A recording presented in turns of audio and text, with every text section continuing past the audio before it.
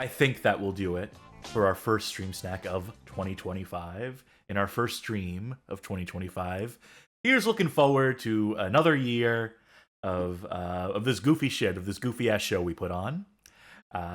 Started off strong with a prolonged history section that's sure to alienate most folk on YouTube, probably even on Twitch. But hey, I like doing them. And let's kick it off. First, Argonaut Games, their logo pictured here. Founded as Argonaut Software by a teenage Jez San in 1982. That's Jez space S-A-N. Operating out of London, England for the duration of the company. The company name is a play on the founder's name, Jay San. Sounds a little bit like Jason, doesn't it? And the mythological story of Jason and the Argonauts. Their first titles include 1984's Skyline Attack for the Commodore 64, 1986's Star Glider, and 1988's Star Glider 2 for the Atari ST and Amiga. All three of these debut games featured starship combat, with the Star Glider series in particular leveraging impressive 3D in a simulator style, you know, like your Elites and so forth. Like that kind of like early space sim, but they were pushing some pretty serious technology right out the gate. 1990 saw Argonaut develop Days of Thunder, tie into the movie, a NASCAR type racing game on behalf of Mindscape for Atari ST, DOS, and Nintendo's Game Boy. So 3D would have been expected from them for the ST and DOS versions, certainly, but the feat of pulling off 3D first-person driving on the Game Boy was a far more impressive trick for the time. It took them until 1992 to actually put out that Game Boy version in particular. I think it's something we've played on the show before as part of some segment, either disastrous driving or something else. They also, in 1992, did a conversion of Atari's Race Drivin' to the Game Boy, leveraging similarly impressive 3D for the handheld. So 2 3D Game Boy games to their name. And the culmination of these efforts came in the form of a Japan-exclusive Game Boy spaceship simulator by the name of X. This is a game that Nintendo took direct charge of publishing, which is to say they saw it in development and went to Mindscape and said, no, we're taking this one. We're going to publish this directly. It had plans to come to North America, but they ultimately got scrapped at some point, which is unfortunate because it's a really ambitious game for the Game Boy. As a matter of fact, Nintendo, and namely Gunpei Yokoi, who saw this game and realized like what they had on their hands, they were so impressed by Argonaut's body of work on the Game Boy that they brought on their R&D 1 team onto the project, basically just to study what Argonaut was doing, kind of crib as many notes as they could from Argonaut's process. Fun fact about that X game, by the way, it had a soundtrack composed by one Kazumi Totaka, and it is the first game to feature something that has gone on in Nintendo lore and history. The first game to feature Totaka's song,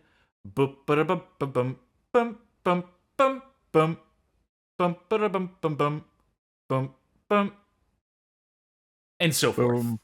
Yes, so that song originates in an Argonaut Software game. Speaking of Argonaut, speaking of space sims, this shot here, I compiled this, had a little bit of fun with that one. Seamless, lovely. Ultimately, this collaboration with Nintendo gave way to Argonaut working closely with the company on development of a graphics coprocessor chip for SNES cartridges, which would allow for true 3D on the 16-bit console. This, of course, would turn out to be the Super FX chip, and led to the development of 1993's Star Fox, a further development collaboration between Nintendo EAD and Argonaut Games. They'd return together to collaborate on 1994's Stunt Race FX, all while Argonaut continued to develop titles on their own for the SNES and PCs as the mid-90s continued, remaining an independent studio all the while, despite their seemingly strong working relationship with Nintendo. So Star Fox is a pretty big deal, to say the least. And the chip processing they were doing, the chip manufacture that Argonaut was doing at this point, they also were volunteering their services to other companies. I think they were involved in the Philips CDI in some capacity. They were developing a lot of bespoke chips. I know they had a big stake in like ARM processors and RISC processing at a moment in time.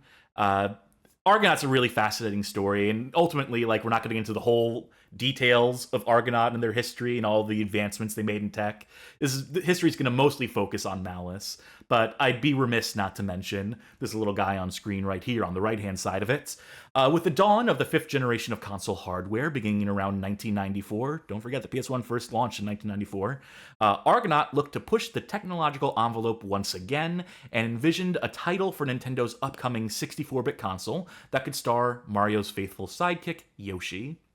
Under the tentative title Yoshi's Racing, the initial concept they pitched was a hybrid of several mechanics from the two video games Super Mario World and Super Mario Kart. Argonaut created a prototype, pitched it to Nintendo, who were evidently impressed by Argonaut's work. In particular, Shigeru Miyamoto expressed a particular fascination with the project, according to a Retro Gamer article I read in brief. Unfortunately for Argonaut... I was going to say, any story involving Shigeru Miyamoto, it kind of sounds like dealing with the Fae. Yeah. and you will see that they are a tricky sprite to please as we get into this next bit of factoid here. Unfortunately for Argonaut, Nintendo ultimately declined their proposal, explaining that they already had a similar project in development. Super Mario 64, in case that needed to be said. One would speculate that perhaps Nintendo saw the work that Argonaut was doing again and decided to crib some more notes and try to launch out on their own to learn how to do 3D for themselves, not be so reliant on this independent company. A company they probably wanted just to have under their wing, that they probably wanted to like purchase at a point in time. But as we'll see, that arrangement was going to be untenable past a certain point. The disappointment of the cancellation of Yoshi's Racing had come hot off the heels of Nintendo canceling a nearly complete Star Fox 2 that Argonaut had poured themselves into, and ultimately led to the London studio souring on Nintendo as a partner. This in turn leads to them finding a new publishing partner in Fox Interactive, retooling their Yoshi game prototype into a 3D platformer starring their own original mascot character, and ultimately releasing Croc Legend of the Gobos in 1997 across the PlayStation, Sega Saturn, and Windows PCs. When we have a resident Croc expert in the chat right now, our moderator Magic Mouse. So if you have any questions at all about Croc and its history, they're the source to go to. Hit them up, DM them, whisper at them, do what you got to do, and encyclopedic knowledge of all things Croc. You're welcome for that, Carmen. I would say like this period of Argonaut's history is very fascinating. Again, we only go into it in brief here. We have bigger fish to fry, but I highly encourage seeking out information wherever you might be able to find it on Argonaut and Nintendo's collaboration period, some of those early Game Boy games and the sort of tech they were pushing. But we move on, we move along. Years pass. Argonaut continues to develop games. They put out an N64 title by the name of Biggity Buck Bumble. Croc gets a squeakquel in 1999's Croc 2, and reviewers are terrified by the dual analog stick control scheme featured in 2000's Alien Resurrection. Yeah. The scariest thing about that game, the dual analog control scheme. They also wind up doing a lot of licensed fare moving into the 2000s. Licenses such as The Emperor's New Groove, Aladdin, Harry Potter, Bionicle, so on and so forth. Most of their releases in this period receive mixed reviews, and only a few of them are lucky enough to recoup their development costs as well, with Croc standing as their most successful independent property, and even then, only rating as like a third stringer to the likes of Crash Bandicoot and Spyro on this PlayStation front. Argonaut likely figured their best bet was to try again with a new mascot platformer, one that embodied 90s Toad, unlike their milquetoast crocodile mascots. From here on out, we're going to crib liberally from an article written by the PlayStation Museum. I found this when looking for information about the PS1 version of Malice we're about to get into, but this also seems to have first-hand interview details with some of the members of Argonaut, and does a pretty good job of serving as a development timeline for the game in parts. So much of what we're about to read here are details gleaned from this article.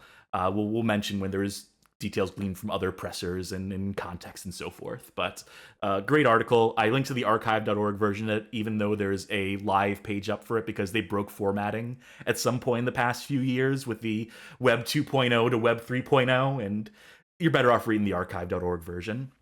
Anyway, work begins in 1998 on what would eventually become Malice, leveraging their existing work on the Croc 2 engine with initial designs to release it for the PlayStation and to be published by their then partners in Fox Interactive. Visual concepts for the protagonist and player character dubbed Malice seem to have been relatively cemented early in development, though her role in the initial vision for the story saw her not as the goddess or deity that she'd come to be in the final product, but as, quote, a boisterous young girl who accidentally unleashes an ancient demon spirit, fire incarnate. Said demon goes on to possess the closest thing to it, that being Malice's dog, creating a giant evil furball that threatens to wreak havoc across the forest, leaving a trail of warped and fragile reality in its wake. The newborn dog god must be saved from itself. So goes the initial pitch for the game's concept. When asked if the game's story was inspired by the story of Alice in Wonderland, then lead designer Herman Serrano in an interview says, only insofar as it's a dark fairy tale with a girl named Alice for a protagonist, but certainly the aim was to write a dark fairy tale with a character who grows up to become a kick-ass heroine. American McGee like wipes the sweat off of his brow and goes, "Phew, it's not too late." So they say a character named Alice, Malice, that's why people were drawing that conclusion. I think there's even a working title for the game that is Malice in Wonderland. That's a little on the nose if you ask me. But yes, this original vision of the game is visualized for the PlayStation 1, and we cut now to footage of that PS1 prototype in action, courtesy of the PlayStation Museum. So there is a full 10-minute video of this. There's also some other prototype footage that's surfaced in the years since that PlayStation Museum article. But this is the video where I grabbed this footage from. The impression I get from watching it is that there's a lot of sort of references to Crash and Spyro in this game's design. You have some levels that are just purely behind the back camera as you move forward. There's a planned variety of gameplay modes. You can see here that, Malice in real time getting transformed into various different forms. What if Stretch Panic, but on you? Exactly.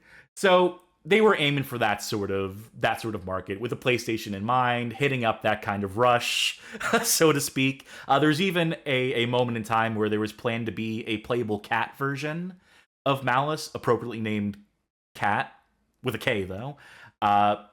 So a lot of these ideas don't make it into the final product, spoiler alert. We'll see which ones do and which ones don't. But this version of the game comes along pretty far in development. From what the PlayStation Museum and can gather from what the Argonaut developer said. No percentage on that, but you can look at this, and this looks fairly sophisticated. This looks fairly polished from the little brief GIF I'm showing here. So PlayStation Museum asked the question, so why was it dropped when the PSX version seemed almost complete?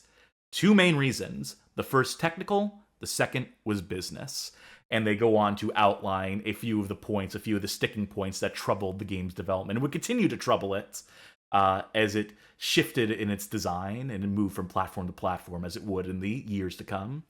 The first point they list here, I'm going to fly through these as quickly as I can.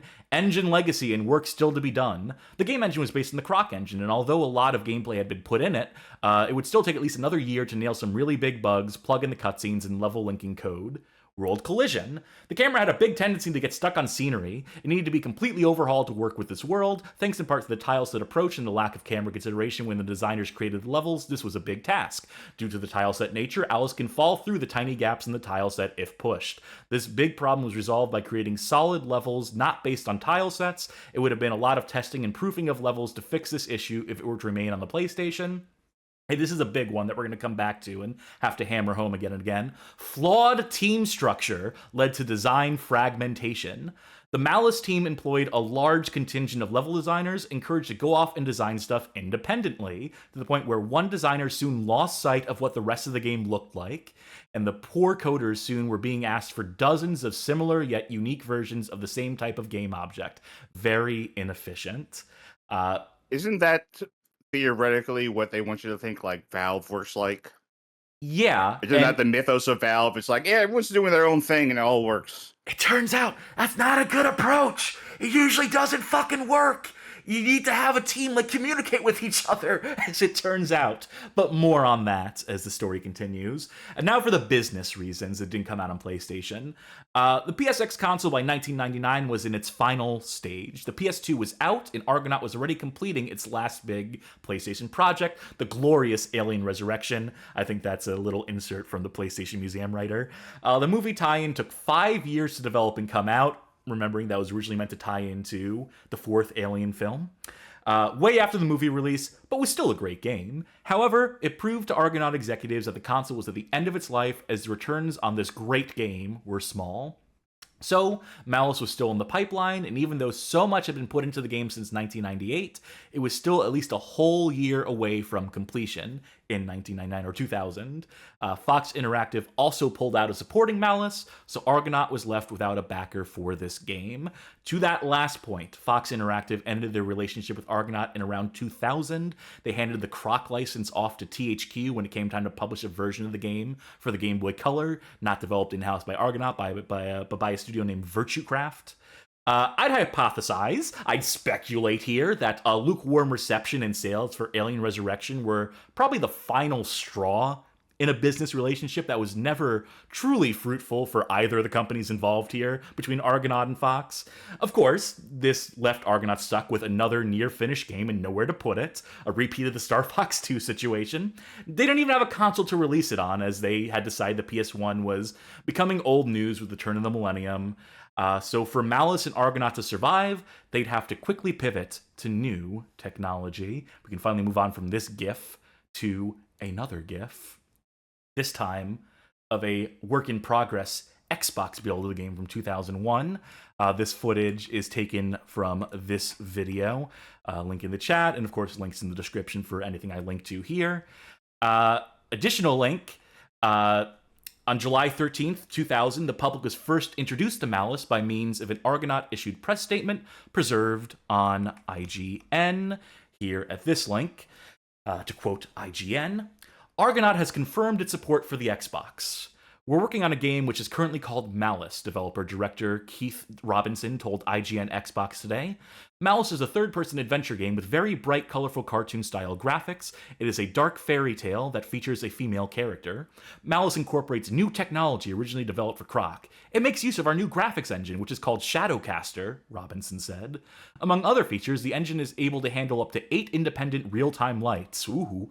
The engine allows characters to cast shadows onto themselves and others. Argonaut has other next-gen games in development, but they will not be used for this game. The Xbox creation is currently running on a P1000 with a GeForce 2 graphics card, since the development kit is not yet available. We're developing our games on high-end PCs until that happy day arrives, Argonaut founder Jez San told us. In addition to Xbox development, work is ongoing on the Dreamcast and PS2 as well. Robinson said that Malice may be brought to other consoles in the future, but nothing is official yet. Argonaut has supported a wide range of consoles with both games and technology, so to hear of Xbox development is encouraging. Remember, in 2000, Xbox had not yet launched. There's something... Now, I'm coming at this from a place of ignorance, or a place of not knowing how game development works. But there's something that's always been about... There's always been something about the idea of developing a game for a console that the development kits aren't out yet. That always strikes me as really weird. It's like, we're making the game, we don't know anything. We know that there's going to be something. We think it might look like this. You'd have tentative specs. You'd have like a ceiling on how the hardware could operate and have like a comparison point for PC hardware at that point in time. In a lot of those stories, it's very common for them to say, and the final specs were lower than we thought. Yes, of course. Yeah. That is the shifting goalpost that dooms a lot of games, but as you'll see, that's not really a going concern in this story past a certain point. What this initial reveal through IGN fails to mention is a publisher or a speculative release date of any sort. What we can gather from this and glean from some of the details, even though they didn't have a publisher named, the development was probably being supported in part by Microsoft themselves, maybe through their Microsoft Game Studios venture. They were very keen at this point to secure developer support for their upcoming console prior to its November 2001 launch. To this end, in an attempt to streamline the development process, Argonaut had endeavored to migrate as much of the work as they had done on the initial PS1 version to Xbox as possible, retaining concepts and level designs, while at the same time having to rebuild all the underlying tech to facilitate the game running on an altogether different piece of hardware. Though Argonaut had their reputation as tech wizards by this point, that flawed team structure alluded to earlier evidently made this migration process far more painful than it should have been, as absolutely none of their team members seemed to be on the same page as one another. There's a quote in the PlayStation Museum article here that's just apropos of nothing. I don't know if this is a quote from one of the people they interviewed or just commentary by the PlayStation Museum writer themselves, but it reads, "Oh, those coders and their mind games. Oh, those designers and their inability to know what to ask for. Trouble in paradise, to say the least." Further quoting from the PlayStation Museum in their timeline section, the Xbox was due to come out and Argonaut was keen to get first onto this console and ideally showcase Argonaut's technology, so Malice transitioned from PSX to Xbox, causing the team to swell in the process. During this time, the tech also came along with the amazing Shadowcaster engine emerging from this. By 2001, Microsoft was showing off demos of Malice on the Xbox, and all seemed well. However, the PSX game design was tricky to rework into a new schedule, and the resulting game suffered a lot of compromise. And so it continues. Here's a screenshot from a Sierra digital press kit, as well as the cover to said press kit, where Malice is one of the 3 key games advertised on the front next to SWAT and The Hobbit. Why are we looking at a Sierra press kit here? What's Malice doing there? Well, in around 2001, Microsoft lost faith in the game. Microsoft no longer determined to support Argonaut in their endeavors, and they had to seek a new publisher. At some point, I'm reading for myself here now, Microsoft lost faith in Malice, or otherwise determined their money would be better spent on other studios' projects. This obviously came as another major blow to Argonaut, who may well have hoped at some point to secure Microsoft as a direct publishing partner, similar to their past arrangement with Nintendo.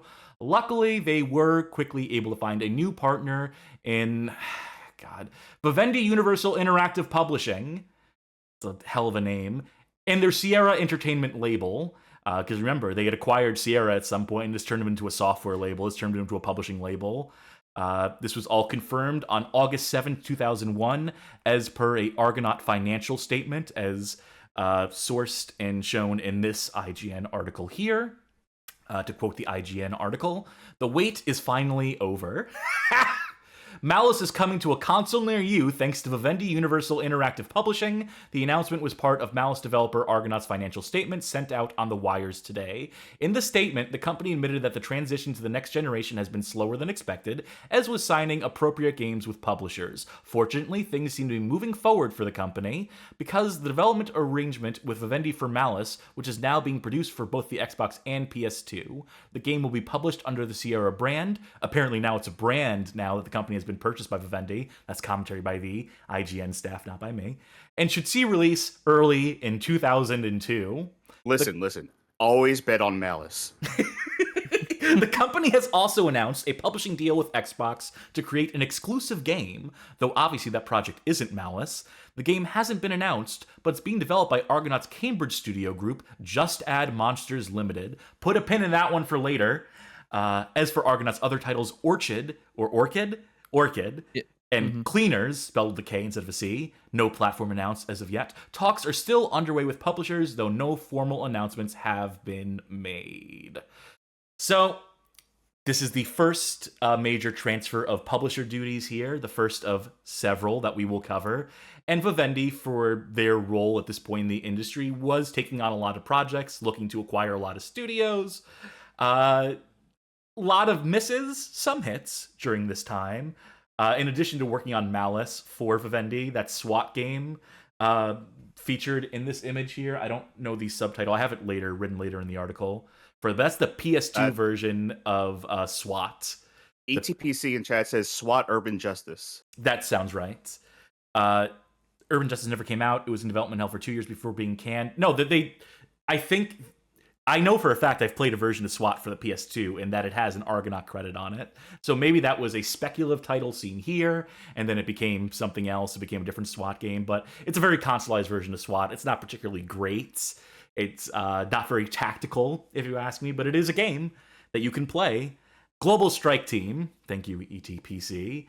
Yes. So in any case, Argonaut was contracted to work on a SWAT game, so we'll get to what comes of that game later on. PlayStation Museum writes at this point, Microsoft walked away, but Sierra came on board, complete, with Gwen Stefani and No Doubt providing voice talent to Malice's main character. All of No Doubt was voicing the main character at the same time? Yeah, a chorus of voices. Okay. So this is going to need some explaining. We'll get to this image on the screen, this interview on the screen in a minute. First, we should link to this IGN article, which reported on Malice incorporating No Doubt into their designs. At this point in development, Vivendi seemed insistent on tying pop culture to Malice and using the game to potentially promote another project tied into their music division, and so the decision was made on high to incorporate third-wave ska band No Doubt into the game, with lead singer Gwen Stefani slotted to voice act lead character Malice, as well as finding other voice roles for members of the band, and supplementing the soundtrack with cuts off of their albums, if not some original compositions as well. As per Luke Von Hall, president and COO of Vivendi Universal Games, in a quote, this collaboration between Vivendi Universal's games and music's division is a prime example of the unique synergistic opportunities available within the Vivendi Universal family of companies. Music and movies have long been a natural pairing. Music and games is the logical next step in the evolution of interactive entertainment, and we're pleased to partner with Interscope Records and No Doubt to take the gaming experience to the next level. I am a robot. I will now go home and sleep in a separate bed from my wife. So the impression I would get from this is that this was not a decision made by anyone at Argonaut. This was a decision from Vivendi that said, hey, we're taking on this game. If we're going to publish this, we need some sort of fucking hook for it. We need something to sell this game based off of. So here you go, shoehorn this in. With the news of No Doubt's involvement in Malice made public and becoming a central point of the game's marketing, Electronic Gaming Monthly would seek to interview Gwen Stefani for their 161st issue in December 2002 and do their part in contributing to the promotional machine. What follows is one of the most embarrassing fucking things I have ever read in my life. Introduced to us, by the way, today, courtesy of Slime Generator on the Discord server. Originally unearthed by Soicrates on Twitter in a 2002 post, which I will link here. Frank Gothic resubscribing with the message, "We are here to suffer." Oh boy, how you don't know the fucking half of it. I'm going to hand it off to you two. I'm going to read the blurb here, and then I'm going to have us read this interview because, boy fucking howdy. So let me go ahead and introduce Talking Malice with No Doubt's Gwen Stefani.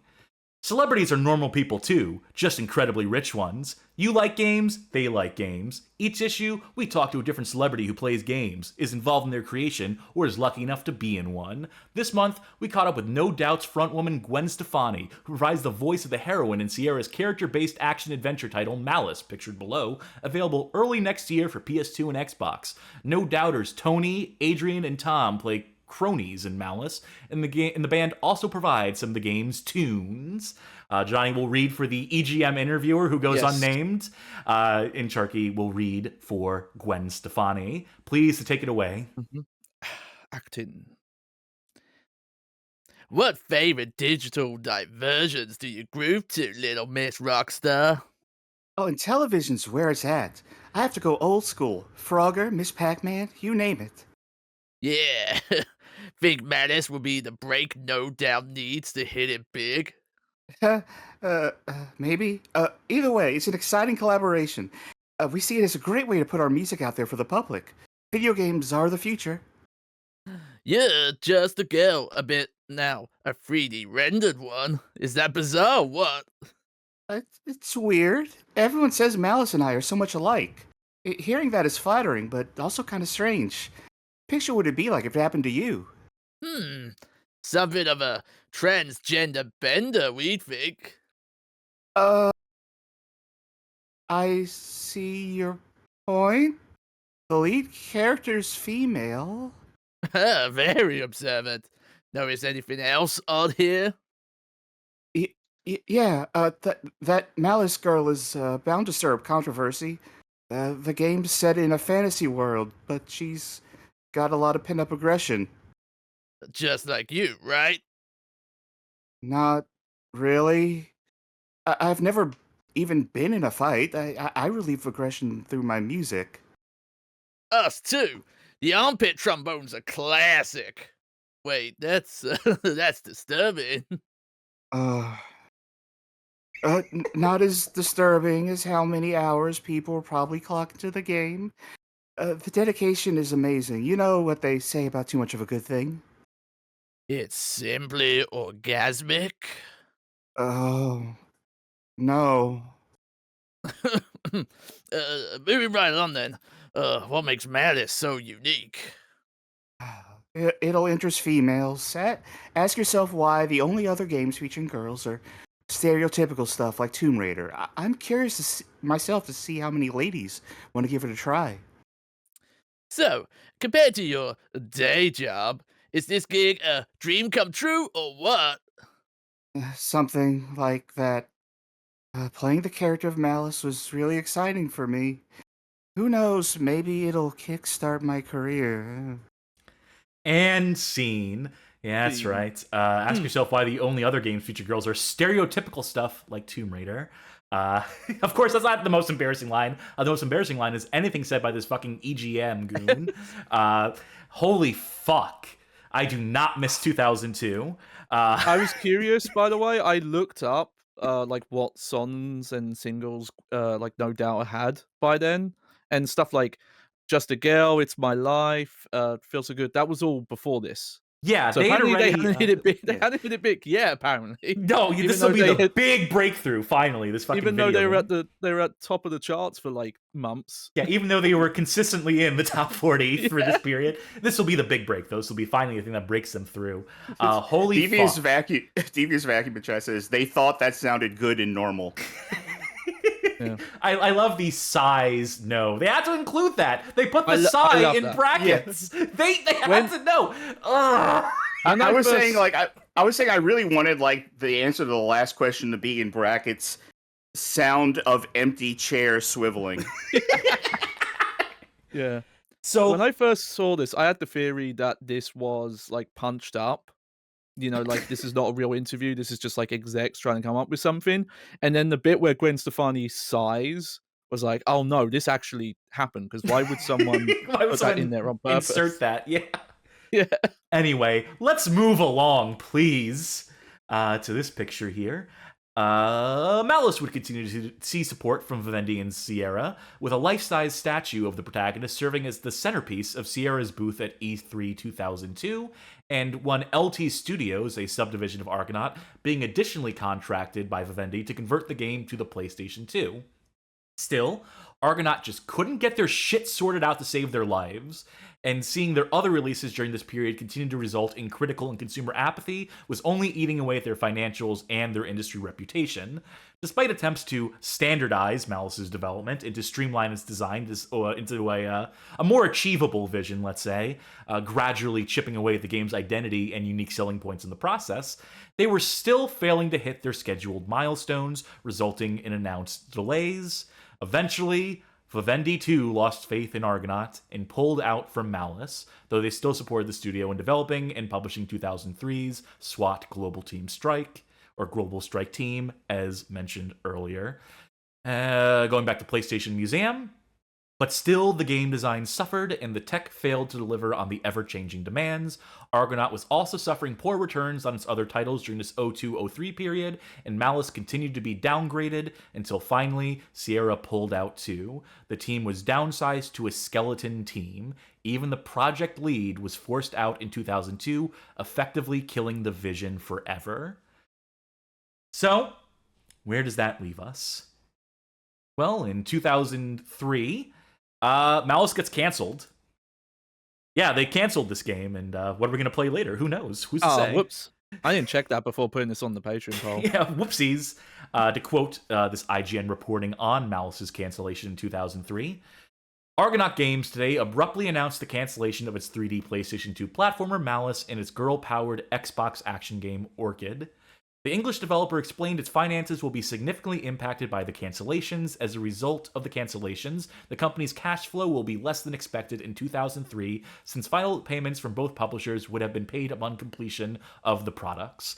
VU Games, Vivendi Universal, has canceled the Malice development contract and has returned all rights to Argonaut. Vivendi Universal Games was previously in negotiations with Argonaut to find another publisher for Malice, but the possibility is unlikely, said Argonaut's executives, given the financial value the company requires at this point.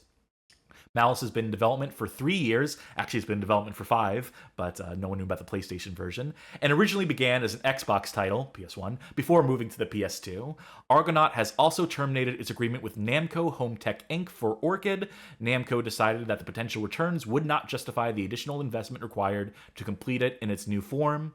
These developments are very troubling for Argonaut, said Chairman Julian Paul. Malice and Orchid are heavy blows, and the unfortunate delay of Powerdrome is very frustrating. Lastly, sales of the recently released Kung Fu Chaos have been disappointing. As a result, Microsoft has decided not to commission a sequel as was believed. On that last point... So Mummy's Curse, right? We're all in agreement, Mummy's Curse? On that last point, Argonaut had picked up a studio by the name of Just Add Monsters in the early 2000s, who were commissioned by Microsoft Game Studios to develop the underwhelming Kung Fu Chaos as an Xbox exclusive. Following that game's failure, Just Add Monsters would later go on to purchase their freedom from Argonaut Games, eventually get bankrolled by Sony Computer Entertainment working on a game called Heavenly Sword, and rebrand as a little-known studio by the name of Ninja Theory. So that's just a whole other rabbit hole you can choose to go down following the Argonaut Games story. Anyway, back to Argonaut. With Vivendi no longer expressing interest in so much as negotiating on Argonaut's behalf to try and pass the buck onto another publisher, they ultimately left the rights to Malice in its developers' laps and left them to deal with the mess they'd made. Of course, where all this ultimately left Argonaut Games was up shit creek without a paddle.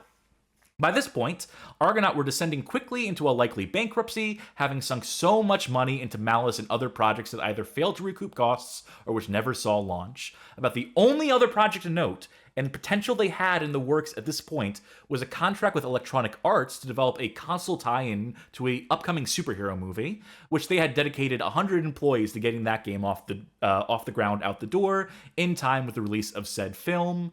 We'll get back to that point later as well. Still, this left them sitting in the meantime with the scraps of Malice that they had sunk millions of dollars into and a desperate need to do something with it, if only so they could close out that long-drawn chapter of their careers. Quoting from PlayStation Museum, Argonaut had to recoup some of the money invested. Over the next 9 months up to summer 2003, the remaining team in LT Studios, originally the PlayStation 2 conversion team, regrouped their resources and redrafted the game into something that could ship.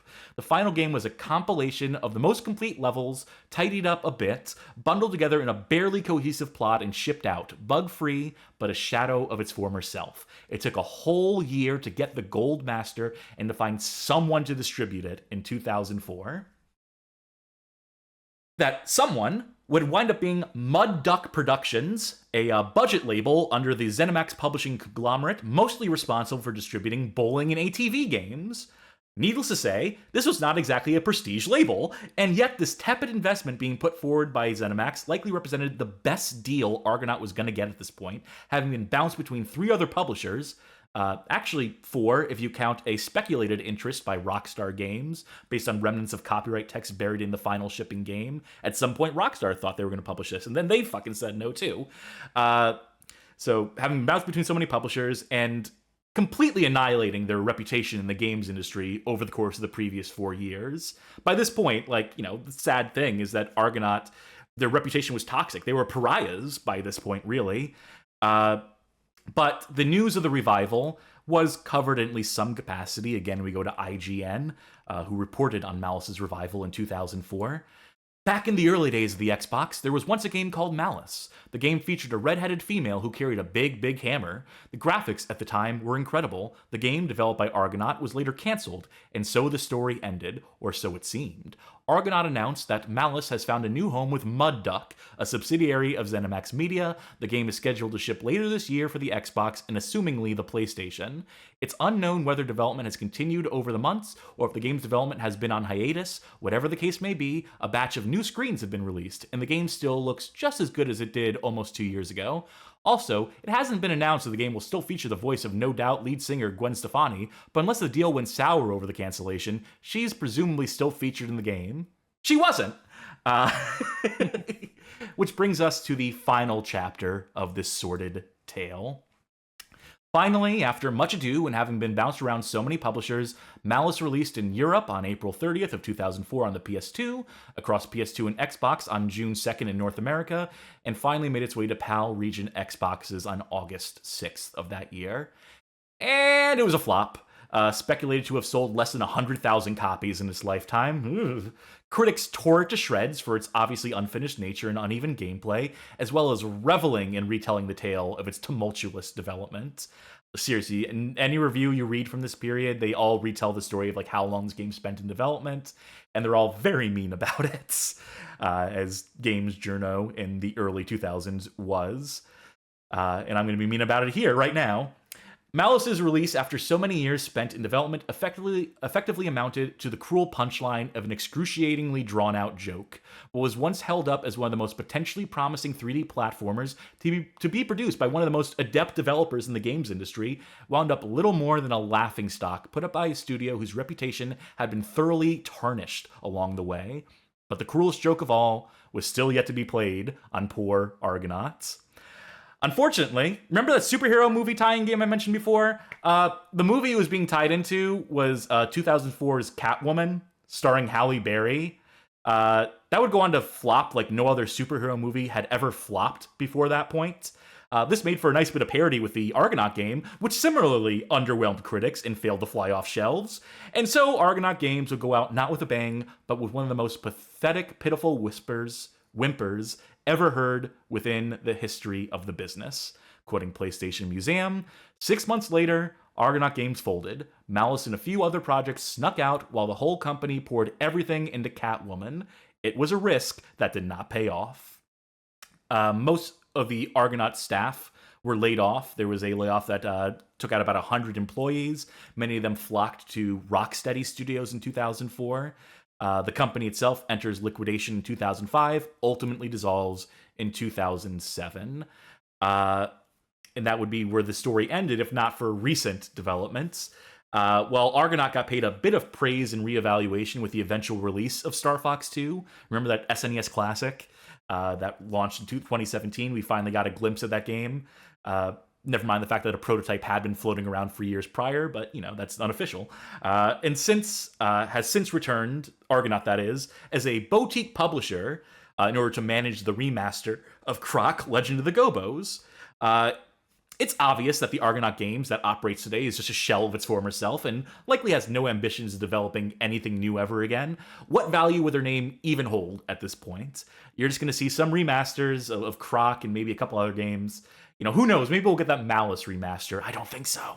I don't fucking think so. But the last word I'm going to give to Jez-san, again, quoted in that PlayStation Museum article. And then we'll get to the game shortly after this. But let Jez set the scene for the game we're about to play. I have lots of good memories of Malice. Mostly that it was a wildly overambitious idea that had a truly awesome tech demo that wowed a billion of people that was being used to launch Xbox. No. Just no. Not a billion. But it got pulled around for Microsoft, and then from publisher to publisher, and eventually died a death and released on a B game label. The blame, partly due to mismanagement on our part, partly down to some of the team who were as creative as they were egotistical, partly due to overzealous publisher involvement, making wholesale changes that were unnecessary and unwarranted, and partly just because it was too damn big a project to be done at our own risk. Malice definitely contributed to bringing down the company. I can't blame all our woes on one game, far from it, but it sure sucked a lot of cash out of the company, millions, and that can't have helped. And so concludes the saga of Malice's development. Boy, howdy. That was not the ride I expected to go on when you suggested this game. I learned much of this and wrote all of that in the past 5 or 6 hours. Yeah, So I knew it. I knew it had like a long, rough development. I didn't know the multiple publisher and all that stuff though. So It's wild. the game we're about to play, if all that we just wrote and read is to be believed and understood, is basically a pared down version of a PS1 game that got ported to Xbox and then to PS2 and then came out on both of those. But basically, the revision of the revision of the revision of a vision of a game. Just stripped down to the bare essentials, what they could cobble together and make work in some sort of form or fashion. We'll see how well this final product comes together. We'll see. And with that being said, let's launch the damn thing. Why don't we? Let's get to actually playing a video game here tonight. Novel concept, I know, for the Bad Game Hall of Fame, but... Now, this, I gotta say, by the way, Cass was not here to work on this. Again, like I said, battling in hell. So thank you, Johnny, for doing the lion's share of writing on this one. But I will go ahead and take it away. We start here. We start the story of Devil May Cry 2 with Devil May Cry 1. Pictured here on the upper right is director Hideki Kamiya getting ready to go fight Naked Snake in the jungles of Russia. And below is our other main player here, Shinji Mikami. He was producer for Resident Evil, correct? Mm-hmm. Producer or director or both? Mainly producer, yeah. Cass would know, it's not on the top of my head, but the other people were the main directors. Yeah, I couldn't remember how much directing duty he had in Resident Evil. Yeah. But anyway, to start. In 1999, after the success of 1998's Resident Evil 2, producer Shinji Mikami requested director Hideki Kamiya, well, there's our answer, to make a new Resident Evil game. Originally starring a character named Tony, one of 2 genetically engineered superhuman twins created by Umbrella. However, during development, Kamiya's desire to make a cool action game that fit within the series ended up straying so far from Resident Evil in tone and gameplay that Mikami persuaded the developers to make a brand new game.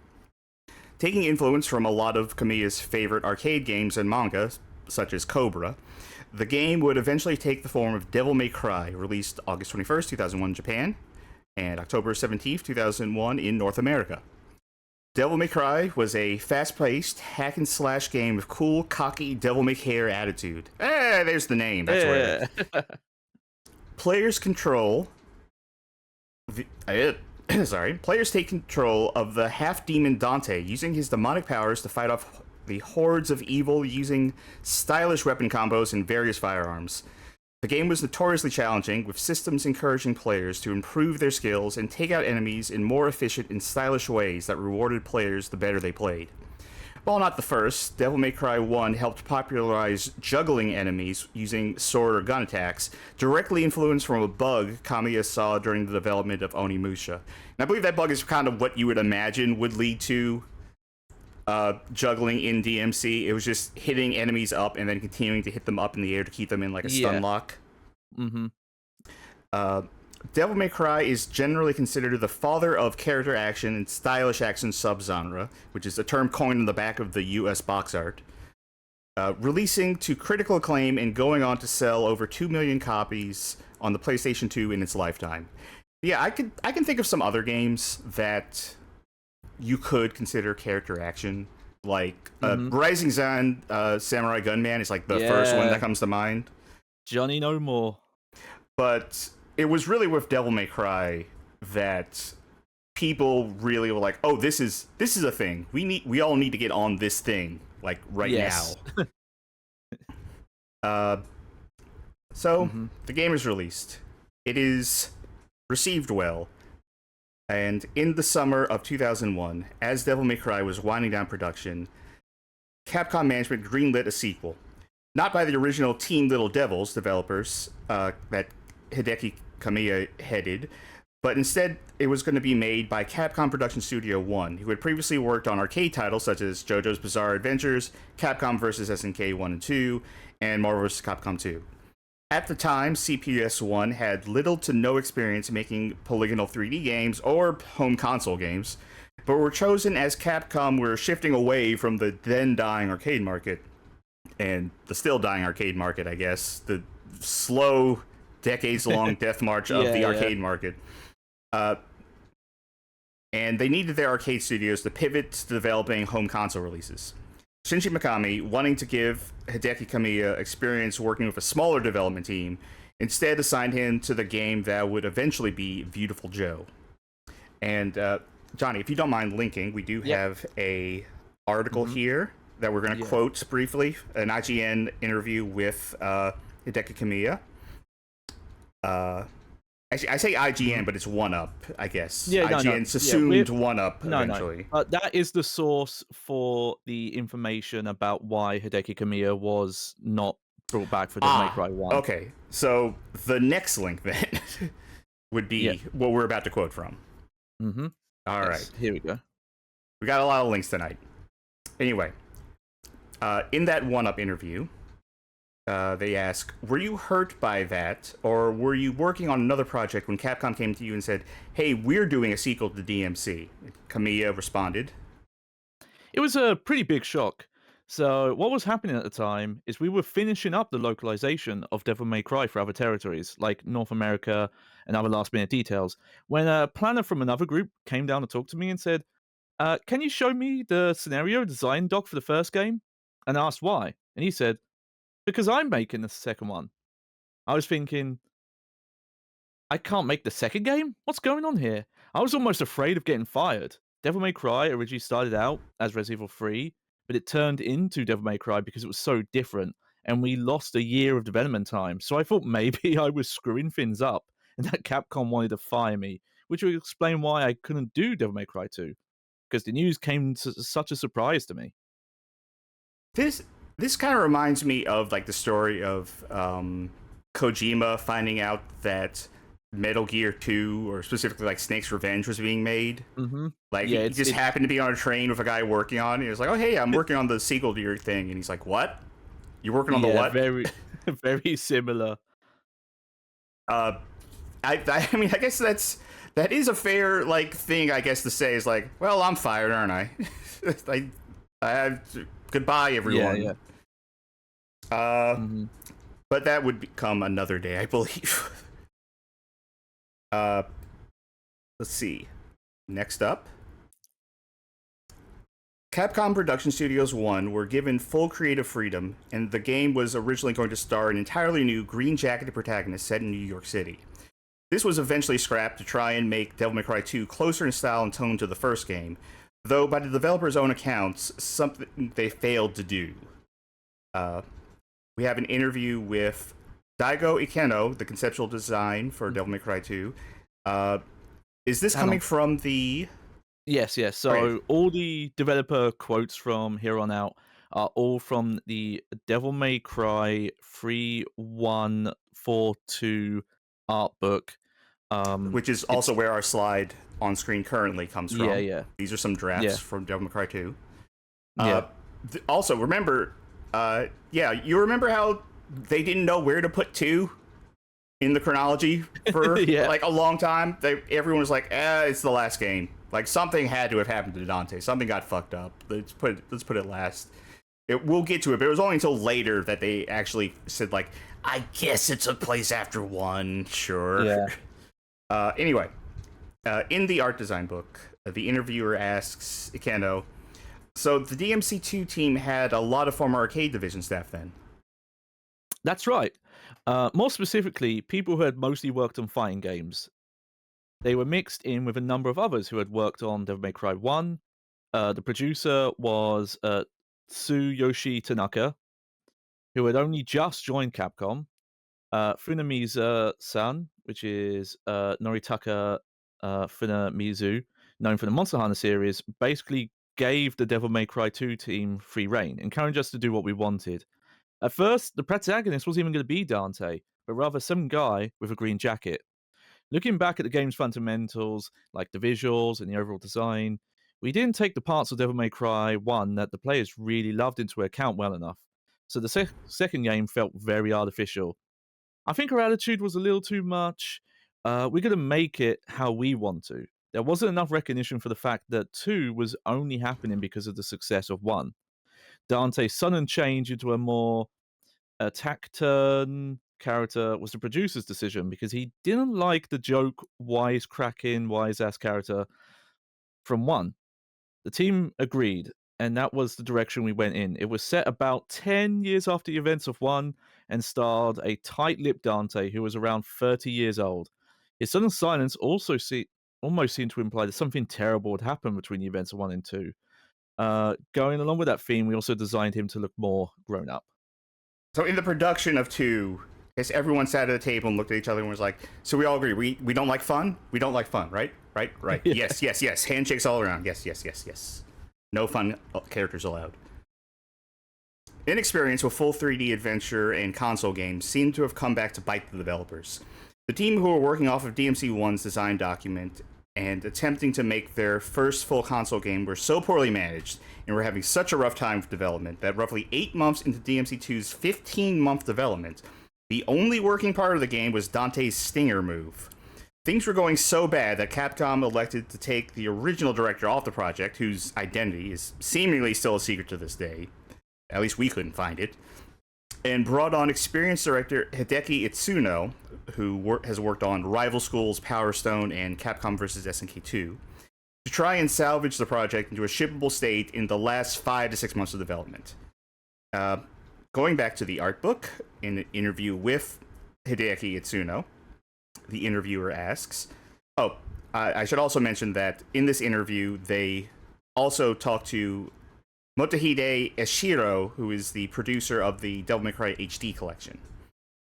The interviewer asks, you mentioned being brought on in a supplementary role for DMC2, but what did that really mean? That's how it was phrased, but I was really the director. There was a lot of drama over my replacing the old director, and I have nothing but bad memories about that part in particular. But basically, they said that nothing was getting done and that needed to change. The scenario hadn't been written, the cutscenes had yet to be shot, and they hadn't decided what to do about Dante's devil trigger. They had determined that the Stinner attack was essential, so at least they had someone who was going to take care of that.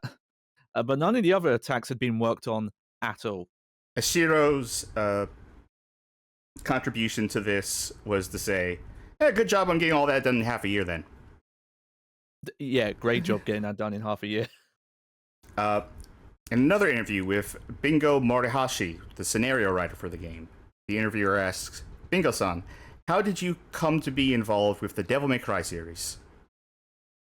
I was doing my training after being hired at Capcom, wondering what team they put me on, and that first team just happened to be the Devil May Cry 2 one. Development had actually been going on for a while though. The story, characters, and design were all pretty much in place. Only the gameplay was left, and they used all sorts of people to finish it up. I was one of those people, so I got assigned various odd jobs. I reviewed finished assets, oversaw the translation, and those sorts of things. So designing characters took precedence, even with the gameplay unfinished? That's right. The stages were mostly there, but not the missions. That was my starting point. It was like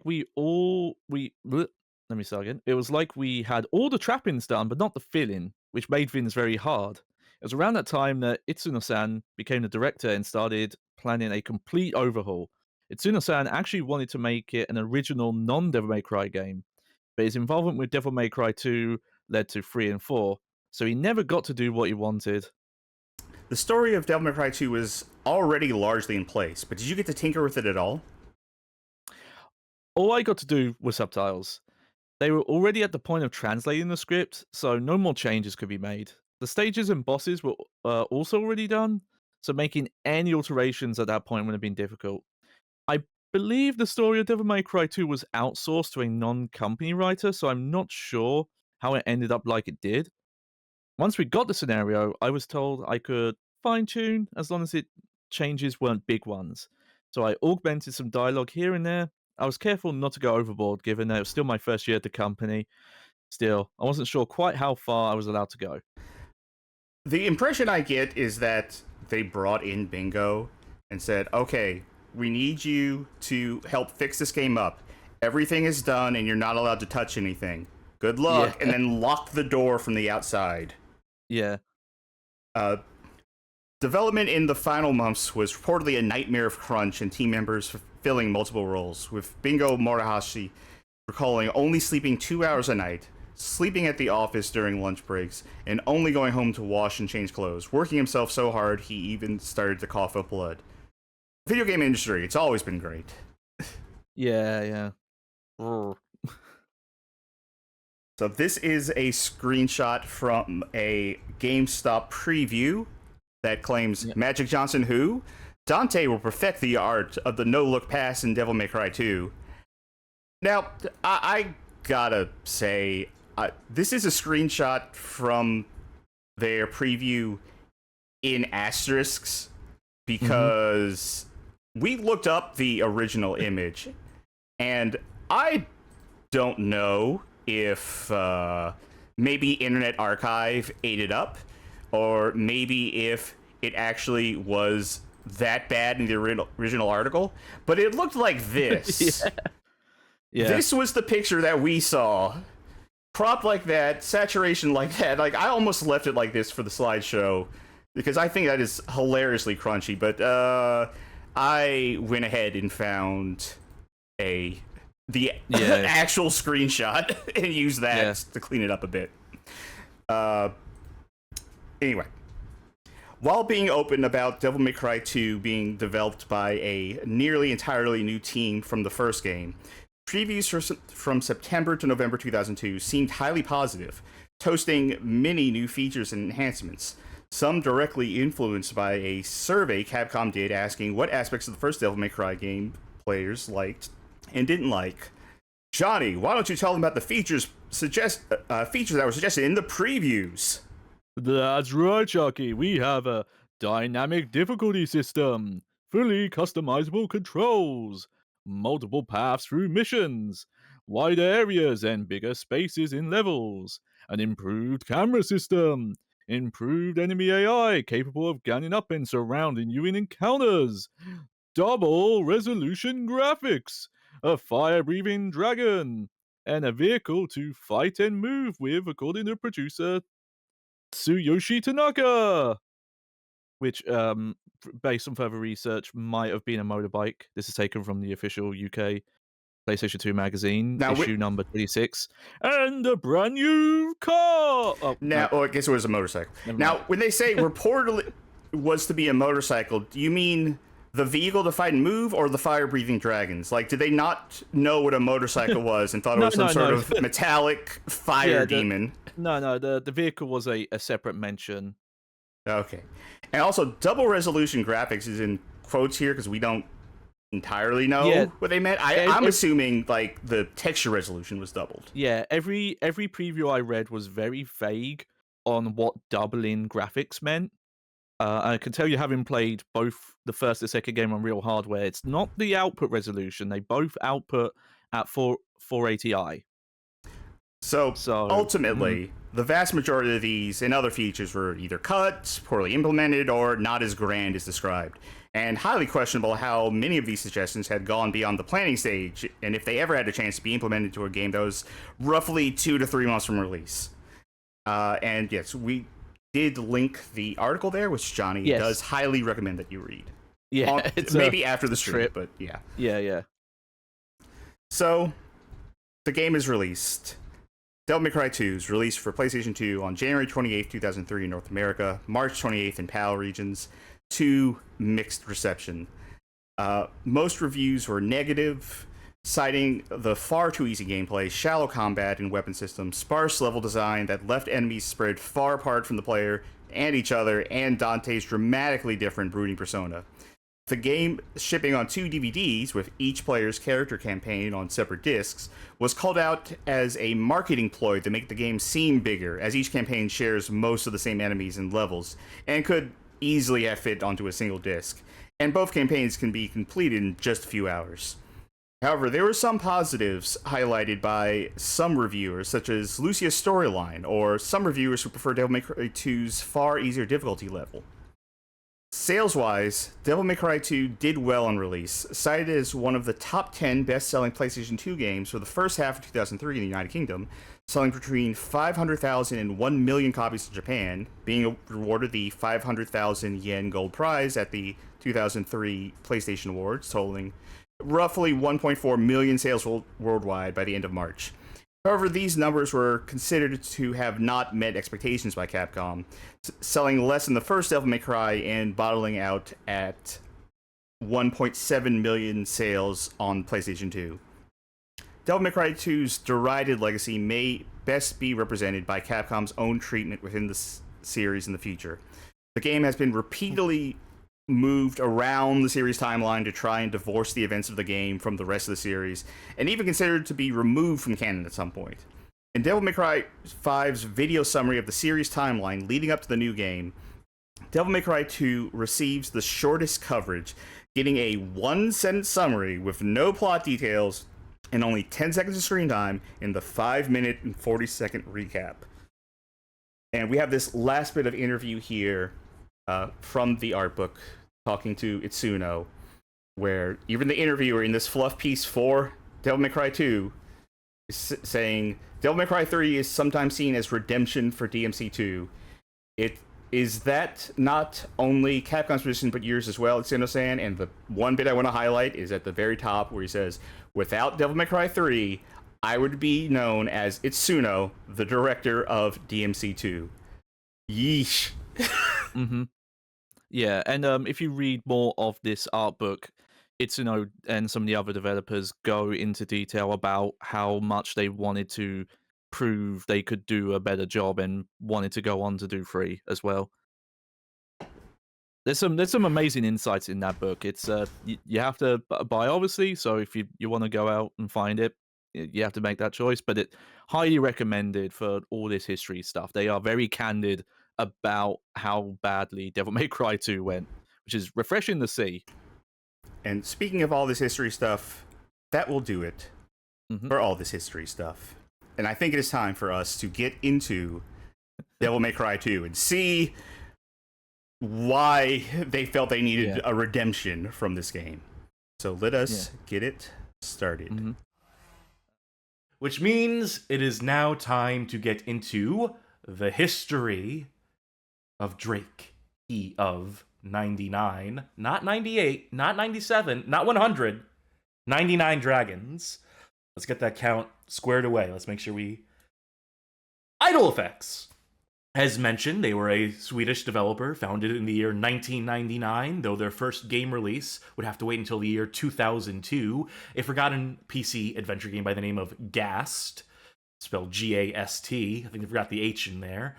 Now, I'm not really an adventure game fan on the best of days, unless they happen to feature a pair of anthropomorphic freelance police officers, so I'm not really in a position to judge that particular release, but I do want to give special commendation to Nosferatu, The Wrath of Malachi, which is now more relevant than ever, with that Nosferatu movie film in theaters at the moment. This is a 2003 release. It is awesome. It is a randomly generated horror FPS. Maybe one of the most criminally underrated first-person shooters of the 2000s, in my humble opinion.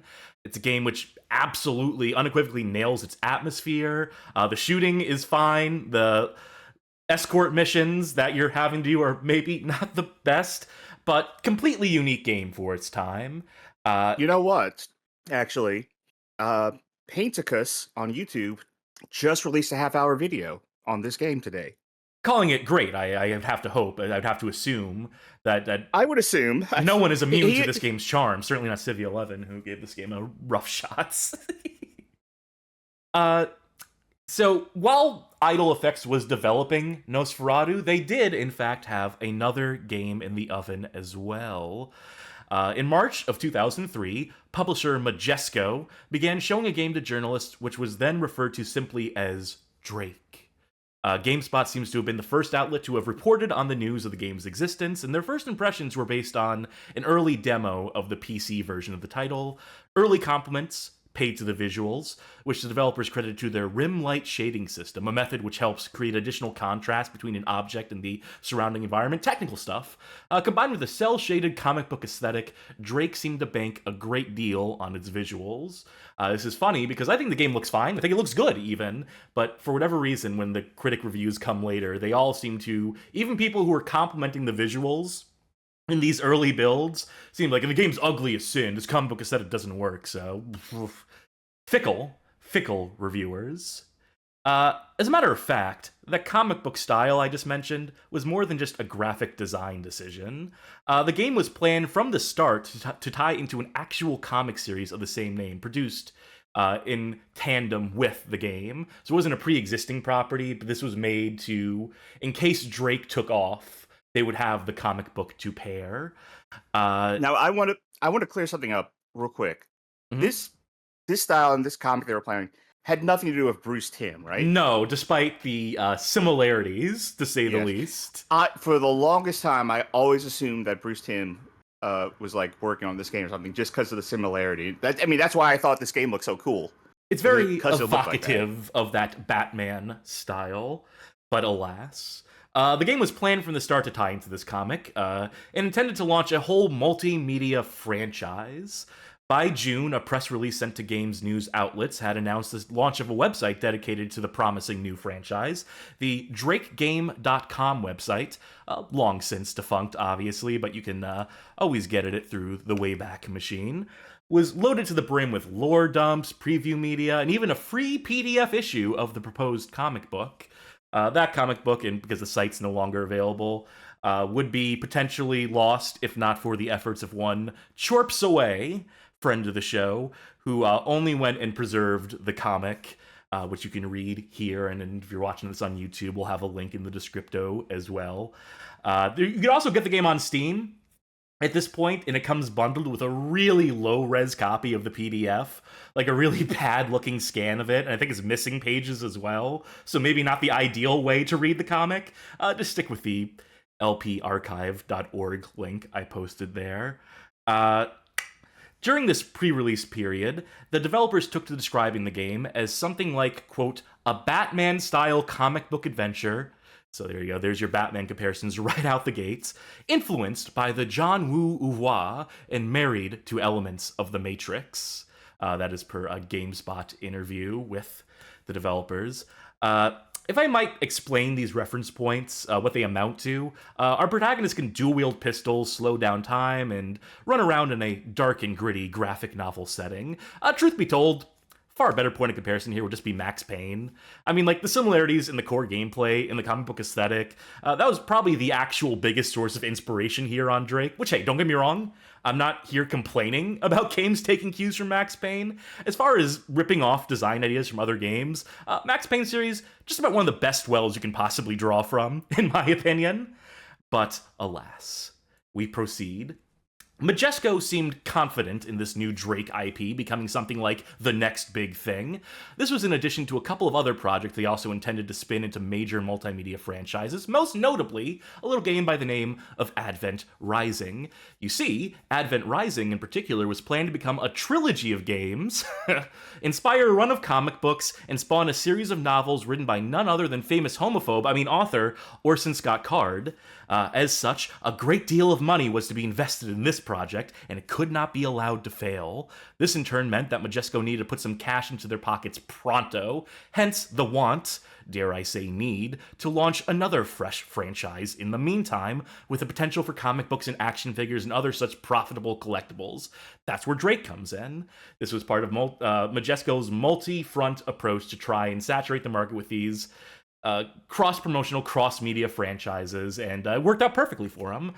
We're all still playing that Advent Rising trilogy, and that winner of the $1 million cash prize is still sitting pretty, and so obviously things don't go according to plan there. Let us count the ways. This is a piece of art I commissioned for that old article, by the way, drawn by Nina Matsumoto. Shouts out, Space Coyote. So Idle Effects, the developers behind Drake, found themselves in an unenviable position. The expectations being placed on them were incredibly high, despite their lack of long-term industry experience. They still had another title in active development to balance with this new project, so working on 2 games at once. Oh, and they also had to finish Drake in just 6 months' time, as per their contract with Majesco. Or so goes the widely circulated rumor. This seems to be one of those myths that's never had anything resembling any sort of attribution or source, which has been passed around as fact because someone wrote it into the Wikipedia article at some point. When we interviewed quality assurance tester Andrew Botto, we sought them out because we found a comment of theirs on a YouTube video. This is a free tip for researchers, by the way, for games historians. If you ever want to figure out where the developers are and interview them, look at the comments on YouTube videos for the game in question you're looking up, and more often than not, a developer will show up. So the comment that really piqued my interest, it was on a video by Stop Skeletons from Fighting that I believe covered Drake in brief. And so Andrew Botto in the comments section went on to write, "The information about the game being made in 6 months is false. I started at Majesco in June 2003, 5 months before the game's release, and it was already in beta, so I'd estimate the total dev time to be about 18 months, which is standard for a AAA title back then. It seems like there might have been a language barrier between the Swedish Idle Effects dev team and the Majesco QA in New Jersey, because no matter how many times we'd submit a bug report, nothing ever got fixed." I went on to probe Andrew Botto in our own interview on the subject for further details of what the QA process was like for Drake, and they got back to me with this. "The bugs you see in the Xbox version of the game had all been found by QA and reported to the developers numerous times. Majority of them existed from the day one that I first saw Drake and were never addressed even after multiple escalations. Throughout the beta, the engine kept on breaking in every conceivable way, and at least once a week, we'd receive a build that was entirely unplayable. A lot of attention was directed towards suggesting simple solutions to improve level design and signposting and possible ways to balance the game a bit, but the further along we went, the fewer suggestions there were, as we knew they would most likely be rejected or ignored. In the end, we had to focus on Drake's more glaring technical issues and abandon any hope of improving aesthetics and balancing." So, not to say that QA testers are the be-all, end-all authorities on a game's development. They're only one small part. They only provide one angle on it, but Andrew seemed relatively trustworthy to me, and their timeline seemed to match with other information I could find, so I believe their info about the timeline of development. The fact this took way more than 6 months to put together, but, who's to say? We'll have to reach out to one of those Idle Effects developers one of these days and get their side of the story. No matter what the contract situation may have been here, it was clear that however much time was given to Idle Effects wasn't enough for them to polish their project. At some point, the blame here has to shift at least partially from the publisher and Majesco and onto Idle themselves for biting off far more than even a more established developer might be able to chew.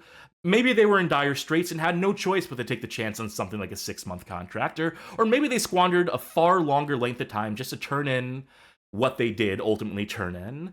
In either case, the ball was in their court, and they had no choice but to make their shot come November 3rd of 2003, the day of Drake's release.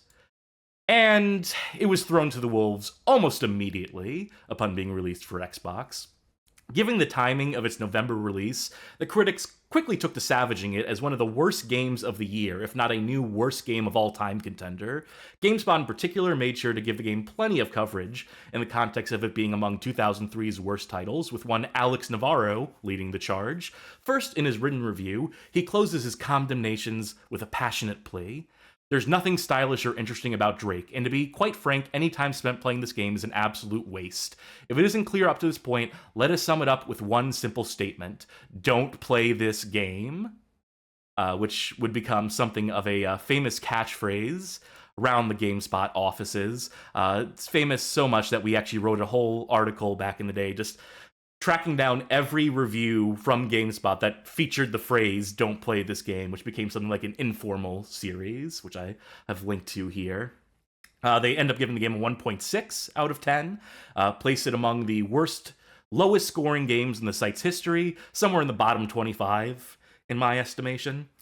In a later video feature come November of 2004, titled Frightfully Bad Games, in which Alex counts down the worst games of the past 12 months, it rates as high as second place on his list. Now, what could have been so bad as to surpass Drake of the 99 Dragons, you may wonder? Well, none other than Big Rigs Over the Road Racing, the game which secured the very first 1.0 score in GameSpot's history, and the video review of which is something of a legend. And to top it all off, it was released just a couple weeks after Drake, almost instantly stealing the spotlight away from the 99 Dragons. Yes, Drake of the 99 Dragons. I was saying, I can imagine the meme now, the little child labeled Drake of 99 Dragons laying in bed soundly as the soldier labeled Big Rigs Over the Road Racing stops the slings and arrows from hitting him. Yeah, so basically, Drake of the 99 Dragons was completely overshadowed by Big Rigs, and as such went on to be nearly forgotten about. According to VG charts, it would go on to move a measly 70,000 units in its retail life, almost certainly spelling the doom for any of Idle or Majesco's future plans for a franchise for Drake. Drake was dead in the water, written off as a loss, and fated to be forgotten as a worse game had stolen away even its due dubious distinction, without even having the draw of being the most notorious bad game of the year 2003. Any interest in seeing how bad it really is was quickly overridden by a new collective fascination with old-fashioned over-the-road racing.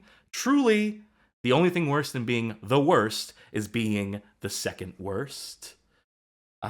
So we move on. The reason I know of Drake, the reason why most people know of Drake at this point, is thanks to a little show by the name of X-Play, a video game review show hosted by the charismatic duo of Adam Sessler and Morgan Webb. After broadcasting shots of Sessler watching paint dry and showcasing a collection of embarrassing bugs, the post-review, which, by the way, they gave it a 1 out of 5, the post-review included the host further deriding the release, with Adam making a somewhat bold statement. Yep, this game is so bad that it has actually eclipsed Aquaman Battle for Atlantis as the standard by which all bad games are measured. This is quite the comment from Adam, as Aquaman had served as the namesake for the show's year-end Golden Mullet award even, celebrating the worst game of the year. And thanks to G4's acquiring of the Tech TV network and heavy reruns for the X-Play series, it was ensured that Drake of the 99 Dragons legacy would live on in at least some degree. And that's certainly where I knew it from, and certainly stood out to me as one of the most incendiary reviews they put on the show. Do I agree with their assessments? Maybe not fully, but it's certainly responsible for lodging that game in my brain. Of course, being rated as an all-time exceptionally bad game isn't exactly a mark of success. The financial failure of the title and the cancellation of plans surrounding it would have its negative impacts on the companies involved in its production. Idle Effects, for their part, would only release one more title under their short-lived banner, 2004's FBI Hostage Rescue, published under Activision's Value Publishing branding. And boy, howdy, that game's a stinker too, let me tell you. At some point between Drake and FBI Hostage Rescue, Idle was acquired by a fellow Swedish developer, Hidden Entertainment, whose output after that point seemed to amount to a pair of adventure games and a horse riding series entitled Springdale. Then they fell off the face of the earth at some point in 2008, though their closure has never been formally announced to my knowledge, so perhaps Hidden are still just in hiding. Majesco would seem to suffer a cruel fate of their own, already likely to be hurting in the wake of Drake of the 99 Dragons. Advent Rising's release in 2005 would also fail to live up to its massive hype or meet sales expectations. This helped motivate the company to move in something of a different direction, focusing their efforts almost squarely on Nintendo's DS and Wii platforms for the better part of the next 7 years, largely publishing family-friendly casual games and licensed titles based on kids' cartoons, shifting the priorities away from IPs such as Blood Rain over to Cooking Mama. Aside from the odd publishing of a PC to console port here and there, such as bringing Serious Sam HD to the 360 and Gone Home to the PS4 and Xbox One, this sort of output would come to describe the bulk of their business during the 7th generation of consoles, which is to say, shovelware. But as the bottom fell out from beneath the sort of interchangeable minigame collections that the Wii had fostered, Majesco found themselves unable to transition back into, quote, games with meaning, which had been a tagline of theirs at some point. With the failure to build their Midnight City indie label into something sustainable, and a slew of financial perils dogging them for years, the company finally had no choice but to give up their place in the games industry come December 2016. They merged with a biotech company called Polarity TE. They no longer seem to have any remaining financial interest in their old business of software publishing. And as eulogized in a Destructoid coverage of the news story of their closure, after 20 years publishing video games, Majesco has officially bowed out of the industry. Until they came back in 2017 and tweeted out something to the effect of, rumors of our demise have been greatly exaggerated. Majesco is now privately held and back in business, which is to say they became like a boutique label, like a holding company that continued to hold on to the rights of the likes of Drake of the 99 Dragons, whatever the fuck that's worth, which leads to the game coming out in March 7th, 2018 on Steam. Where you can now purchase it if you so choose. And I think just late last year, they also came to the Zoom platform. And so that PC version, that Windows version of Drake and the 99 Dragons, probably the ideal way to play. Mouse and keyboard control does wonders for this game. There's just one problem with that release. Well, actually, there's several problems. But the biggest problem with that release is that the save function is completely broken. If you play the PC version, you gotta play it all in one sitting because you just can't get the save function to work, which is pretty bad, not great. And so, with an overabundance of caution, and just making sure that the stream goes off without a hitch, we're going to play the Xbox version. Also because, you know, it's jankuary and all, and I figure we should play the jankiest version possible of this game that I do like.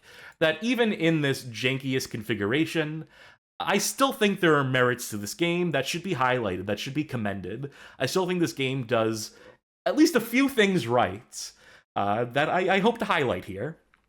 But enough talk. It's time to play the game.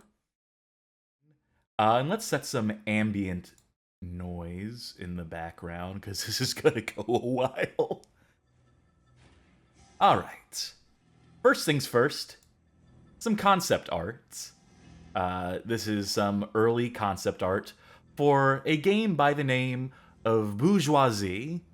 Oh, I'm sorry, let me Americanize that a bit. Burgerwazi.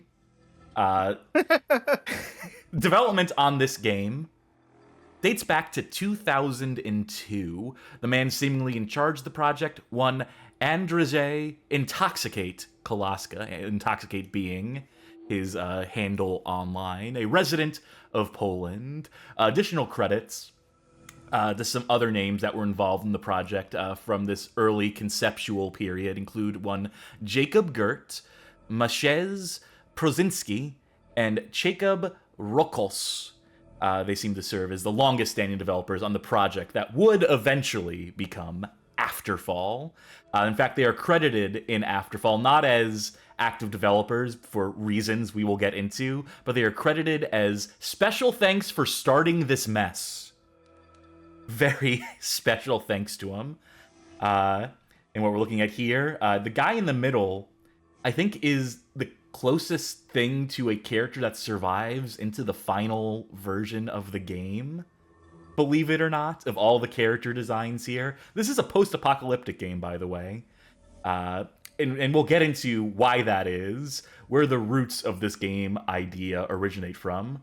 Starting with a screenshot, one of the earliest screenshots I could track down for this game. Boy howdy, what does this look like? Well, to me, it looks like a screenshot of a game being developed using the ZED engine, with some subtle cues, subtle notes of Fallout, perhaps, as in the original Fallouts 1 and 2 et al. And there's good reason for that, because this game is basically just, or at this stage of the game, during its bourgeoisie period, was meant to be an homage to Fallout. Was meant to be a traditional style of CRPG, set in a post-apocalyptic universe. It was going to have original systems and original designs, of course, its own vision for what the post-apocalypse looks like. So let me ask you, for the sake of clarity, what does CRPG mean? Role-playing game, obviously. Computer RPG, so the Western RPGs in the style of like of a Fallout or what have you, or an Icewind Dale, original Baldur's Gate, modern Baldur's Gate, to a certain extent. Isometric perspectives, quite typically. This is all 2D here. This was all done doing the ZED engine, which was, I believe, and there's no documentation for this engine that persists, that exists online, but I think it was meant to be like a engine to facilitate 2D games from an isometric perspective, is best I can gather. I gotta say, I did as much due diligence as I could and went as deep as I could. I wrote everything in about 6 hours, but I was researching since a couple days ago, and there are just certain threads here that are just lost. And when you go back to like forum threads from the early 2000s, only so many posts survive, only so many links and citations of other projects and such survive. I've done the best I can to piece together a cohesive narrative here, but if there are any technical details or accreditations we get wrong in the course of this, I do apologize.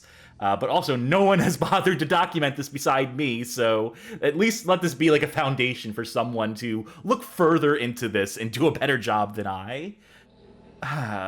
Let's move along to a forum by the name of No Mutants Allowed.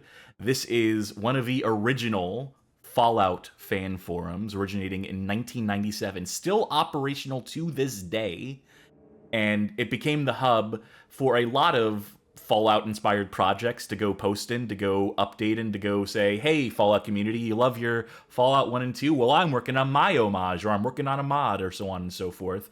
And in later years, this forum became somewhat notorious for hosting people who did not take kindly to the direction that Bethesda took Fallout in. They saw Fallout 3 and very quickly determined that they did not want any part of it.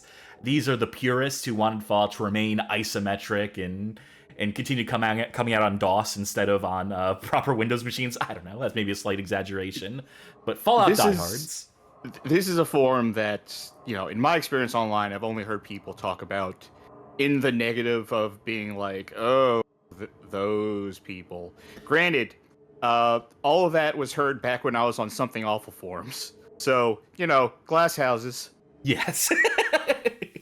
So, No Mutants Allowed served as a community hub, as I mentioned, would also put up subdomains for certain projects that they put faith in, that they put stock in, that the community looked at and said, like, hey, this is going to be like a great game coming up. This is like an interesting game.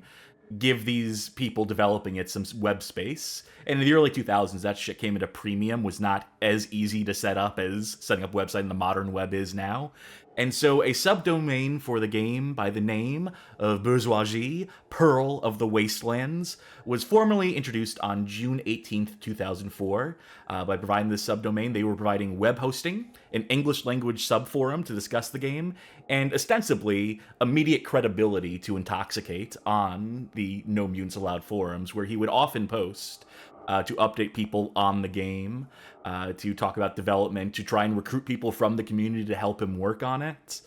Now, that reputation, that prickly reputation of the No Mutants Allowed forum, as we know it as it relates to Fallout 3 and so forth, even before that, even before they had that to get up in arms about, this was a forum of skeptics, of non-believers, of just generally prickly people. And so Intoxicate would, in the process of advertising the game, of course there were people who were interested. Of course there were people who saw the screenshots and the constant news and thought, hey, maybe there's something to this project. Maybe this will turn out into something good and playable and that appeals to our interests. But just as many people would also just be like, absolutely, this is never going to come out. This is vaporware. I'm calling it now. Even people who tried to be nice, just because of the general tone of the forum, Intoxicate would fire back at. Like we see this user here in this screenshot I've taken from a March 14th exchange. Whoa, those are some beautiful screenshots. Good luck on developing the rest of the mod. To which Intoxicate responds, when we will add demo, you will never again say that this is mod. That's the inflection I'm putting on it. The inflection I assume it was written in. It's hard to say. This is, if full credit here, language barrier is an issue here.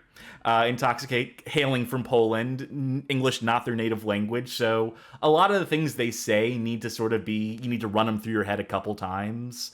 Rife with typos, which, it whatever, it was a style at the time. But also just like certain details they would try to convey of the process of the development might sometimes get lost. And, that's if you're not just Google translating Polish articles written about the game into English and all the wonders of machine translation that come with that. Is there a reason why mod is written like it's an acronym? I have Or no is that idea. just- That's how they do it in just a Poland, lost of time maybe. thing? Maybe in Poland it's an acronym. Who's to say?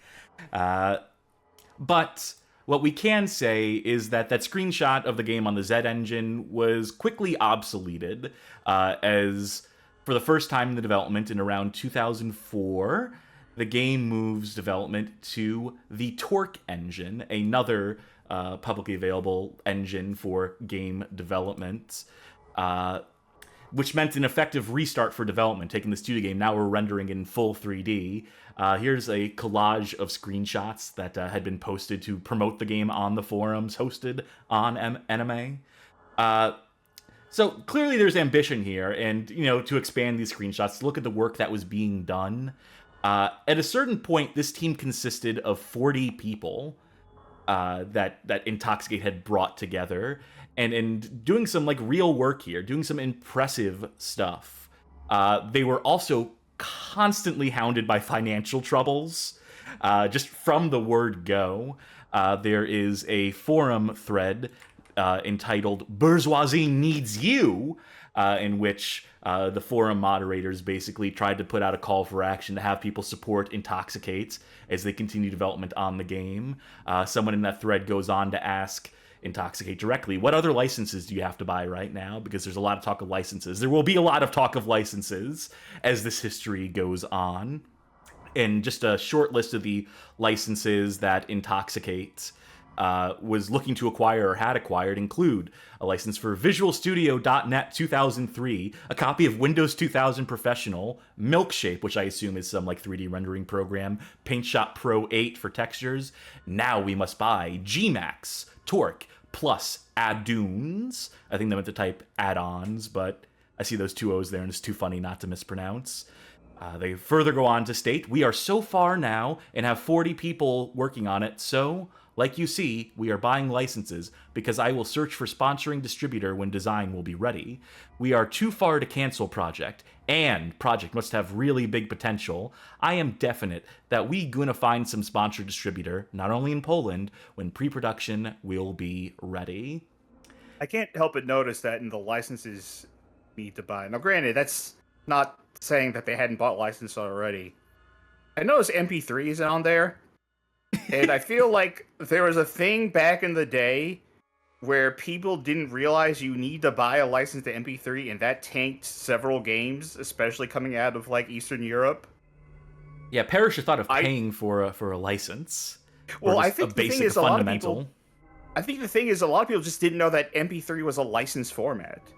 Yeah, and there were workarounds. You could use yeah. OGG, you could use any number of things. People did work around that to avoid having to pay that license fee. Yeah.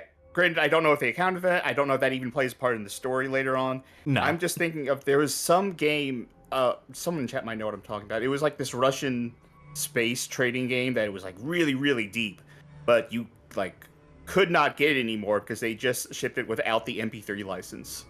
And they're like, uh-oh, well, sorry everyone. Whoopsies. So I mentioned financial troubles that were constantly dogging them. Another thing they seem to run into that I can't get into the full details of is just endless web hosting problems.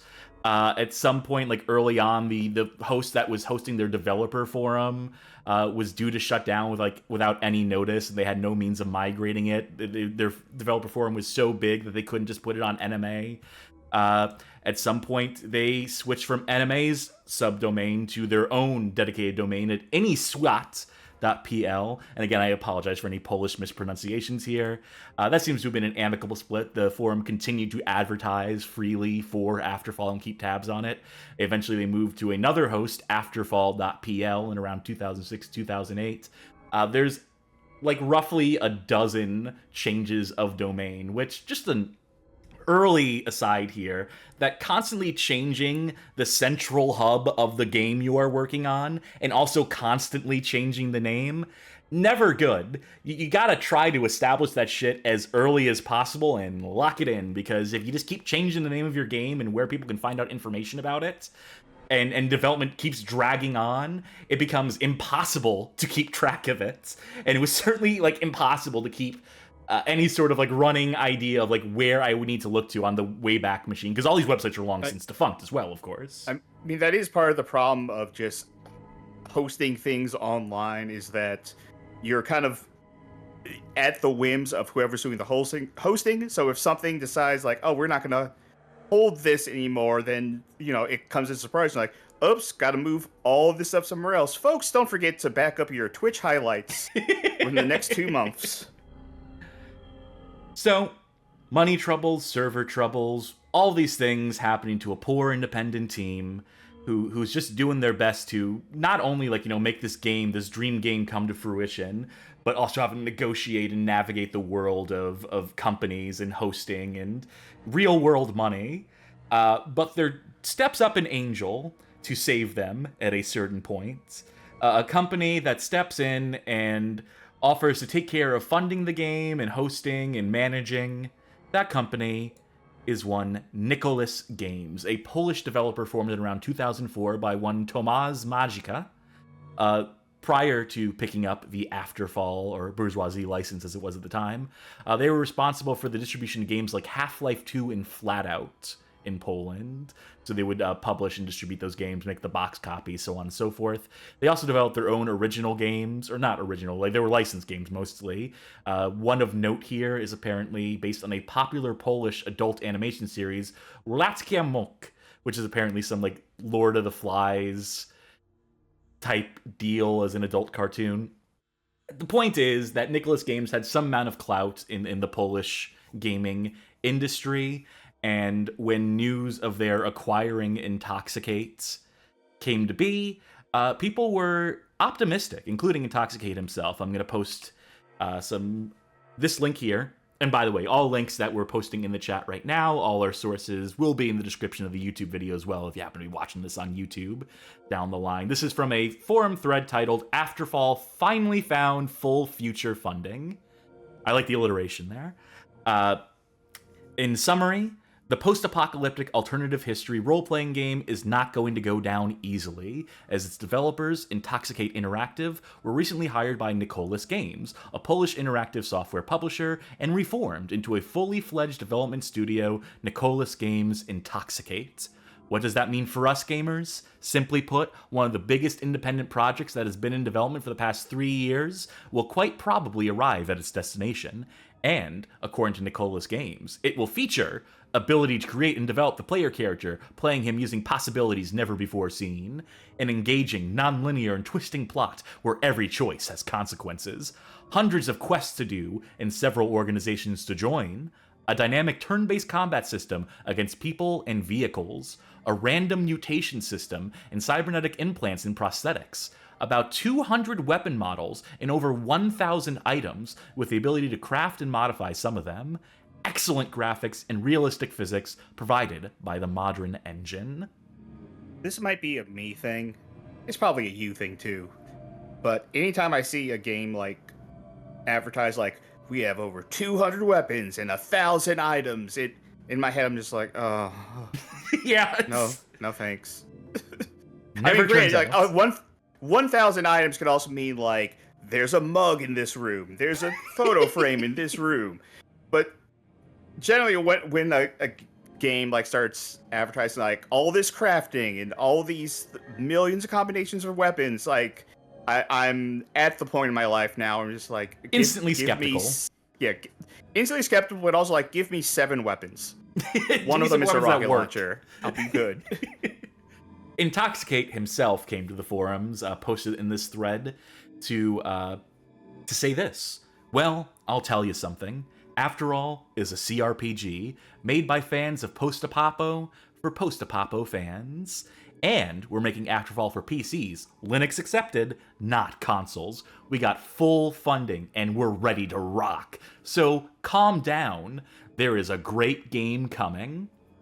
So, first order of business for Nicholas, newly in charge: scrap everything, steal the studio out from underneath Intoxicate, and move forward with a survival horror third-person shooter under the codename Rascal.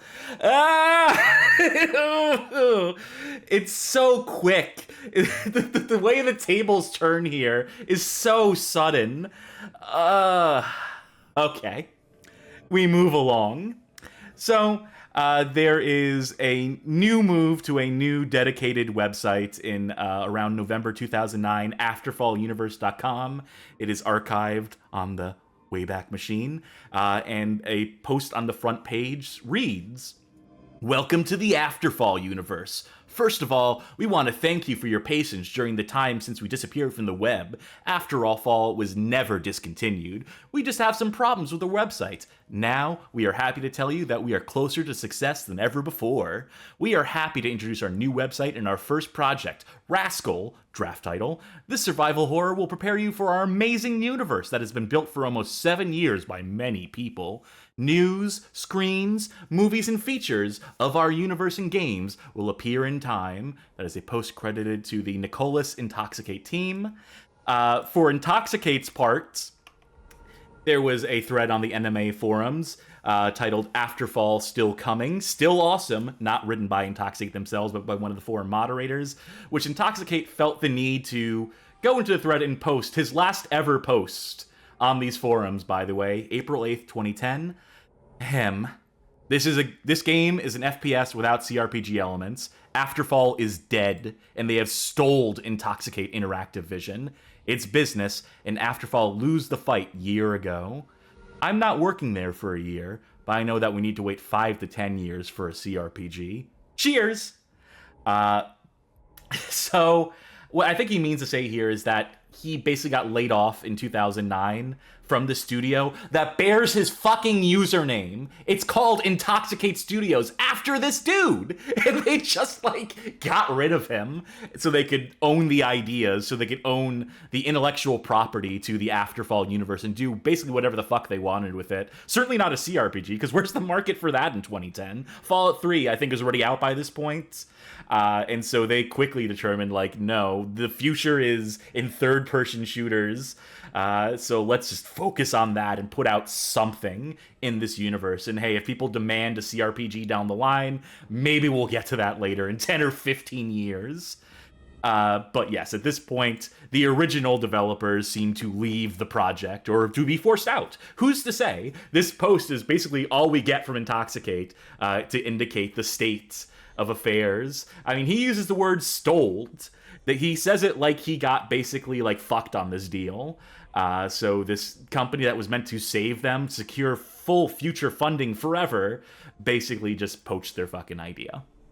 Which happens to this day still. Lessons not learned by so many developer. But I guess it came to a point where this game was probably never going to come out without some other studio or entity stepping in to put up their money and put some faith in the project. It's just the risk you have to take at a certain point. Didn't work out great in this case. And so we move along to the formal announcement of the game Afterfall Insanity. Rock, Paper, Shotgun are the first to report on it on April 7th, 2010. And I quote, "Splendidly named Polish developer Nicholas Intoxicate have announced they'll be publishing an Unreal-powered horror shooter called Afterfall Insanity via German publishers The Game Company." That's pretty much all I've got, but I just like the screenshot of some armored dude wearing what looked like fairy wings. Yeah. And that was it. That's basically all they got. The press statement they got, which was like, hey, we're putting a game out. It's survival horror. Here's a screenshot. And media was meant to just roll with that. That was April 7th, 2010. Rock, Paper, Shotgun would report on November 2nd, 2010, with a little bit of an update. This April, Jim sluggishly wobbled into action when German publishers The Game Company announced they'd be publishing a Polish third-person survival horror shooter called Afterfall Insanity. This morning, we got another press release from German publishers Just a Game that they'll be publishing Afterfall Insanity in 2011. Why? Oh, turns out The Game Company declared insolvency earlier this year. They will be missed. The new press release has more details on Afterfall's sinister post-apocalyptic setting and very sophisticated story. And to quote the actual presser that they are referencing there, Berlin, November 1st, 2010. The Berlin publisher Just a Game secured the global sales rights in Afterfall Insanity. The survival horror shooter from Nicholas Games uses the Unreal 3 engine and will be released for Windows PC, Xbox 360, and PS3 in 2011. with its sinister post-apocalyptic setting and a very sophisticated story with various surprising twists and turns unusual for that genre. Afterfall Insanity will cause an adrenaline rush in fans and newcomers to the genre alike. It is 2032, 20 years after the end of World War III. To survive the nuclear holocaust, humankind fled from the contaminated surface to find safety in bunkers, mines, vaults, huge cities below ground. As mysterious psychologist Adam, the player will be part of a team of medical scientists in charge of monitoring the fugitives' mental stability. Humankind may have survived certain death above ground, but their safe haven threatens to turn into a cursed prison. In this third-person shooter, the player will fight mutants and hostile war victims in the dreary ruins of once beautiful cities and in the refuges below former European metropolises to discover a horrible truth. However, if he does not face his greatest weaknesses and deepest fears, the player will not survive the claustrophobic depths of the underground from which there is no escape, and where the darkness hides more secrets than just the madness of its inhabitants. So Fallout 3, we mentioned, again, a great time to pivot, a great time to pivot your genre, but still keeping a lot of those Fallout themes intact, the idea of underground dwellers, underground societies surviving the apocalypse, then eventually working their way back to the surface to find, like, oh, shit's fucked, but it's inhabitable, I guess. So still keeping those elements of the plot intact, even as the game itself has rapidly shifted in vision, and also switched to Unreal 3 engine. So I think it's been like 3 or 4 engine changes so far, 4 or 5 name changes at different points. Hey, at least now this is the vision they commit to, that Nicholas Games and Intoxicate Studio will actually see through to some form of completion. I think there's some name changes and other details that get changed between this vision of the game and the final product, but, you know, at the very least, they have an idea, a concept that they will now commit to, and they have an idea as to how to promote it. So, there's a pre-order campaign that begins on October 2011 to generate interest in the game, wherein players can pre-order the game for $1. Why $1? Well, the Afterfall Insanity website happened to host a video, a message from the developers explaining this brilliant marketing ploy. Sharky, are you ready to meet the team behind Afterfall Insanity? Are you ready to discover why $1? Yeah, why $1? Well, let's find out. I'm going to have to switch to 16:9 for this. I'm going to get a video loaded up here. Yes. 2011 HD video. Give me just a second to set this up. Yeah, there we go. All right.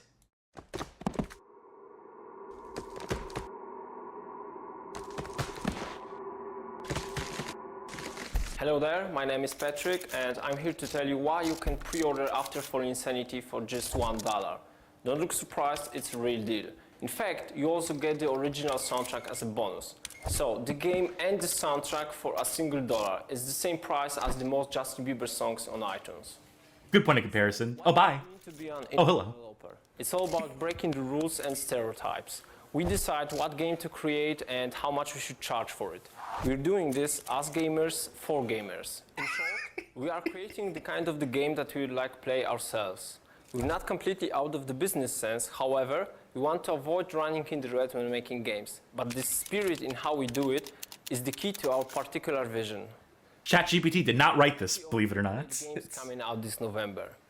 We understand that we'll probably go and buy the new Call of Duty, Assassin's Creed or Battlefield. Heck, we'll probably buy them too because we are gamers, and this is why we are proposing this crazy deal. Okay, so let's talk about the why. It is kind of a bet. You will get your copy for just $1 if the gamers of the world will place 10 million of pre-orders. The fact that it's a pretty impressive number itself, it's very simple. We would like to do something truly epic. in mind that Insanity is just the first game in the Afterfall universe. So we really would like to see at least 10 million people around the world At least! join it, and looking forward to the next installment in the Afterfall storyline. Oh, Please bye pick again. one place to do your video. We could offer Afterfall Insanity for like $10, and it still would be a great deal for you, but we want to try something new and radical. So we ask you, does $1 sound like a pretty damn good deal or what? But there is more. We Whoa! for the record that every 10% from each dollar will go directly to charity. But this donation will happen only if we reach 10 million sales mark. Oh. And if we don't, you won't get Afterfall Insanity for $1. What? We'll be still doing a good deed, as we decided to donate all the revenue received to one of the largest charity organizations in the world. You'll Us. still be able to get Afterfall Insanity for the normal price, of course discounted by the original $1. Once the final version of the game is ready, you'll get your CD key and we'll put Afterfall Insanity into peer-to-peer network. So what we are hoping in all of this? We hope that you will Google our game, check out the screenshots, check out the movies, and find us crazy enough to help you sell this game so cheaply. We are doing this for you, for the charity, and of course for ourselves, because we believe in the universe of Afterfall, and we think you will fall in love with it as much as we do. So let's challenge the system together, do something new, and change the world along the way. I've run out of places to stand. Goodbye.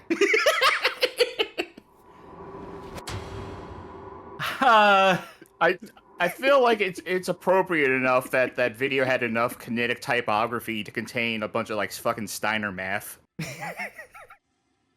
So, to recap, the Please. why $1, the idea was that if they could secure 10 million pre-orders for this game at $1 a pop, they would honor that deal.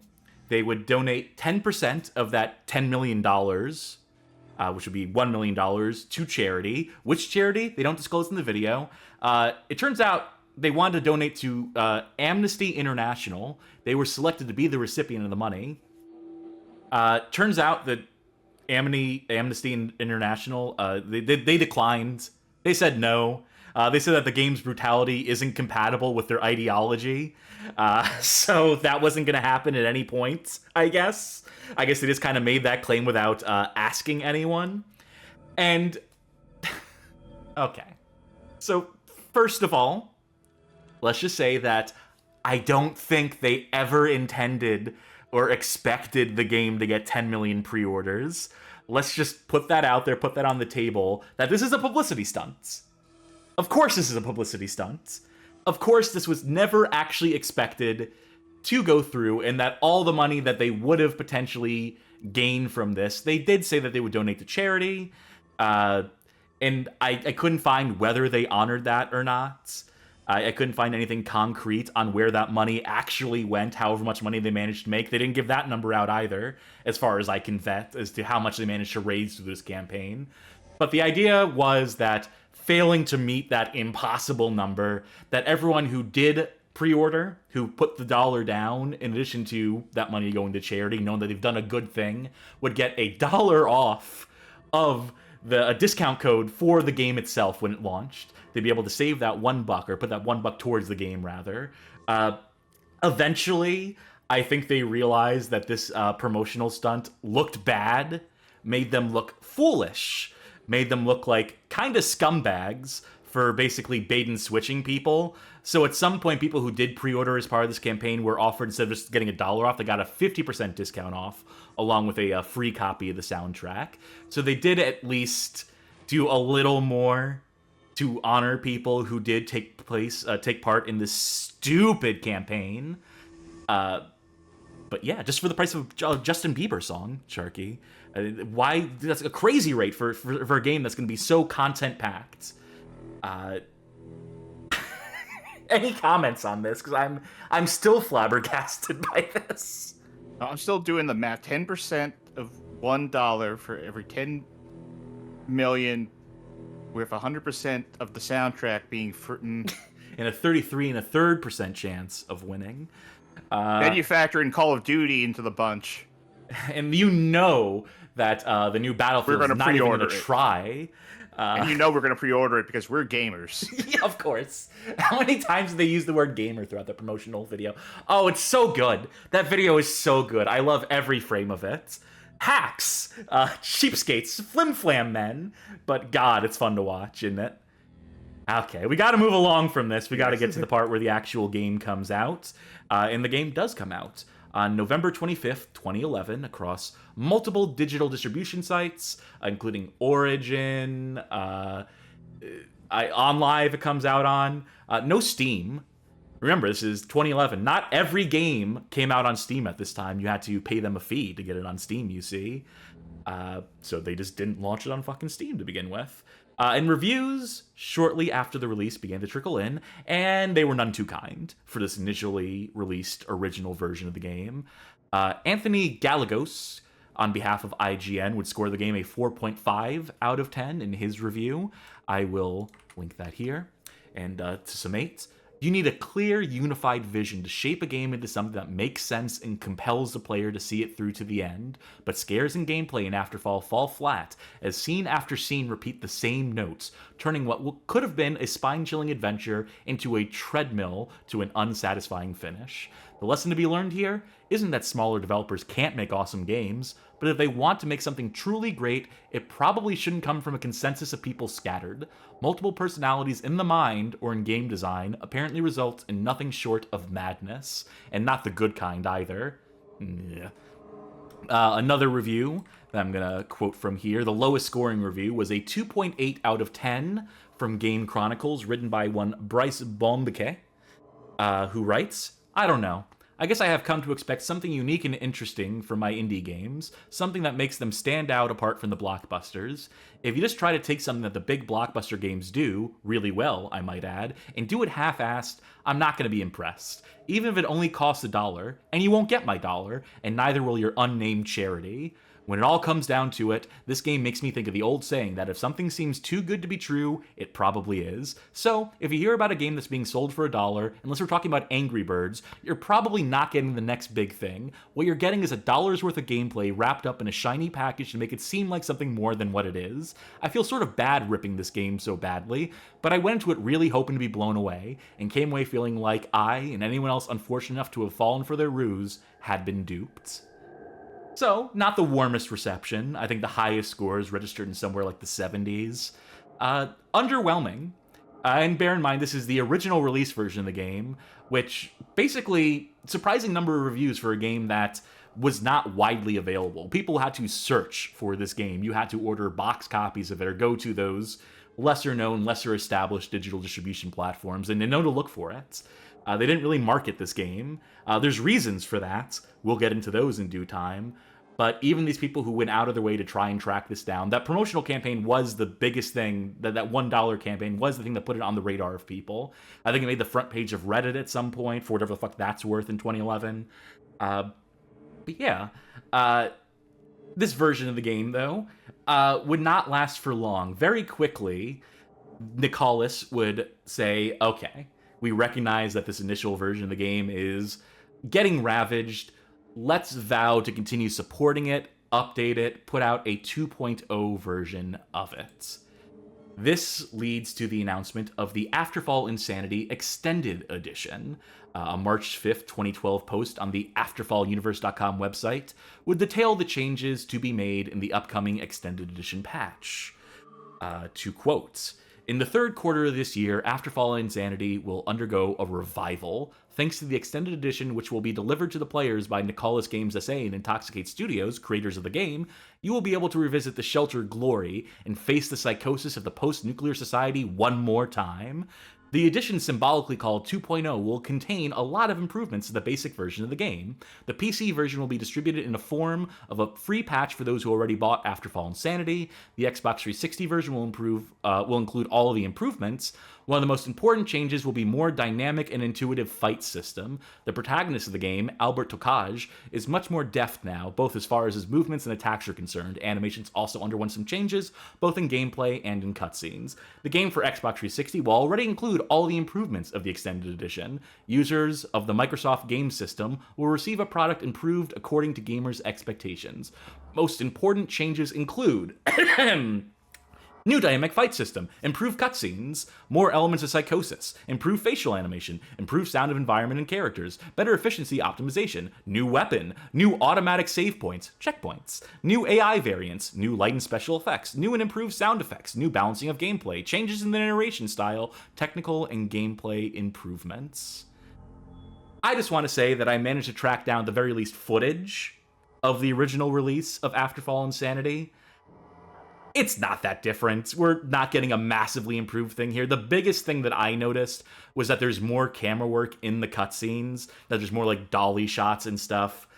Maybe they did like a couple passes on the lighting. The facial animation improvements that they bally here, that they really talk up, it ain't much. I shudder to think of like how later in the game, how static and stiff those faces must have been for them to feel they needed to improve on this aspect and still not fucking deliver on it. But, now, I do want to double back on something that, from what we said at the top of the show, because they talk here about the Xbox 360 version of the game. There was no Xbox 360 version of the game, right? No, never came out, never materialized. But, you know, that would have been a big coup for them to be able to get it on a console, to get it on a proper console, or even like a console marketplace. I should also mention the checkpoints bit. Yeah, there are no checkpoints in the original game, no autosave.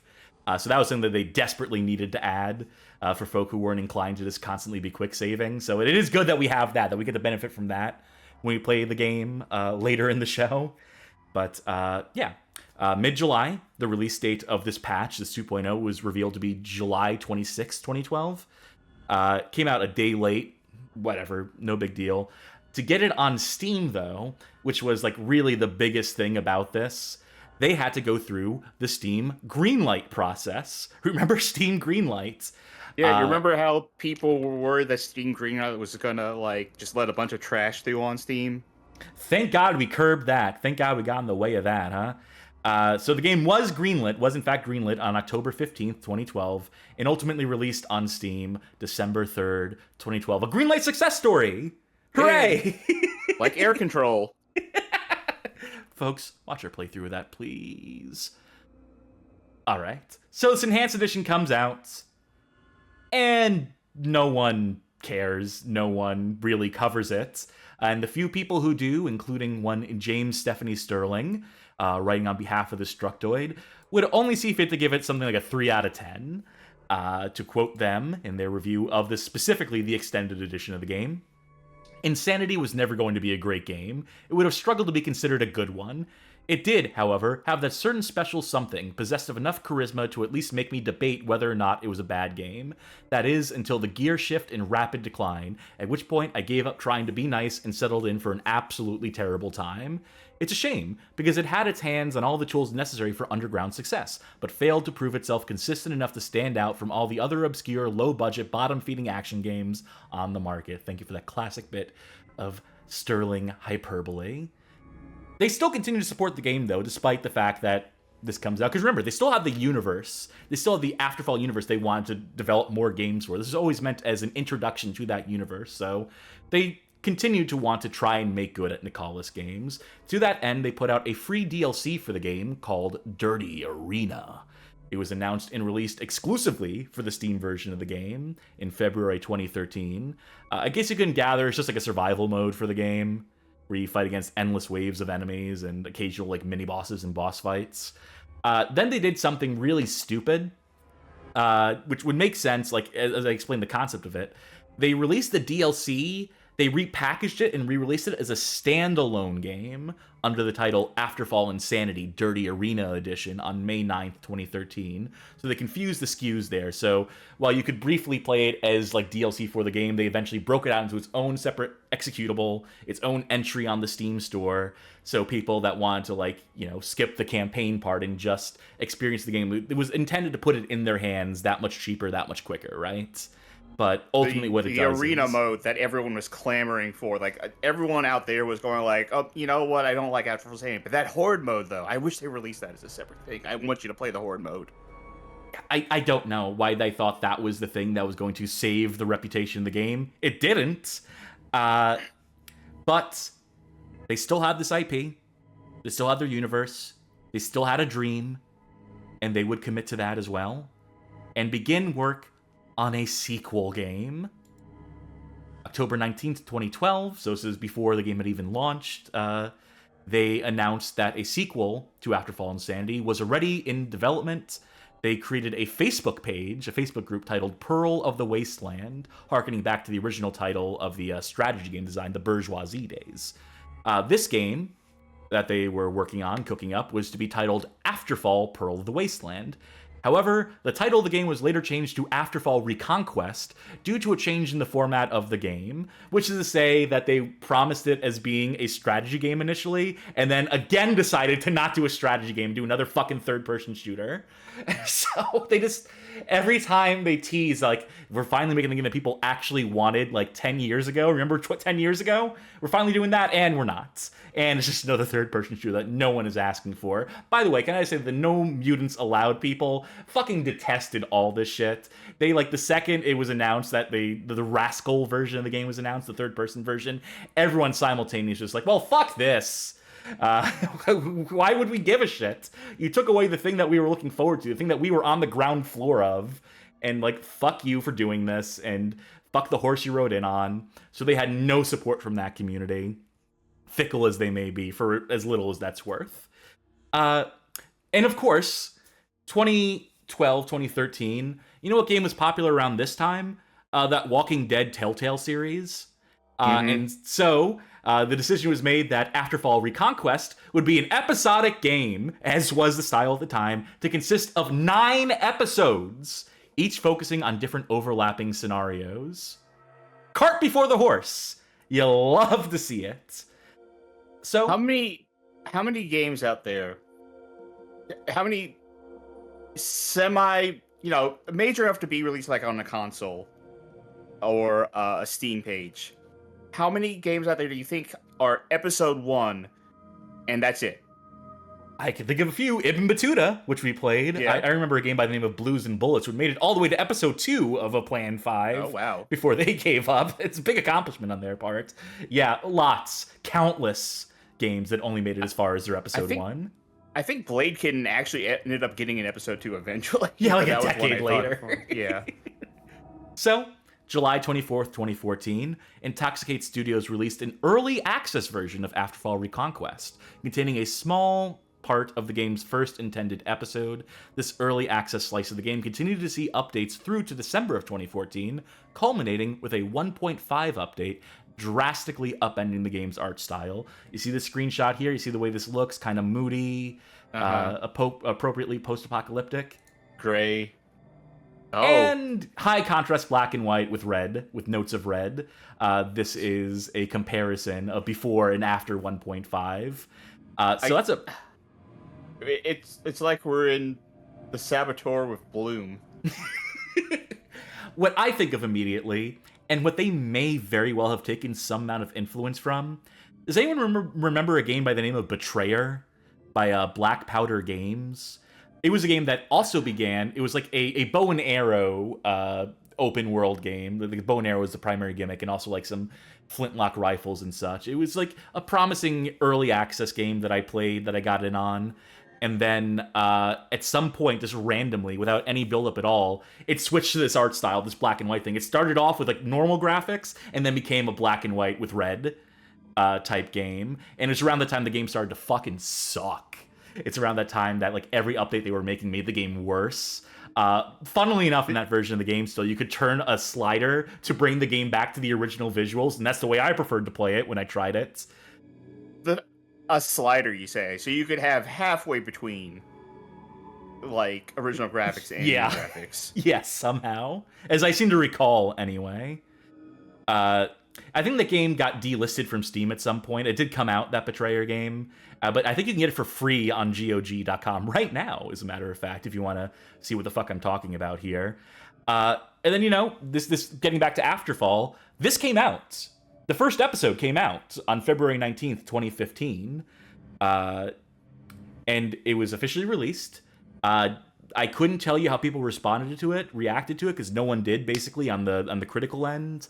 Community reviews being what they are. are varied in their takes on it. What I can tell you is that by May 15th, 2015, the game was gone, as was Afterfall Insanity, and the studio responsible for it, never to be seen or heard from again. Overnight, Afterfall disappeared, any trace of it. This really wasn't an overnight thing, though, because this is something that had been brewing in the background for a while that Nicholas had not been transparent about with their community. So, here's the thing. Remember how this final version of the game was leveraging the Unreal 3 engine? They weren't paying their licensing fees. Like, at all. So not MP3s, but Unreal 3. Yes! This is a piece of reporting by cdaction.pl. Let me get the date on this, because I believe this is a 2012 news story. Yes, November 28th, 2012. Sorry, I didn't put that in my notes. They go on to report that Afterfall Insanity is based on the Unreal Engine 3. On April 3rd, 2011, Nicholas Games signed an agreement with Epic Games to use the studio technology in its project.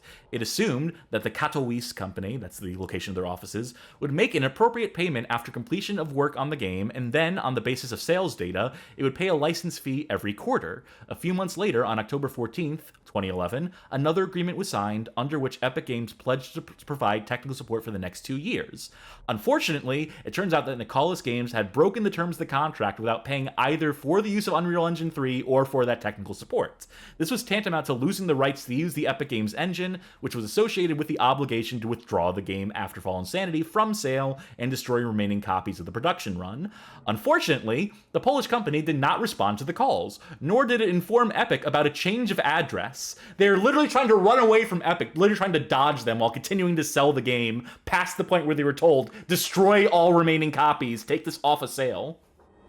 Epic Games therefore submitted an application to the Katowice District Court on October 5th, 2011, to order Nicholas Games to fulfill its contractual obligations. The court granted the request a month later, on November 5th. Afterfall Insanity, however, did not follow the instructions and did not inform the public about the situation. They still promote their game, intending to create a conversion to other hardware platforms. Epic Games had no choice but to file a lawsuit in the U.S. court against Nicholas Games, in which the company demands that the Nicholas stop violating its copyright, pay for outstanding receivables, compensation, refunds, and compensation for court costs. So they lost in 2012 or 2011. You know, I get the strategy, though, because it's like I always say, like, the only way anyone can really stop you from doing anything is to shoot you. Right? If they can say, like, hey, you violated the terms of this, legally you have to stop selling this game, you're gonna have to make you one way or the other. When they're dead in the cold hard ground, maybe that's when the game stops selling. That's what they did to Silicon Knights, wasn't it? I mean, another company that Epic put under the ground, and again, for good cause. Like, I'm not one to cape for Epic Games for any mega corporation, but when you license an engine, you gotta pay for the engine if you're putting the game on sale. That's just a part of doing business. You can't get away with it. When they do all the work and technical stuff to facilitate your game, you have to fucking pay them. And not long after the release of Afterfall, what was that name? Reconquest Episode 1, we mentioned the studio shuts down. Here is a GamePressure.com article on the bankruptcy and circumstances of the bankruptcy of Nicholas Games. They summate: Nicholas Games, a studio associated mainly with the Afterfall franchise, filed for bankruptcy. The decision was made because of the financial problems that the studio had after their conflict with the American giant Epic Games. On the 8th of June, a court in Katowice received an application for bankruptcy from Nicholas Games, developer of Afterfall Insanity et al. According to the owners, the bankruptcy comes as a result of a legal dispute with the provider of Unreal Engine 3, Epic Games. In the announcement made by the chairman of the board of Nicholas Games, when Tomás Magica, we can read that the decision came as a consequence of blocking sales of the game on Steam, which amounted to almost 95% of the company's revenue. Maybe they should have fucking launched there first, made their money while they could have. The situation was a result of the actions of the American giant Epic Games. They demanded a payout of all overdue royalties for using their engine. Epic Games also demanded that all the games using this technology are to be withdrawn from sale. The lawsuit was submitted on the 5th of October 2012. 1 month after that, the court announced the verdict, obliging the studio to halt the production and distribution of the game and hand out all the data carriers with Epic Games property. As there was no reaction to the court's order, the American company contacted Valve and focused their efforts on blocking sales of the Polish studio's games on Steam. They finally managed to reach their goal in May 2015. In the face of the situation, Nicholas Games had no choice but to file for bankruptcy. So basically, the last bastion that was holding these games up for sale on Steam was Valve themselves, who also didn't respond to Epic Games and the request to take the game down, I guess, if I'm to interpret this correctly. But the audacity of them. I just cannot get over the audacity of Nicholas Games here, just trying to ignore it, trying to put their fingers in their ears and hum until this all goes away. And the thing that went away was their fucking studio. So, whoops.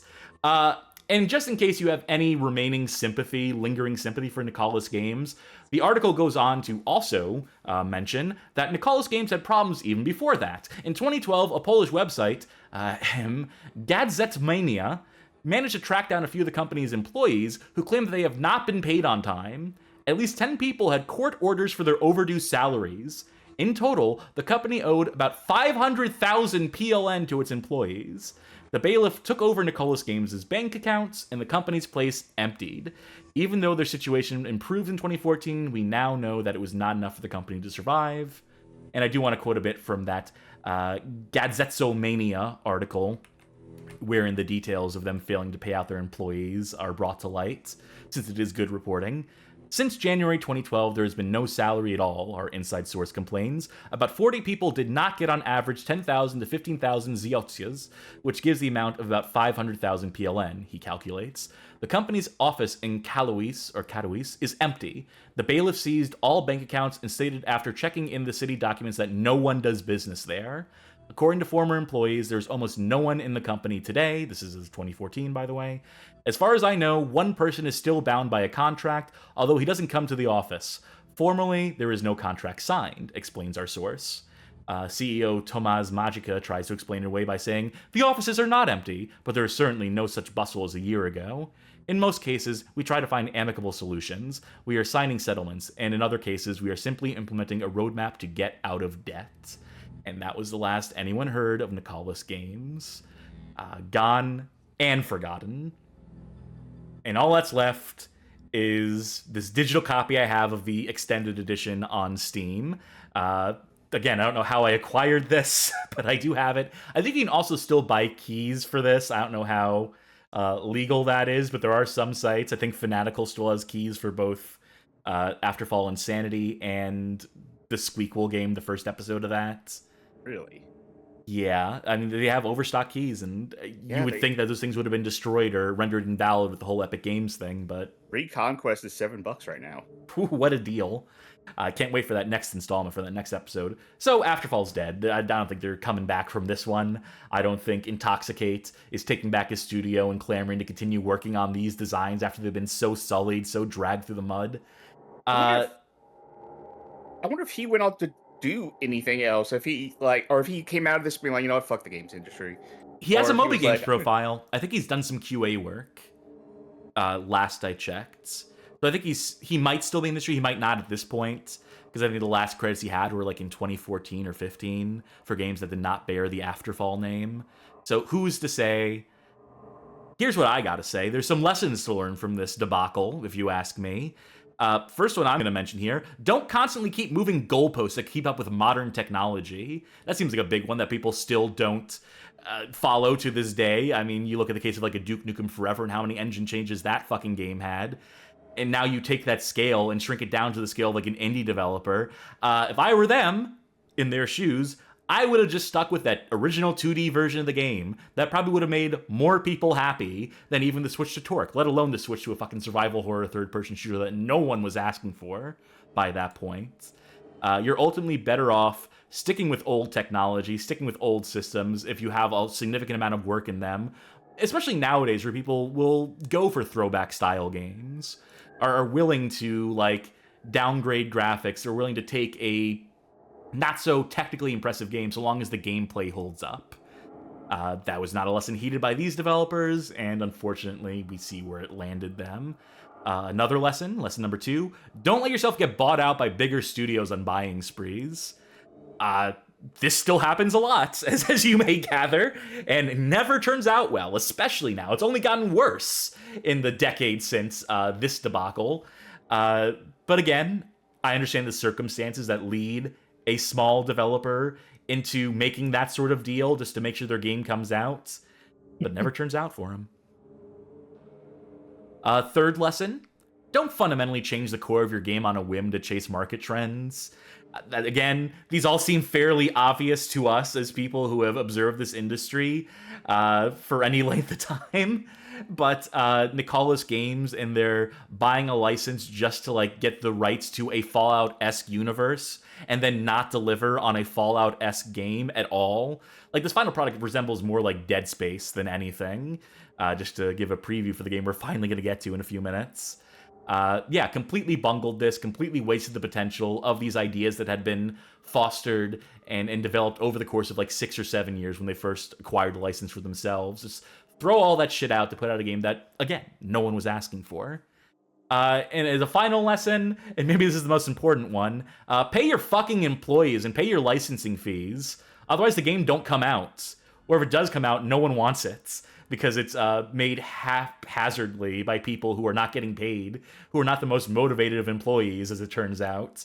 And then when you don't pay the license fee, they kind of the companies kind of come a-calling and steal the game out from under you. So, you know, something to think about, something to bear in the back of your mind as a developer, that games cost money to make, and you got to be equipped to pay people for the privilege of working in this industry. So that's my takeaways. Do you have any of your own, Sharky, at this point? Okay, so for $1, 10% of that will go to... I give up on the math on that one. It doesn't make any sense. It was a marketing play. Yeah. So with all that being said, with an hour of history out of the way, sorry, I told you it was going to be long tonight, but I think that was an appropriately buck wild story. I think that had some twists and turns unbecoming of the genre, as that one fucking bit of ad copy read earlier on. And with that, let us cut away to the 4x3 screen, to the history section, to our slideshow, to my talking points, beginning with this candid photo of Richard Marcinko, who, let me open by saying that Richard Marcinko was a truly terrifying man. This history section, by the way, is partially brought to you by our old article aforementioned on the game. I cribbed liberally from myself, but there's also some new details in here, things I didn't cover in the article, some more details on this man's life and the development of the game and so on and so forth that I've picked up in the 8 years since we first wrote that article. Anyway. You know, I want to get this off, say this straight up off the bat. Dick Marcinko and Frank Dukes kind of occupy the same place in my mind. As well they should, for reasons we will get into. Though if you I don't will know, say, Frank Dukes is the guy who... You know the movie Bloodsport? Bloodsport claims to be based on a true story about the life of Frank Dukes. which is, of course, a bullshit story, which, again, Richard Marcinko, very familiar with. Brief biography. Born November 21st, 1940, Richard Marcinko would drop out of high school in his late teenage years in an attempt to join up with the U.S. Marine Corps, who promptly rejected him for his lack of a high school diploma. Funny that. Luckily, the U.S. Navy were apparently less scrupulous about who they bring into their ranks, so they accepted him and shipped him off to Vietnam in 1967, where he soon established himself as a member of SEAL Team 2, the prestigious SEAL Team 2, Marcinko will go on to be highly decorated in the course of his military service, including 4 Bronze Stars, a Silver Star, and a Vietnamese Cross of Gallantry. By his own account, Marcinko was such a ferocious fighter that the North Vietnamese even placed a bounty on his head. "I'm good at war," Marcinko once said. "Even in Vietnam, the system kept me from hunting and killing as many of the enemy as I would have liked." Get ready for a lot of tough guy quotes coming from Dick Well-adjusted Marcinko. individual. Oh, of course. In 1974, after 2 tours in Vietnam, Marcinko was given a promotion. He was now the commander of his former unit, SEAL Team 2. He commanded the unit for 2 years, but his true claim to fame would come in April 1980, when the United States attempted to rescue 53 Americans taken hostage in Iran. Perhaps y'all have heard of the Iran hostage crisis? Yeah, Operation Eagle Claw was an unsuccessful operation led during Marcinko's tenure. Unsuccessful to say the fucking least. 8 service members died, the hostages remained in captivity for a whole further year, and the operation was an enormous embarrassment for then-President Jimmy Carter, likely costing him re-election and dooming us to a Reagan administration through the course of the 80s. In Marcinko's words, the operation was, quote, "one humongous goat fuck, one big waste." Following the failure of Eagle Claw, the United States determined it was time to establish a new special operations unit to handle intense terrorist situations, and Marcinko was the man selected to lead it. For some reason, I guess his track record was so sterling in the wake of that completely fucking botched operation. Read up on the... You fucked up so hard, we gotta see how you do it again. Yeah, take 2. And speaking of, here's Image Shoe, another candid shot of Richard Marcinko promoting some fucking pool and day club. He got into some business venture. I think he had a brand of tequila at some point. Flim Flam Man.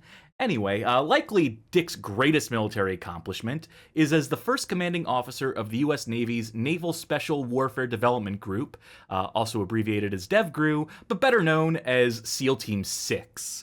The task force, which would later receive recognition for the assassination of Osama bin Laden as part of Operation Neptune Spear. Perhaps you've heard of this Osama bin Laden fellow before and his storied assassination. Now, funny story, when SEAL Team 6 was initially founded, there were only actually 2 other SEAL teams in effect at that point. Marcinko chose to skip ahead to the number 6 in an attempt to confuse Soviet intelligence. To this very day, the same strategy that seniors in high school use for their pranks when they release pigs labeled 1, 2, and 4, and the faculty spends the entire time looking for 3. Yeah, Dick was heavily inspired by college pranks, by high school pranks of that nature. To this very day, SEAL Team 6 is supposedly allotted virtually unlimited resources with which to complete their missions, and although they are largely shrouded in secrecy, they are at least known to be responsible for resolving a number of high-risk hostage extraction situations, not unlike the Iran hostage crisis, which went so fucking well. After relinquishing command of SEAL Team 6 in 1983, having led it for 3 years, Marcinko would go on to lead the infamous Red Cell, beginning in 1984, an organization purposed with testing the effectiveness of America's own military and government installations. Of course, these were not routine inspections of facility security measures. They were full-on simulated terrorist attacks on American property, complete with hostage-taking and hardcore interrogations. Operations would typically begin with Red Cell operatives breaking and entering into a guarded property, a guarded government facility, disabling all the aspects of security, and ultimately result in Red Cell being in a prime position to complete some nefarious objective that America's enemies might very well attempt to accomplish in a real-life scenario. And perhaps one of the most damning examples of Red Cell's handiwork, they were able to plant simulated bombs on Air Force One without being detected. Best of all, they recorded video footage of all their operations so that they could rub the noses of incompetent high-ranking officials and security details in their own failures. There's actually a documentary that contains a lot of this recorded footage. Red Cell, The True Story, a 1994 documentary. Be warned, there's some harrowing shit in that documentary. Because one of the problems with Red Cell was that they played a little too rough with hapless government employees, going so far as to submit hostages to intense psychological and physical torture in the process of, quote, testing their effectiveness. Finally, After years of having his own team's effectiveness neutered by such pesky things as regulations and safety protocols, Marcinko was removed from command on the back of embezzlement charges. Now, personally, I think this is actually the best thing Dick ever did was stealing from the military. Probably the coolest thing he ever did was misallocating military funds for his own personal gain. I think that's actually pretty based, as the kids say. Naturally, Richard denied these charges for years, claiming some conspiracy hatched by some of the same high-ranking officials he had embarrassed over the course of Red Cell's operations. Regardless of the truth of the matter, he was totally guilty. His 30-year Navy career ended, and he went on to make a new living recounting his life stories and involvement in military operations, namely in book form. So here we have the cover to his first book, Rogue Warrior. Oh, funny that name. The original Rogue Warrior book is actually an autobiography by Marcinko, by which I mean it was written by one John Weissman, framed as a career spent struggling to win acceptance for the special warfare SEAL units within the Navy establishment. It covers the early history of the SEAL units, his participation in the Vietnam War, the Iran hostage rescue attempt in 1980, and the U.S. invasion of Grenada, and the founding and early history of the counter-terrorist units, SEAL Team 6 and Red Cell, so on and so forth. He also delights, in the course of the book, in recalling some of the gross behavior of the SEALs, such as eating the brains of a live monkey to impress some of his Cambodian allies. Classic Marcinko embellishment there. According You think to... they did that completely apropos of nothing? Like, they were just standing there saying, like, oh, we got to impress these guys. What do we got around here? Monkey. Okay, monkey. What can we do for this? No, he had just seen Indiana Jones and the brains. Temple of Doom, and he was heavily inspired by the scene in that movie, by the racist ass scene in that movie.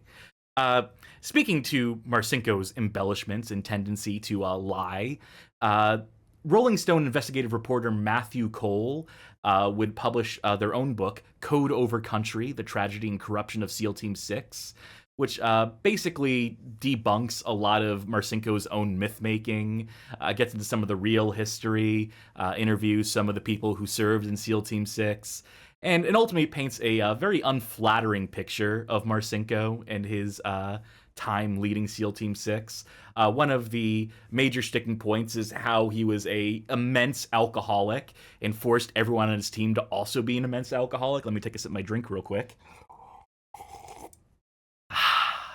To quote the book, as Marcinko recruited for his unit, another characteristic emerged. Marcinko liked to drink, and any SEAL who wanted to serve in his new secret and elite team would have to be able to drink as well. Marcinko told Cole that he, quote, used alcohol as a tool. If a prospective SEAL couldn't keep up with Marcinko's pace at a bar, then he didn't have any place in SEAL Team 6. Marcinko... You ever play Work Time Fun, the PSP game? Yes. You know that mini game where you're a drunk mayor and you just stumble forward first person view to try and like cut a ribbon at an opening ceremony? I'm imagining that's how like every SEAL Team 6 operation went. Just them like stumbling forward and like waving their gun around while they're like, okay, I can do it. I can aim. Put your hands do up, it for Osama, you son of a bitch. Doing it for Dick. Marcinko is quoted, or is speculated to have essentially commanded SEAL Team 6 like a mafia. And by reportedly, I mean, he said it himself. He called himself a mafioso. To quote him again, we were social misfits, and I set it up like a mafioso, a band, a brotherhood. If you want to call them sociopaths, you can. That's how you get enlisted in the charge. They are the talent. My priorities for the unit were mission, unit, flag, family. SEAL Team 6 is not really a military unit as much as it is a mafia. So, you know. That order? That was an order. That's official. That's from the top. That's from Marcinko himself. First thing is the mission. The second thing is the unit. The third thing is the country that we serve, and then family. Coming in at a cool third, right? It's really good You priorities. made top 5. That's pretty good for you, America. Our nation's best special operations unit, folks. Moving along. Oh, actually, no, hold on. I want to stay on this image a little longer because... Actually, you know what? I fucked up the order of my images. That's what I did here. Pretend you didn't see that 4th image. Instead, look at this 5th image. It's cover to the Rogue Warrior book titled Designation Gold. You know, I'm noticing none of these books have a sticker on the front that says now a best-selling video game. these came a little earlier. These came throughout the course of the 90s into They the get early reprinted. 2000s. So realizing that the more sensational elements of his life story were what his readers primarily went for, the 16 Rogue Warrior books to follow would indulge in purely fictional scenarios, presenting Marcinko as America's most accomplished Black Ops protagonist, single-handedly dismantling foreign conspiracies in his bloody pursuit of justice.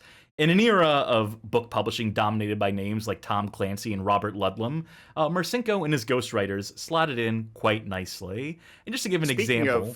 I was going to say, speaking of Tom Clancy, though, how much do you think Rainbow Six is just like Tom Clancy looked at Dick Marcinko was like, I could do that? Well, it's a cyclical thing. It's a full circle. It's an Ouroboros, a snake eating its own tail, as we'll get into when we get into some of the details of the game's initial vision. But I want to read the plot synopsis for this particular book here, Designation Gold, because it is incredible. So, The Rogue Warrior is in Moscow with murder and mayhem on his mind. The reason? His old friend, Paul Mahone, Washington's defense attaché in Russia, has been assassinated. Marcinko knows who killed him, Andrei Yudin, a godfather in the Russian mafia, and he just wants to know why. But Yudin's not talking. In fact, he's been silenced forever. The Rogue Warrior can't raise the dead, but he can uncover a cabal of Russian politicians in bed with the mob. The revelation buys him a one-way ticket to Washington, courtesy of the Russian Ministry of the Interior and his own State Department. Back in the Pentagon, Marcinko finds that the chain of command has turned into a noose around his neck. He's asking questions some powerful people don't want answered, and he's drawing heavy fire. Orders come down from the top to disband his elite group of Navy SEALs and to put the Rogue Warrior out to pasture. But this is one stud who's not ready to go down to the farm. He is ready, however, to prowl and growl, to cut and slash his way to the real story behind Mahone's death. A search that takes him to Paris and into the heart of a black market network peddling terrorism and mass murder. Marcinko connects Paul's murder to break-ins at the dozen NATO installations throughout Europe, to the infiltration of the American embassy in Paris, and to a series of sinister and mysterious shipments to the Middle East. Masterminded by an international financier in the employ of the CIA, a devil of a deal is in the works, and it's America's safety that's for sale. It's time to play Truth or Consequences. The Rogue Warrior will uncover the truth, and his enemies will have hell to pay. Now, did he ever explicitly say, like, this one's a work of fiction, y'all? I think he had to. I think legally he would have had to. But you can still Yeah. see him from that description blending in elements of how he was persecuted by the government for embezzling money. Framing it as some grand conspiracy and all of Washington's corrupt, man. So that's what basically the tone of all those books takes. It's really like self-indulgent power fantasy bullshit where Richard Marcinko is the only man you can trust in all the military, a true spec op. Mr. Taco says, you should get hired to narrate the audiobooks for every one of these novels. Pay me. Lots of money. There's a lot of books. There's 16 of them. I will say that there was one oddball entry in this bibliography that I feel a need to highlight here. You may have noticed the cover of this one when we accidentally skimmed past it. This is Leadership Secrets of the Rogue Warrior. This is his business strategy book he put out. Oh, God. Let's read the synopsis to this one, why don't we? Richard Marcinko's explosive #1 New York Times bestselling autobiography, Rogue Warrior, and 4 blockbuster Rogue Warrior novels have earned him fame for his raucous, no-holds-barred style. Now, blasting other business guides out of the water, Marcinko draws on his remarkable experience as a Navy commando and creator of the legendary SEAL Team 6 to apply his 10 commandments of special warfare to the challenges of business and everyday life. A brief sampling of some quotes from the book.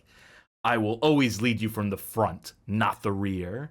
I shall punish thy bodies, because the more thou sweetest in training, the less thou bleedest in combat. And my personal favorite, verily, thou art not paid for thy methods, but for thy results, by which meaneth thou shalt kill shine enemy by any means available before he killeth you. using his own war stories plus case studies of Fortune 500 companies and smaller businesses. Marcinko now clarifies the simple but profound leadership priorities and principles that have made him an extraordinary success, both in and out of the military. Oh, what a fucking clown. What a scam artist. Incredible. Fucking, like, all, like, you know, motivational books and, you know, like, business strategy books are bullshit anyway. But just to see this motherfucker. Oh, I was so tickled pink reading this. I was so happy to find this. It's so funny. I'm hoping that one of the books he wrote is, like, his take on Are You There, God? It's Me, Margaret.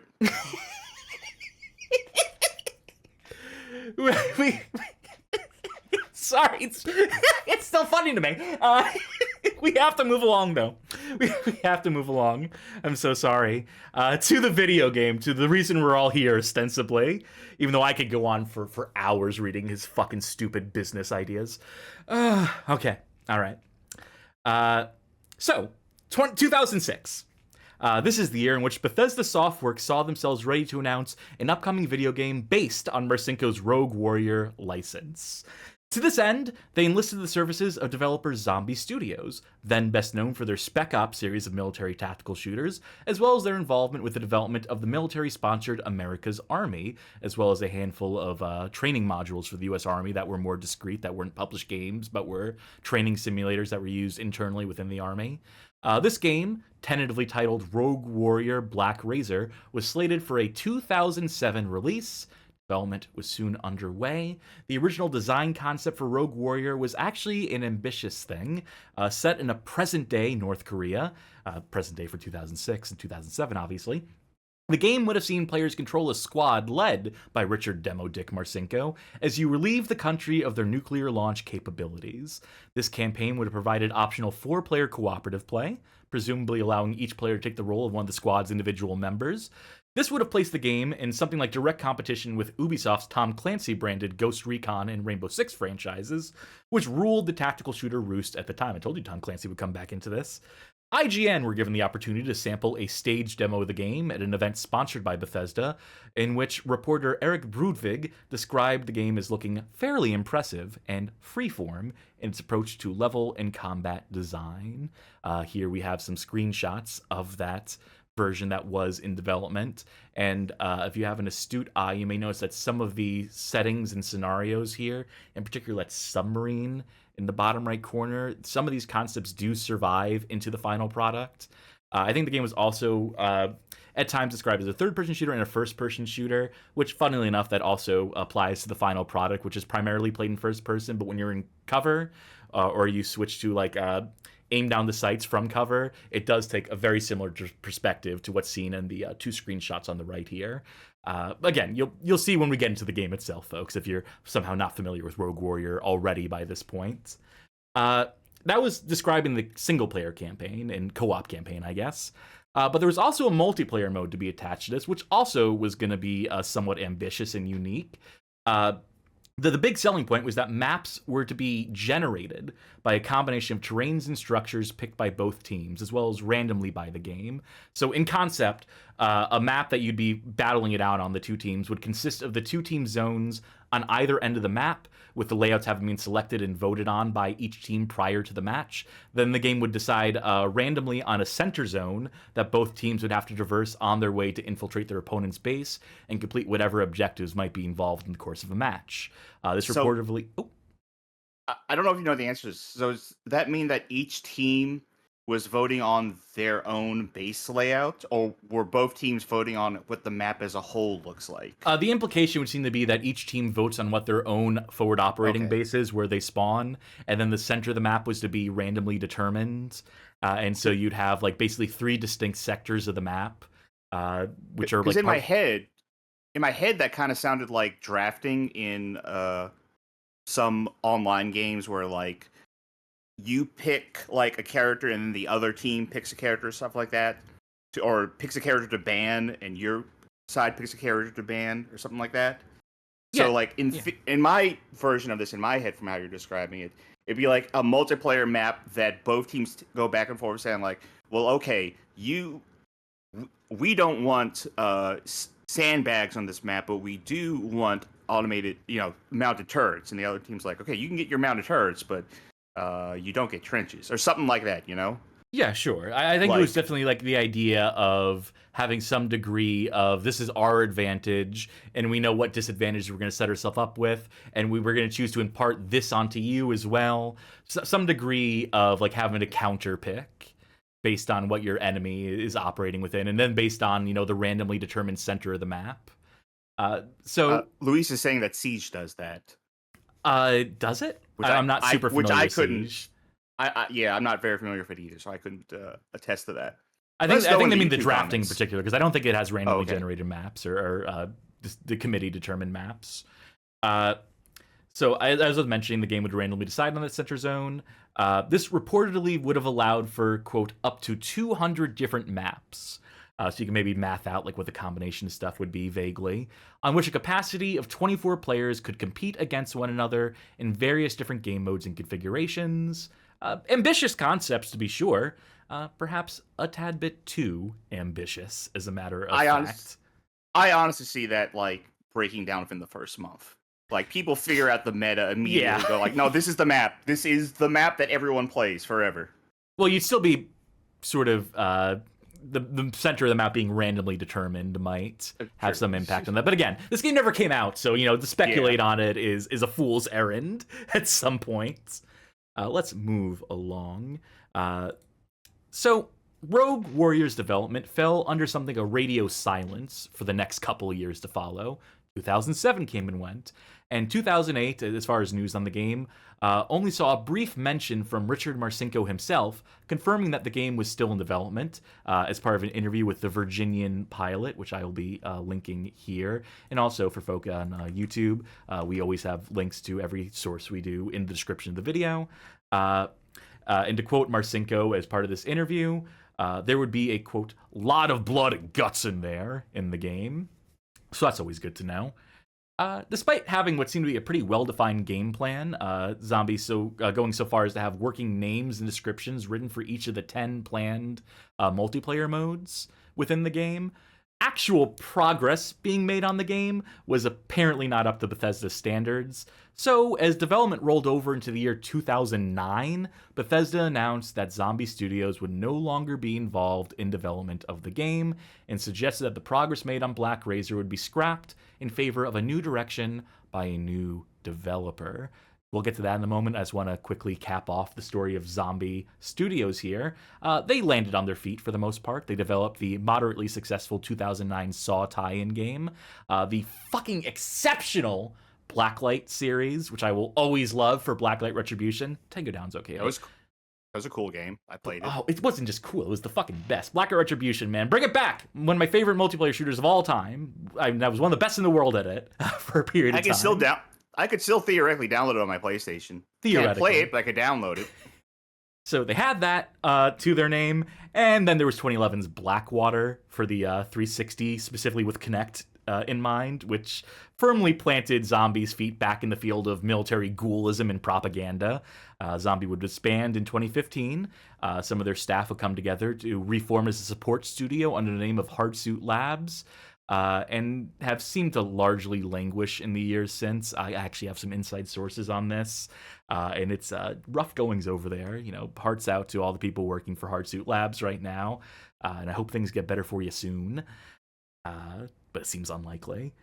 Speaking of unlikely, the developer picked to head the new version of Rogue Warrior would be none other than Rebellion Developments, my mortal enemy. I like some of their games. I don't. So you play that new Sniper Elite? It's pretty good. So let me get into this real quick. At a certain point, Rebellion were probably best known for their involvement with the Alien vs. Predator first-person games franchise, beginning with the original 1994 release on the Atari Jaguar. Perhaps most relevantly to the story of Rogue Warrior, they had a hand in converting a couple of the Rainbow Six titles for the Sony PlayStation. a handful of Delta Force games under their belt, and even being able to boast that they had developed games under the Medal of Honor and Call of Duty licenses for the Game Boy Advance and PlayStation 2, respectively. Shoutouts to Medal of Honor Underground on the Game Boy Advance. Let's link to our article on that, badgamehalloffame.com/medal-of-honor-underground-GBA. Truly one of the most wretched 3D GBA games, to say the fucking least.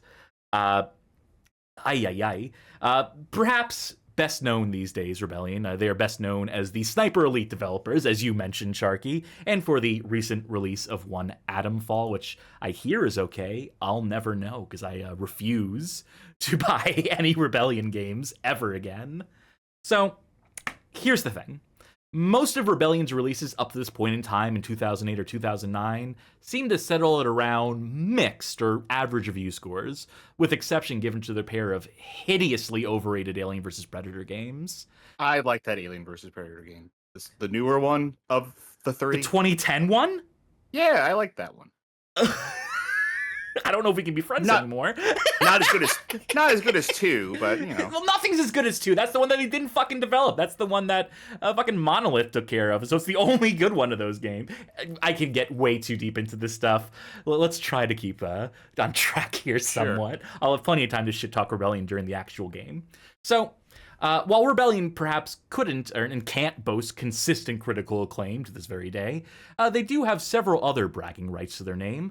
By process of purchasing and acquiring the properties and talents of other developers, specifically ones in the EU, they have become the largest independent game development studio in all of Europe. They have the resources to churn out contracted games on short order and likely do so on smaller budgets than other notable game developing peers. Leaving themselves with nothing to show after nearly 3 years of holding the Rogue Warrior license, Bethesda likely looked to hand the game off to the cheapest and most efficient bidder. Rebellion Developments just so happened to be the ones to take up the call, and they had just the subsidiary studio in mind to task to it. Core Design Limited, a British video game developer based in Derby, England. Founded in May 1988 by former Gremlin Graphics employees, acquired by umbrella company Center Gold in December 1994, in turn acquired by Eidos Interactive in April 1996, and ultimately responsible for helming the Tomb Raider franchise from its debut in 1996, all the way through to a little game by the name of Tomb Raider: The Angel of Darkness in 2003. The release of that last particular Tomb Raider title saw publisher Crystal Dynamics, publisher Eidos, I should say, strip them of the franchise they had born, their team gutted between layoffs and people leaving, and ultimately sold off in May 2006 to Rebellion Developments, who promptly rechristened Core as Rebellion Derby and immediately set to work as something of a B team within the larger developer. Just a quick mention, watch our playthrough of Tomb Raider: The Angel of Darkness, or alternatively, our playthrough of the DVD conversion of Tomb Raider: The Angel of Darkness as Tomb Raider: The Action Adventure. Yes, do you have 3 hours to spare or 18 hours to spare? It's your call. Change, yeah. Depending on how much time you have to spare. So I mentioned that Rebellion Derby were basically a B team. Given the caliber of game they were made to work on, it was probably for the best that they weren't given top billing in any of the games they contributed to during their time as Rebellion Derby. I want to link to an article here by Eurogamer. It's a 20 years on the Tomb Raider story told by the people who were there, so it's an oral history of Core Design and transitioning into the Rebellion Derby era and basically the rise and fall of this once great studio. And it's an excellent article that I highly recommend and that we'll be cribbing from in some of the segments to follow here. In 2009, Rebellion Developments would be responsible for the development of Shellshock 2 Blood Trails, a first-person sequel to a 2004 third-person shooter set in Vietnam, that being Shellshock Nam 67, developed by Guerrilla Games. So Core, or Rebellion Derby at this point, were the team primarily put in charge of this game. This game, which I just have to say, this game is truly one of the worst of all time. In spots, it is worse than Rogue Warrior. It's very similar to Rogue Warrior for reasons we'll get into briefly. My dream, one of my goals, is to make people interested in this game. I feel like I'm the only motherfucker who cares about Shellshock 2 Blood Trails as an all-timer bad game. truly wretched shit. Absolutely deplorable fucking narrative and characters within. One of the most downer fucking video games, and it sucks to play. You will see this game on the Bad Game Hall of Fame eventually, and I will make you care about it, folks. But for right now, all you need to know is that whereas most of Rebellion's games by this point, as we mentioned, seem to have been rated as middling at worst, barring Medal of Honor Underground, which is actually their worst performing critically game on the GBA.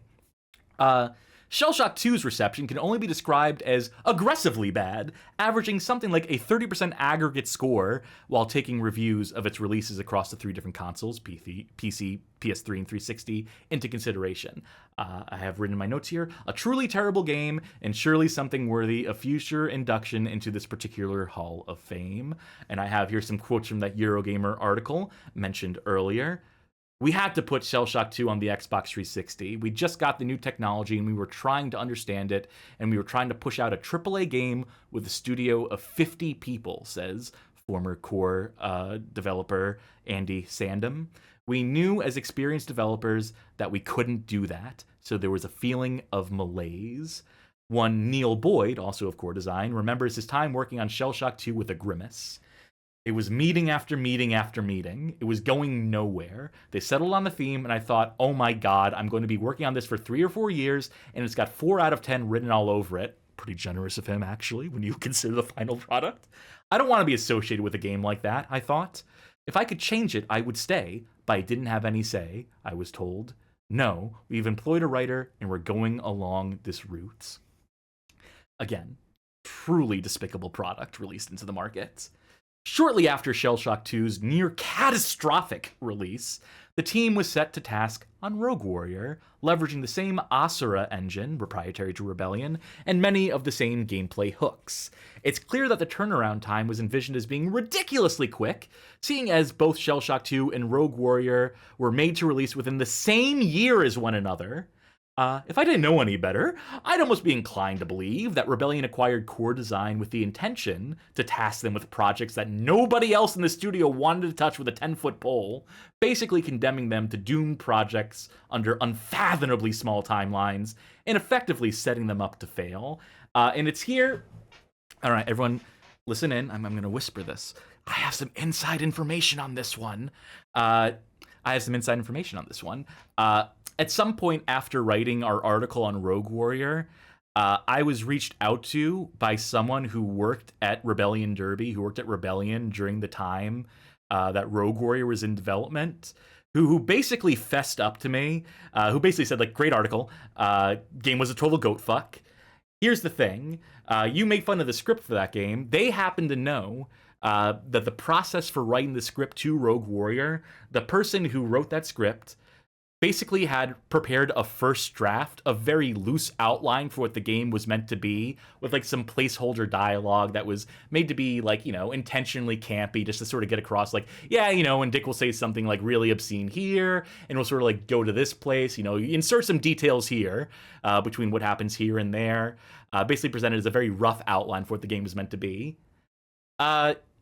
Rebellion just took that and ran with it and used it as the actual finalized script for the game. If this account is to be believed, they took basically what was just a very rough working draft that was nowhere near ready for prime time. And because they were so fucking crunched for time, because they cared so little about this project, because the turnaround and the budget were so fucking out of whack, that they just went with whatever they had on hand just to commit something to fucking disc. I vetted that source as much as I could. You know, this is rumor mill. You know, I can only present it as such, but I'm inclined to believe this account of things. I'm inclined to believe the source that reached out to me without breaching any confidentiality here.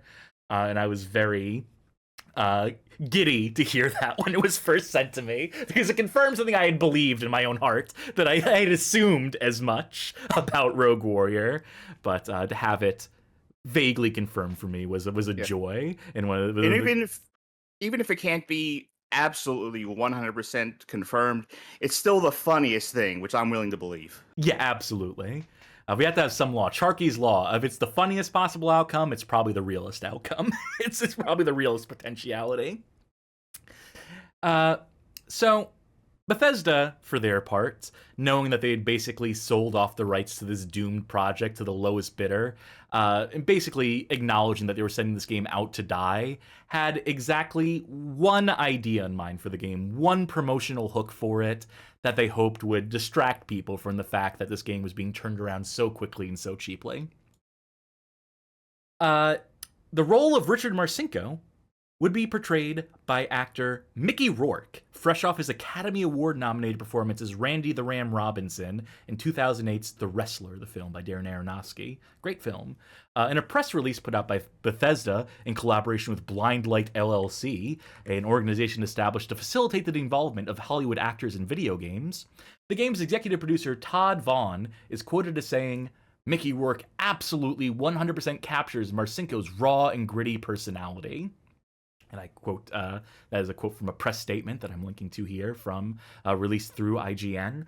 We'll examine exactly what this raw and gritty personality can be taken to mean when we play the final products.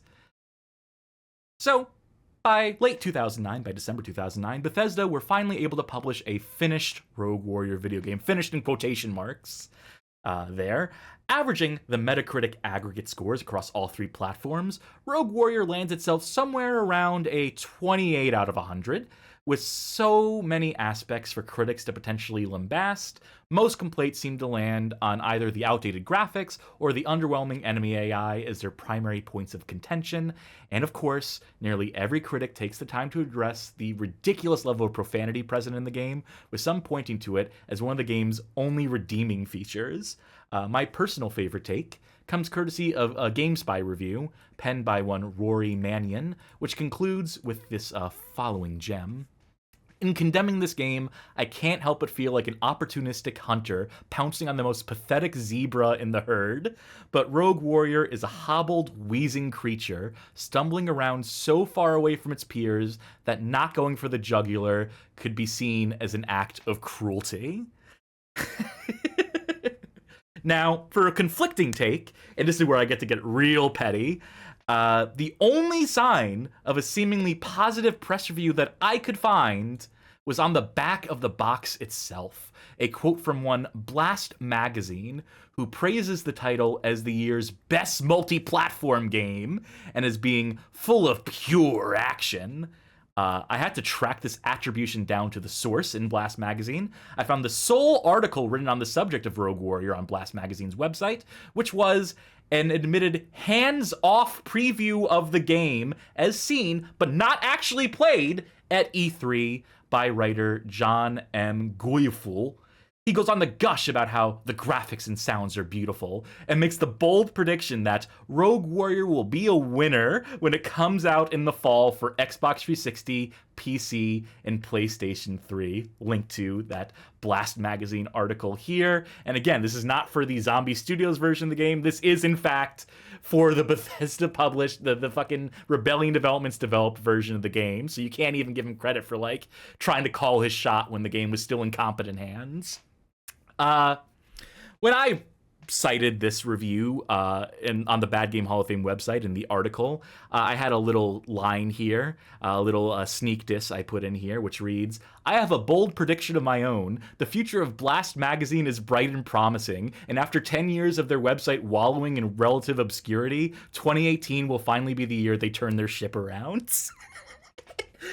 Just to give an update on that, diss of mine, 7 years later, they still have zero social media presence. They still occasionally post articles like once every couple of months that no one fucking reads or comments on. Just an absolute like dearth of content on this website, which is still chugging along for the benefit of absolutely fucking no one.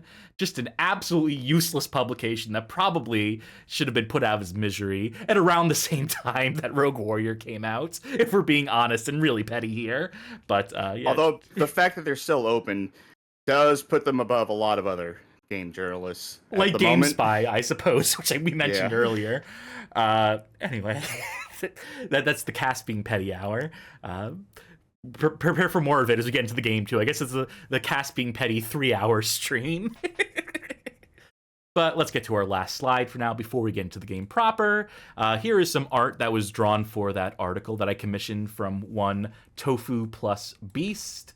Just going to link to them here on Blue Sky. And again, I love this piece of art.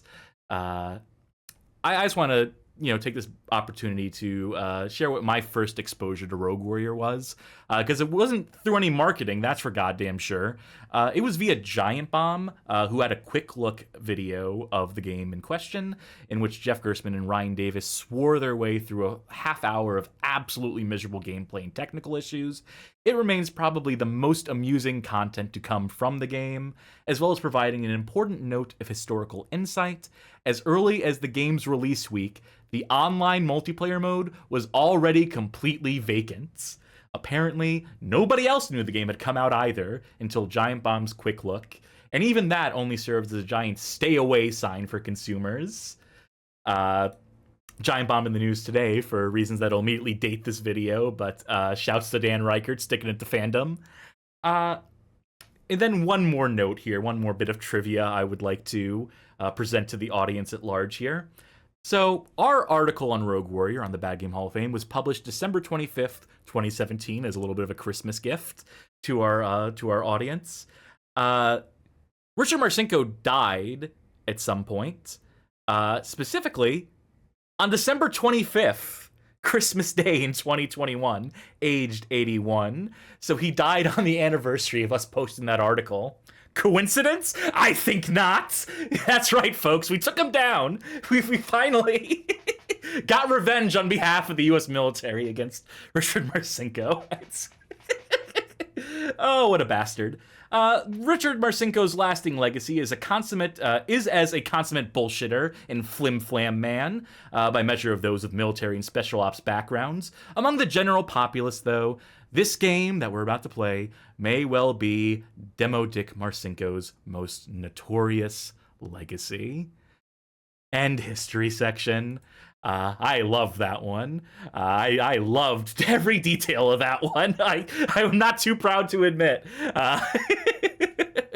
So that's the story of Rogue Warrior and of Dick Marcinko, and now all it's left to do is to play the true story of Dick Marcinko and Rogue Warrior. Right. And let's get it started, why don't we? Started with 1988's NARC, an arcade game by way of Williams Electronics, designed by one Eugene Jarvis, perhaps you've heard of him, regarded on release as one of the first ultra-violent video games, and criticized by parent groups and government employees for its then gratuitous gore, despite its a very apparent anti-drug message. So, you win some, you lose some. Folk may also know the NES conversion handled by Rare, additional conversions to home computers by way of Ocean Software. Have any of you played arcade NARC proper? A little bit. Yeah, I don't think I've ever beaten it, but yeah, probably mess with it in a midway compilation at some point. Chase Man Jansen in chat says that Arcade NARC is a bad game that owns. I'd agree with that. It's pretty sloppy. It's a lot of polish on what is pretty underwhelming gameplay, all things told, but that polish is actually very impressive. This game delivers on some high-resolution graphics for 1988. Let's quickly go through the plot synopsis. I honestly thought we might have played it tonight all the way through, but now let's get through history. The object is to arrest and kill drug offenders, confiscate their money and drugs, and defeat Mr. Big. It was the first game in the newly restarted Williams Electronics Coin Hop video game division. We'll get to that in a minute. Shortly before its release, Williams acquired the video game and pinball divisions of Bally Midway. The game's main characters are Max Force and Hitman, who have received a memo from Spencer Williams, narcotics opposition chairman in Washington, D.C., dispatching them on Project NARC. Their mission, should they choose to accept it, is to apprehend Mr. Big, head of an underground drug trafficking and terrorist organization. Of course, famously, the final fight of this game is against the gigantic head of Mr. Big. When you blow him up in a spectacular show of explosion and gore and drugs pouring out of him. Edgy little game. Now, remind me, when you're playing this game, when the enemies are attacking you, what they're shooting at you is like syringes of drugs, right? Yes. That is the Yes. main way. They get you addicted. That's how you game over. Okay, so this is a thing I've always had issue with this, right? Because you hear like around Halloween time, people always say like, "Watch out," because people are putting drugs into the candy to get your kids hooked and stuff. And like the reality is, no one would waste that much money on drugs Yeah. to do something like that. That's very, very expensive. So what is this drug operation where they're just like, hey, all of our product, all of it, put it in guns, shoot it at this one guy. I think what happened is people had watched the movie 007 Live and Let Die, where that's the villain plot in that movie is to Oh, make drugs yeah. free Yeah, to that's take over right. the industry, and people were like, "Oh, that's a realistic movie." Weird movie, weird game, this NARC, but one that was vaguely successful, was mildly successful. Definitely stirred up a lot of controversy, and controversy became cash in the late '80s at this point in time. So it's one that's fondly remembered, and one that you can at least like go back to, and derive some minor enjoyment from. I definitely played more of the NES version, the one by Rare, than I ever did of the arcade version. Not that the NES version is particularly good itself, but anyway, this is spoiling something, but the arcade NARC, unlockable in 2005 NARC. So we'll just maybe, we'll get a chance to play some arcade NARC in the course of this playthrough here. But we I'm have just more disappointed slides. that the NARC opposition chairman's name is Spencer Williams and not something like Law 1000 to make with the other characters' names better. Well, that Williams, by the way, in case you didn't gather, an homage to Williams Electronics, and to one Harry E. Williams, who was the founder of the Williams Manufacturing Company. Williams has a history dating back to 1943, when they were founded as a manufacturer of pinball machines. In 1974, they were formally founded and rechristened as Williams Electronics, marking a focus on video entertainment, on digital games. 73 marks the beginning of their dabbling in coin-op machines, where they soon held titles such as Defender, Joust, and Robotron under their belts. Williams Arcade Classics, bona fide classics, and that's why they've been released in so many different compilations and the like.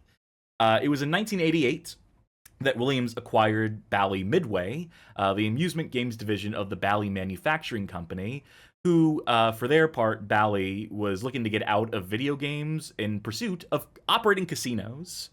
So they were more than happy to sell off their amusement games division to Williams. It wasn't long until the Midway name became the primary brand driving success for the whole of this company, on the back of there being the forward-facing name on all the arcade machines, while pinball continued to remain the domain of Williams and Bally. WMS, that's short for Williams Manufacturing Services, or whatever the abbreviation there is, short for something. They acquired Sonoma. Trade West Games in 1994. You may know Trade West as the publishers behind the likes of Battletoads and Double Dragon in North America, and eventually rebrands that subsidiary as Midway Home Entertainment, thereby granting Williams and Midway access into the home console market. 1996 sees Midway enter the stock market, putting up a public offering, despite the fact that at this point in time, Midway are posting net losses year after year and engaging in a lot of stock and debt offerings as well as risky loans. Midway manages to stay afloat during this period, but they're definitely doing some moves that will spell their demise in the years to follow. Eventually, they exit the arcade industry outright in 2001, owing to the state of that particular market, which was obviously falling apart at the seams as home consoles became more powerful, more compelling than the prospect to go into the arcade. So they're refocusing, they're doubling down on home console games in around 2001. And they have a brilliant idea. Let's leverage some of our legacy arcade IPs and reboot them as console and handheld offerings. One of the first games of that ilk is Robotron X, also known as Robotron 64, back in 1996. But with the turn of the new millennium, you get the Spy Hunter reboot in 2001. You get that Defender reboot in 2002, Area 51 in 2005, and of course, And we I will- believe if Also- you want to see that Defender reboot, we did do that on one of the Games from Hat streams for PS2. Yes. I believe. And I also so. want to mention the other Spy Hunter reboot, which I think was around 2005, with Dwayne Johnson. That's a different reboot. 2 attempts to reboot Spy Hunter. And of course, we will get to NARC shortly. But first, we need to learn a little bit more of how the idea of the NARC reboot in particular came to be. And this starts with a little game by the name of State of Emergency. This is a beat 'em up and or shoot 'em up video game developed by VIS, or Viz Entertainment, published by Rockstar Games for the PlayStation 2 and Xbox, and by Global Star Software for Windows. There is a PC version of this. To read the plot synopsis to this one, set in a dystopian United States where big business gradually took over national affairs and suspended elections. It wasn't long before the American Trade Organization, most commonly known as the Corporation, performs a coup and takes control in 2023, establishing a totalitarian corporate regime. Years later, in 2035, an underground movement called Freedom sparks a national riot, and the corporation declares a state of emergency, that's the name of the game, in response. The game takes place in Capital City. The player joins Freedom to topple the corporation.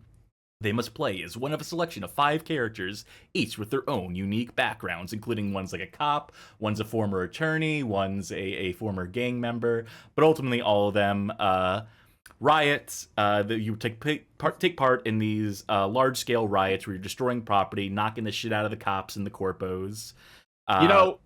Very often I'll say that when games and media in general set stuff in the near future, they really need to push it further than they do, because like it gets dated really fast when like that year comes up and like nothing like that's happening. I don't think they ran into that issue this time. No. I think No, they're a they little called their closer. shots. Yeah. Yeah.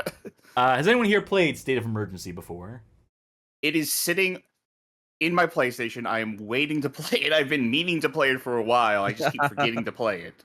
Okay. So not personally, but friend of the show, PS2 or Die, who is trying to beat every PlayStation 2 game ever, played this as part of their challenge. And this seems like a bad game that's also stream poison. What you do in the first 30 minutes is what you do for the whole game. The crowd tech is impressive, but it's just a really basic, hard, unfair beat 'em up that's also like buggy and really drawn out. Just and constant escort missions. So, one of everyone's favorite type of mission gameplay in a video game. Sid, you ever play it?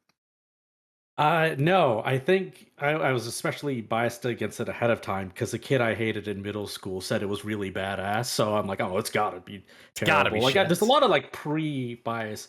Also, just for that near future thing, I think the funniest example of that is the game Industrial Spy Operation Espionage on Dreamcast is set in the dark future of the year 2000, and the game came out in September of 1999. Also, another fun fact about this is that one Jeff Gersman believed that State of Emergency was going to be a bigger deal than Grand Theft Auto 3 before they both came out, because State of Emergency demoed better. So, much as I love Jeff, doesn't always call his shots. Yeah, I mean, I can see it because again, it's the crowd tech is really impressive, and it is a very quick pick up and play experience. And Grand Theft Auto 3 was doing these grand ideas and stuff, so I'm not surprised. But yeah, it did not pan out that way, thankfully. Yeah, so State of Emergency released to middling reviews, but to decent sales figures. That moves around 900,000 units in North America alone by July 2006, so probably sold more than 1 million units, tabulating European sales and global sales, worldwide sales.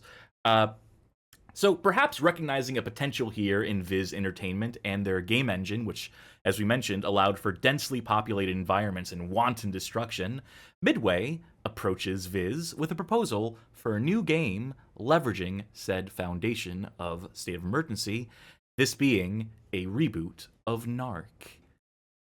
And here we have some prototype screenshots. I'm also going to post this link here, and remember, link sources in the description of the video on YouTube.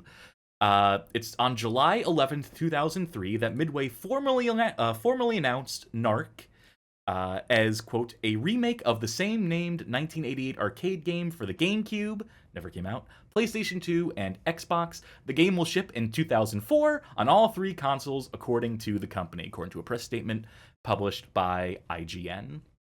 To read some copy from the press statement that was sent to IGN.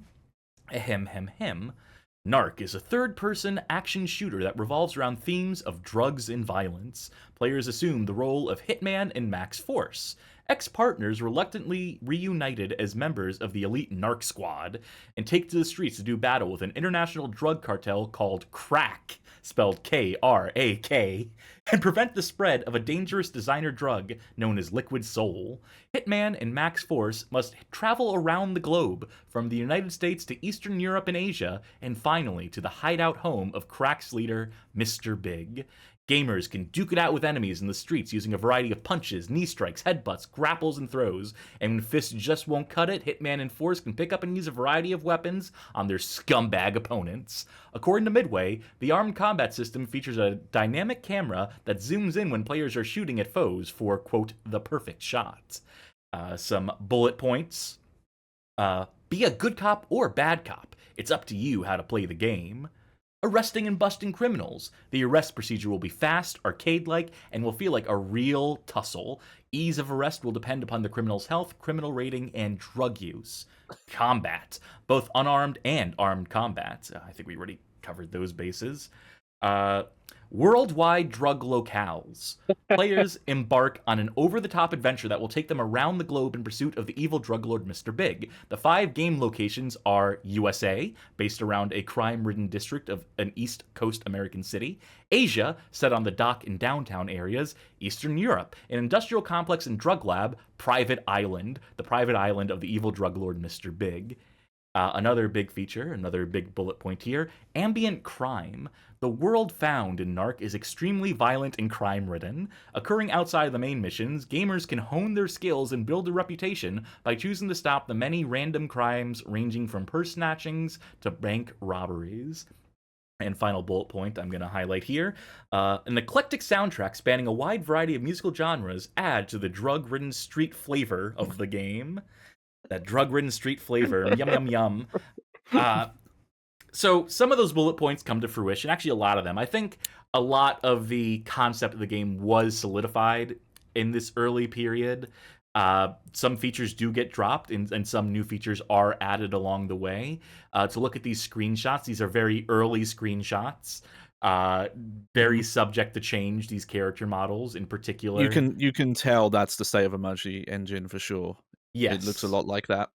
Yeah, especially with the flat lighting here, which I recall State of Emergency was pretty flat in that regard to help facilitate the massive crowds. But yeah, looking at these early screenshots, I think Viz had a pretty good idea of what they wanted this game to like settle into looking like. Maybe they would improve these visuals over time, or this is kind of house style for them. These more exaggerated character models. But the shooting, the punching, even elements of the UI, including if you look in that bottom right one, that little number in the top left corner, that little 68, corresponding to your rating, your reputation rating. Yeah, I think they had a pretty solid idea of the game they wanted to make.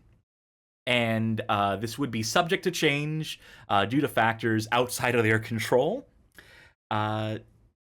Yeah, any other comments on these screenshots, as much as you can see of them here? Oh, sorry. What wrestler does the guy look like? He looks like somebody. The Godfather. Right? A bit Yeah. Godfather, yeah. Well, we'll move Just couldn't along place the then. name. Yeah, like I mentioned already, it looks like State of Emergency.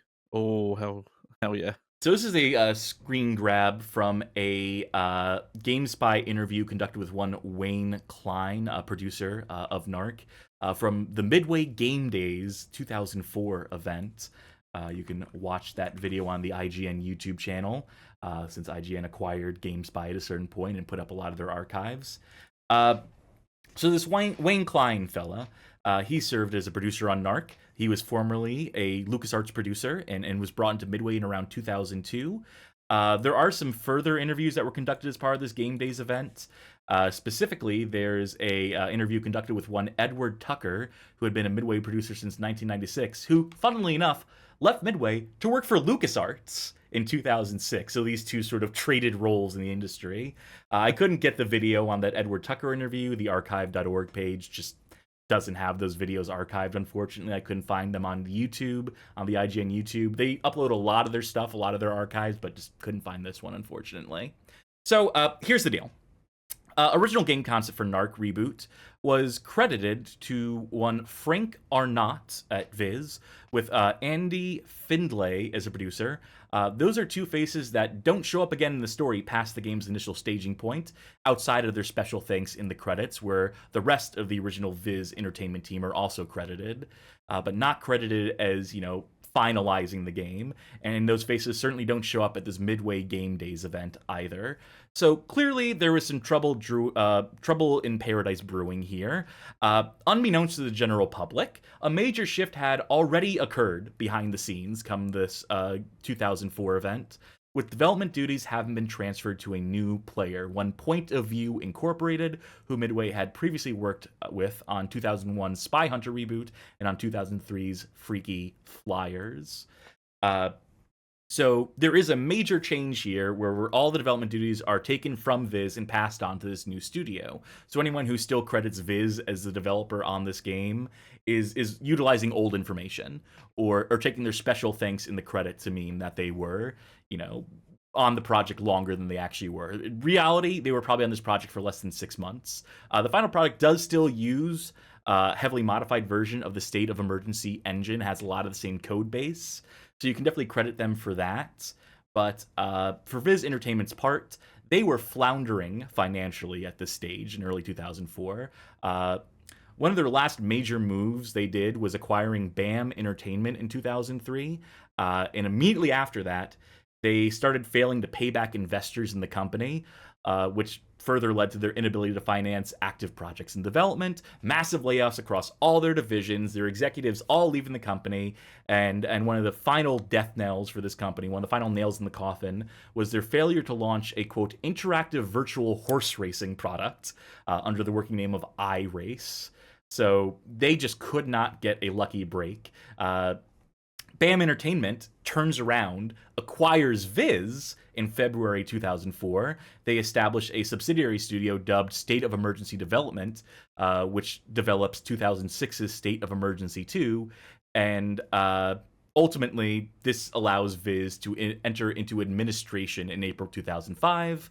Marks the closure of their game development interests, laying off of all their remaining developers, the ones who aren't tasked to the State of Emergency 2 project. And eventually, BAM just sells off State of Emergency 2 to DC Studios in 2005, which is what ultimately allows that game to come to fruition. All these details are to say that Viz Entertainment doesn't really factor into the development of NARC past 2003, despite conflicting credits on games databases to the contrary, as Point of View were left to finish the work that Viz had started and conceptualized. So with this change in team comes some bold new ideas for the direction of NARC, and brings us back to the interviews conducted with Klein and Tucker here at this Game Days event, where they allude to the ability to consume drugs as power-ups in-game, a concept undoubtedly baked up to stir up controversy in the same ways as the original 1988 NARC did, and to carve out a place for the title in a market that was quickly shifting towards edgier content. Kudos to the likes of a Grand Theft Auto or what have you. So this interview here, if you choose to watch it, or if you choose not to watch it, I'll summate it here. Zoe Flowers' interview on the right is grilling this Wayne Klein dude on like, yeah, so the drug angle, people are getting really mad about that, and he's just basically like, yeah, it's part of the identity of the game. Different drugs. You don't have to take drugs. Already starting to build in like a built-in defense for like you don't have to use the drugs to play the game. It's just an aspect, it's just an angle of the gameplay. It's a possibility. So at the same time that they're committing to drugs as power-ups, they're also trying to service the other part of the audience by being like, you don't have to do it. But they are still heavily promoting that angle, to the extent that the game's tagline is "Cross the Line." This is a screenshot from the narcgame.com website, an archive of it, which you can access here. If you fail the age verification check, you get this warning that says restricted. You are not old enough to cross the line, which is just a very funny message here. Come back in a few years and you'll be old enough to cross the line. So the drug angle becomes the primary focus of NARC's marketing. Videos, dozens of them, are sent to Games Press websites, highlighting each drug, doing featurettes on each drug featured in the game and the powers they imbue. IGN, for their part, reposts a lot of this stuff. To quote this particular article here, when NARC launches this March, it will come packaged with a variety of different mind-altering substances. Well, not in real life, where abusing drugs is terribly illegal and awfully damaging. In video game land, NARC encourages its players to use cocaine, take speed, smoke marijuana, and drop ecstasy. That's a lot of virtual exploration to do. But why would any self-respecting NARC, real or not, want to subject himself to a drug binge? Because it can revive you from death. Which is the hook of the made-up drug Liquid Soul. That is a wild way to open the article. You know what's even wilder is that this article has a mock interview with Skeletor from He-Man, who they claim to be an avid Liquid Soul user. There's a bit in the article where they say, yes, all this text is filler so that the skyscraper advertisement doesn't ruin the placement of our embedded images. Just in the text of the article before they go on to this fucking unfunny interview with Skeletor. Hey champ, what's going on? Fucking He-Man! Dude, can you believe that guy? What do you mean? He thwarts every single one of my nefarious plans, and yet his only power is growing freakishly big and wearing practically no clothing. It's disgusting. So on and so forth. This feels like the moment a writer is sitting in their study and they just look up and they go, I get paid by the word. I've been taking this new drug called Liquid Soul, and I'm hoping it will give me the edge I need to finally topple that giant barbarian bastard and his stupid cat and mossy friends. So you can go fucking read that if you want to for whatever reason. We have bigger fish to fry here. There are some additional marketing angles beyond the drug aspect of the game. For starters, there is an extensive license and original soundtrack, as well as bonus music CDs bundled with the game. There is celebrity voice casting, including the likes of Michael Madsen, Bill Bellamy, and Ron Perlman as three of the main leads in the game. Clearly, the game is looking to ape the success of Grand Theft Auto at this stage and posturing as a movie-esque true crime type of deal to that effect. You know, between the stunt casting and the licensed music and the so on and so forth, they're hoping to out-edge Grand Theft Auto in some capacity here. How does that work out for them? Probably not particularly well. Yeah, Michael Madsen. Great track record for picking video games, I tell you what, between showing up in the Reservoir Dogs video game. What's that other fucking piece of shit he was in? He's been in a few really... he's in Crime Boss Rocket City, which I actually like, but is by no means a good game. He's in the US dub for the first game, yeah. Oh, yeah. Well, that's one. 1.5 we'll give him credit for. I mean, it's a bad dub, though, so... Fitty on that. So, here we have a CNN headline. Players can get high in NARC video game. This article's still up, by the way. Link to it here. So, they get their wish. Midway gets what they want. They get covered by mainstream news for the fact that you can get high in the video game. And, of course, this article is none too flattering in its describing that process. In describing that feature, I should say. I'm going to quote from this article here just to give a general sense of like the pulse of the tone that the news that did cover this game was taking. In the video game NARC, published by Midway, you play an undercover police officer busting drug dealers, except in this game, your cop character can take the drugs he confiscates, and the illicit substances can enhance performance. NARC's publishers at Midway say the game is all about choices, and the consequences of those choices. The following is an excerpt of a statement released to CNN by the company's chief marketing officer, Steve Allison. The drugs in NARC affect the gameplay. Addiction and crime and punishment are predominant themes in the story. Ultimately, the players who choose to take drugs will face consequences. They will experience the highs and lows of this culture, but following this path will ultimately lead to failure.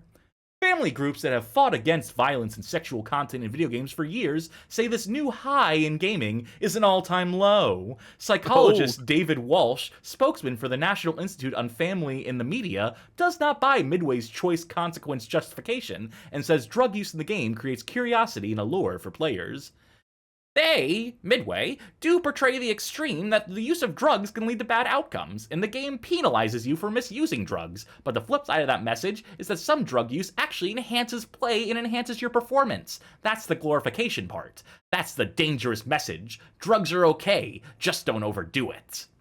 But NARC is an M-rated title, and designers at Midway say, in the same statement released to CNN, that the game is for adults, and offers adult gamers the chance to play through an interactive crime saga where players face the temptations and choices of an undercover police officer.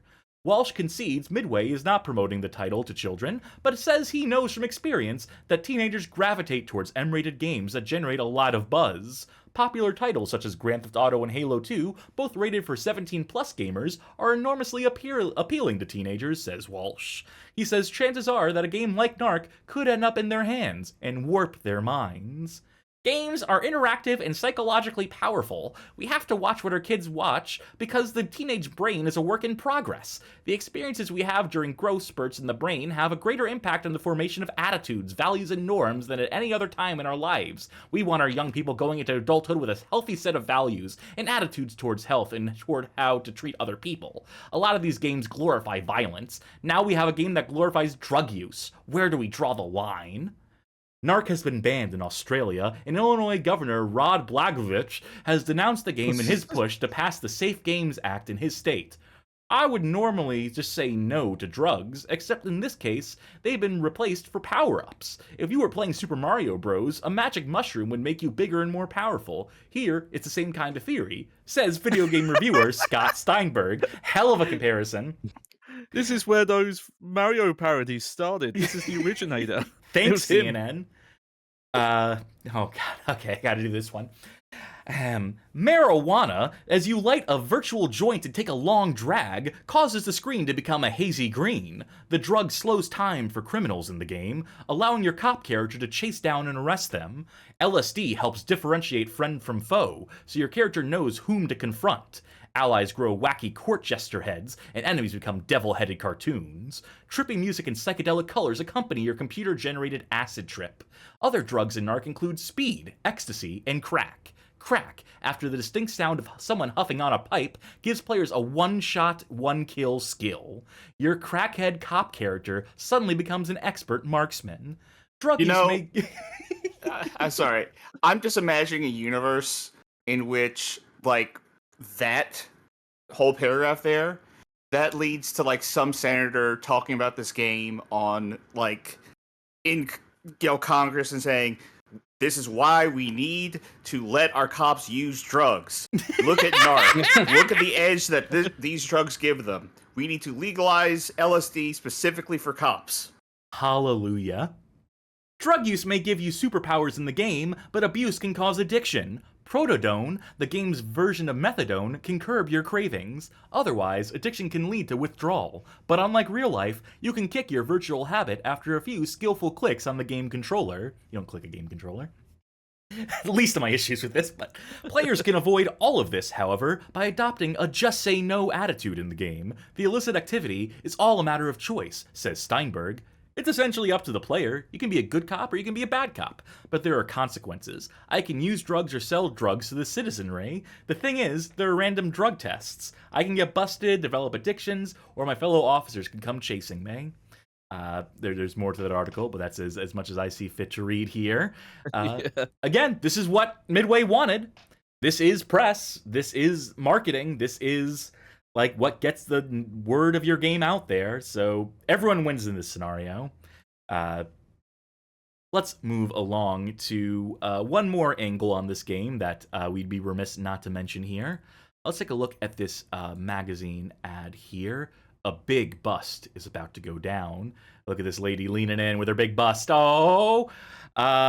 More importantly, big hit 1995 friend prices.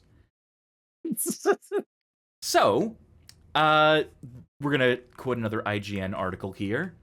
Ready for some drug-busting action? Ready to revisit a classic video game brand? Midway announced today that NARC, edgy narcotics team action reinvented for the PlayStation 2 and Xbox, they already cut out the GameCube release at this point, will ship out on March 22nd, 2005. Even better, the game will sell for a cool suggested $19.95. Budget game. This launched as a budget game. Friend prices, if you will. Yeah, that's how they get you addicted. They start you with a low price. The first hit is 1995. The rest are. I did track down an interview with a now defunct site called Prodigious Gaming, where they interviewed NARC producer Wayne Klein, and they do confront him on the pricing thing. They do confront him on the price question. Pro G asks, the game will retail at an unusually low price. What was the reason for this decision, and do you think some people will dismiss the game as a budget title? To which Wayne Klein replies, the storyline in NARC is one that many people find compelling, regardless of whether they're hardcore gamers or just casual players. As a result, we wanted a price point that made the game accessible to as many adult gamers as possible. Titles like ESPN's NFL 2K4 and others have shown that there's a significant audience within that price group. With the growing installed base and success of mature-themed products, we feel the market is ripe for a mature-rated 1995 game. That is certainly a lot of salesperson gobbledygook. Which begs the question that I'm going to pose to all of you. What is the real reason why they dropped the price of NARC to $19.95? Oh, okay. So there is a confirmed reason. No, there isn't, but there's a pretty fucking obvious reason. Oh, okay. They're your friend, obviously. Yeah. Just simply like, no one's going to pay $60 for this thing, but they'll be like, $20. Yeah, why not? That's definitely a contributing factor. Think of the year. Think of 2005. 2005. Well, I mean, also, they did say that other games were going with the $20 route, which is true. Sega's NFL 2K. I think it was either Final Fight or Beatdown were also like $20 games. It wasn't unheard of at the time. It's not unheard of. I know but I'm just it's thinking. around the time that like 7th gen stuff was starting, so that's maybe the other speculation now, or just we know this is gonna bomb, so this is the best way we can artificially get higher sales. Another hint. What big game was coming out in 2005 that squarely occupied the same space that NARC was going to occupy? You mean Grand Theft Auto San Andreas? Or Vice City, one of the two? Yes! Grand Theft Auto San Andreas was coming out in the same fucking year, within a few months of this game fucking releasing. So of course they were going to be like, well, fuck! No one's going to buy this game, because it had delayed so long. This was originally meant to come out in 2004, remember? So the fact that it delayed, they were not expecting Grand Theft Auto to be as huge as it was, and especially knowing that Grand Theft Auto San Andreas was shaping up to be, like, the biggest fucking video game of all time in 2005. Probably scared the shit out of them. So they fucking bundled it with music CDs. They lowered the price. Did everything they could. But here's the problem: San Andreas came out in 2004. Oh, did it? That's why I didn't suggest that. Yeah. I thought it was a 2005 release. What Grand Theft Auto came out in 2005? The Xbox version was 2005. Yeah, maybe that's it then. I would still say this Grand Theft Auto in general, and the fact that this game had fucking delayed for so long, and just like there was no fucking place for this. Even my point there. Okay, that does kind of like tie into what I said though about like they look at it and go like no one is paying Grand Theft Auto prices. Yeah, that's the thing. Like here. That was the point where the sales numbers for Grand Theft Auto, obviously modern Grand Theft Auto dwarfed those, but this was the point where they were breaking sales records. And the game would have probably still been sold probably higher than 1995 around the time this game came out. So I could see that being like the way to undercut. No, also you have to consider with the delays that, of course, a lot of people who wanted to buy this game initially just decided to buy drugs instead, so they didn't have as much money for the game. That's very true. So that's what I'm standing by. They can say whatever the fuck they want about, it's a compelling price point. It's like, they were scared. They were running scared. They were just like, there's no other way we're going to get this game into people's hands when other games fucking exist. And I'll tell you, why I think I had the San Andreas wire crossed, because it's a line in a review that really got me thinking about that, and I think the Xbox release specifically. Let's get to the next slide, which is the Metacritic aggregate scores for this game. On PS2, it averaged out at around a 50 with 24 critic reviews. The Xbox release had 27 critic reviews, aggregating out to a 51. We're going to quote from just a few different reviews here. CNN saw fit to review the game after covering it in that news story. One Tom Lane pens in a non-scored review. An often irritating camera, an insipidly told, cliched story, and outdated graphics compound the problems with NARC, making it a chore to play. The only mildly fun missions in NARC are ones that involve using weapons from an impressive arsenal. While aiming and firing guns is not problematic, it's also nothing special and comes off as rather mediocre experience. The best thing about NARC is that it contains the addictive, pardon the pun, original version of the game. Too bad you have to play the main game to open it up. This game could have been much better had it simply stuck to its fast-paced action roots instead of trying to capitalize on the fad of mission-based gameplay and stealth elements. At $19.99, NARC is available for the PlayStation 2 and Xbox, but remember that you get what you pay for with NARC, and in this case, you don't even get that much. Defunct Games, which is, funnily enough, I believe defunct at this point, isn't it? Gave the game an F on their scoring metric. One Cyril Lachelle says the following: I hate NARC. It's not because of the horrible graphics and substandard gameplay. It's not because of the subject matter, of which it's full of offensive behavior and despicable acts. It's not even how limited the game's scope seems to be. What I hate about NARC, Midway's long overdue update to the 1988 arcade smash hit, is that it lacks anything even remotely resembling fun. It's a joyless experience that could have you reevaluating why you play games in the first place. I know a lot of people will be tempted to pick up the game at its $20 price point, but don't do it. This game isn't worth it, even if they give it to you for free. Wait for San Andreas. Because NARC is one drug that is tough to get out of your system. I'm not saying everybody's going to hate it, but I would hate to meet the person who loves it. That's the line that got me fucking crossed. And they're clearly talking about the Xbox release of San Andreas there. So they're clearly like saying this directly to Xbox players. They were clearly tailoring this for them. And I think that is still a contributing factor. I think that is definitely, the Xbox was pretty big at this point, at least in North America, where this game was primarily being marketed. So I think that is definitely a factor. I think that was definitely a compounding factor in the price points. And especially, like you look at the Xbox version, that's one that has the sticker on the cover here where you can see the big hit 1995 thing. The PS2 cover doesn't have that. It did have the same price point, but it lacked that blurb on the front cover. So I really think they were trying to target Xbox gamers specifically with NARC's release. Final review that I'm going to source here is the lowest scoring review of the game that exists. This is a 15% scoring review penned by Ryan King on behalf of Total Games. The soundtrack is okay. It has guns. It loads. 9 words are all it takes to explain what's great about NARC. Now, the painful part. Arresting criminals is fiddly. The controls are awkward. There's no sense of solid movement. The missions are dull. The aiming is erratic. The AI is broken. The city is bland. The pedestrians look the same. The missions are boring. It's impossible to spot crimes. You can't enter buildings. The drug effects quickly become dull. NARC's offensive gameplay conveniently ignores the fact that Grand Theft Auto ever happened and crosses its fingers hoping that you forget too. Fat chance. When a modern-day Xbox game can't humble a 17-year-old arcade game, you know something has gone horribly wrong. We never thought we'd see the day a game worse than Miami Vice hit the shelves, but lo, it appears that Davalix does have competition after all. We'll have to check out that Miami Vice game at some point too. So, not the warmest reception, to say the least. Even with that budget pricing, I believe this failed to move units. Not too many, anyway. Obviously, quickly forgotten in favor of the likes of Grand Theft Autos, whichever ones were on the horizon. And yeah, largely left to wallow in obscurity.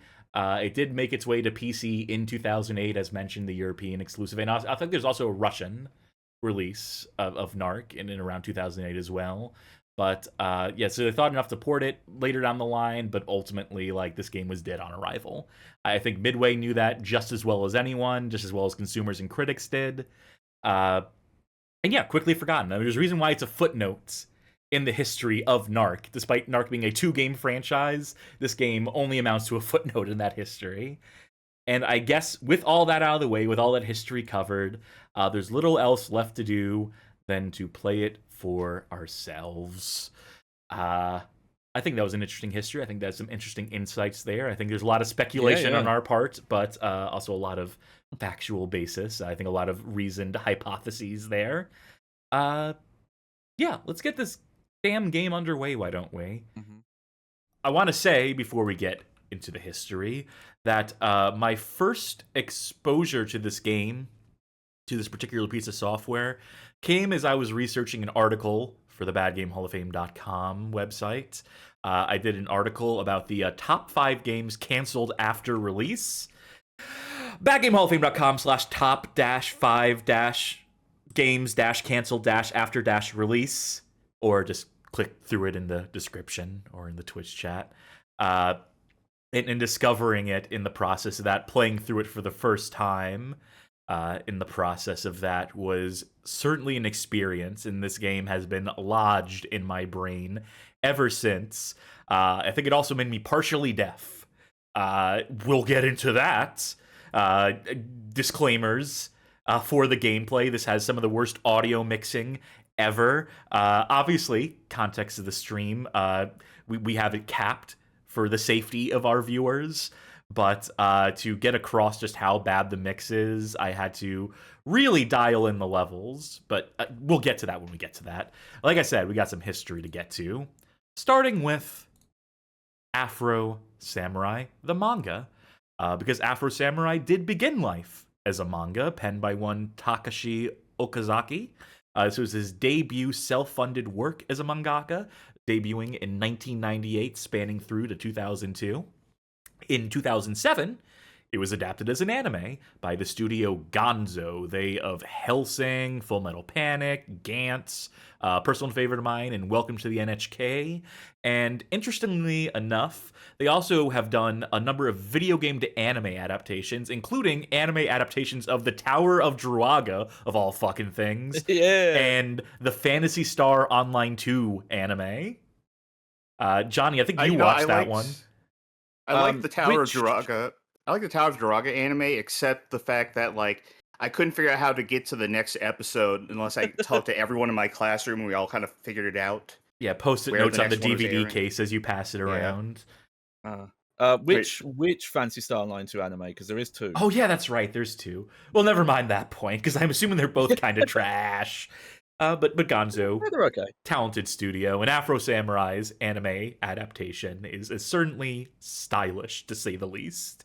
To summate Afro Samurai's plot, the series centers around a titular Afro Samurai and his mission to avenge his father's death at the hands of the gunslinger Justice, whose motivation for the killing was to obtain the coveted #1 headband and claim its apparent mystical power for his own. Along the way, Afro Samurai has to strike down all those who dare oppose him, including, and this is notable, his own best friend Gino, who seeks his own vengeance for Afro's prior killing of their shared mentor. At some point, Gino appears to die and returns from the dead as an android with a head fashioned after a teddy bear, thereby earning him the alias of Kuma, which is, of course, Japanese for bear. Which is also English for Kuma.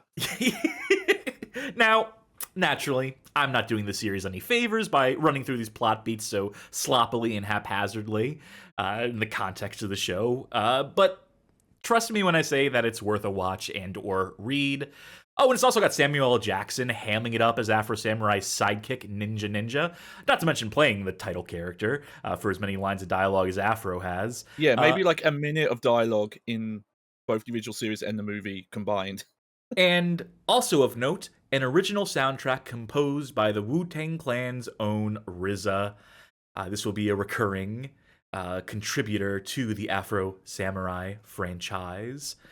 Afro Samurai's debut as an anime was fairly successful, airing in North America on Spike TV, as well as the UK version of Adult Swim for European distribution. It spawned a film follow-up in 2009's Afro Samurai Resurrection, and of course, there was a video game tie-in, Namco Bandai's 2009 release of Afro Samurai across the PlayStation 3 and Xbox 360. It is a 3D hack and slash brawler type game with some light platforming and a plot made to mirror the events of the manga and anime. It retained the voice cast from the anime adaptation, as well as bringing RZA on to produce a new original soundtrack for it as well. It has a fairly striking cel-shaded graphic style, a fairly standard combat system by some measure, and a novel mechanic in a body part poker system where you get to sever individual limbs in style, sort of like a Metal Gear Rising Revengeance type deal. Now, by all accounts, the game is fine. Largely 3s out of 5s across the board, with reviewers making points of the making points of comparison to the likes of the recent Ninja Gaiden games and Devil May Cry, then recent, I should say. So for every mention of wickedly satisfying combats, there are immediate contrasts made as they reference the weak platforming and uneven pacing. There were also numerous complaints made about the camera getting caught inside geometry, as well as a lack of ability to uninvert rotation on the x-axis.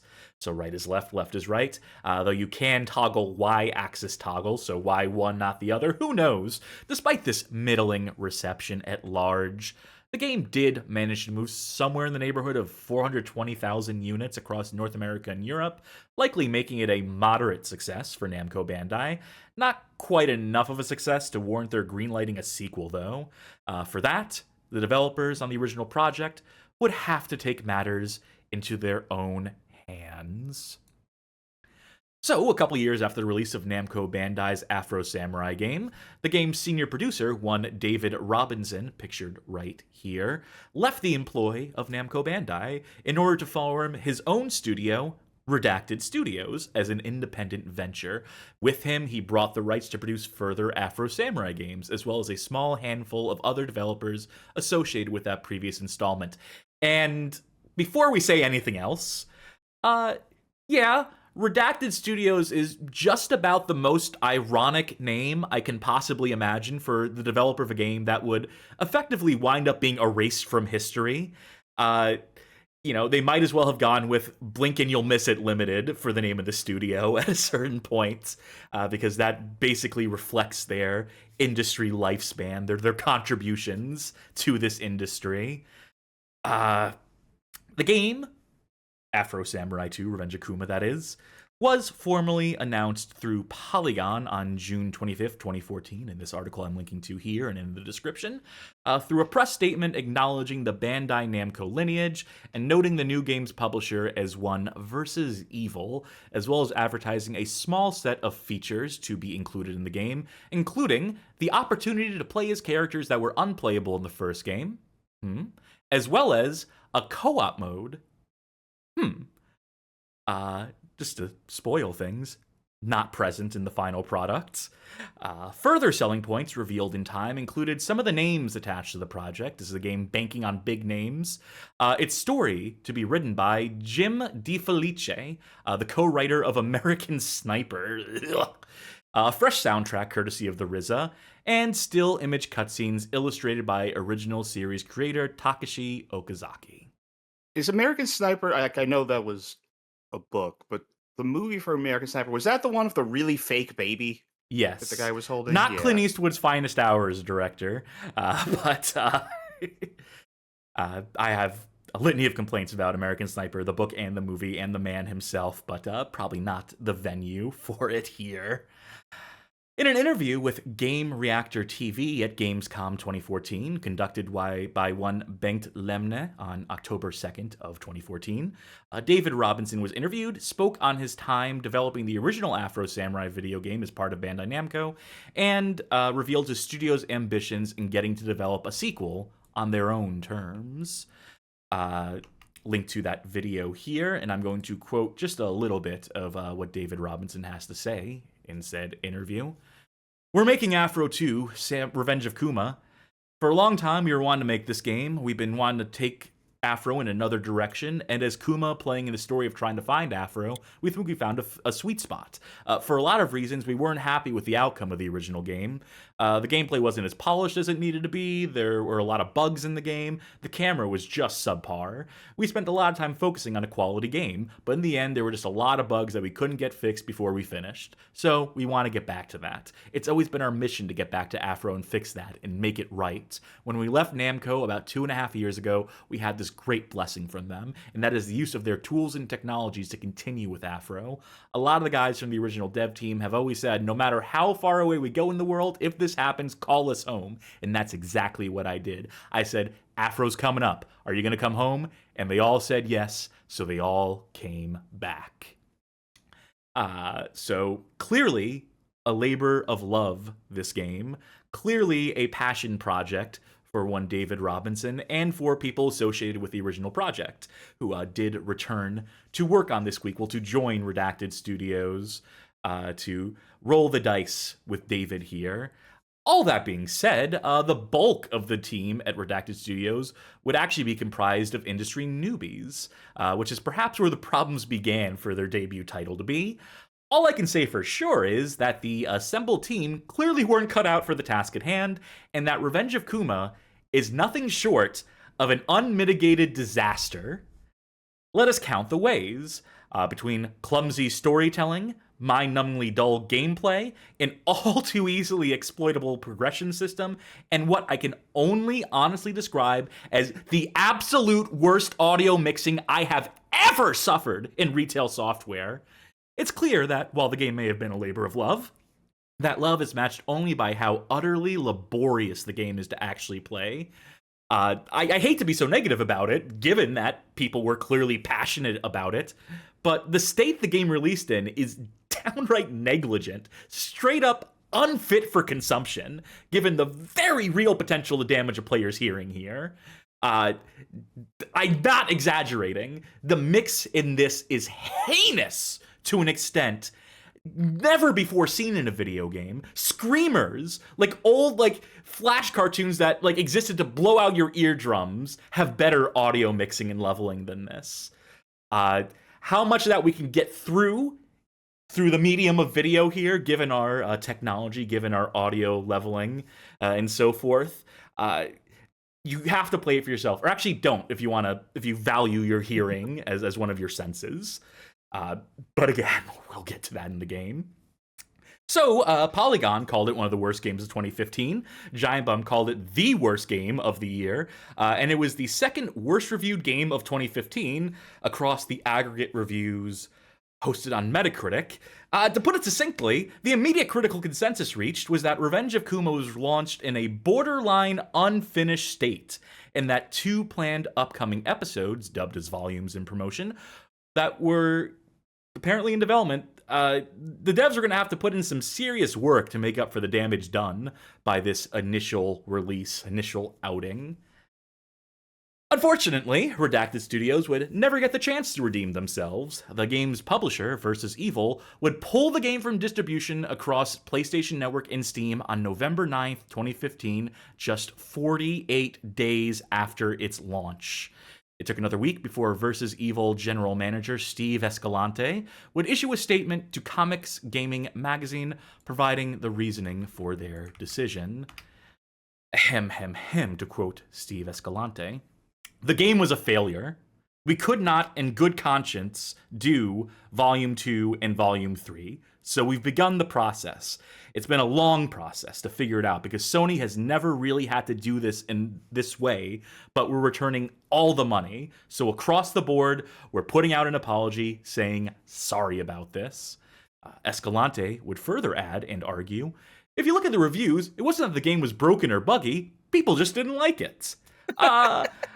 Debatable. Whether it was not broken or buggy or not. It is. It very much is. Yeah, I'm gonna say. In a further Spoilers for the rest of the stream. In a further interview with the former Gama Sutra, currently game developer, Escalante continued to bury the game and dismiss the efforts of the team assembled to develop it, reiterating their policy of issuing refunds and playing to consumers by noting that the endeavor as a whole was a money loser for them, even before the decision was made to give back whatever meager money may have been stood to have been made from its release. To quote Escalante again, when asked if Versus Evil giving money back to it, if they were, as a publisher, giving money back to external funders and investors, Escalante answered, Versus Evil is the sole funder and investor. We paid for the entire development, marketing, testing, and licensing of this project, so we are very much aware of the financial impact of this decision. For a small company like Versus Evil, this means we are consciously deciding to make no money back on this game. But we are Versus Evil, which was set up to have relationships with our partners and developers that is transparent, friendly, and mutually beneficial. Simply put, this must extend to our customers, otherwise it's just an empty ideal. The nature of a refund is you are giving customers their money back. However, there are still other costs associated to this decision that will hit Versus Evil. Regardless of this, we are accepting of our losses and feel it's the right thing to do. When asked further if very few copies of the game were purchased in the first place, Escalante again, given the game quality was not what people were expecting, it didn't sell like hotcakes, let's put it like that. Fans still bought it despite the negative reviews from press and consumers, and we are not the company that will simply say, they bought it, they didn't like it, that's tough. That's not who Versus Evil is. When asked why did Versus Evil believe it'd be worse to leave the game up rather than pulling it down completely, Escalante, with his final response I'm going to read from this interview here. The nature of this business is that you will have good games and bad games released. Our goal as an indie publisher is to release quality games, even more specifically the games the developers want to create. Some of these are niche games that we know upfront will only sell so many copies. That's okay. We just need to go into it with that understanding. There are some companies that will release tons of products in the hope and desire that one of them will stick. I would rather launch a handful of titles that we're proud of and can stand out amongst a very creative, very competitive indie development market. Despite best efforts, Afro Samurai did not meet the quality standards that we require, and as a result, we cannot in good conscience proceed with our planned future content releases. Leaving it up there just wasn't part of this decision. So saith Steve Escalante. It is very rare that you will find a publisher so willing to completely bury the people they paid to put a game together for them. These are truly extraordinary circumstances here. This game really did threaten to sink this company's reputation if left up. So Versus Evil, in issuing refunds, did what was probably the only winning move, the only play they had to come out of this with any sort of positive press. To have left this up, maybe it could have made a couple bucks here and there, maybe a couple curio buys and whatnot, but ultimately it would have just wallowed in obscurity, not made its money back. I'd argue that them issuing the refunds probably, even though it was a short-term money loss, this gain in their reputation, their ability to spin this in a way where they came out as really pro-consumer, was actually very smart and very calculated. So, they did the right thing, and they did it for more or less the right reasons. I think it's, a fair thing. I don't doubt them when they say that, they want to maintain a reputation and whatnot, that they want to do right by consumers. But again, I'd also say that, fortuitously, very clever ploy, very good way of getting your name in the press, undoing a mistake like this. I mean, the fact that they were interviewed by Gama Sutra, by that comics gaming magazine, the fact that they were being approached and questioned about this, that's free press, baby.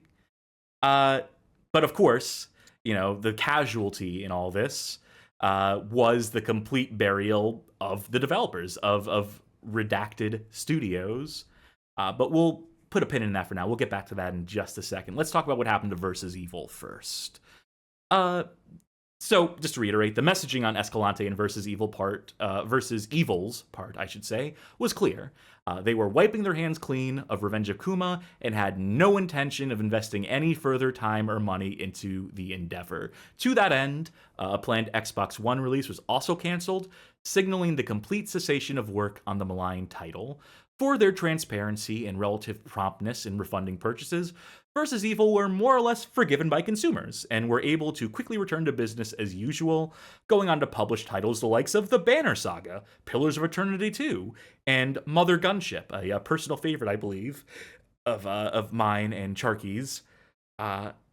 They were eventually folded into a company by the name of Tiny Build, you may have heard of them, in November 2021, where they proceeded to get completely fucking shafted on pay to the tune of $3 million by Tiny Build, ultimately resulting in the matter being taken to court and Tiny Build having to pay out $3.5 million in addition to covering legal costs, having lost the case, having been found to have been negligent in paying the team at Redacted Studios, at Versus Evil, I should say. That was not enough. They did eventually, Versus Evil did eventually dissolve as an entity in December 2023, but they had a good little run there and published some fairly notable little games along the way, which brings us back to Redacted Studios, who, on the other hand, compared to Versus Evil, fell quickly into a disarray they had no hope of recovering from, toiling away for 2 more years on odd contract work that never seemed to materialize into anything substantive. There are no other games in their portfolio, in their list of credits. I think there may have been some app development that they contributed to in some capacity, but credits on that shit are scant too. Founder David Robinson finally got around to formally shuttering the company in around December 2017, according to his LinkedIn profile, before moving on to a directorial gig as a guest experience company called Intellity, and later founding an LLC, Augmented Cognition Health, with a focus on VR-driven medical equipment. I guess what I'm trying to say here by recapping this is don't expect David to pick Revenge of Kuma back up as a passion project anytime soon. The only slicing and dicing he seems to concern himself now is strictly surgical. Good for him, I say. Probably a better fit, a better use of his talents, a more positive contribution to society than this video game shits. Jellyvision, the people who made all the Jack games? Yes. I believe they also transitioned to working in medical technology. Many such cases. Yeah. Surprising. Rhea Systems, they have Captain Novlin, Rex Ronan et al., who pivoted to medical tech at a certain moment in time. That's it. That's the history section. That's as much as there is about the game. Barring maybe a few developer diary videos put out to promote the game, you can hear David really being passionate about the project. Some other folk they brought on. I think they get that American Sniper writer in front of the camera at some point. But, ultimately, a lot of passion went into a very slight game that was only available for a brief moment in time. And I have it here. I do happen to have it. And I can play it. We're going to play it. But before we do, just got to give one more warning here at the very top. This game's audio mixing is painful, is unacceptable. This is across the PlayStation 4 version, the PC version here, across any playthrough you'll watch of it, including this one. It is just inherent to the game. The audio is just broken. There's just no two ways about it. It will switch from being so low that you can't hear anything, even with all the volume sliders in-game maxed out, and then in the next second, it will blow your eardrums out with clipped vocal recordings or music that suddenly goes up 40 decibels between scenes. It is downright unforgivable, downright unacceptable. We're doing our best. We have a minus 20 decibel ceiling on our mixer here for gameplay audio. I normalized the volume to what should be the regular, the baseline audio, so that when it does get extra loud, it will come across as peaking and clipping. So you'll be able to tell when the game is getting particularly loud. But again, there's no experience quite like playing it for yourself and experiencing it for yourself. Which I realize is a very difficult prospect to try and sell folk on, especially considering you can't get this game anymore. But maybe just leave it to us. Maybe just trust us on this one and hope that we balance this properly for your viewing pleasure. First of all, let me just say that if you're looking for a comprehensive history on the Nokia N-Gage, might I recommend a video by way of Stop Skeletons from Fighting, titled N-Gage, Cell Phone Gaming's First Big Flop, Past Mortem, again by Stop Skeletons from Fighting. And I mention this not just because it is the most exhaustive history on the N-Gage ever written, but because I wrote it. I wrote this video, and we cover all the ground I would ever want to cover about the N-Gage. I got it out of my system in this video. So, go check that out for that. Not that the story necessarily revolves around the N-Gage. We will be playing the quote-unquote N-Gage version of Metal Gear Solid Mobile, but we'll get to exactly what that is in due time. So, in 2007, Metal Gear, the franchise, Konami celebrated Metal Gear's 20th anniversary. They had a promotional campaign, they had a website dedicated to it, but most pressingly and most relevant, pertinent to our purposes, they had a Metal Gear 20th anniversary party on July 24th, 2007, held at the Ritz-Carlton Grand Ballroom in Tokyo. It was a 2-day event. The first day was for the benefit of the press, where they celebrated the series' anniversary, promoted some future products and games to come. The second day was just a party, primarily for Kojima Productions and Konami staff, where they could all get drunk and enjoy live music and so on and so forth. But we're going to hone in on that first day here. Details on the contents of that party and the 20th anniversary et al. You can find on the Metal Gear wiki here. It has some fairly well-sourced, well-cited descriptions of what was said, done, and offered at that event. So for the purposes of promotion on that first day, they started the show by announcing the 20th anniversary music collection, compiling all the game's soundtracks. Metal Gear Solid Portable Ops Plus was announced at this event. They announced a book, Metal Gear Solid 2, Bande Dessinée. There was a trailer for Metal Gear Solid 4, Guns of the Patriots, a new trailer that had not been seen, some gameplay demo, all talked over by Kojima as he walked the audience through what they were seeing. And then there was a big to-do about the Metal Gear Online Open Beta, which, Metal Gear Online being packaged part of Metal Gear Solid 4. And so this was a way for some players to get invited to that. And it's a demo the game out before release. And so those were all of the major announcements, and they were winding the show down when all of a sudden Kojima gets a codec call on his cell phone and announces one Metal Gear Solid Mobile. No, really, they did a whole bit where Kojima pretended to get a phone call, and they had the codec ring over the speakers as he picked up his phone and said, yes, okay. Metal Gear Solid Mobile. At this event, at this slideshow presented here, they mentioned that the game would be set before the events of Metal Gear Solid 2, and the game would be in full 3D, which was a novelty at the time. Remember, this is a pre-smartphone era. This is the era of the feature phone, as we call it now, well, no one calls it a feature phone now. People call them dumb phones now, which it's very funny considering when these were the absolute bleeding fucking edge of technology. And to push it into 3D was, again, not exactly commonplace. This being a Japanese event, they were primarily marketing this to the Japanese audience, the Japanese market.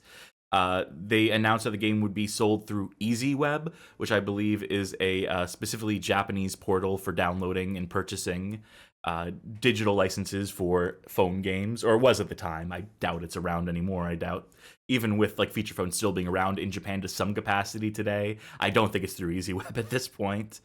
They were paid in some capacity by Sony to really push a particular model of Sony Ericsson phone.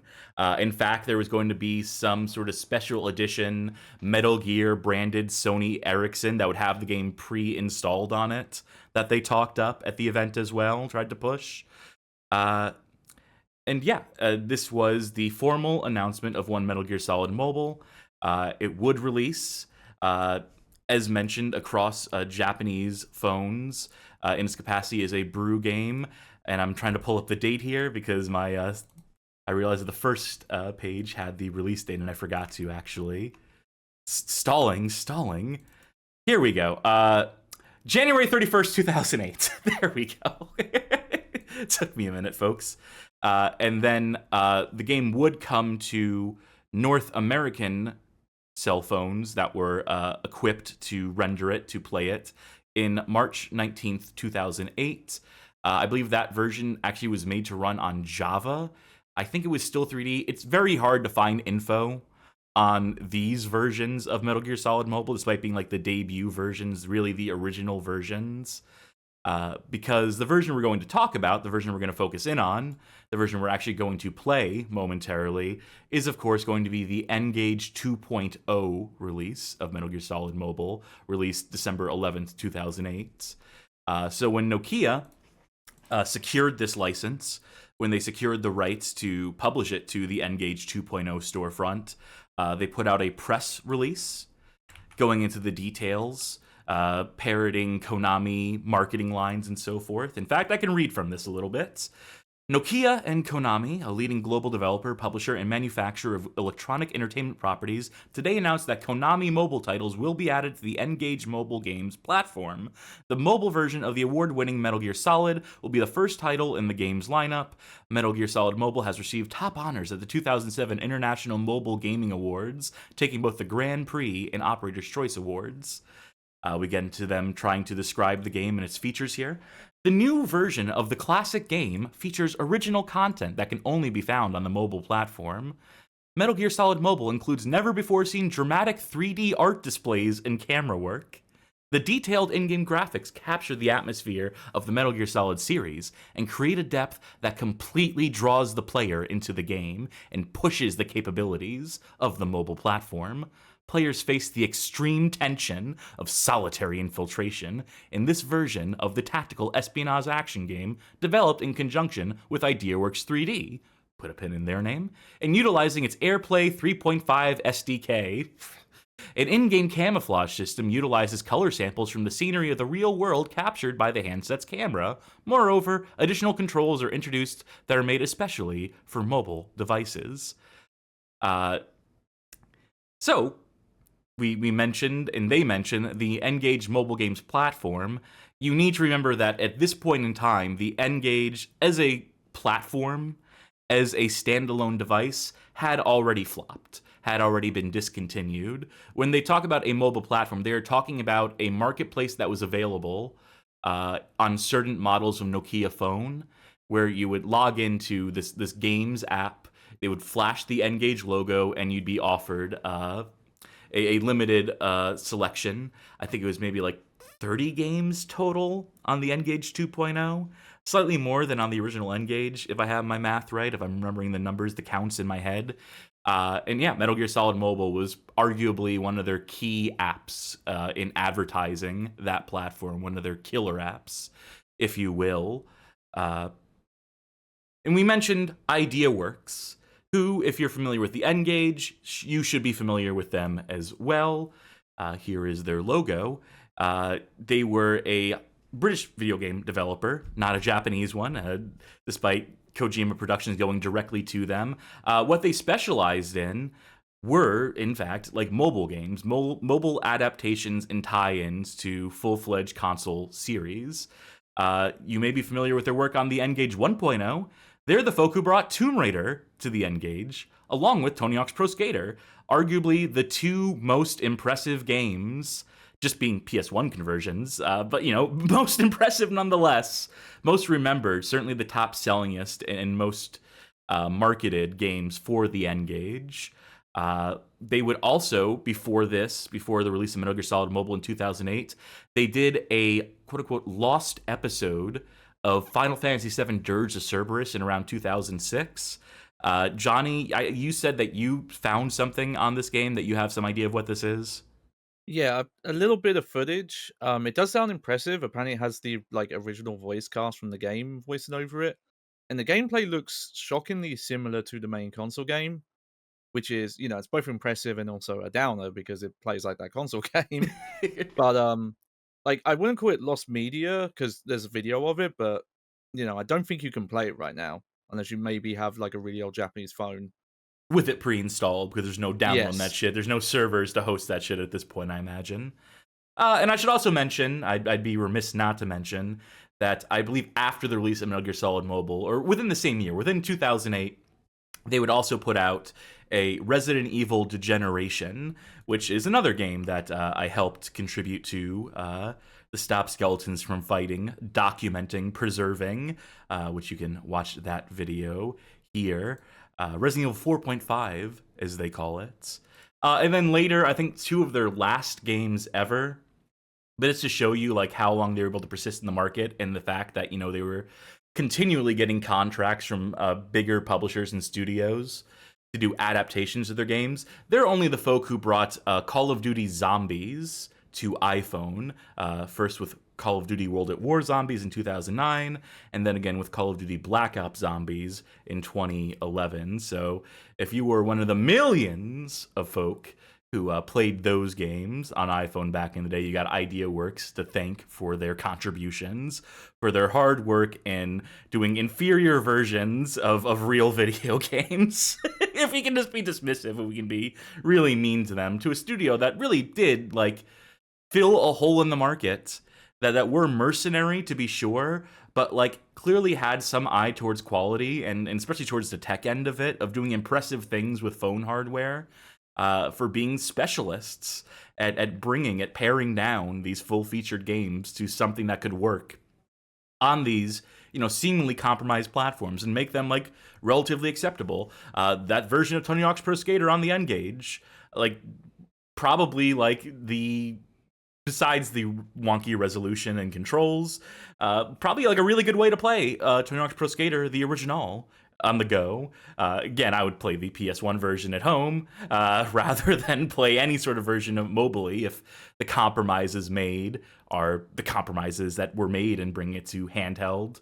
But yeah, ultimately, I think IdeaWorks were relatively impressive and ambitious, and I respect the work they were doing, even if most of it is relegated to platforms where you can't access their games anymore. Their games were, you know, by their very nature, by the nature of mobile gaming, short shelf lives on these things.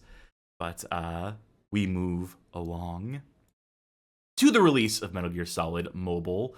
Again, later for the N-Gage, December 2008. Having a hard time remembering dates today, don't mind me. On release to the broader market with its Nokia release, received mixed reception, and by mixed I mean like ranging all the way from 2.5s out of 10 to like 9s and 10s depending on the publication. A wide gap between like people who were incredibly impressed by what this was and people who were disappointed to see that it was not like a full-fledged console experience. Starting from the low end, one Joseph Hanlon for CNET, who scored it a 2.5 out of 10 in his review, which we will link to here and to read from that review. Visually, the game is drab and monotone, smattering the heavily pixelated environments in a swamp-like palette of gray, black, and various shades of brown. Not that we expect next-generation graphics, but this comes back to our point about understanding how to make games for this limited platform. Nokia phones aren't capable of rendering interactive 3D graphics, so don't make games that require them. The soundtrack is better, featuring a couple of good sneaking songs and sound effects, but is painfully repetitive. At times, we attracted the attention of guards simply to change the drone of the low-energy music. Metal Gear Solid for N-Gage has one campaign and a string of training minigames to work through. We polished off the main quest in a little over 90 minutes, which means it's going to take us like 2 or 3 hours on this end. And the minigames took another 10 minutes or so. There are a range of achievements to unlock, but the thought of tackling the game again to complete them gave us a panic attack. Is it worth the money? No. No, it's not. Nokia is asking Australian $16 for this monster, but this is the kind of game you'd pass by even if it were free of charge. Metal Gear Solid on N-Gage is a bad game with a short campaign and no replay value. Luckily, we didn't have to play it again anyway. Or didn't want to play it again anyway. Metal Gear Solid fans should run for the hills. Now, may I say, that review sounds a little hyperbolic. Oh, you don't say. That line about, like, Nokia phones aren't capable of rendering attractive 3D graphics, so don't make games that require them. That was the whole point of the N-Gage. It was that, hey, we're the first people to put 3D on a handheld, and by the way, it looks okay. And by Nokia 2.0 time, like, we'll see the game. I don't think the visuals are the problem. I mean, we can look at them now and be like, well, this looks a little, off-brand in spots, low budge in others. But again, like, this was impressive, and it ran just fine. I don't know. For an alternate take, for a 4.5 out of 5 review by one John Mundy, this was penned for Pocket Gamer, and it reads as such. In case you've had your head buried in the sand over the past 10 years, the Metal Gear Solid series has been hugely influential on the video gaming landscape. Since the first game's release in 1998...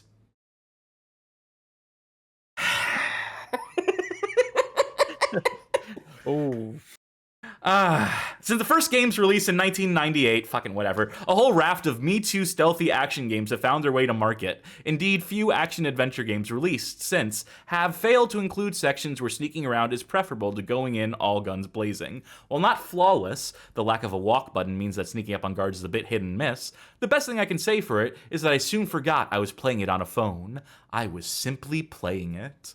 Metal Gear Solid Mobile is one of the best titles to grace the N-Gage platform. Its stunning presentation, innovative gameplay, and gripping story make it one of the portable experiences of 2008. I was waiting to see. I thought they were going to say make it one of the best or most important. No, it just says make it one of the portable experiences of 2008. That's the original text, which is no mean feat considering how late in the year it arrived. It looks like N-Gage has its second killer app. Now, to be fair, the first Metal Gear Solid game did come out in 1998. No, that wasn't the first Metal Gear game. No, certainly not. I mean, you know what they mean when they say that. You know that they have no idea of... Anyway, that was just for a contrarian take. Or, more people did score low than they did high.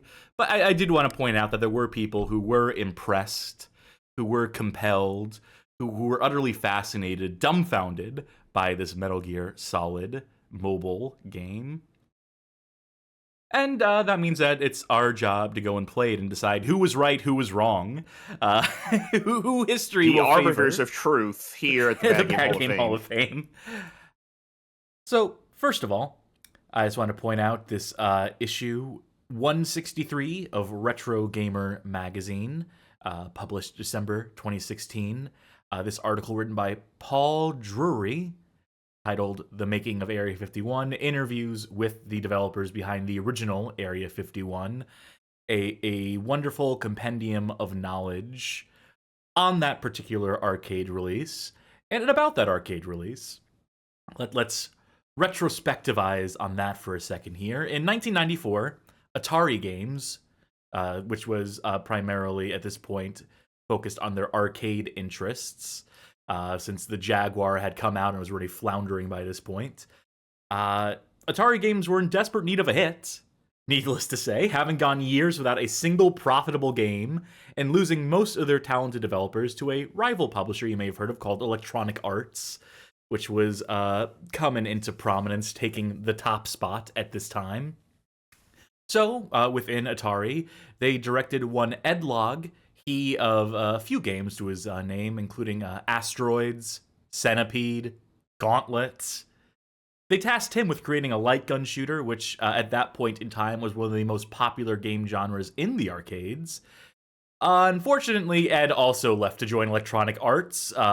Whoops. The game that he was working on, tentatively titled Bounty Hunter, was still unfinished. Fun note that Ed Log would eventually return to Atari Games to finish out his career, as he would helm the San Francisco Rush series, and his last game would be 2002's Dr. Mudo, so a wonderful way to cap off that legacy. So at this point in time, with a half-finished game and the guy who was in charge of it having left for greener pastures, at this point, executives at Atari felt it would probably be safer to entrust development to an external team, one that wasn't going to up and leave them for EA, and so they approached a newly formed studio by the name of Mesa Logic about taking over the Bounty Hunter project. Funnily enough, Mesa Logic founder and CEO Robert Weatherby was himself a former Electronic Arts designer, primarily responsible for a slew of basketball titles on behalf of EA. So after playing Bounty Hunter for himself and finding it disappointing, underwhelming, one might say, Weatherby asked for a few months to come up with and develop a pitch for his own gun game concept, to which Atari agreed. Weatherby received the inspiration for the Area 51 concept from a March 1994 article in Popular Science magazine entitled Searching for the Secrets of Groom Lake, which is actually available here on this website here, peterhuman.net. I don't know, it's just a full text of the article.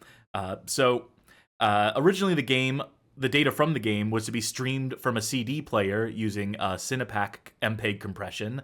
But since this was going to produce a compromised display, would have been letterboxed, pillarboxed, et al., shrunken within the frame.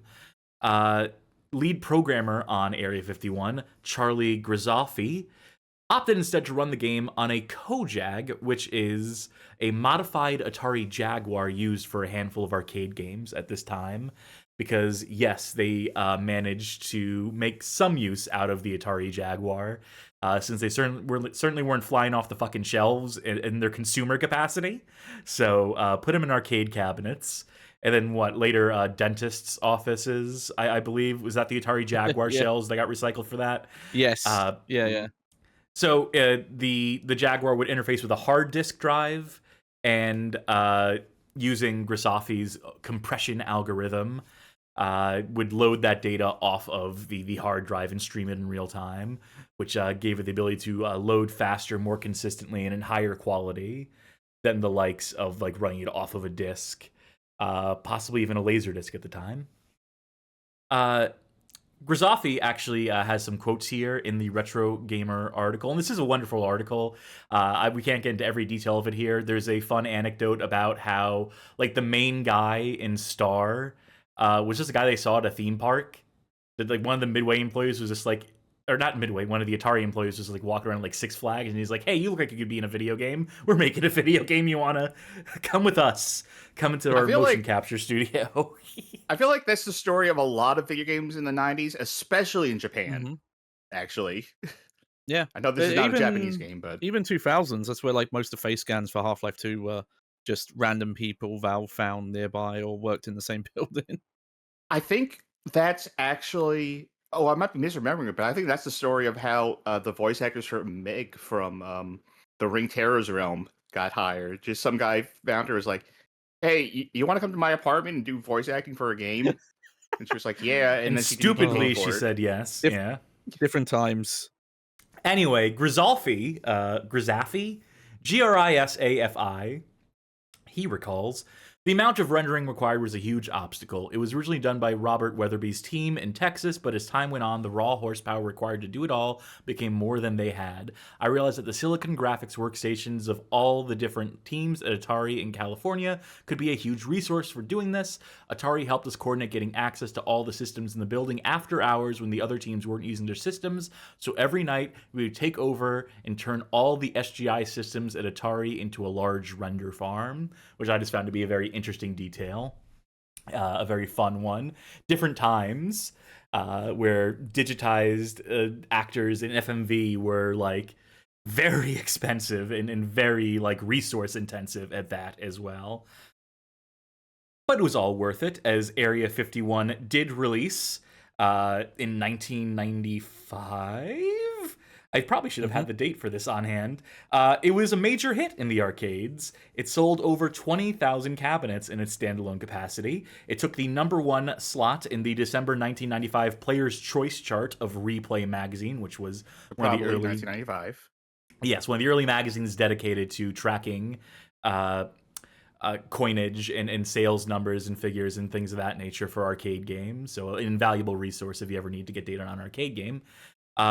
Area 51 would go on to be cited as the first step in a comeback for Atari games, which brought the company from the brink of financial collapse to being a major force in the arcade industry over just a little more than a year. So says the copy. But I know, I guess, more than whoever wrote that line did about Atari's futures and how short-lived that would be.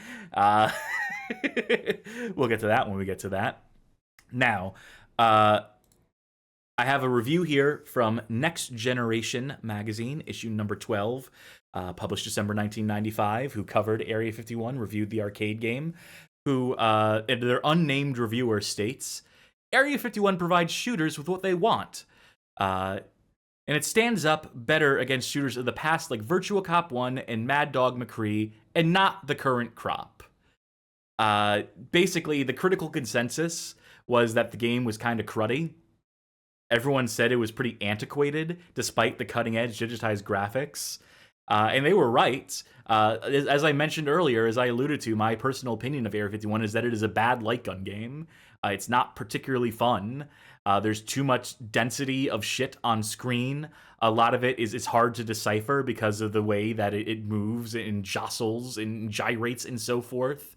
It's good if you were someone like me who is 10 years old on a field trip at a restaurant with everyone else, and there was a little arcade, and there's an Area 51 machine, and you were like, hell yeah. And it wasn't your quarters that you were spending. You know, which I think little 10-year-olds was the target audience for this game, probably. Possibly. I will say that, Area 51 was obviously ubiquitous at a moment in time, and still is to this day. I mean, you will still find Area 51 cabinets out there. Usually the Area 51/Maximum Force dual cabinet where you can select the game. We'll get to that in a second, too. Just to close out on Area 51 specifically, the game was ported to the PS1, Sega Saturn, and personal computers. Despite the arcade version running on a modified Atari Jaguar, it was never ported to the system itself. According to Atari Games, by the time of Area 51's release, the company no longer saw the Jaguar as a viable platform. No, you don't. You take that back. Executive producer Mark Pierce recalled that the home versions had above-average sales by the standards of console light gun games, which typically did not sell as well as other arcade ports. Probably something to do with having to have a whole other fucking peripheral for it. It's just, barrier to entry. Atari further capitalized on Area 51's success with a spiritual successor, the aforementioned Maximum Force, which used the same arcade board and similar graphics techniques and gameplay. And there's also the direct sequel to Area 51 titled Area 51 Site 4, which is more the same, both those games. I don't particularly care for them either. But hey, what does it matter? 20,000 cabinets got Atari out of the red at a moment in time. And that's the key thing here. But of course, Atari's gonna Atari. In 1996, Williams Midway acquires Atari Games. So short-lived, as I mentioned before, they managed to survive for a whole other part of a year before having to sell off their interests. Hasbro Interactive bought up Atari's remaining home console interests in 1998, who would later pass the buck to Infogrames in 2001. Who settled on the Atari Interactive branding for Atari products in 2003. It's so annoying trying to track anything related to Atari, just because of how many hands it has been in. Oh, sorry, Amball Gang with a correction for me. Infogrames. Yeah, that's what I said. Yeah, perfect. I got it. All right. So Atari is fucking French. Annoying. Just the amount of times people have tried to resurrect the zombie brand. And nothing worse than the current iteration of it, for sure. It is probably the most embarrassing, which is saying a lot because we're going to talk about a lot of embarrassing Atari shit here. Current iteration the same iteration that was doing all the NFT stuff, or did they switch hands in the past couple years? No, they're still doing that NFT shit. They're still rocking that. Atari Hotel, can't wait to stay there. I would love for them to stop sending me fucking emails, for them to take me off of their newsletter. This Atari would be great. That would go a long way in regaining any sort of trust in the brand. I'm just saying that so that they take me off their list, hopefully. Fucking anyway, this version of Atari that existed in the mid-aughts was going through much the same sort of struggle as Atari Games did back in the 90s, between their ongoing identity crisis and a lack of hits. For reference, this is the Atari that brought us the likes of Terminator 3 played on the show, Enter the Matrix played on the show, and Driv 3er not yet played on the show. At the same time, Midway Games, they of Williams, were also struggling to keep pace in a market that was moving speedily past them, losing hundreds of millions of dollars on a yearly basis, with the trend only appearing to spiral further downward. Having already bowed out of the arcade industry in 2001, this left them in a precarious position as an exclusive developer of home console and handheld titles, which was compounded by the fact that all of their historic successes and legacy franchises on hand were most popular as arcade hits. What are you to do? Well, perhaps noting that Infogrames Atari had banked heavily on nostalgia with their Atari Classics and Atari Anthology releases, resulting in some of their few successes during this period because they had incredibly low production costs, because it was just like, hey, make these like old arcade games or old 2600 games work on a PS2, and apparently it doesn't cost much, and you can sell it for pretty much all markup, as it turns out. Anyway, maybe Midway took a note of that because they got the idea to start playing the nostalgia card themselves, reviving legacy arcade IPs as high production value home console releases. These include the likes of 2001's Spy Hunter, 2002's Defender, and, of course, the 2005 reboot of NARC, also played on this program. But perhaps the biggest investment of resources would be put towards a first-person re-envisioning of Area 51, the game that had briefly saved Atari games back in the 90s. Fitting. We'll get to this logo in a second. To this end, work on the Area 51 project reportedly begins in around 2002, with primary development credit given to Midway Studios Austin, formerly known as Inevitable Entertainment, back when it was founded in 2000, that is, and were previously responsible for a grand total of 3 games before getting this gig. They did 2002's Tribes Aerial Assault, which was a console-only Tribes entry, 2003's The Hobbits. For both of those games were made on behalf of Sierra Entertainment. That Hobbit game is one of the most boring fucking games I've ever played in my fucking life. I bought it because I liked the movies. The Lord of the Rings movies that were coming out around that time. I thought, I'll play the video game version of The Hobbit to absorb that story. And yeah, curious, because that's the one I always hear positive things about. And also, they contributed, that is to say, Inevitable contributed some unspecified contributions to 2002's Defender reboot, the one that Midway done put out. So in 2004, Midway acquires Inevitable, rechristens them as Midway Studios Austin, and tasks them to what had likely been a floundering project for the past 2 years, if our interpretations of the available history are correct. Most of that history, most of the release information about this new Area 51 that we're going to be playing, comes from this IGN article, Area 51 Wrap-Up. This was a interview conducted with several of the key staff, art director Peter Franco, and lead designer, I believe, Zach Wood. So they speak on the game and get into a lot of history. They're very open. They're very transparent about the struggles faced during the development as well, which we will get into. So art director Peter Franco describes the history of Midway Studios Austin. Midway Studios Austin is located in, Austin, Texas, that is. Though the actual team roster has changed quite a bit over the years, we grew to include approximately 65 or so people internally. In addition, we had help not only from other Midway studios, thanks Chicago and San Diego, but from external contractors like Blur Studio and Stan Winston Studios.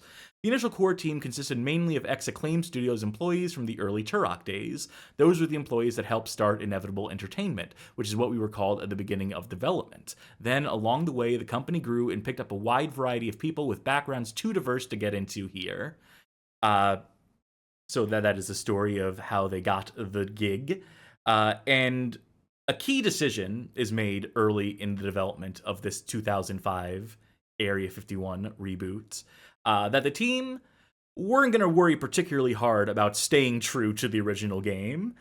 To quote Peter Franco again, our high-level goal was not really to be true to the Area 51 license and franchise. It was to deliver a top-notch first-person shooter, one that could stand on its own regardless of the subject matter or license. That's where every ounce of our efforts went. We wanted to focus on the shooting, the aliens, and the action.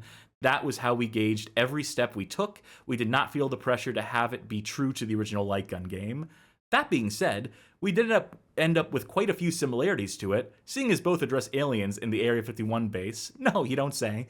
Can I interject with a question here? Yes.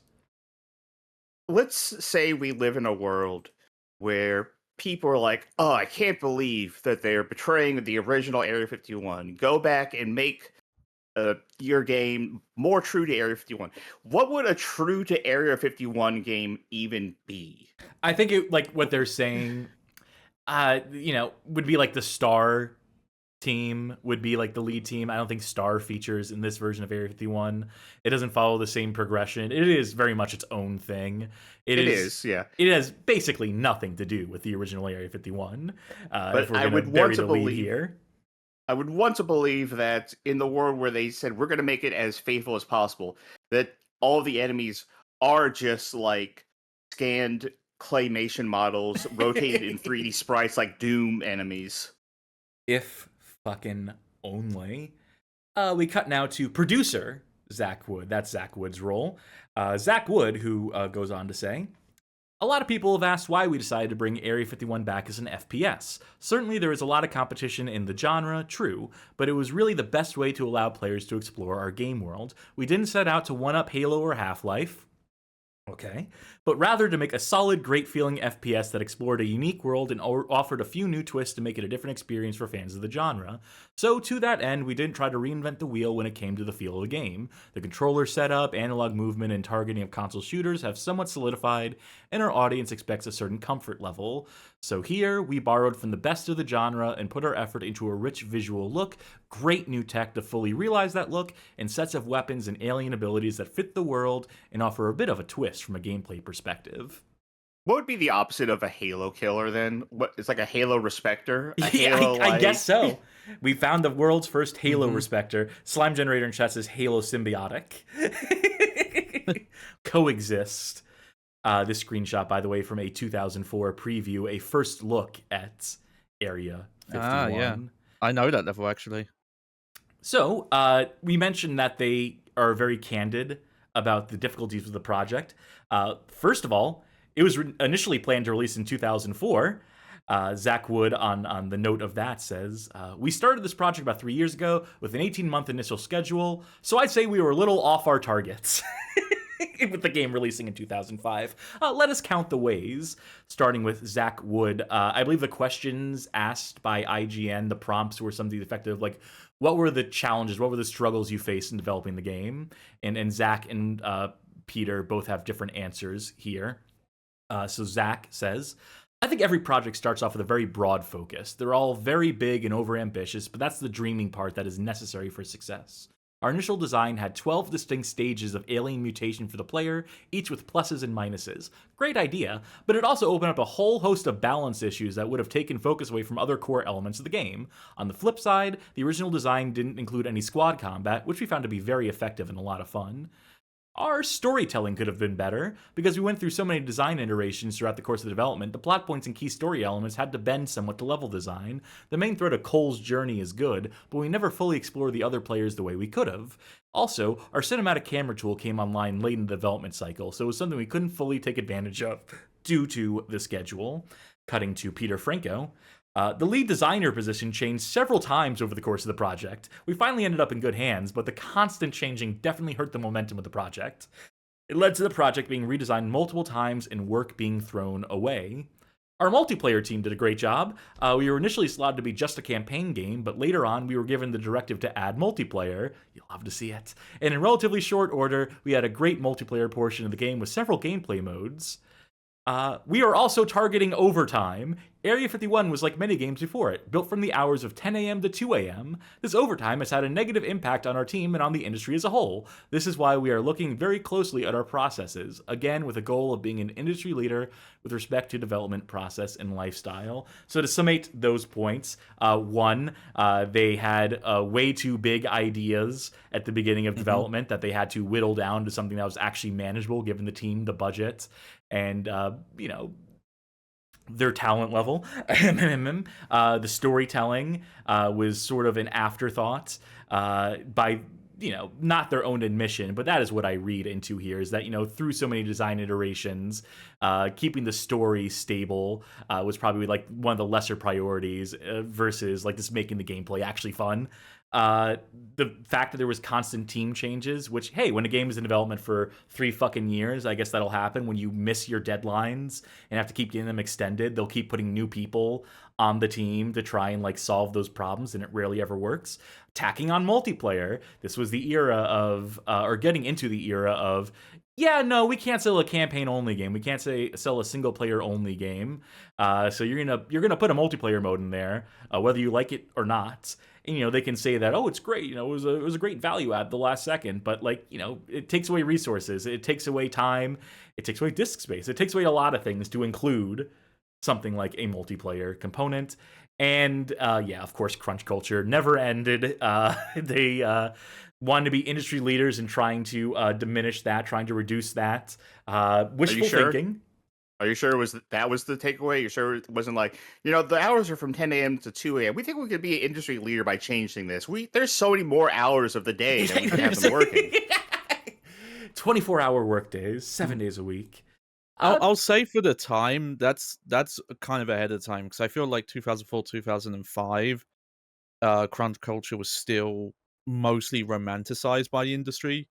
So to see them even back then being like, yeah, this is not healthy, this is something we want to fix, regardless of if they did, like, I can at least commend them for being open about that, because most developers and publishers were not. What if we put our developers on a boat and had them sail back and forth over the international date line? That way they can work 370 days in a year, like Hulk Hogan wrestling. Yeah. So anyway, those are just a few of the struggles faced during development. But luckily for them, they had the benefit of Midway splashing cash on this game. So one of the primary ways Midway sought to make Area 51 stand out in the market was to insist on having a celebrity voice cast. Notable among the voice actors are David Duchovny, he of The X-File, as Ethan Cole, player character. Powers Booth, screen actor, as Major Bridges, your commanding officer. Nolan North as McCann. Ian Abercrombie as Dr. Winston Cray. Ian Abercrombie, by the way, from that one Seinfeld episode. For actually several Seinfeld episodes. He's the guy who eats the Snickers with the fork and knife, which is why I put that picture there. And fucking Marilyn Manson as Edgar, the ancient and powerful gray alien. Hi, I'm here to play Edgar. You may remember me from my role on The Wonder Years. Well, I'm all grown out, but I'm fucked up. Oh, I completely forgot about that rumor that he was the kid from The Wonder Years. Holy shit. Unlocking memories. Yeah, my co-star, I had to quit that show because my co-star ripped out my 2 bottom ribs, but it taught me an interesting It taught me some cool tricks. But I'm not going to read PMs during the show or DMs or whatever the fuck. We're doing a show here, please. So, in addition to having this celebrity voice cast, they also sought to get celebrities to star in it as a Hollywood motion picture. On August 31st, 2004, the announcement was made that Area 51 would be adapted as a major motion picture by Paramount Pictures, to quote a press statement. Paramount Pictures has reached an agreement to acquire the worldwide film rights to Midway Games' Area 51, a state-of-the-art video game which is scheduled for release in March of 2005, available for use on the PlayStation All Rights Reserved 2 computer entertainment system and the Xbox All Rights Reserved video game system from Microsoft. Christine Peters will be collaborating with the game developer to produce the film, which will be an action-packed thriller. Area 51 brings some of the most cutting-edge technology to the gaming world, says Peters. Who had previously written How to Lose a Guy in 10 Days, or previously produced, I should say. So you can tell that she definitely has a lot of experience in this type of film. Bringing the game's riveting and suspenseful concepts to the big screen will be an exciting motion picture breakthrough. Needless to say, that never fucking happened, because of course it didn't, because video game movie adaptations in the 2000s, 1, all sucked, and 2, were all getting canceled left and right because people realized, oh, this shit sucks. I do want to say that if you released a video game in the 2000s, you automatically got a film deal. Pretty much. Absolutely. It seems like it was part of the PlayStation 2 certification process Does your game run on the disc? And did you get a movie deal? Like, you remember Dark Watch, the cowboy vampire game I that would no have one seen that remembers from movie. Capcom? I would have fucking watched that movie. That had a Yeah. had a movie deal. And you know what? It's weird. It's still happening. Claire Obscure got a movie deal. I don't think that's ever going to happen, but they're still giving movie deals to games just for coming They out. are, but you know, is it every video game that gets 2 different movie deals? Because shortly after release, I just had to mention this, even though this is post the game releasing, they tried this shit again in 2007. They tried getting Grant Morrison to write a fucking screenplay for the Area 51 movie. To quote the second press statement from Variety.com, Paramount Pictures has hired comic book author Grant Morrison to pen the feature adaptation of video game franchise Area 51. Christine Peters will produce through her Paramount-based CFP Productions, with Penn Station's Dream Georgris, Georgaris, and Michael Aguilar, along with Stan Winston. Paramount picked up the film rights to Area 51 from Midway Games in 2004. The game was released in April 2005. Set in the U.S. government's most top-secret military facility, storyline revolves around a hazardous materials specialist who is called in to investigate a viral outbreak that could be extraterrestrial in nature. Georgaris penned an earlier draft of Area 51. Morrison... Georgaris, Thank you. I think. So Infogrames penned an earlier draft of... Morrison is a best-selling comic book and graphic novel author who has written runs for popular series including DC Comics' Justice League of America, Doom Patrol, and Animal Man. His revisionist Batman book, Arkham Asylum, has sold more than 500,000 copies worldwide. You know, it would be awesome if someone adapted Arkham Asylum, that Batman video game, into a movie. I would watch that movie. That's a $1 million idea. DC, get on me, James Gunn. And in case you're wondering why this project had even, like, more than one mention, why they even, like, thought about this a second time, Viacom topper Sumner Redstone owns a majority of shares in Midway Games. So the reason is because a dude at Viacom had a lot of stock in Midway, was suckered into buying a bunch of Midway stock, so he wanted to maximize the potential revenue of that revenue stream by mixing it with his movie stuff, with his film interests, and so that's the wonderful incestuous relationship that gets you not a movie that ever comes out, but interesting nonetheless.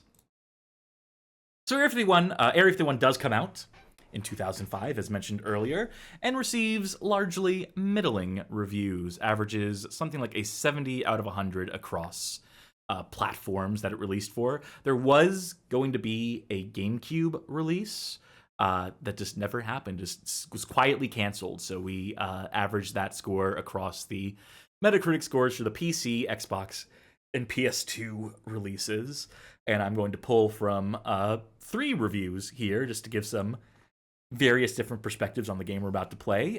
First, one of the higher rated reviews was an 8 out of 10 from IGN's Ivan Sulik, who says, appreciating Area 51 isn't too difficult. At a glance, it's a beautiful title with quite a few promising gimmicks and some slick gameplay. Closer inspection reveals a game slightly twisted by a strange collection of misshapen quirks and bizarre shortcomings. What neither perspective will tell you outright, however, is that Area 51 is ultimately a great title worthy of a shooter enthusiast's time and money. From its chaotic beginning to its clinically insane conclusion, Area 51 provides just enough classic FPS action and technical goodness to merit a great rating and honest recommendation. For a contrasting view, we go to official Xbox Magazine issue 43, where Ryan McCafferty saw fit to award the game a 6.8 out of 10, a little more middle of the road here. Multiplayer is a potential saving grace, but unfortunately it suffers from vanilla design right down to the weapons and power-ups that float and rotate in the air circa 1996's Quake 1. Not even Capture the Flag or the ho-hum humans versus aliens mode will put you away from Halo 2 or Project Snowblind. If Midway's goal was to make a first-person shooter that was as deep as the light gun blast 'em up arcade game of the same moniker, it has succeeded admirably. The problem is, this is 2005, and the simple run-and-gun FPS went the way of the crop circle about 6 years ago.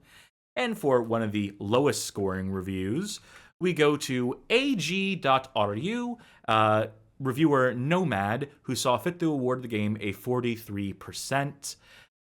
Nie vierte reclame vimiris bulie ulgu. Oh, sorry. A massive advertising campaign preceding the release of the promised a truly royal feast for fans of the X-Files series and paranoid conspiracy theorists, aliens on U.S. Air Force bases, a terrifying and highly contagious virus, the machinations of the insidious Illuminati, fantastic weapons, and David Duchovny as a hazmat special forces sergeant Ethan Cole. How can you not open your wallet? If your hand is already reaching for the bills, beat it with a ruler. In the new Area 51, you will find only bitter resentment and universal melancholy. Don't believe the ads. There are more exciting games in the world. Do you like exciting stories about conspiracies and dark experiments? Dust off Deus Ex and Half-Life. Want to send a couple of thousand virtual bastards to the next world? Painkiller is at your service, and it's better to avoid the box with the inscription Area 51 that temptingly squints with a black eye from the display case. Under the pretty cover lies another soulless product, gray and nondescript, like the skin of a dead alien. I had to translate that from Russian, but I feel it was worth it. So, you know what? Having played a couple of hours of this, I'm gonna call out that Xbox Magazine review. I get not liking it, but I would not describe the gameplay of this as a simple run and gun FPS. Like, that's not how to describe the gameplay at all. It's like very grounded, like horror. It feels like a precursor to what Fear was. Which you wouldn't describe Fear as like run and gun. It's not very Quake-like. Well, and also moaning about like, oh, power-ups in multiplayer float. That's good. They float in Halo. The overshield floats. Look, we'll come to a determination on our own. We'll review the game ourselves. For ag.ru, we'll file our follow-up, see if they can update the article. I like their review. It's Xbox Magazine. Yeah, I'll take umbrage with. All right, bring back official Xbox Magazine. I'm assuming it's. And we couldn't close out this history section without mentioning this thing. Actually, no. First, I got to mention that trying to tally actual sales data for the game for Area 51 2005. Those numbers are not out there. The best I can do for you is VG charts, for as reliable as it may or may not be. According to their guesstimations, they're completely unsourced, unverifiable estimations. The game likely sold somewhere in the neighborhood of 750,000 units on consoles between the Xbox and PS2. This was evidently good enough to keep Midway from completely imploding overnight, so there's that. And it kept Midway Studios Austin in work long enough to develop and release 2007's Black Site Area 51, a sequel game for the next generation of consoles, which apparently ditches all the events of the previous installment, the game we're about to play. Black Site was actually received far more disastrously, and is probably the game we should be playing, if not for the theme of the poll. And in one of the funniest things that happened here, people mentioned earlier, people in chat were like, wow, it's surprising to see developers be so honest about the struggles the game faced. Well, funny you should mention that.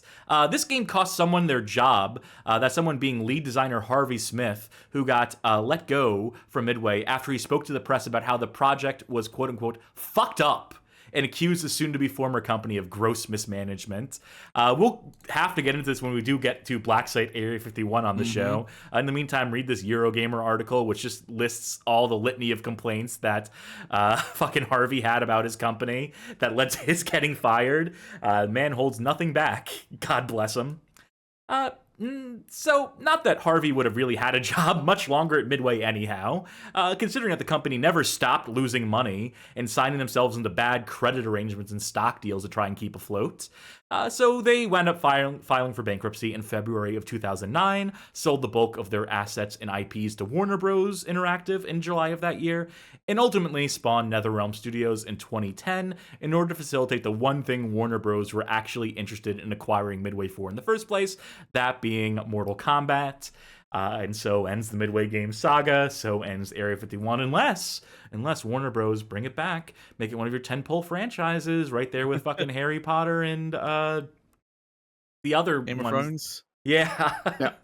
Now, there is one bit of history I would like to add that is not mentioned in your notes here.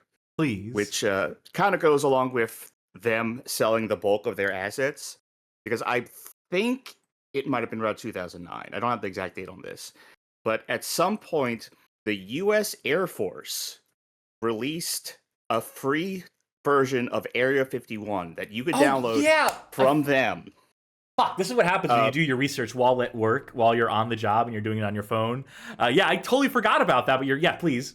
Yeah, it was Area 51, Rise and Fall, and The Suffering. I guess they got the rights to it, and just U.S. Air Force is like, here you go, it's free with ads. It came with adware to support it. But yeah, that's a thing that happened after Midway went under. Yeah, fuck. Yeah, well, there you go.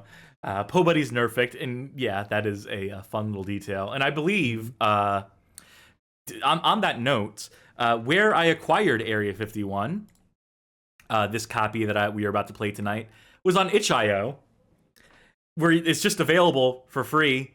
You can just download it. Wow.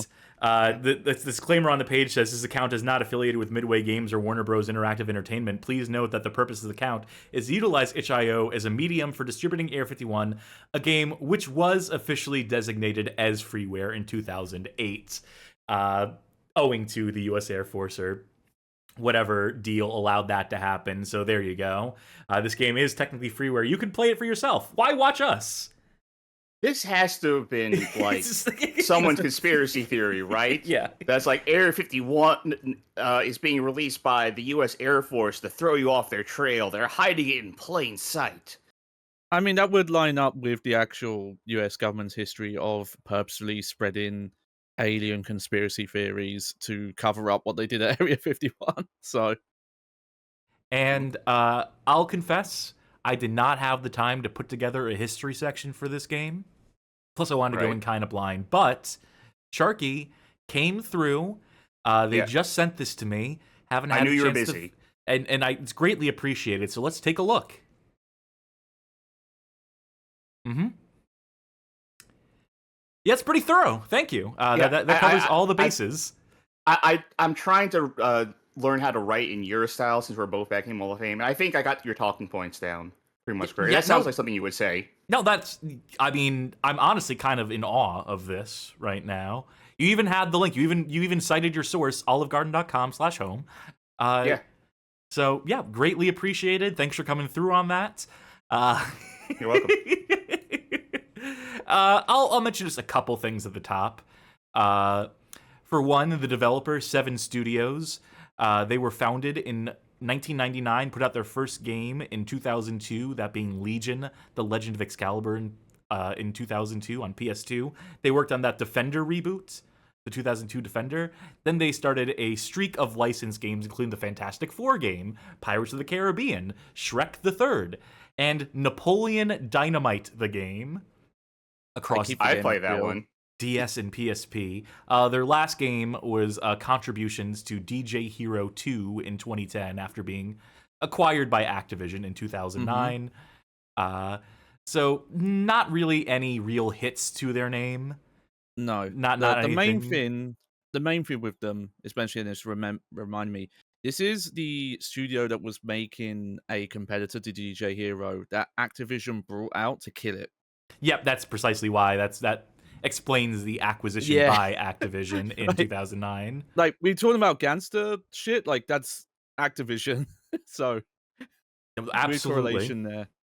I'll also mention that this game was planned to come out on the Xbox 360 as well, but was canceled. And the quote given by THQ executives in a Games Radar press statement is that the game was looking too much like a PS2 game. What the fuck does that mean? Does it mean like we just couldn't like get people to like make the graphics look better to make it look like a game that is actually contemporary to the Xbox 360? Strange. Yeah, it might have been just like I think like American Wasteland treatment, where it's just the weird shader they slap over it that makes everything shiny. Yes. Possibly. We'll never know. I don't think this game is particularly well documented. Outside of, there was a special aired on HBO, an hour-long special about the video game, behind-the-scenes documentary. I think some of I've that seen clips of footage winds up in the game as extras, as a video you can unlock. And we'll see if we unlock that over the course of gameplay. Yeah. But, yeah, There's that's a really great- all I got. Yeah, there's a great clip of Tony Siriko, who plays Paulie, saying, "This game's gonna go down in history." Yeah, it certainly will. It was very poorly reviewed in its time. I think it. Oh, sorry. Go on. I'll say my point after you. 42 out of 100 on Metacritic is its aggregate review score. Most reviews I found are somewhere in like the 4 range, 4 out of 10, so that parses. Not beloved. They common talking points are overly simplistic gameplay, linear progression. It's not an open world game at a time where No.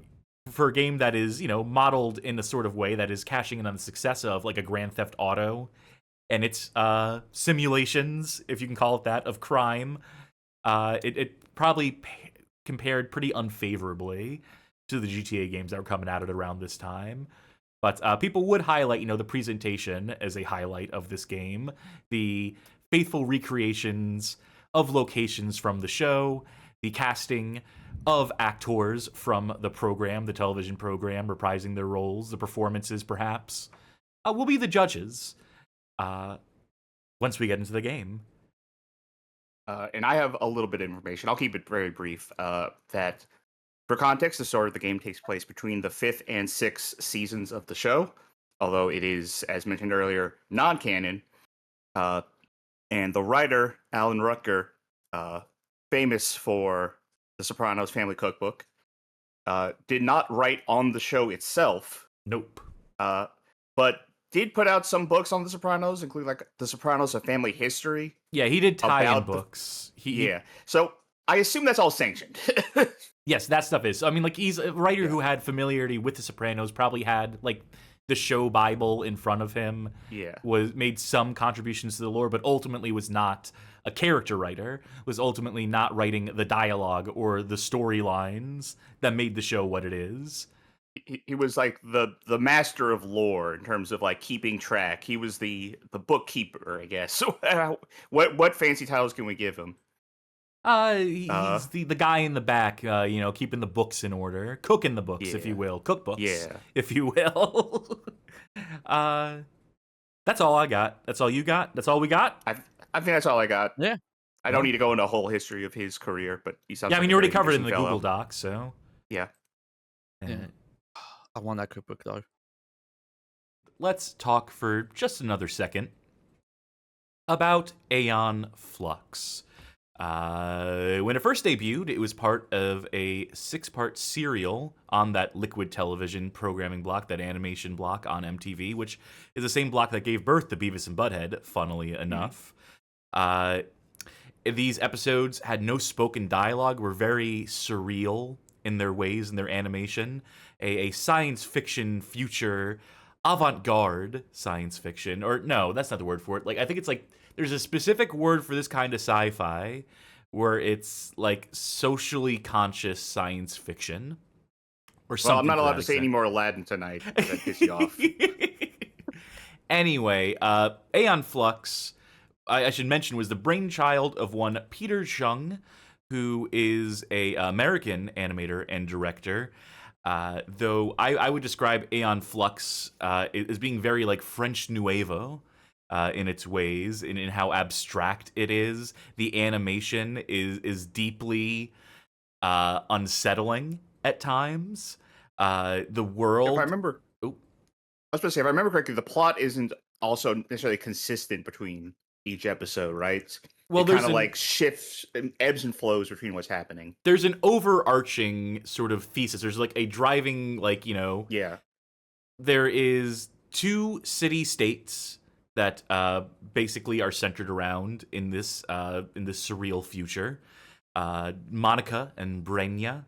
There is a giant border wall between them, and they are both like diametrically opposed. Monica is basically like a freedom of expression, of artistic liberty, of basically anarchy, whereas Brenya is a complete like just like technocratic fascist dictatorship type thing, totalitarian regime run by a man by the name of Trevor Goodchild, who is ruthless in his ways, is always scheming some sort of way to enact even more control over his subjects and to eventually take over Monica as well. And he will, dabble with forces beyond human comprehension in pursuit of that goal.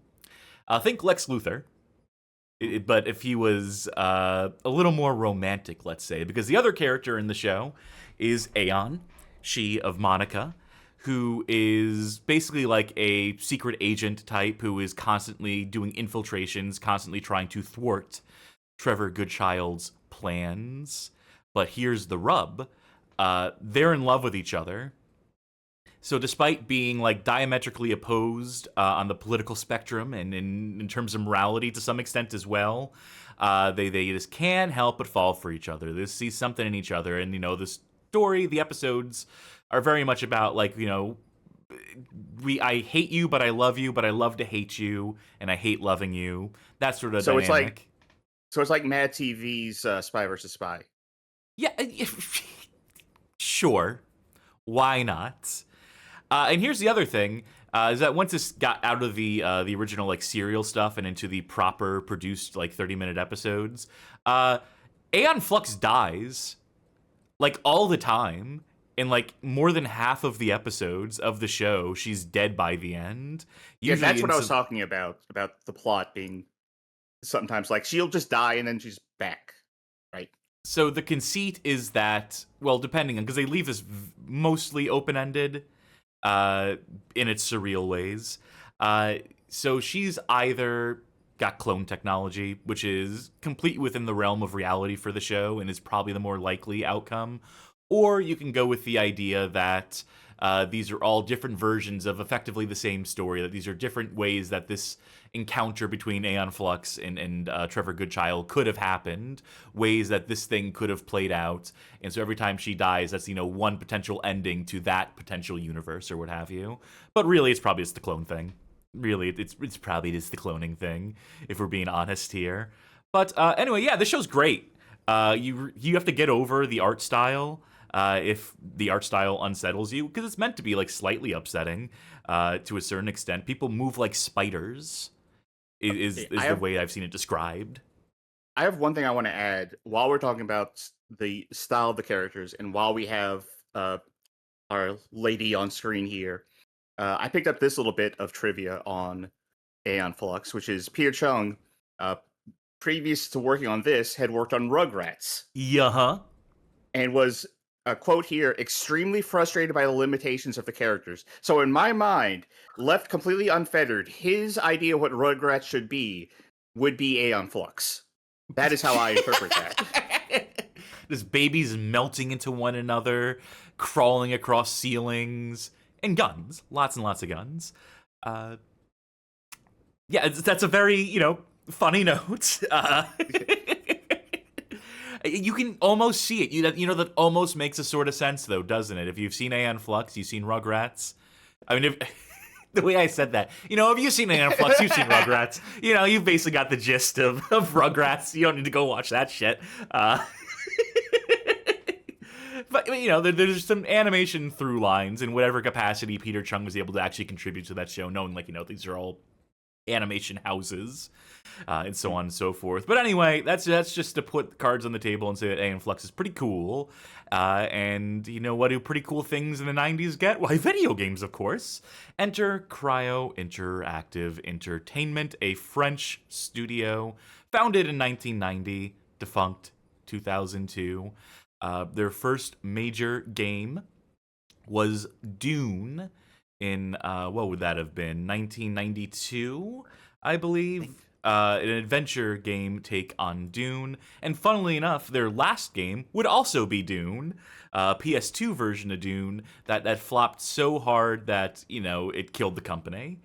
Company was actually already kind of on the edge of a financial collapse at that time, but that's getting way ahead of ourselves. I don't want to do a whole history of Cryo right here and now. I mean, I do, but I just didn't have the time to put that together. This is not the last time Cryo Interactive will show up on Bad Game Hall of Fame. No, and I have to thank someone, a Max Krieger, indie game developer, over on Blue Sky, who did us a solid by boosting this stream today. So thank you, Max.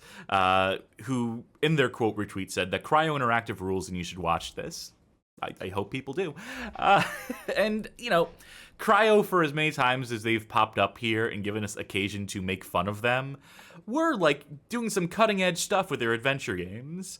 Like, in a moment in time, their presentation was, like, top-notch stuff. And they, in their capacity as developers and publishers, like, covered a lot of genres, fostered a lot of talent. You may be familiar with one David Cage, who got his start doing music for Cryo Interactive, and that eventually gave him the game development bug, for better or for worse. Their adventure games were often, like, adored, and just as often they put out complete dog shit as well. The likes of the From Dusk Till Dawn third-person shooter in around 2001, Hopkins FBI, which they just published, but which is one of the worst adventure games ever made. And I also don't know if we can ever feature that one on the show because there's so much adult content on it. We'll see. And even like games that, you know, people liked, even games that people, you know, appreciated on one platform. Let's say like Versailles 1685 would kill on PC with a certain crowd of adventure gamers, then come to PS1 and be like, what the fuck is this shit? This shit makes no sense. It's ugly as a sin for the platform. Whereas, you know, a year prior on PC, it was getting, you know, high marks for its innovative presentation of these 360-degree environments that you move around and look around in pursuit of solving puzzles. I only mentioned Versailles because we played it on, like, on the David Cage special, because I think he did the music for some other contribution to that. I think the case is the same with Ubik, which was pretty interesting and kind of, you know, technically well done for PC. And then Cryo's eyes sometimes like a little too big for their stomach. There are some checks that can't cache. So they try to put it to PS1, and it is very weird. Yeah, that's definitely a word for it. But basically, Cryo's bread and butter in the early to mid 90s, and even for most of the late 90s, while they're doing their adventure game thing, was adapting existing stories, likes of Ubik, as mentioned, Philip K. Dick's Ubik, Riverworld, Dune, as mentioned, obviously, or they would just deal with, like, you know, periods of history. There's the game KGB, which is like very much a political thriller about the Soviet Union, the collapse of the Soviet Union. Basically, they were taking on projects that they thought were interesting, that had subject matter that was interesting to them. And so I imagine they probably put the bid in for Aeon Flux because it spoke to a lot of their sensibilities. I mentioned that Aeon Flux has a lot of elements of like French New Wave in terms of like the way it's presented and its tone and story structure and whatnot. So maybe that spoke to the French New Wave appreciators in Cryo Interactive. Maybe that's how that whole deal came to be. Or maybe it's as simple and mercenary as the rights holders to Aeon Flux were looking for someone to make their game, anyone, and Cryo just put the bid in. Who's to say? Not the most documented game I found. Most of the points of interest around this game's history come from the part where it was, in fact, meant to be an Aeon Flux game. There are some useful resources on this proposed Aeon Flux game here. One of the primary ones is a GameSpot feature from back in the day called the Video Game Graveyard, where they would briefly cover games that had been scrapped that they had like covered in capacity as previews and whatnot, and then reflect on like, well, why didn't this game come to pass? Another website, another web page would be the aeonflux.org website, long since defunct, but we have a web archive page for it, which has a multi-part feature on Aeon Flux, the game, A Brief History, where they go over all the attempts to bring Aeon Flux to interactive software, providing a lot of interesting insights. And for a while, they had like a lot of exclusive screenshots before the prototype for this was dumped online. Also, definitely looking like a GeoCities website. Yes, you'll see that if you choose to click on the links, which are always in the description of the video as well when we're on the YouTube end. Also, I just want to note, affordablehost.com sucks. Oh, that's just like written on the Chiron at the top there. Oh, that does rule. All right, yeah, maybe please. I know people don't always click on the links. In fact, I bet most people don't. But do yourself a favor and click on the link. Click through to the enflux.org website and just take a look at what websites used to be. Take a look at what they took from us. Yeah. Anyhow. I'll also take a look if you want a free Xbox 360. Ooh, Anyway. giveaways. So I'm going to read from the Video Game Graveyard post here, which they don't credit who wrote it on the website, funnily enough, but the aeonflux.org writer does. They mention that this GameSpot write-up was written by Joe Fielder in 1997. So I think this Video Game Graveyard page is recycled content on their part, where they strip the credit away from that initial author. So, yeah, maybe just click through on the aeonflux.org one. That one seems to be a little more above board. Anyway, I'm going to read a bit here. Non-linear, almost to the point of defying the description storyline, the Aeon Flux television show revolved around its self-named lead, a lanky, black leather-clad super spy who played both sides of an ambiguous societal conflict. The game, meant to be a loose adaptation of the TV episode The Demiurge, would have pit the character against her sometimes lover, sometimes enemy Trevor Goodchild, so far so Trisha. Always up to some kind of mischief, Trevor's would have then introduced the entire planet to the power of the Demiurge, a creature that is, in series creator Peter Chung's own words, some kind of divine being who's neither good nor bad, just all-powerful. They go on to further summarize the story, mentioning how the cloning conceit would have probably played into the video game concept of extra lives, how that probably would have been a pretty sensible translation of that concept. But what we're really interested in here is why this game didn't end up being an Aeon Flux game, after all, and there's a pretty clear-cut answer to that. What happened? Viacom was dissolved when Spelling Entertainment realized it had two video game divisions. Spelling Entertainment being the conglomerate, I think, acquired Viacom at some point. And they realized that through their series of acquisitions, through becoming a conglomerate, they had two different video game divisions as part of two different companies they had absorbed. So they're like, well, we got to kill one of these, and it so happened to be Spelling Entertainment. So Spelling folded Viacom into Virgin, which then canceled all working and all planned Viacom titles, Aeon Flux being one of them. So it was just tied up in some larger companies' machinations. The thing is, though, that the game was pretty much done by report of Peter Chung, who I think talked about this later down the line. I think that's gone into more detail in the aeonflux.org pages. Thank you very much for the raid, by the way. So I think the guesstimation that was like pretty much like 90% done in its capacity as an Aeon Flux game. So Cryo didn't want to throw all that work away. And so what do you do when you got a mostly finished game based on a license that you can't do a goddamn thing with because you no longer have the license anymore? You make your own original... I was about to say, if it's anything like I know from the NES era, you put Bugs Bunny in it and send it to one region. You put Mickey Mouse and you put it into another region. That's one way to go. Another way is just to make your own damn game, very loosely changing up the character designs and story conceits and so forth. And so Aeon Flux becomes Pax Corpus and barely changes the character design, the world that has been established within the game. Probably the levels and gameplay go largely unchanged as well.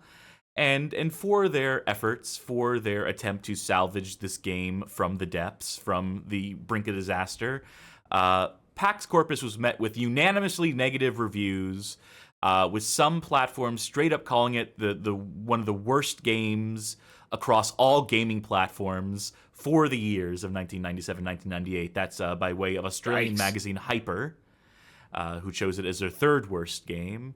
Official UK PlayStation Magazine gave it a 2 out of 10 in their final issue, calling it Tomb Raider in space, but crap.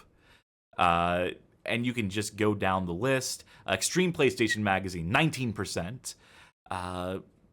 Just no one was cotton into what this game was putting out. And this is at the time where no one really knew about the Aeon Flux connection, I don't think. Or at least not a lot of people had put it together. I think maybe like one or two reviews probably mentioned like, hey, this used to be an Aeon Flux game, and it shows.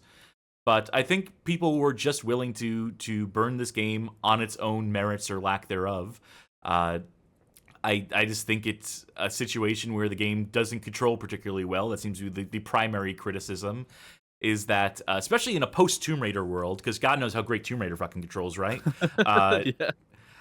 But everyone was comparing it to Tomb Raider and saying that, like, hey, this game is like a worse version of that, plays worse, looks worse, so why buy it? And then that was the recommendation made, and Cryo's hard work was for naught. Until now, where we're about to play it and cover it and give it its fair shake, its due process, so on and so forth.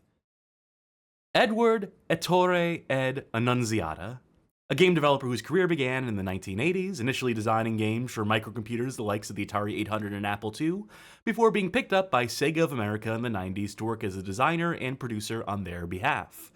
Some of his earliest titles produced include Spider-Man on the Master System and Genesis. I think the full title is Spider-Man versus the Kingpin, but they just branded as Spider-Man in the boxes for that. Mario Lemieux Hockey, Lemiex's, Lemieux. I don't know from hockey. I don't know if that's a name, if that's a big get for Sega or not. And the infamous Shakan, the Forever Man on Genesis, also produced by this man, Ed Annunziata. Have either of you played that fucking thing? I think I actually have, but That's definitely it, not for long. Yeah, it's a ball buster, to say the least.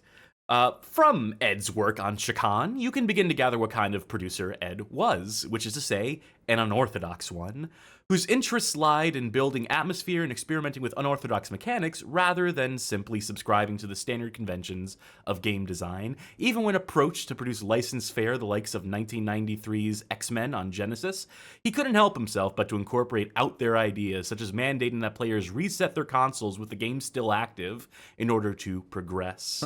Oh, yeah, that one.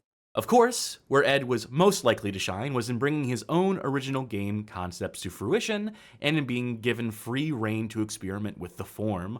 Luckily, Sega in the 90s were amenable enough to these sorts of pitches and in greenlighting oddball titles with the off chance of turning out as a fluke success. Sega did a lot of those, and Sailor Soapbox for their part says Lemieux. So, Mario Lemieux Hockey. Glad we squared that away for all the hockey fanatics in the audience. Thank you. Now, if there's one game that folk know Ed for, and one game that he has definitely positioned himself as the father of, it is Echo the Dolphin, a time-traveling oceanic puzzle platformer developed by Novotrade and published by Sega in 1992, initially for the Genesis, ultimately makes its way to the Sega CD, Game Gear, Master System, Windows 95, and then countless consoles after. I think there's a 3DS version of this. It also spawned 2 sequels with Annunziata's continued involvement, and another 2 without him. For a brief synopsis, as Echo, you are the only dolphin who managed to escape from a giant whirlpool which sucked down your entire pod. The 5 shining stars on his forehead show that Echo is the chosen one to save them, but that task will not be an easy one, as he will have to travel through time and space with the Atlantean time machine and meet the mystical Asterite in order to defeat the Vortex Queen. I think that game, for several reasons, gave a lot of kids anxiety disorders. It gives me an anxiety disorder as an adult. It's frustrating. I hate this game. Despise Echo the Dolphin. Exactly the kind of game that I have no taste for, even if I admit that it's probably fine. I know it's beloved.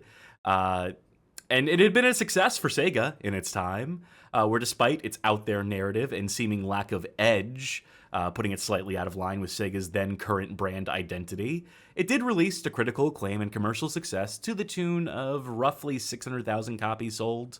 That number might not put it in league with Sega's greatest success stories, but it did demonstrate Sega's commitment to greenlighting unorthodox titles, unorthodox to say the least, and prove that Ed could bring his unique concepts to fruition in a marketable form. Because that's the thing. So you gotta temper ambition and wild ideas with innate marketability in this here games industry, and Ed could marry those two properties together.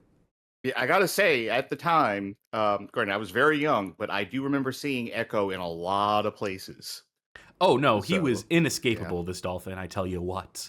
Uh, as were the Squeakquels, Echo Jr., and then what is Echo, the Tides of Time? It was Something something like along that. those lines. Anyway, miss me with this series, but if you enjoy it, good for you. There's a whole story to be told and a whole addendum we could get into here about Ed having to fight Sega over the course of decades for the rights back to Echo in his attempts to continue the series, be it officially or unofficially. I have my notation here. At some point, he kickstarted a Echo not in name type project that never came to fruition. I think he has the rights back now. And there's currently plans to remaster, remake, re-release in some capacity the original Echo games. But we're getting well and truly outside the scope of what we're going to be focusing in on tonight.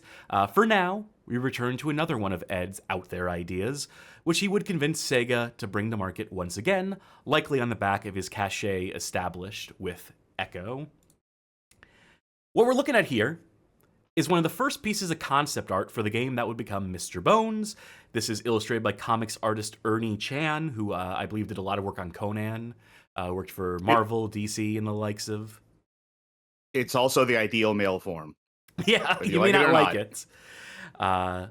So, with Annunziata credited as coming up with the game's original story and game concept as well as game design, it's clear that Mr. Bones was something of a passion project for Ed, a demonstration of all his game design philosophies, a story and a setting all his own, and an ode to rock and blues music all at the same time, expressed in every which way the humble Sega Saturn hardware could facilitate.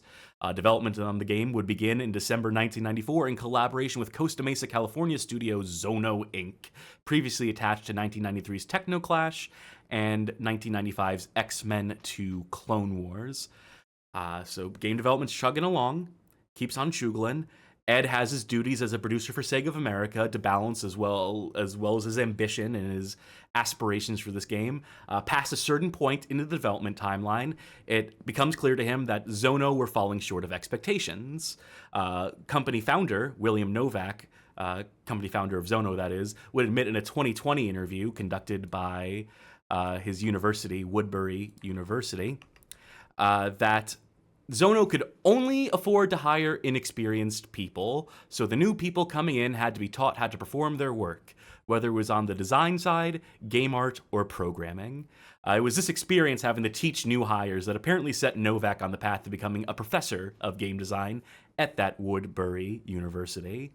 Ultimately, the solution to the problem of Zono's woes was presented to Annunziata by Ed Zobrist of Pacific Softscape, a studio previously responsible for assisting Sega of America with development of the Sega Channel, and for 1994's Generations Lost on the Genesis Mega Drive. The solution presented by Zobrist was to bring on Pacific Softscape, funnily enough, to finish out development of Mr. Bones and migrate a number of their staff over to Zono in that capacity. This would eventually lead to Pacific Softscape itself folding pretty quickly, as most of their staff decided that Zono were greener pastures. This injection of slightly more experienced staff was enough to get Mr. Bones' development back on track for a 1996 release.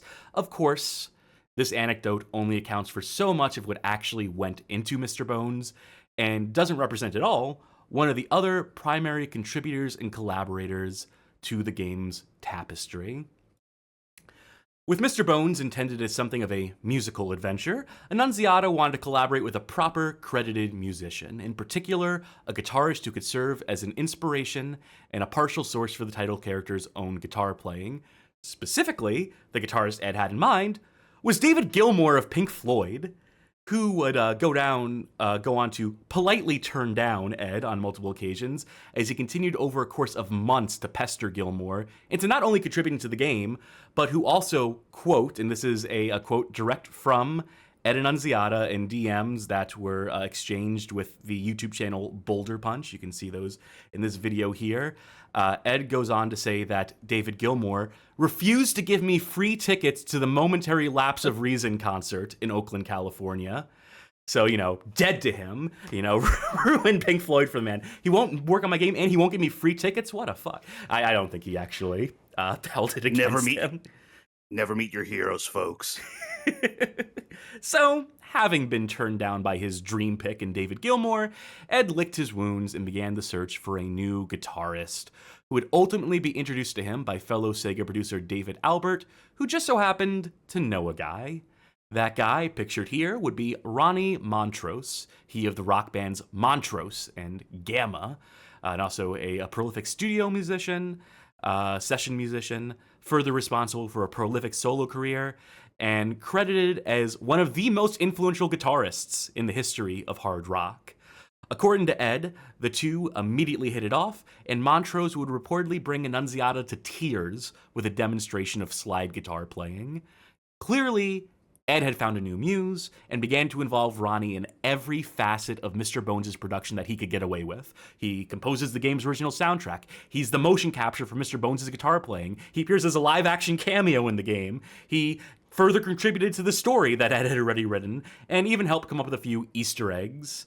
By Ed's measure, quote, the whole DNA of Mr. Bones is dripping with Ronnie Montrose. With Ronnie's contributions and a new friend for life for Ed, Mr. Bones would eventually find its way to an October 18th, 1996 release. Sega doesn't appear to have slouched in marketing Mr. Bones, ensuring print ads would run across magazines, allowing Ronnie to release a soundtrack CD to pair with the game's release, and even arranging a deal with Force Graphics and Music Television to produce some oddball menswear accessories to tie into the game. Seen here, a watch and a pure silver ring. Would love to know how many of these were produced as pictured here. That's, tell you what, no, the Mr. Bones ring stays on in bed. I'm sorry, that's a deal breaker for me. At the same time that Sega were attempting to market this game, the Sega Saturn is already a failed console by this point in 1996, having been summarily trounced in the market by the likes of the PlayStation and N64, losing its best chance at having a killer app with the cancellation of Sonic Extreme, and ultimately resulting in Sega quickly losing interest in pushing the console, at least outside of Japan. This is all to say that Mr. Bones was only going to move so many units for Sega before you even begin to factor in its niche premise and appeal. It was just the wrong platform at the wrong time, unfortunately. All that being said, Games Press did see fit to cover the game and award it scores largely averaging around the 70% grade. One of the highest scoring reviews comes from the December 1996 issue of Electronic Gaming Monthly. A panel of 4 reviewers would score it at an 8.6 out of 10, categorizing the genre as potpourri, declaring that there's nothing like it in their also try section where they recommend games that are like the game that you're reading a review for, and declaring it, quote, the strangest game to ever cross the review crew's critical eyes. Further stating that only one thing keeps this title from being the best: weak gameplay. That's a funny one. There's also another funny, incredible, I would say, of its time closing line by way of reviewer Sushi X, who goes on to explain that, quote, humor is not lacking either in Mr. Bones, and if you don't ROTFL, parentheses, roll on the floor laughing, and parentheses, numerous times, you should see a doctor. Who is putting the T in Raffle? No one. I guess 1996 was different. I guess our web lingo wasn't quite up to snuff. We were more formal back then. We can't just drop the T and roll on the floor laughing. Now, for a bit of contrast, we can refer to German magazine Maniacs, and that's Maniac with an exclamation point in place of the I, in their January 1997 issue, which saw fit to award Mr. Bones its lowest scoring review with a 27%. Writer Oliver Earle comments as follows: when Mr. Bones appears on the screen, you freeze not in tension but in horror. Instead of clever effects, there is only massive frustration. The game's soundtrack doesn't make up for the design. You can bury Mr. Bones in the graveyard. R.I.P. Mr. Bones would not be considered for a sequel or conversions to other platforms. Ed would return to his role as producer at Sega, having already designed another unorthodox animal-centric title in 1995's Colibri for the Sega 32X, as well as producing and providing a voice in 1996's Three Dirty Dwarves, also on the Saturn. Not too long afterwards, he'd leave Sega to form Studio and Now LLC alongside Jerry Blau, who'd be responsible for a grand total of 2 games to their name.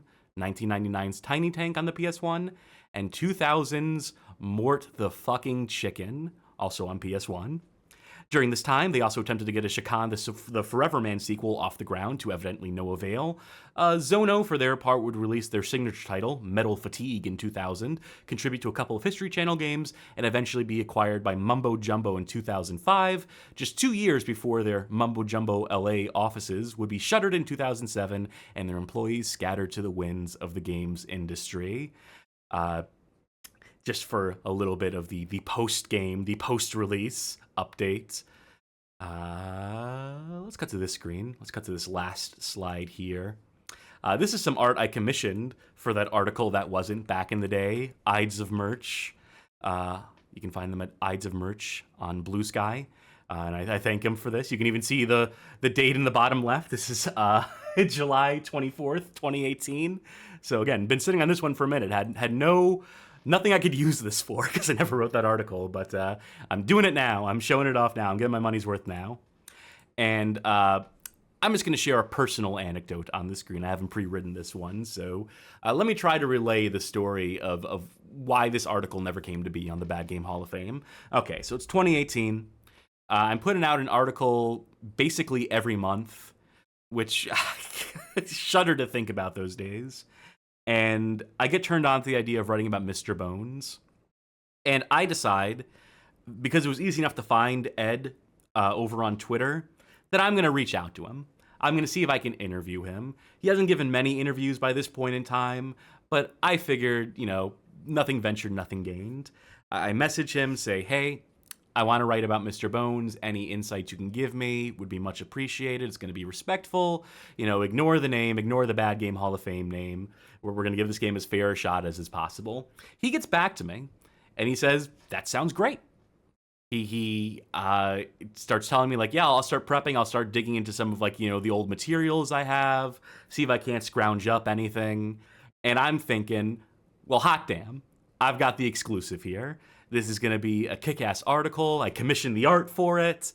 I'm getting underway. I'm announcing the people over on the Patreon, patreon.com/badgamehalloffame, that this Mr. Bones article upcoming is going to be one of a kind.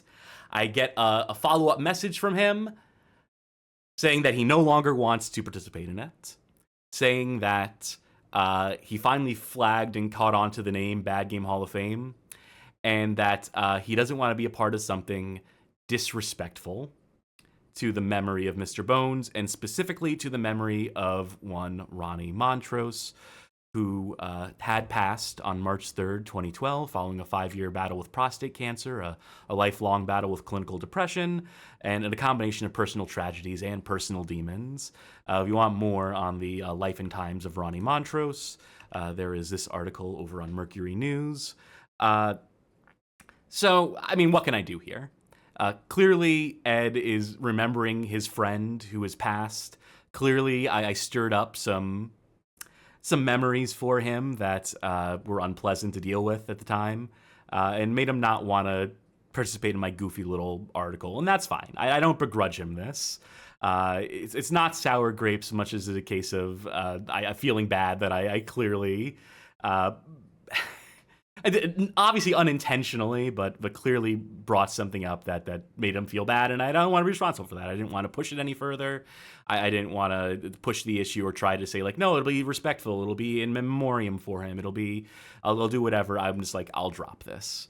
In the years since, Ed's opened up on his own about the game. I think he has this new personal policy. I remember reading something on his Twitter to the effect of he's going to make sure that the games industry remembers who he is, that games history doesn't forget him. So he's been a lot more transparent about, development stories and the like of that, talking openly about, his pursuit of getting Echo the Dolphin rebooted and off the ground. So he's also... one of his early contributions, something I didn't mention earlier, is that he's responsible for microtransactions in video games. He was responsible for one of the first games to feature microtransactions in something by the name of Smart Baseball. or something along those lines.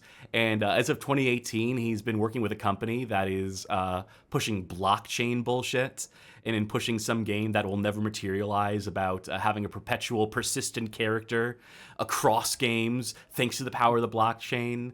Then he'll also post like AI art of Mr. Bones and Echo over on his Twitter. And, I'm not saying this just to be like, fuck this guy, right? He's an old guy. He's experimenting with technology. He's still, testing the boundaries, and he's not going to land on brilliant solutions every time. He's not going to land on, technology that's actually going to go anywhere. I mean, for God's sake, he made games for the Sega Saturn, so he should be used to, failed technology by this point. All this is to say is that, if you follow his Twitter, which you should, he's an interesting enough guy. He posts some interesting insights into game design, takes photos with other developers, so on and so forth. An interesting figure, what could have been, but wasn't. And so now, 5 years later? No, I'm sorry, that's 7 years later. Yep. Yeah. Some basic math. We are finally getting around to covering Mr. Bones.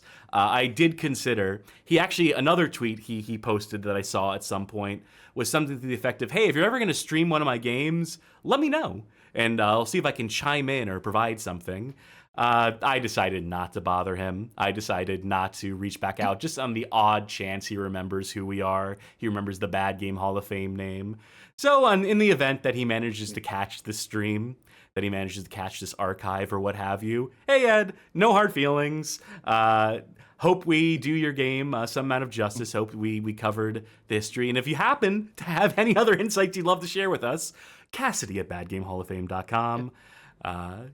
Or if you don't want to talk to Cassidy, because at the very top they shit talked Echo for a while, and assuming you're still listening to this, you can also email Charky at badgamehalloffame.com to talk to somebody else. Very good. Anyway, that's all I got for the history. For as much as he's been transparent about game design and sharing like game design documents and the like, there's just not that much on Mr. Bones' development that he's seen fit to share. So what we're left with is the game itself, which we should probably get started on, shouldn't we? Good to cover though, because the stuff specifically how much Legend in Guitar and Blues being featured in the game is not context I typically hear around this. And I don't know if we'll see, but I don't know if the game communicates to the audience who wouldn't be familiar with Ronnie. So it is good to have that context. No, absolutely. To see it under that light. And again, this is a game that I find fascinating and frustrating in equal measure. Not to bury the lead here. There's a reason why it's on Bad Game Hall of Fame, in that I think it's a very uneven final product. That it is, I side more with the 27% scoring review from that German mag than I do with EGM. Though EGM did say that weak gameplay is the only thing keeping it from being a perfect game, so maybe they were right on the money. Yeah. Where better to start than the beginning, or before the beginning. In the late 90s, Konami, looking to get in on the booming survival horror genre, tasked a small team to make a game for the PlayStation in the style Resident Evil. Made up of staff considered outcasts by upper management and unproven newbies, the team was mostly left to their own devices as not much faith was put into their project. This resulted in a more original take on the genre, instead leaning into supernatural and psychological horror elements, boldly using full 3D environments and 3D camera while utilizing the limits of the PlayStation hardware within its horror design, resulting in the now iconic to the series dense oppressive fog and stark darkness. Silent Hill would go on to receive critical and commercial success, selling over an estimated 2 million copies.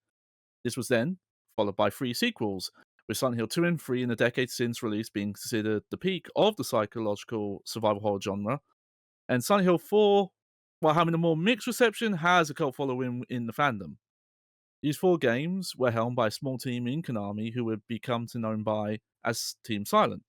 While a few key staff between games would change, there is usually involvement and direction of key leads who worked on multiple games in the series, like Hiroyuki Iwaku, Masahiro Ito, Akira Yamaoka, Akihiro Amamura, Masashi Tsubayama, and a few more.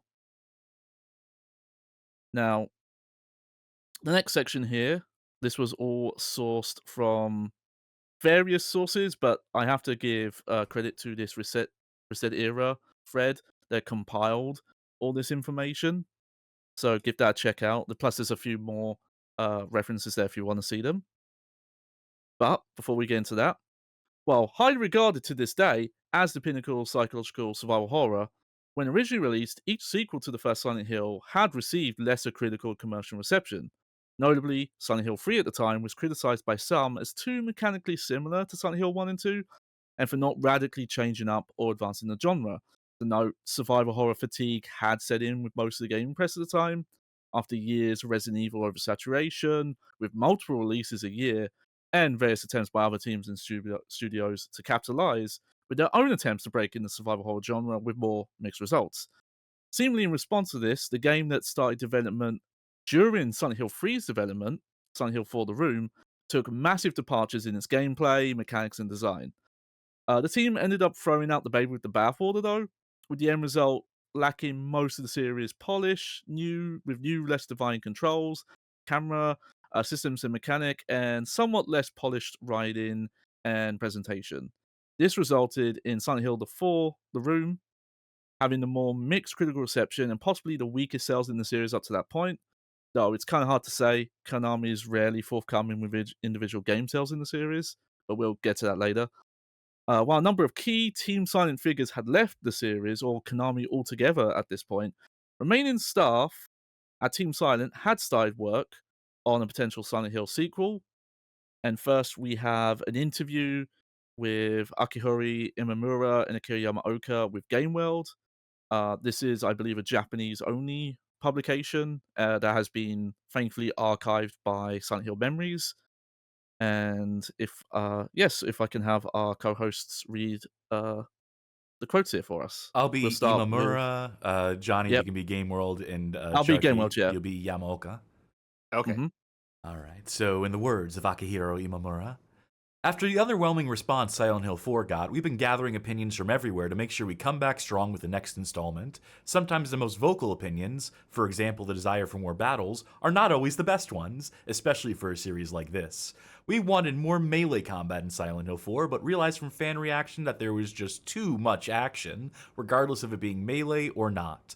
That kind of action doesn't make the atmosphere creepy anymore, but kind of obnoxious. And I'm reading someone wrote, Johnny comment here, subtle foreshadowing. For I things wonder to what that come. means. Yeah. Okay. So Game World asks, can you tell us anything about Silent Hill 5? All right. I'm Yamaoka. Mhm. All right. He says, yeah, I've been working on this sick music for this game. Check out this guitar lick. Sounds good, right? Yeah. Anyway, who says we'll be calling it Silent Hill 5? Game World replies, okay, anything you could tell us about Silent Hill next? Unfortunately, not at this time, but very soon. We also can't tell you the system or systems it will be on, but we can say it will be on the next generation platforms. Maybe I'll get in trouble for this, so Konami Japan, don't fire me, but we are interested in playing with the idea of light, as in daylight and shadows. Ever since the pre-production of Silent Hill 2, we wanted to start a Silent Hill in a normal environment, daylight, people going about their business, just normally. What happens when you make that normality rot all around you? Is it possible to make a normal sunny day really creepy? Just look at films like the original Texas Chainsaw Massacre, or even one of our favorites, Jacob's Ladder. A significant hint, Silent Hill 5? No more Otherworld? I'm not saying that. In fact, the lack of a more dramatic Otherworld in Silent Hill 4 bothered a lot of fans, so we intend to have a very impressive Otherworld with the next generation power. I'm just saying a possibility in how a game could start. That's all I can say. And see. All right, thank you for that. Yep, good job. While there seems to be some confusion in some places online, these quotes are not referring to the game that would eventually become Silent Hill Homecoming, but a game that would have been developed by Team Silent in Japan. The next quote comes from William Ortel, who was a producer at Konami at the time, who worked on Silent Hill games. This is in an interview with Silent Hill Origins with Play magazine from 2006, again archived by Silent Hill Memories. The scenario wasn't written by Team Silent. We talked with Akira Yamaoka about the story, but it was very much hands-off. They gave us a lot of leeway. Team Silent is working on their own project in Japan, so the story was really left for us to come up with. Going by these quotes, a new Silent Hill game was in development at Team Silent at least up to late 2006, probably even mid 2007. Going by extra quotes from Masashi Tsubayama, an interview with Dengeki PlayStation, where he's referred to as chief director and hints at a reveal an upcoming E3 the next month. However, the timeline gets confusing here. The game featured today, made by a US-based developer, had already been in pre-production since around mid-2006 and was officially revealed with screenshots and a named developer in July 2007. So, how long was a fifth Team Silent developed Silent Hill game in development? How much progress was actually made? Was their game set to be announced at E3 2007 and at the final hour cancelled with a sparse announcement for the Western developed sequel instead? Unfortunately, this is something no ex-Team Silent member has simply talked about publicly since 2007. The best we have currently is quotes from Kenzie Lamar, who was character and monster designer on Silent Hill Homecoming. And these are quotes from his DeviantArt page from 2010. Yes, these are replies he would give to random users. I did go back and find them, so you can find them, but I do have the quotes here for your convenience. Yeah, Charky, you All take right. these. I'm looking at this DeviantArt page. This is a hell of a profile, I'll tell you that much for free. Just remember and never forget that if you don't like the direction where Silent Hill went, the only people you can blame are Konami themselves. They are the ones who canned Team Silent and wanted someone else to make the games. And Konami wanted the games to be different. That's why Team Silent was disbanded. Most people just assume the American team was to blame for all the changes, when the reality is it was Konami that wanted the changes. Team Silent was making a Silent Hill 5, and it got canned in favor of what ended up being done. So there you go. Fun fact, how Kenzie Lamar might have known this, I've been told from my sources that Akira Yamaoka went to the collective offices at some point and probably spilled some tea. So that's how that info got out. But we're getting ahead of ourselves. Let's travel back in time to 2006. Enter the Collective, a California-based studio founded in 1997 and primarily known for brand and licensed media tie-in games such as Buffy the Vampire Slayer on Xbox, Indiana Jones and the Emperor's Tomb for PS2, Xbox, and PC, Star Wars Episode 3 Revenge of the Sith for PlayStation 2 and Xbox, the Da Vinci Code for PlayStation 2 and Xbox, and Johnny Baghead favorite, Mark Echo's Getting Up Contents Under Pressure for the PlayStation 2 and Xbox. Now, I know what you're thinking. That stellar back catalogue aside, the Collective do not seem to have the experience or pedigree for a Silent Hill game. How did they get the job? Well, according to Brian Horton, who is a lead artist on Silent Hill Homecoming, in an interview with 1UP, this is a video interview called First Impressions, the Collectives were the ones who approached Konami. To quote Brian Horton, "Really, we attacked it like we've never attacked a presentation before. Our first goal was to give us the setting and the character, and Richard, our creative director, provided that. He sort of came up with the concept. So we actually we spent about a week and a half putting together a real-time demo, so we actually did 2 full character models, a little bit of a set, and once we did that, we actually cut it into a video, put some of Akira Yamaoka's music to it, and said, we think we understand Silent Hill, and this is what we're gonna do with it." And that was apparently good enough for 2006 Konami to give Collective the full contract and to make the next big Silent Hill, which was internally named Silent Hill 5 Flesh and Blood. Now, I do want to briefly mention there was another pitch around this time, Silent Hill PS3, later Broken Covenant, pitched by Climax Los Angeles. This was a US division of the Climax Group. The original developers on Silent Hill Origins, their version was a Scrubs-inspired comedy horror take on Silent Hill. Seriously. Before Climax UK took over to try and salvage the project.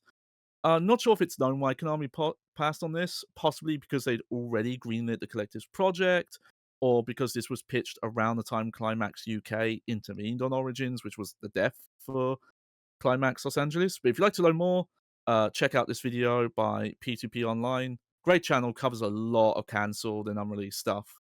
So I highly recommend that. Yeah, I'm just gonna Also say that check good out- taste prevailed in that one. A Yeah. Scrubs-inspired Yeah, comedy maybe- horror take on Silent Hill. Yeah, there's another option as to why it wasn't, approved or why it got canceled. Yeah. I don't believe that was the tone for this pitch, but it's obviously, just a pitch, so it's reuse assets and stuff. Also check out that that one-up impressions video if you want to see friend of the show Sean Bettenhausen talk about how shitty Silent Hill combat is and how bad the bosses are. Sorry, Shane. He's a cool guy. He's a cool guy, but that video is infuriating to watch. I would love to know what he thinks about it now because it's a really funny preview of just him talking about how bad Silent Hill It's is. very of its era. It's very Yes. games press of the era, as I think we talked about, Johnny. Yeah, it's very edgy. Yeah. Yeah, to say the least. All right. Next, though, we'll start with David Fried, or is it Fried? I should have asked him. A level designer during Silent Hill 5 Flesh and Blood's pre-production phase, who graciously answered my questions I had about his time working on the game, as well as providing design documents and behind-the-scenes materials from his time. Some we've seen already, some more we'll see later. Regarding the collective's experience with Silent Hill, here's some statements from him from his Discord and our discussions. He says, yeah, only 2 collective Silent Hill 5 team members were Silent Hill fans in general. Brian McErney. Brian McInerney. McInerney, being the big nerd for Silent Hill and the reason he was brought on. Brian and myself, I think we were the only ones who played Silent Hill 1 and 2. He also played 3. Don't worry, Sharky. David also struggles with that guy's last name. Oh dear. Not a great start for a studio to come to Konami with their pitch, but, maybe with the right guide in hand, their passion for the series, even if, mostly secondhand passion, as mentioned, a lot of people would watch their friends, siblings play the games. This could still be used to great success. Here's what David said about Konami's involvement in Silent Hill Homecoming. Konami could not have given less of a shit. Kira Yamaoka was someone that we reached out to because we wanted as much involvement from the OGs as possible. There was no one else involved from Team Sound or Konami, but that was not from a lack of our interest. Yamaoka just seemed to be more free to do his own thing and thus was happy to help out. Yikes. So now it's one thing to put your trust in a team, give them full reins on a project and create freedom. But with the collective's lack of Silent Hill specific experience and a charming but not critically acclaimed output of games, I'd have assumed Konami would treat this project like their precious baby bird. But seemingly, Konami cared so little about the franchise at this point, despite the multiple outsourced sequels and the upcoming movie tie-in, they were willing to let the collective work on what they intended to be the next mainline entry with little to no oversight. I'm aware there was, to this day, unnamed and maybe uncredited Konami producer who was assigned to the project at the time. But it doesn't sound like they were much involved in this stage of development. During the pre-production phase, 2 writers were brought onto the project, Patrick J. Doobie and Chris Valenciano. We'll cover some quotes from them later, but here's what David had to say about his time working with them as narrative designer. As for the story, we had a couple of Hollywood writer types helping us out. They were good, but they weren't full-time on the project, and I left during pre-production. I worked directly with the 2 lead writers, and they were on for the pre-production phase to work out the story. Then they left to do other stuff and had to come back for rewrites due to multiple cuts and changes that kind of wrecked the main narrative. The story went off the rails a bit because of the lack of involvement of the writers and myself. Fun fact, that other stuff was possibly writing battle chatter for Call of Duty World at War. Oh, bigger and better things. To be clear, it's not uncommon for specialized team members on a game to go work on other projects after the initial work is done, nor that story and plot threads written out at the start of a game's development end up getting changed, moved around, and even scaled back as scope changes. However, we can hypothesize, the same as David feels, that not having a central writing team with knowledge of the series and its writing style every step of development is partly to blame for the issues with the story and the writing, as we'll cover in the playthrough. I will note, as the project grew past pre-production, as mentioned, David was only involved in that pre-production phase. More developers and contractors who had played the games and were fans of the Silent Hill games were seamlessly brought onto the project. Though I get the impression this was an Afterfall after getting the pitch opportunity and green light from Konami. Yeah, it But is next- wild. Just a Oh, yeah. quick comment, just how little of a shit Konami does seem to have given. In the words of David, just they Yeah. couldn't have given less of a shit. This Yeah. none of the original team members, basically no oversight. Yeah, Well, it seems finding like out. from the start of Silent Hill as a franchise, Konami never gave a shit about Silent Yeah. Hill. Oh yeah, they've always not been great with it. Ask Masahiro Ito on Twitter sometime.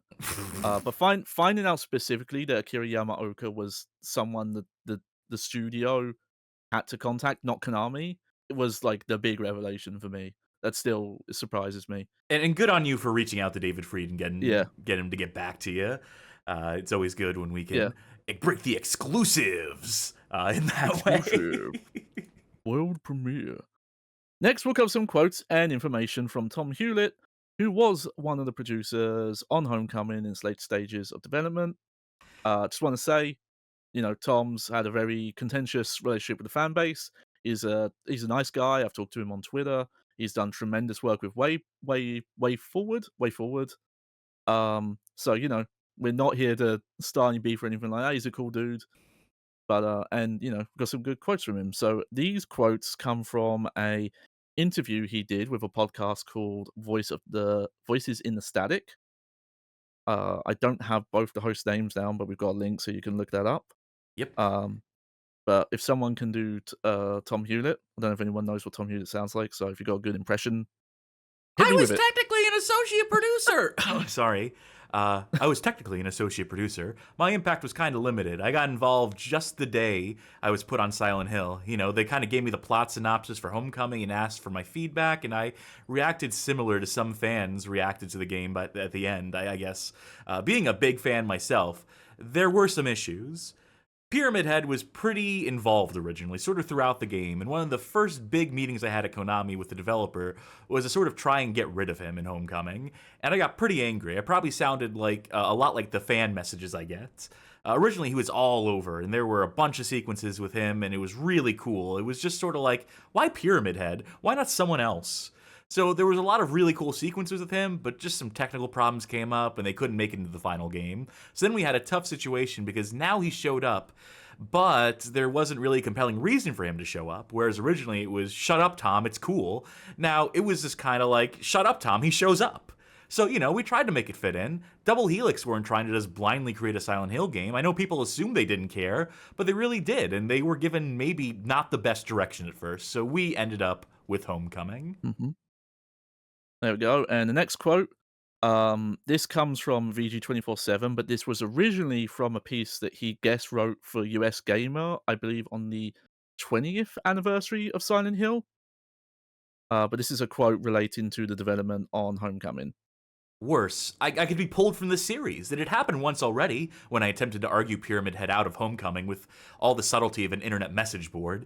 After Homecoming spun out of control behind a fog of producer secrecy, the VP of production forced me back in for the final months of development, along with a list of demands from himself and marketing. Long talks about the appropriate level of screen darkness for mainstream players devolved into lengthy pitches for a battery collection mechanic.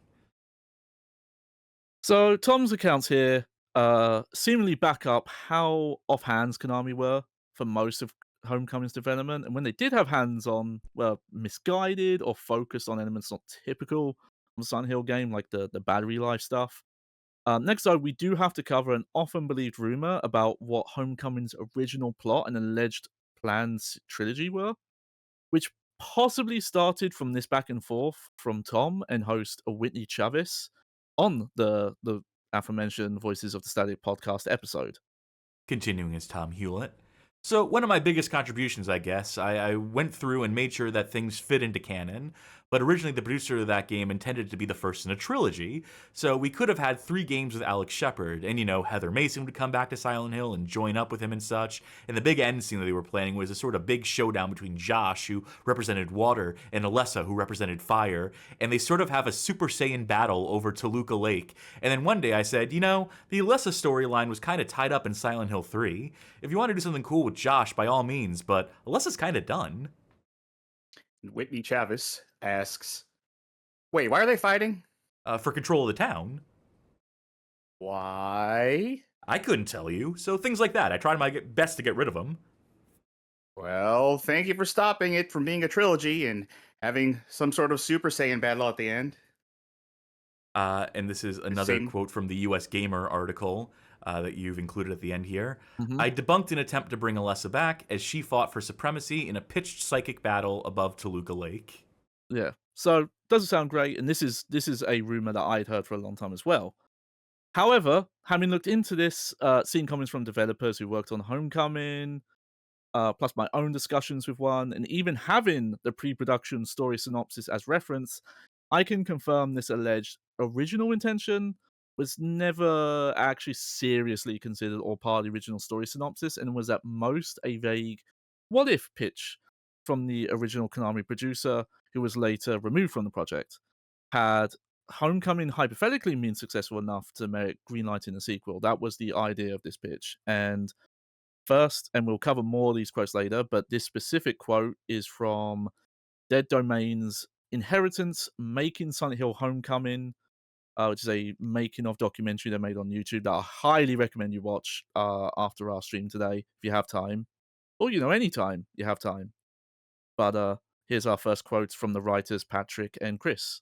Now, I'm sorry. I'm going to voice Patrick Duty here, and I'm taking this opportunity to hijack to go back to the fact that they wanted to do a Super Saiyan battle at the end, or at least some Konami producer wanted to do it. Yes. I think they can revisit it because, listen, Sonic Frontiers was a bold new direction for Sonic, and that had Super Saiyan boss fights with each boss with like rock and music and stuff. Imagine if they did that with Silent Hill, right? They brought all the bosses back, and at the end of each area, Henry Mason or whatever goes Super Saiyan, has a fight, new metal plays, he loses all his powers and goes back to a hospital going, have you seen a little girl around here? Like, just repeat that. It worked for Sega. It can work for Konami. Sega. Konami, call me back. What were we talking about again? Oh, right. Patrick Duty. I do not remember that at all. If there's any conversation that Josh was going to go fight Alessa, we never approached anything potentially where there was a continuation of these characters and stories. There was no sort of postscript or postmortem. I'm not saying it didn't happen. I mean, look, years developing a game. If someone was like, hey, wouldn't it be cool if Josh fought Alessa? And that ends up somewhere in an email, suddenly that becomes, oh, that was our initial idea. So many ideas get kicked around in 2 years. It doesn't mean that anything was potentially going to be anything. It just meant that there was a conversation people had. And I will speak for one Chris Valenciano. I think that when we were writing it, there was never talk of what the next game was going to be, which is kind of rare because usually when you write anything, everybody talks about, well, what's going to be the next thing going to be? But I'm pretty sure when we were doing it, everyone was really focused on what's this game going to be? Because it was the first American one made in the series, and I think everyone was so focused on what the game was going to be, I don't remember anyone ever talking about what the next game was going to be. And Dead Domain's video has quotes from an anonymous Konami developer who gets into the specifics of this trilogy pitch. You're rushing my voice, all right? Okay, good. Anytime you write a story treatment in Hollywood or whatever, you kind of have, here's the story we're telling, and here's the possibilities for expanding it. Here's what the sequel might be. And you write those up in brief. So that existed, and it was, Heather or Henry comes back to put an end to Silent Hill. And the third game, they join, and they bring Alex back, and you'd have your super team of Alex, Elle, and Heather, and Henry, and they're going to put a stop to Silent Hill once and for all. And Josh, who's going to be this trilogy's Alessa, and Alessa would square off, decide who controls the town. So it was like this weird East versus West thing, like old Silent Hill versus new Silent Hill. So these high-level things existed. The producers shared it with members of the development team, like, I have these really great ideas for a sequel, here's what we're going to do.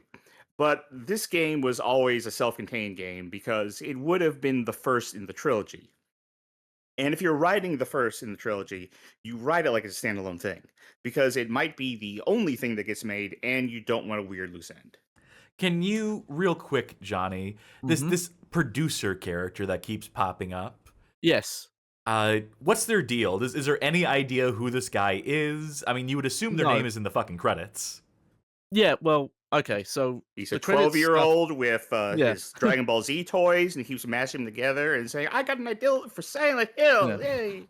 So the problem is that anytime anyone's ever spoken about this guy, and they do use he, him pronouns, so that's maybe the most we know. Um, they never refer to him by name. The closest is, I believe, Patrick in that Dead Domain documentary mentions them, but doesn't remember their name. It was either him or Brian Horton. But for some reason, people seem to go out of their way not to name them. And the credits for this game are not great, as I will cover later. So there's a chance that he might just not even be in the credits. Like they might have, because the people are not credited for the proper work they did. So yeah, I don't know. It's similar situation Yeah, I to was that at the original I was at producer the director. office. I was at the office working, and I took 20 Benadryl, as we all normally do at the office. And this guy in a hat shows up and tells me Alessa needs to battle Henry, and I'm like, all right. Well, If at you least say from so. that quote from Tom Hewlett about the producer secrecy, I get the impression that Konami were not happy when they found out how Homecoming was going, and then completely stripped him from the project. So my discussions with David Freed also back this up, along with the main story beats document from the game's pre-production he shared with me, which at most had a vague cut post-credits scene that could have alluded to this tree idea. But funny enough, there's notes in that doc that's already considered cutting that additional ending. And here's one more quote from David. I have no idea where Alessa's trilogy story came from. Silent Hill Homecoming story was always along the lines of the plot of the final game. There was talk of starting a new Silent Hill trilogy if Silent Hill 5 did well. The issue was that Konami was just saying whatever to everyone at the time, so it wasn't a real thing. It was just, yeah, sure, we could do that. Show us the money.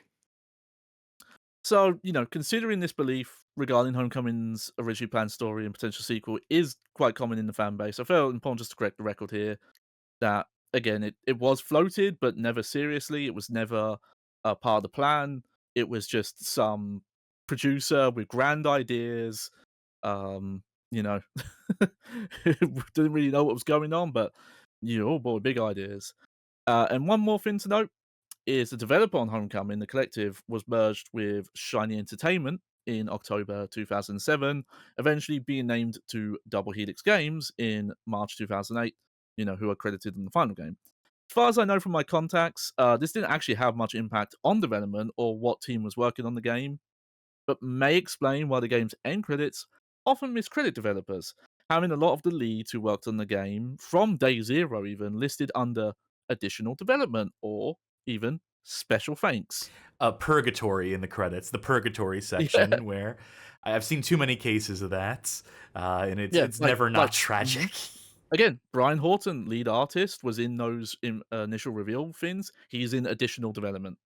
I have to cite one here. I have to recall one, which is the credits to a little game by the name of Battlefield 2, where DICE had brought on Trauma Studios, the people who had made the highly successful Modern Combat mod for Battlefield 1942, who they hired on to work at DICE to do like additional support development, offer them bonuses on completion of the game, and basically just stole all their ideas, all the stuff they had made for their mod previously, incorporated those in the Battlefield 2, and then fired all of them without giving them their bonuses, and then just put all their names in the fucking special thanks section at the end, just no specific credits there whatsoever. Just like no way they could use these to like actually say like what they did in the games industry. So it was basically just like a spite move, and that's usually what it is. If you ever see like people in special thanks, it's not always just a section for people that they want to acknowledge that they want to specially thank.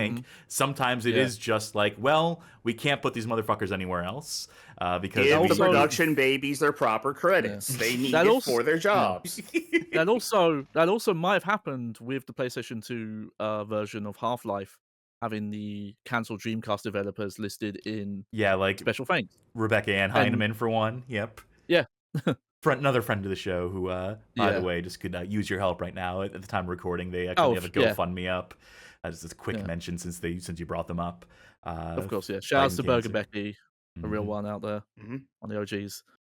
But lastly, we'll cover some specific quotes from the earlier mentioned Dead Domain's excellent Inheritance making of Silent Hill Homecoming video, which features interviews with many developers who worked on the game.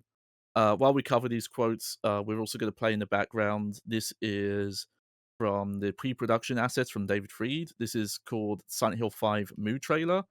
And we're showing this because a lot of the assets shown in this are from a vertical slice that the collective made early in development. Yes, So, so I it'll, will. it'll line up with what we're quoting, and gives us a good look into the early days of development. So while caskets are set up, so one of the earliest things made for Homecoming was Vertical Slice, a short gameplay level to give a general idea of the kind of game the collective were thinking of making, to gauge feedback from Konami. This slice is described as a Resident Evil 4 style demo, heavy on action, and even including a cabin defense segment, much like the iconic one from Resident Evil 4. Despite the overall action push of this new game, Konami surprisingly thought this was a step too far in the direction of action. And we have a quote from the anonymous Konami developer here. This is not the producer who got removed off the project, by the way. This is someone else. It was more Resident Evil 4 than what we got. Pretty action heavy. It was really early and very action, and Konami had kind of said, no, this isn't Silent Hill. This is more Resident Evil. Don't forget, we are making a Silent Hill game. And to Double Helix's credit, they weren't necessarily saying, hey, Silent Hill should be more like Resident Evil 4. The whole point was they were trying to feel it out and hear from Konami like, hey, where do you want us to be? Where do you want us to land? How modern do you want it? Here's the thing you can play. Let us know where you want it. It's not like they were trying to change Silent Hill. Mm-hmm. Thank you. Something touched on earlier was the contentious inclusion of the Pyramid Head, aka the red pyramid fin, monster design for Silent Hill 2. Contentious because in classic Silent Hill, each single creature design is supposed to be exclusive to a previous character's subconscious made manifest. While the exact reasoning isn't confirmed, Dead Domain mentions they heard it was possibly the choice of that original Konami producer who was removed from the project. But a large reason seems to be at some point in development, after the release of the Silent Hill movie, orders from high up were to try and take influence from the Silent Hill movie's aesthetic, and highly encouraged every team member watch it for reference. As it turns out, even though Tom Hewlett had butted heads with the unnamed producer over that choice, this was a choice the development team themselves were torn on, with many detractors on the team. The movie was actually hugely... This is Patrick Doobie. Yep, or that's Duty. right. Yeah. You have it spelled two different ways in this document. It's either Duty Is or it Doobie. I think it's Doobie. All right, we're going to stick with that. Okay. Well, Mr. Doobie says, the movie was actually hugely influential on a lot of the game. The nurse design of the game came right out of what the nurse design was in the movie. Pyramid Head being so seminal in the series at this point and being such a major part of the film, it was always just going to be that Pyramid Head was... it was always just going to be that Pyramid Head was going to make an appearance in the game. It wasn't something Chris Valenciano and I pushed for. We just figured out when and where Pyramid Head was going to be. Okay, next we have Douglas Pakiko. I probably got that wrong, so apologies. Who was an animation lead on Homecoming. It's interesting because there were mixed feelings. I'd say about half the team was really excited to bring Pyramid Head in. Half the team did not like it because they thought it shouldn't be in this game. Mm-hmm. And next we have Brian Horton, the lead art lead on the game. I think a lot of that was we knew he was an extremely popular character in the franchise. We wanted to do our take on it. It's not exactly the film version, but there's definitely a heavy inspiration on that. Mm-hmm. And one more quote from Douglas. One of the things we all had to do is we had to watch the movie. I guess they didn't force you. They highly recommended it. Something mentioned already, being a no aspect of Silent Hill under Team Silent, was the monster designs being specific not only to the plot, but to a specific character's subconscious and neuroses. Environmental storytelling intended to show, not tell, aspects of a character, while also playing in with the horror of being in someone else's nightmares. With so many designs taken from or inspired by the movie, which, to be frank, had an entirely unrelated plot to Homecoming and the series in general, you wouldn't be surprised to know Homecoming doesn't do a great job at this, highlighted by the fact most of the symbolism/reasoning for the designs was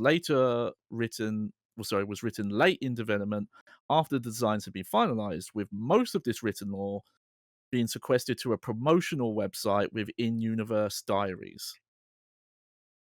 Who read for Chris- Chris Valenziano earlier? No one yet. Well, Oh, I I'll will. read for him now. We Oh, have wait, to go. no, you have Douglas next. So Yeah, Oh, go well, ahead. shit. Yeah, go ahead. So Chris Valenziano says we had to go through for all of the creatures, and we had to write up what they were, what their strengths were, kind of do a stat thing for them, and then what they meant, what their metaphor was. And it was interesting because a lot of them were just designed creatures. They just looked cool. This one was, we're going to have some creature that looks like a giant spider or whatever, but then we would have to try and retcon why it looked like that. So we would have to try to give them all metaphorical importance. Yeah, it's good to do that after the fact. Definitely great to not Yeah. design with that in mind from the start, because that's how metaphors work. Mhm. That's how symbols. That's how writing works, as I'm to understand it. Yeah. Yeah. So yeah, rocky development and more on that. A lot of the development was reportedly rocky, as attested to by developers in the Dead Domain video, citing maybe half of the story being cut, entire areas, such as tied to a fifth founding family of the Shepherd's Glen town that half the game set in. And focus on the style of Silent Hill over its substance. One specific issue worth noting is the cutscenes were outsourced to another company and came in late in development, played with issues, and this is detailed by Douglas again, who is the animation lead. We were not happy with the cinematics either. Unfortunately, they came in way late and the quality just wasn't there. We ended up having to go back and fix a lot of the jarring stuff. There was too much, we could never get to all of it. Then a lot of it was kind of unfinished, and probably because they cut so much, they were trying to piece together a lot of those things, and there were probably reshoots that had to be done, redone, and just was too much for the time and budget. We kept Yeah. getting these like things sent into us, and they kept having like anime battles in the background between Alessa and some guy, and we are like, "Who told you to put that in there?" And they said, "Konami's producer." We said, "Which one?" And I don't know, the Hat Man. By the way, Man. Merzbun asked a question in chat that I just want to quickly address. go ahead. Outsourced cutscenes, is that normal? Yes. A lot of Oh, yeah. games leverage, outsource their cutscenes to different studios, especially in this era and in like the PS1 era. Yeah. I guess it's less common nowadays, theoretically, because, in-game graphics, in-engine cutscenes are very different from Yeah. full motion Well, video cutscenes and so forth. Bearing in mind, a lot of these are in engine, or at least rendered in engine. So we're talking like the motion capture and all that stuff. Sure, which we would where- also, a lot of, Quantic Dream, the David Cage studio, began life as just or the service that they offered throughout their time operating as a developer was that they did motion capture. They had a motion capture studio Yeah. for other game developers to come and leverage. It was a big part of what they set out to do. So cutscenes in video games, it's a whole other universe. It's a whole rabbit hole you can go down, just to talk a little bit on that subject. Oh, yeah. No, that's fair. Yeah. No, good question, Mazban. All right. Well, and here we are with the release version. Oh, fun fact, the power box art is actually different, and there's a lot of focus on the nurse. Go branding. They put the U in silent. That's not there in America. Yeah. And there's a U in Exactly. Homecoming too. Homecoming. Homecoming is. So widely being argued as being one of the worst mainline Silent Hill sequels in the fandom, Homecoming did receive some positive, if still mixed reviews. One example I have is a review for the Xbox Achievements website. Oh yeah, the name you can trust in games. So, Mr. Achievement says there are definitely some faults to this game, but it is overall an enjoyable experience. Double Helix Games is a mishmash of multiple companies and is overall very new to the video game industry, so the faults are no surprise. I hope to see more from them in the future, though, because this game had some really great promise, but fell a bit short in the end. For survival horror fans and/or Silent Hill fans, I would say this will not disappoint. For newcomers, maybe try Condemned first before venturing down this road. And I just want to I would point also out, suggest trying Condemned. It's great is a game. good suggestion. I do want to say that the score for that review, by the way, comes out to a 79, a score of decent Yes. on the Xbox achievements rating scale. Yeah, I'll admit a little bias. I tried to pick a review that was like positive, but not like unreasonably positive. But I think that's a decent take there. But on the other side of the spectrum, we have this short but scathing review from Metro Game Central. I have an archive link for this because it's no longer up. But Ahem. if you want, Mhm. Robbed of its atmosphere and the horror of the unknown, this is an empty parody of the original games. Its shambling corpse is neither a particularly competent action game nor a compelling exploration game, since progress seems more linear than ever. Not only do Konami seem to have no idea of how to evolve the series, they also don't seem to understand what made it work in the first place. That is a 4 out of 10 scoring review, by the way. Yeah, short but sweet. That one, I like that one. So, sales of Silent Hill Homecoming are hard to pin down specifically, as Konami does not seem to give specific sales data for individual Silent Hill sequels. However, we can use Konami's franchise sales data as a sign of how things went. So, from 1999, Silent Hill 1's launch, to 2006, Silent Hill's franchise sales total were 5.3 million. I believe this is a press release related to the movie that confirms that. I have here. Which would be consisting of the original 4 games. However, sales between then and December 2010 have totaled 7.3 million, and this is from Konami's own Japan business site. Meaning that the 3 sequels since, that would be Origins, Homecoming, and Shattered Memories, had sold likely a little under 2 million copies combined across all platforms in that time. So not a favorable comparison. Oh, you don't say? So, yeah, so we'll never know for sure, but not high, and like an active downturn from the peak of the series. Now, some of you may have noticed this entry in the survival horror series, which started in Japan, wasn't given a Japanese release date in the start. Well, on September 2009, roughly a year after the original North America release date, Konami confirmed to news outlets that Silent Hill Homecoming wasn't going to receive a Japanese release, citing only vague assorted issues as the reason. I have an article from Engadget where they quote this press release, but this was released to multiple press sites as the reason. There's other speculation about the main reason being maybe the lack of excessive gore and dismemberment in the game, requiring too much work, or maybe Double Helix weren't available to do the work to modify the game to satisfy Japan rating boards. Some speculate it's a much simpler reason related to the game's weaker critical and commercial reception, and Konami choosing just to cut their losses. But unfortunately, there's never been official confirmation on the specifics, so we'll just never know till someone speaks up. So, what was the fate of Double Helix? So, after Silent Hill Homecoming's minimum reception and sales, the studio that was born from the merging of Shiny Entertainment and the Collective, also Backbone Entertainment, got in the mix there at some point, I forgot to mention. They fell back into their mercenary role of licensed video games, developing many potential Bad Game Hall of Fame inductees, such as G.I. Joe, The Rise of Cobra, Run Mission Evolved, Green Lantern, Rise of the Manhunters, and Battleship. Wait, the Rihanna Yes. Battleship? Yes. Oh, Yes. man. Yeah, that's video showing up. game, yep. Yeah. Mm-hmm. So, things were pretty grim for several years, until they were able to turn things around with 2 revivals of classic IPs. The original Season 1 release of the Xbox One Killer Instinct reboot in 2013, and a Metroid-style take on Strider for Capcom in 2014.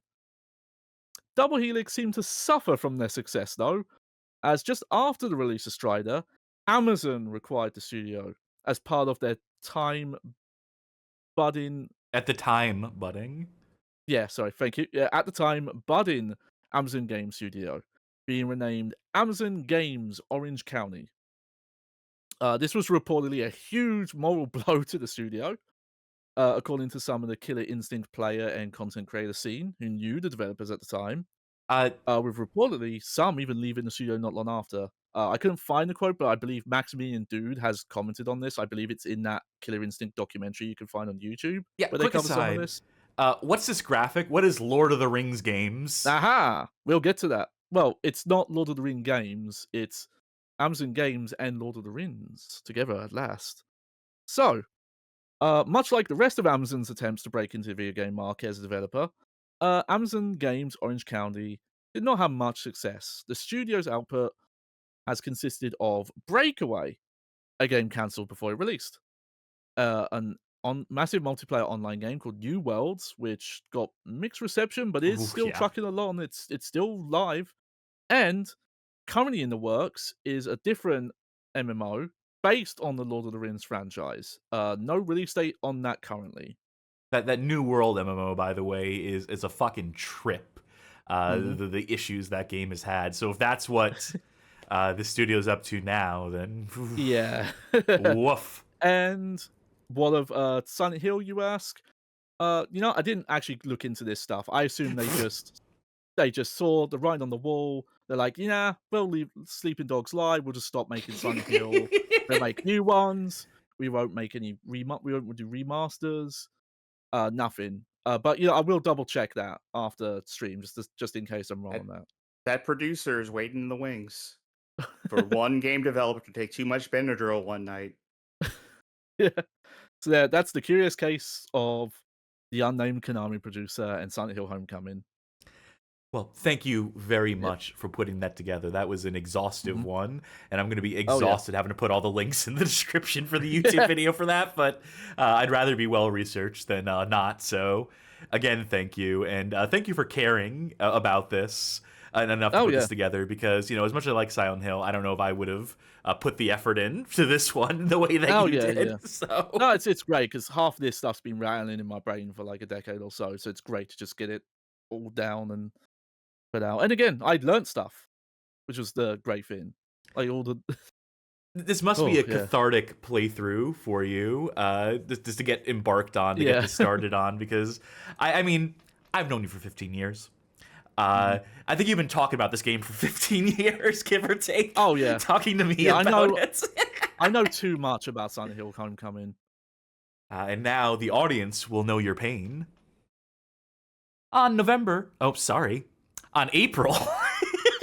Rip roaring to go here. On April 19th of 1978, history is made as Space Invaders releases to arcades, the first game of its kind to feature potentially endless score-chasing arcade gameplay, to invent the fixed shooter subgenre, and to gross billions of dollars on its way to becoming the highest-grossing entertainment product of its time. Not just video game, but just entertainment product, period. For those who don't know, Space Invaders was huge. Like, the hugest thing. Like, the reason why video games became the cultural force that they are today. Pong is great. Space War, the classics, computer space. But ultimately, arcades would not have been a thing, and therefore we would not have had the video game industry we had if not for the unprecedented success of Space Invaders. I feel like I've heard stories of, like, arcades with Space Invaders, like the machines not working because they were so stuffed full of coins that, like, that's a rumor that gets more in there. Passed around for several different arcade games, namely like Pong. It has that story attached to it as well. I doubt the sincerity of most of those stories beyond like original Pong, because the idea of an arcade cabinet at that point was still like a novel idea. So operators might not have known, but then again, you had vending machines where they would have known that you have to empty out the coin slot and whatnot. I feel like that could have happened at one arcade where the guy in charge is just real lazy, and then like Taito could have been like, "We're gonna run with it, hell yeah." Well, there's a different rumor attached to Space Invaders, and I'll say it here that, and this is a debunked rumor, by the way, that because of Space Invaders' huge success, that Japan, for a period of time, had exhausted their supply very nearly of Japanese 100 yen coins, just based on the premise that everyone was going to the arcades. And while they may very well have been doing like that amount of numbers, it may have eaten the supply somewhat. Again, the arcade operators were emptying out the machines. That money was being redistributed, put back into the economy in whichever sort of ways. Again, it's a nonsense story that makes Space Invaders out to be like a legend, to be sure, but it already is a legend. It doesn't need the sort of old wives' tales around it. The actual reason for the 100 yen shortage was because everyone realized that there were like chocolate coins with like a wrapping around it. And just like the entire economy got eaten up in one night. Tragic, but Japan rebounded, God bless them. So, Space Invaders. for Taito, a company who had cut their teeth initially in the 1950s, importing vodka and vending machines into Japan, who had only begun to dabble in video games as recently as 1973, Space Invaders was the game to put that company on the map and ultimately embed Taito and Space Invaders and all involved into pop culture. And the man Taito largely has to thank for their newfound success would have been one Tomohiro Nishikado, Space Invaders' lead designer, pictured here. I'm going to quote a bit from an article penned by one Craig Granell for Wired. This was written in commemoration of Space Invaders' 45th anniversary. Contains an interview with Tomohiro Nishikado, and I'm going to quote a little bit from that, just on a little bit of the history behind the game's development. It all started with Atari's Breakout. I was hooked on it, Nishikado told Wired. When Taito management asked him to make something that would surpass Atari's Brick Basher, Nishikado was already deep in thought about how to achieve this. I decided to plan a shooting game, which was my forte. But until then, shooting games were mainly time-based. Players defeated as many targets as possible within a set period, so I decided to make a game with a live system, an interactive gameplay in which multiple enemies would attack the player. His initial design had you shoot at tanks, but Nishikado remembers that their shape and movement, quote, didn't feel right. The team tried fighter planes and battleships, but those didn't work any better with the limited technology of the day. I then tried a soldier and was satisfied with the movement, but there was an opinion that shooting people was not a good idea, and so I gave up on that, says Nishikado. A solution arrived in the form of War of the Worlds. That's right, Ice Cube's genre-defying movie. Nishikado remembered the 1953 film, War of the Worlds, from his childhood and became inspired by various media depictions of the invaders, which often resembled sea life. I based a new target on an octopus, and since it was now an alien, there was no problem shooting it, he says. And with the shape not having to be specifically recognizable, any issues with realism went away. Nishikado set about creating further enemies abstracted from marine creatures like crabs and squids. And that was, in some regard, a recipe for Space Invaders' success, tying into burgeoning sci-fi trends of the period, and in having these, they say abstracted, but these creatures, these aliens and Space Invaders, have become like as much a part of pop culture as any other video game ephemera. For God's sake, you got a Space Invaders emoji on your phone is part of the symbol set there.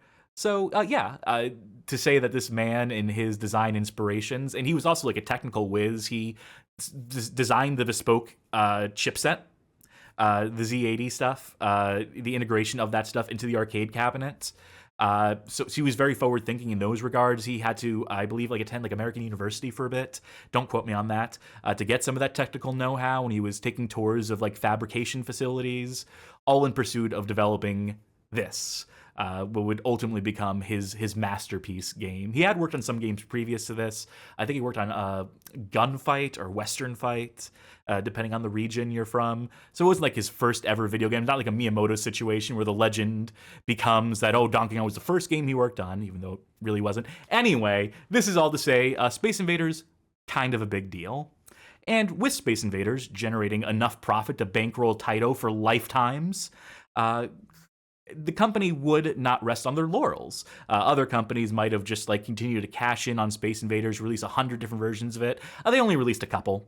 There was Space Invaders Part 2, then there was Space Invaders 2 some years after that. So they did a little bit of cashing in on the success of Space Invaders, but they did go on to create a number of hit long-lasting franchises, the likes of Arkanoid, Bubble Bobble, Chase HQ, Takeshi no Chozenjo. One of those things is not like the other. And a personal favorite game of mine, that being Elevator Action.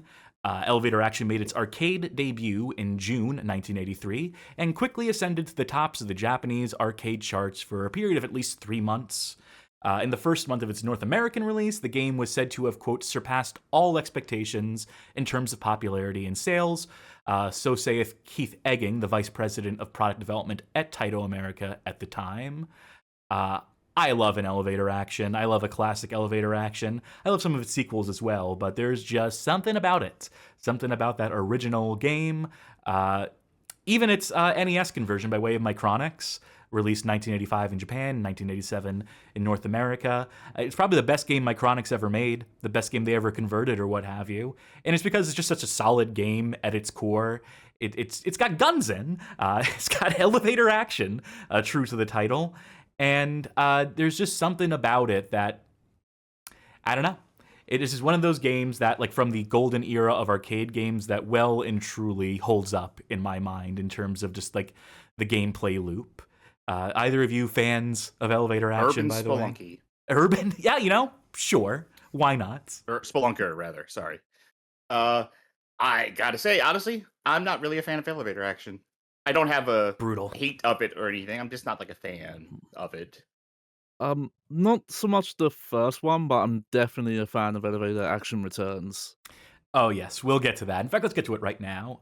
In terms of Elevator Action as a series, the next substantive release that wasn't just a conversion is the Game Boy version of Elevator Action, released in 1991, which is like mostly a straightforward conversion, but does add power-ups and additional weapons to the gameplay formula.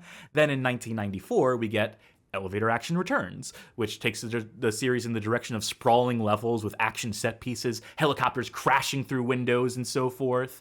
It adds anime aesthetics to the mix, which I hear those are in vogue, and it iterated on the power-up system introduced in that Game Boy version as well. So it does serve as a meaningful iteration on the formula. And yeah, it's a banger of a game. It's got co-op play in, which makes it twice as good as Elevator Action, the original, by my metric. Man, one of these days, Charky, you don't like an Elevator Action? We got to play an Elevator Action Returns. We got to just go through that 2-player. Was that on... What was that on? It was arcade. It was a Sega Saturn version, I believe, came out. Then I think there's been modern re-releases on the likes of Switch and so forth. Maybe there was an Arcade Classics PS2 release. I could be wrong about that one. I think I might actually have the... Yeah. Actually, I sourced the Saturn version out for Games from a Hat at one point. And I don't think we got to it on the Saturn episode. So I do have it laying around. All things in due time. And speaking of due time, come 1996, it was due time for Nishikado to leave Taito and to found his own company, Dreams, who sold themselves as a support studio and as a possible ghost developer, with their choosing to eschew credits for several games that they would have contributed to. At a point in 2005, as per their now defunct or long since like recreated, reiterated on, changed up website. But in 2005, going back in the archives, they detailed the size of their team to give you an idea of what we're working with here. A development department staff of 6 programmers, 2 planners, and 6 graphic designers. So in total, 14 people being headed by Nishikado, the father of Space Invaders. Under Dreams, during its tenure under Nishikado, his credited games include Bust-A-Move Millennium, published by Acclaim in 2000. They are also credited as a studio for Chase HQ, Secret Police, published by Metro 3D for the Game Boy Color in 1999. Super Bust-A-Move in the year 2000 for the PS2, published by Taito. Rainbow Islands, Bubble Bobble 2. In 2001 for the Game Boy Color. You're noticing a lot of Taito games here. We're going to get to that in a second. And they were doing some non-Taito stuff too, like the 3D eroge visual novel Dancing Cats, published by Illusion for the PC in 2000, and Sean Palmer's Pro Snowboarder for the Game Boy Color in 2001. Just a little bit of an odd one there. There's also a rather infamous release they do put out. It actually comes out after Spy Games Elevator Mission in 2008. But Bubble Bobble Revolution for the Nintendo DS, which I think was fine in its original Japanese release, but then when they localized it and released it in North America, It's shipped with a major bug that prevents you from playing the game past the 30th level out of 100 in the arrange mode and the new gameplay mode within the game, making it inadvertently impossible to beat. And featured in our article on the Bad Game Hall of Fame website of top 5 inadvertently impossible games. I think they had to do a make good where they reissued a new version of the cartridge that obviously, 1, had the bug fixed, and 2, included a bonus game. It included, I think, Rainbow Islands, just like an emulated version of that you could switch to on the cartridge as a sort of make good. So if you had a receipt proving you had owned the original version of the game, you could redeem that, get it swapped out for the new copy at participating retailers. And of course, there's one more game here I forgot to mention earlier, that Nishikado, during his time with Dreams, personally oversaw the development of one Space Invaders Revolution, released by Taito in 2005. These are all to speak of the continuing working relationship that Nishikado had with Taito. He may have left the company, but ultimately, he was still getting a little help from his friends there. They were still sort of supplying Dreams with licenses, with games that they could work on, keeping them in work, and allowing them to put out these, not just conversions, not just work as a support studio, but to, help reimagine and re-envision some of these games, some of these classic Taito IPs, owing to how much trust they probably had in Nishikado and the fact that that man had helped Taito become the behemoth it had become at that point in time in the industry. So, Elevator Action continues. Dreams not yet associated with Elevator Action in their capacity doing these games for Taito, but there are other studios within Taito and other contractors putting out Elevator Action games, and one I've got to highlight here, one of the most interesting, is Elevator Action Real. This is a 2005 Japanese mobile phone game serving as the first-person installment in the series. It is pictured here. You can see wandering around in the dark, getting off, disembarking on elevators, collecting files, and shooting in first person. I don't have much information on this particular release, being that it is a rather obscure Japanese cell phone game that never made its way onto anything else, that isn't what's the word I'm looking for? Preserved at this current juncture. You can't go onto Coffee Break and download this. The only reason I'm even aware of this game now is because I saw a tweet by one Rockman Cosmo over here, which mentions these two games and links to a YouTube video by a YouTuber by the name of Ruaga, who was able to capture this gameplay, as well as gameplay footage of a Squeakquel Elevator Action Reel 2, which is no longer about shooting agents, but is about capturing ghosts. They turned Elevator Action into a Ghostbusters game. Still the same perspective, still the same HUD, still pretty much all the same gameplay here, except ghosts instead of people there. So that's interesting. And it serves as a precedent for what we're about to see here, which is, of course, Dreams getting a contract from Taito to develop a new elevator action game with designs to release it on the Nintendo Wii. So, my assumption here is that they took a look at this game, this 2005 elevator action Reel game, determined to sort of do something like this. I mean, you got the Nintendo Wii, you've got motion controls for aiming, you could probably make a pretty decent first-person shooter on the Wii, and so you could probably do a pretty decent version of this style of elevator action game for the Wii. So this game is, for as obscure as it is probably very important in the DNA of the game that we're about to play. Speaking of that game, speaking of Taito, speaking of Dreams, speaking of all these companies, there's one more company we've got to mention in the tapestry of this story. That is Square Enix, who had actually majority acquired Taito at a point in 2005, and come March 31st, 2006, moved to wholly own the company, to wholly own Taito. The following comes from a game developer article chronicling the takeover of Taito by Square Enix. To quote, Officials from Japanese headquartered publisher and developer Square Enix have announced that recently majority acquired Taito will become a wholly owned unit from March 31st, 2006, following Square Enix's purchase of a 93.70% stake in the company earlier this year. Existing amusement arcade operator and wholly owned Square Enix subsidiary SQEX will take over the company through an equity swap, but the resulting entity will retain the Taito name. They give a little bit of a bio on the company history of Taito here.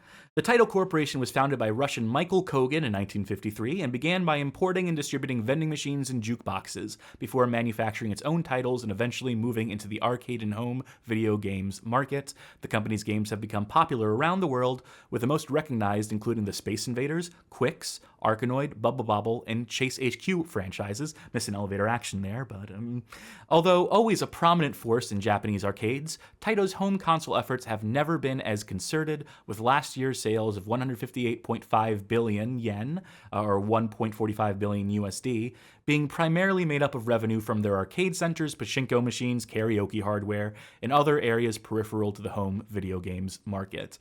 So that's all just to summarize and say that Taito had vested themselves so much in the arcades that despite the fact that Space Invaders at a point in time had, as I believe I said, made them enough money to last them a lifetime, they had squandered a lot of that money away by continuing to focus in the arcades and not necessarily getting their home console market up in the ways that they would have had to remain contemporary. Yeah. So it made them sort of easy pickings for Square Enix, who were on something of an acquisition spree at this point and would continue to do so for years to follow. What were you going to say, Johnny? It was mostly like retro compilations or portable system games they were doing at this time. Yeah, Which is probably what the peripheral to the home video game console market refers to. Yeah, that and the karaoke hardware, I believe, which, was, I believe, a major contributing factor to their profits. One of the things that was keeping them, afloat at this point in time, because issuing like hundreds of different compilations of Space Invaders games and their other franchises wasn't necessarily moving the dial in the way that that they were hoping for, clearly. So anyway, Square Enix acquires Taito, and this move throws a spanner in the works of studios such as Dreams, who had been operating under contracts with Taito to develop titles under their licenses, leaving many of these studios in a state of flux.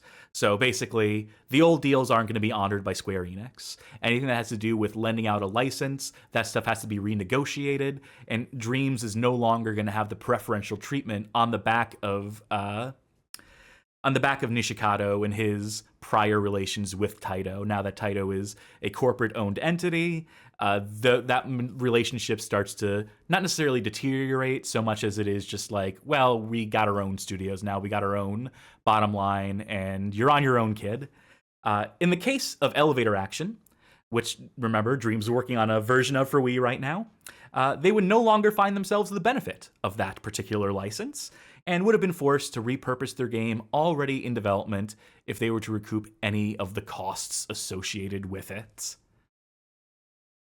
This leads to a hasty rebranding of the game that was once to be an elevator action game as Spy Games Elevator Mission, with hastily rewritten retailer descriptions still clearly referencing elevator action, including on Nintendo's own games database, archived here. And to quote from this store page description, "The classic gameplay of Elevator Mission is back with a new twist. Utilizing the unique control functions of the Nintendo Wii along with 3D graphics, this beloved title has been reborn for the next generation consoles." So just, Control F, replace action with mission, pretending like Elevator Mission or Spy Games have been these long-running franchises that are now getting a breath of fresh air on the Nintendo Wii is certainly a way to go. There's some other description in this game that I don't have copied here, but if you look up Spy Games Elevator Mission on eBay, of all places, there's a description that every one of their any listing of the game has written here. So this must have been pulled from some other sort of database. I couldn't tell you where this originates from, but product information, I'm looking at an eBay page right now. Taito's classic arcade game Elevator Action is envisioned as a first-person shooter in Spy Games Elevator Mission for the Wii. While the look has changed, the core action closely follows that of its quarter-plunking predecessor. So again, at some point, they just updated existing descriptions and really didn't do much to rework it to pretend like this is the original title. On some level, the conspiracy cast coming out, I think they wanted people to know this was supposed to be an elevator action game. I think they were kind of just like hoping people would put 2 and 2 together and realize that, oh yeah, this was supposed to be this, until we lost the license. And no one ever caught on to that, I can tell you that much. At least no one contemporaneously, but we'll get to that when we get to that.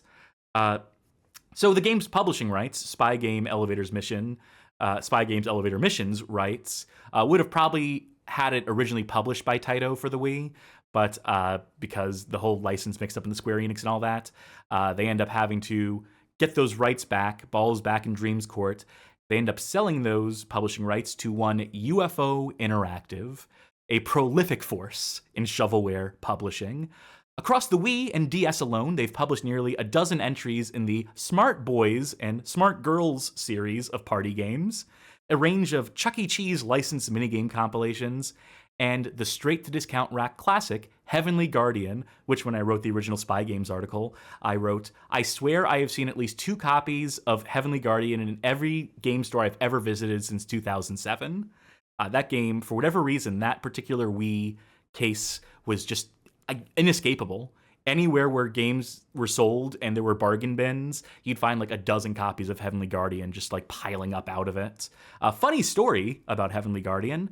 Did you know that this game on Wii was originally intended as an entry in Taito's Pocky and Rocky franchise, until those rights got lost too in the wake of the Square Enix shakeup.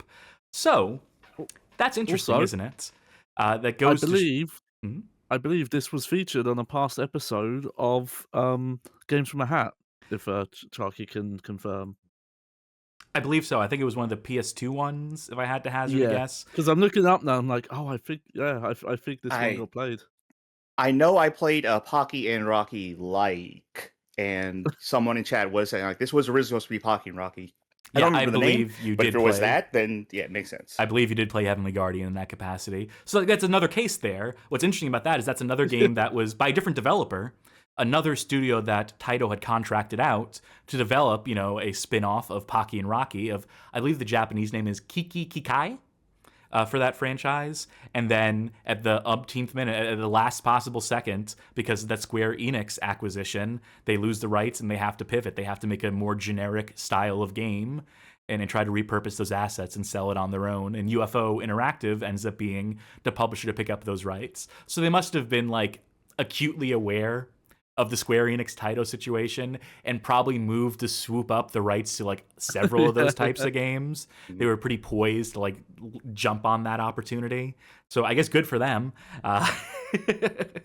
Also, I'm looking at screenshots of Heavenly Guardian now. Yeah, that was featured on, I think, the last PS2 Games from a Hat that we've done. So you can go watch that video if you want to see some gameplay from that in action, the bargain bin classic that it is. So, with all these details squared away, with UFO Interactive at the helm, Spy Games Elevator Mission is published, released, and not reviewed well by the 2 outlets, the grand total of 2 review outlets that even recognize its release. Released, by the way, for $30, released as a budget game for the Wii initially. How this didn't get into more hands, the only people that noticed it were IGN and GameSpot, and we'll read some reviews in a second, those 2 reviews in particular in a second. First, I want to say that this poster you're seeing here, which I made this for the Spy Games article because I was too cheap to commission art for it. And I modeled it after the original elevator action ad flyer that you may have seen earlier in the slideshow here. So just kudos to me, Photoshop genius, pixel art master. I'm loving it. So those reviews, there is Lucas M. Thomas for IGN, who scores the game a 2.5 out of 10. To quote, "It's been a long time since I played a new first-person shooter for the Nintendo 64, but that's the closest thing that comes to mind when you're in the middle of a round of Spy Games Elevator Mission. It's so ugly, so clunky, and so repetitively bland in every aspect that it really does feel like you've been thrown 10 years into the past of development of console FPS experiences. It's like somebody ported a 10% complete version of GoldenEye to the Wii. It's terrible. It's certainly not worth $30, as its controls, graphics, sound, and any other aspect you can name are all found lacking. There's a chance that you and a friend could have some small amount of fun with the game as a rental, just to see how poor it really is and have a good laugh at his expense. But overall, you'd be better off playing something like Elevator Action rather than waste your time with Elevator Mission. Oh my god, you're so close, Lucas. Lucas, you're so close. You're right there. I mean, how are people to know? At that moment in time, no one in North America necessarily knew who Dreams were and their connection to Taito and all that stuff. So the best they could do is draw inference, is context clue it. And I gotta say, that's something that threw me off too when I originally penned the article. I didn't have the complete history on Dreams when I initially wrote that article. Part of the reason I regret writing that article and not doing my due diligence is that people had to come in and tell me after. You realize that the guy who made Space Invaders founded that studio, right? That it was like it's sort of incestuous relationship between Dreams and Taito at this point. I'm like, oh my god, that's so fucking obvious now. And then all the other pieces begin to fall into place. Speaking of falling into place, here is Sean McInnes's review for GameSpot, rating the game a 2 out of 10, which falls into place as such. By any standard, Spy Games Elevator Mission is a remarkably awful title. Its shallow gameplay feels better suited as a free online flash game as opposed to a budget-priced retail product. For a Wii first-person shooter, the precision aiming gained from the remote is squandered by an otherwise clunky control scheme, and worst of all, it's just plain boring. A game this bad should offer at least some unintentional entertainment, but there's not a drop to be found here. All told, calling Spy Games a budget title would be an insult to other games that might actually hold some value for their $20 or so price tags. Spy Games' total avoidance of anything resembling a creative risk, combined with its clunky controls and repetitive presentation, make it a game that should have never been considered at any price. So, needless to say, I don't think he liked it much. What you may be latching onto here is that, by measure of both these reviews, the game is decidedly uninteresting. The most interesting thing about it is this backstory that we've laid out here, the connection to Elevator Action. That's not going to stop us from playing through the whole damn thing, of course. We'll find some value in this, I'm sure. This game I've already reviewed, and I already know what we're getting into here, but put that aside. Part of the credit, or part of the excuse I'll make for Dreams is that when this game lost the Elevator Action license, the game was probably still mid-development. They probably had grander ambitions for something like this. They probably wanted to make the best game they could, the successor to Elevator Action that they had dreamed of, but losing that license probably meant losing a boatload of money, a boatload of production cost, because Taito was no longer footing the bill for it. So that this game releases at all is kind of something of a miracle, that they were able to take what they had on their plates and sort of reheat it, put a paint on it, put a new veneer on it as the Spy Games Elevator Mission, swap out whatever details would have linked it to Elevator Action. And mind you, the team for this game, of the 14 developers that were working at Dreams, I think this game has a credits roll of 5 people. Maybe 6. We'll see when we roll credits. But yeah, not a lot of people working on this game for not a lot of money and probably not a lot of time. So, God bless them for putting it out. And those being the only 2 websites that take notice of Elevator Mission, it doesn't really get its way out into the popular zeitgeist of bad games in the way that, like a Big Rigs or what have you does. Most people didn't notice this until years later, with the advent of YouTube, angry video game reviews, people following in the footsteps of one James Rolfe.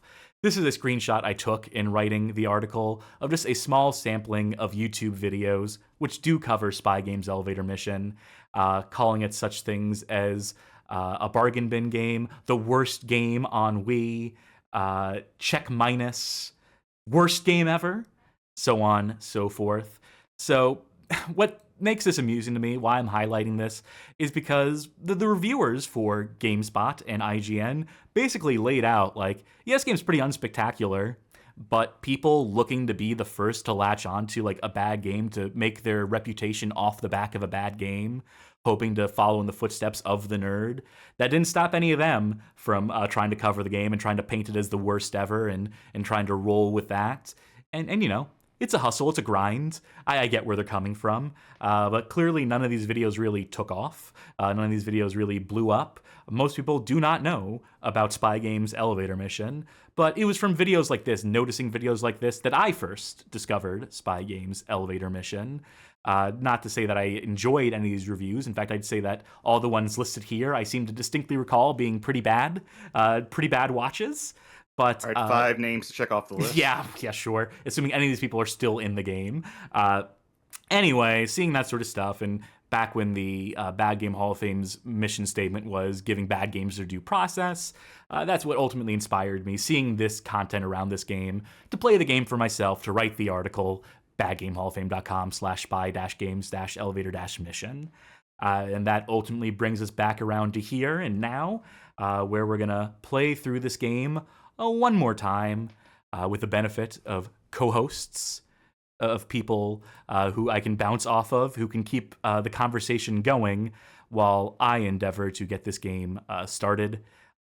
And I sent Slow Beef, I sent them a look at this document that I assembled in an hour and a half before the show. I could see the fear in their eyes as they saw how much text there was to sit through. I promise this will be quicker than it looks on the page. I lied. So I'm going to kick this off with a quote. A wise man once said, "I don't know who the hell Will Harvey is, if he made any other games." Well, this is Will Harvey here, and his music construction set. More on that in a minute. Will Harvey was born... He looks like he was generated from AI. Like, he absolutely wasn't. But, like, look at it. I've never seen him before, but oh my God, that's a demon-made person. Anyway, I'm sorry. No, by all means, please don't worry about interrupting this section. It's very stupid that we open up our video game stream with an hour-long dissertation or what have you. So all the levity it can get. All the photos of Will Harvey were taken in around 1984 with the release of his music construction set. And then this man stopped being photographed. This man keeps information about himself to a minimum. He was born in either 1966 or 1967. No way of knowing for sure until he deigns to provide that information.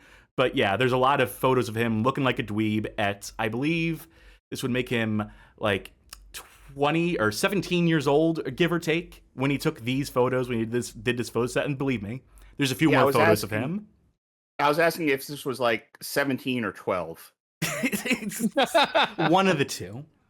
Anyway, this is a brief quote from the Compute Gazette, issue 11, an interview with Will Harvey, taken in 1984. "Computers are just another hobby for me," he says. "I wouldn't consider it a profession or anything that takes precedence over any of my other activities. Those other activities are many and varied. 17-year-old Harvey is president of the student body at Upland Senior High School near his home in Foster City, California. A straight-A student, he plays football and basketball, sings in the school chorus, and is an Eagle Scout." So there you go.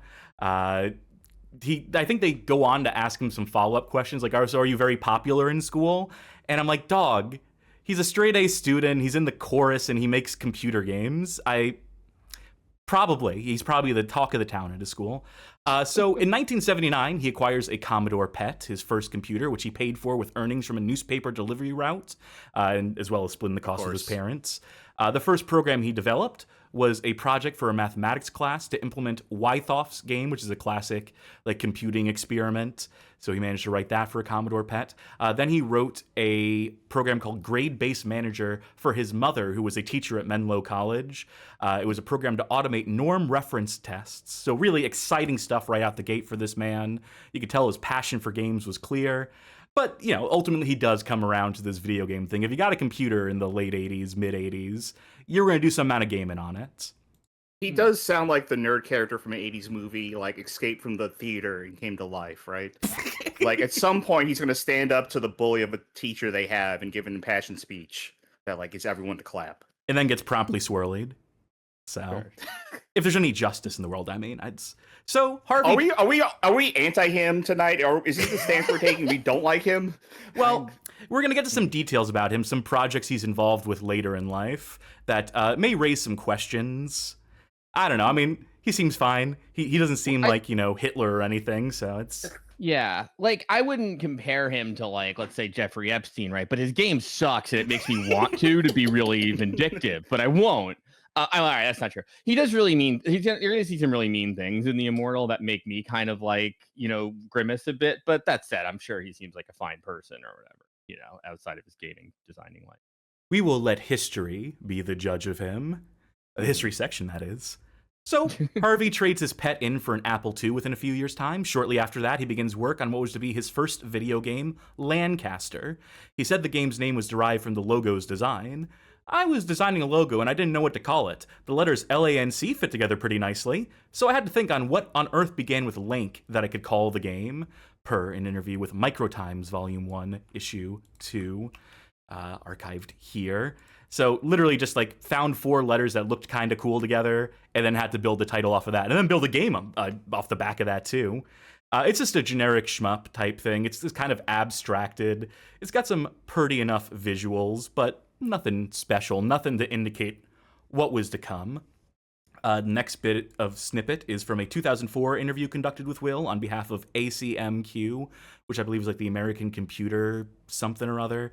Anyway, this is from Will Harvey. In the early 80s, there was no barrier of entry for people writing video games. I taught myself assembly language from Roger Wagner's Assembly Lines column in the back of a Soft Talk magazine for the Apple II, and managed to put together a game that was as good as the games, at least in my opinion, that people were selling. The coding style was horrible. I was just a 15-year-old high schooler. I didn't know anything. But the next step was find a publisher. I didn't even drive at the time, so I took the bus to the computer store and looked for a computer game that had good package artwork. How else would you choose a publisher other than the packaging? So, after consulting the contact information on the back of a particularly compelling box, Harvey contacted the president of one Sirius Software and set a meeting. This president took the call and said, "Come on down." He gets off the train. They assemble a full team to look at his game. They make some polite suggestions for a few changes that they want him to make. And he says no. He is a very headstrong 15-year-old, and he goes on to... Because he's the one in the power position here. Yeah, clearly, he's the tech genius. He's the whiz kid. So he sells his game to a different studio, one Silicon Valley Systems, who publishes it in 1983 and doesn't tell him to change a thing. So that's a good enough deal for him, I suppose. It was not particularly successful, the release of this game, but during the game's development, Will had kind of accidentally gone and programmed something in the process that would turn out to be his first true taste of success in the software industry. This, of course, brings us to Will Harvey's music construction set. From that same interview, I needed to have music in the game, speaking about Lancaster. I didn't know too much about it, so I wrote a music editor, kind of like a word processor that would allow you to copy sheet music onto the screen, then convert it to MIDI, which was just beginning at the time, and play it back for you. It would also save it as a MIDI file, so I could then have the game play it in the background. Getting away from the quote, in the process of creating this program that would allow him to program sheet music, program these MIDIs, he found out that creating music on the computer was fun.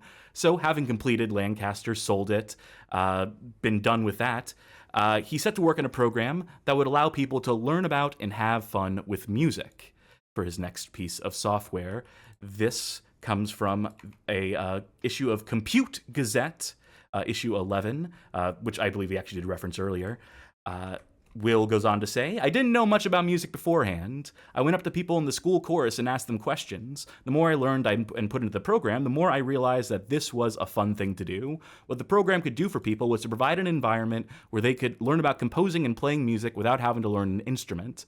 Another aspect of the program that Harvey discovered later was its use as a tool. It's very much like a word processor for music. It lets you move around notes and transpose music just like you would move around text when you're writing something.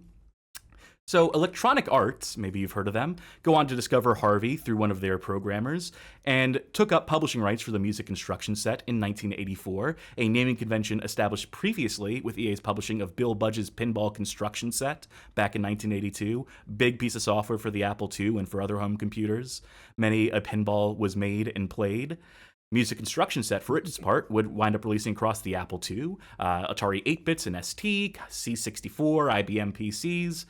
and ultimately go on to make Will Harvey something of an overnight celebrity in the software scene, owing to his name appearing prominently on the game's box, something that EA used to do back in the day to differentiate themselves from more anonymous software houses. Oh, how far they have come.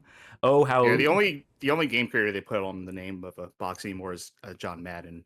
They've kind of like moved away from everyone else. I mean, he's such a genius of programming, that man. I mean, I stand in awe of him.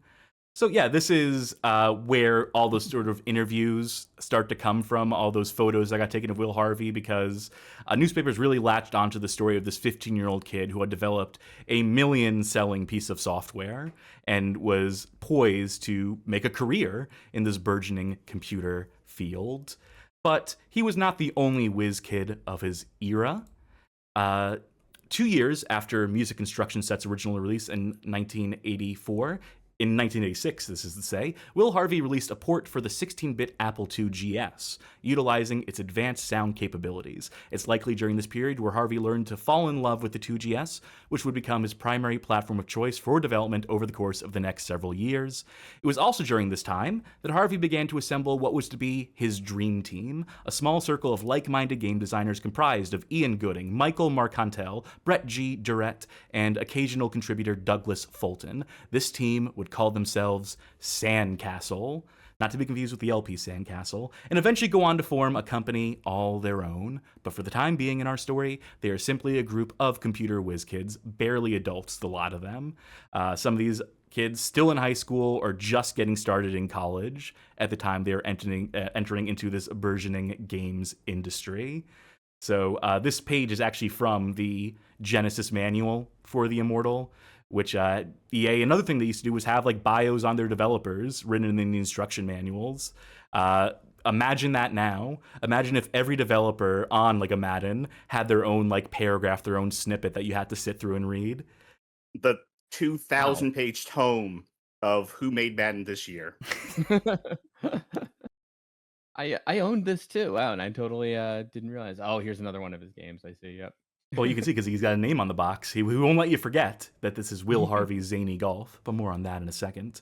Shortly before the formation of the Sandcastle, Will's first proper video game product on EA's behalf would have been 1986's conversion of Will Cerny's Marble Madness to the Apple II GS, a rather unspectacular credit in the grand scheme of things, but it's also at around this time that Harvey settled into his trademark as a game developer. Elaborate Easter eggs.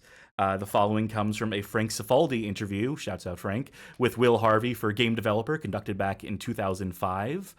To quote, Harvey's games had an underground reputation for having some of the most obscure and difficult to access Easter eggs around. Harvey's Marble Madness conversion, for which original creator Mark Cerny was unaware of there being a secret level until after the game had shipped, is a prime example. After accessing the level by a secret elevator, the player reaches a large level with lily pads across a river, and, as Harvey details, so the puzzle here is that there's no way of solving this level by yourself. You can only solve it if you're playing in two-player mode with a friend, and if both of you sit on the secret elevator and get lowered into the secret level, and then on each side of the river there's a tile that's a special color, and then when either of your marbles is sitting on a red tile, the lily pad won't eat your marble. So the way to solve this is that one of you keeps his marble on the red tile, the other crosses the river on the lily pad.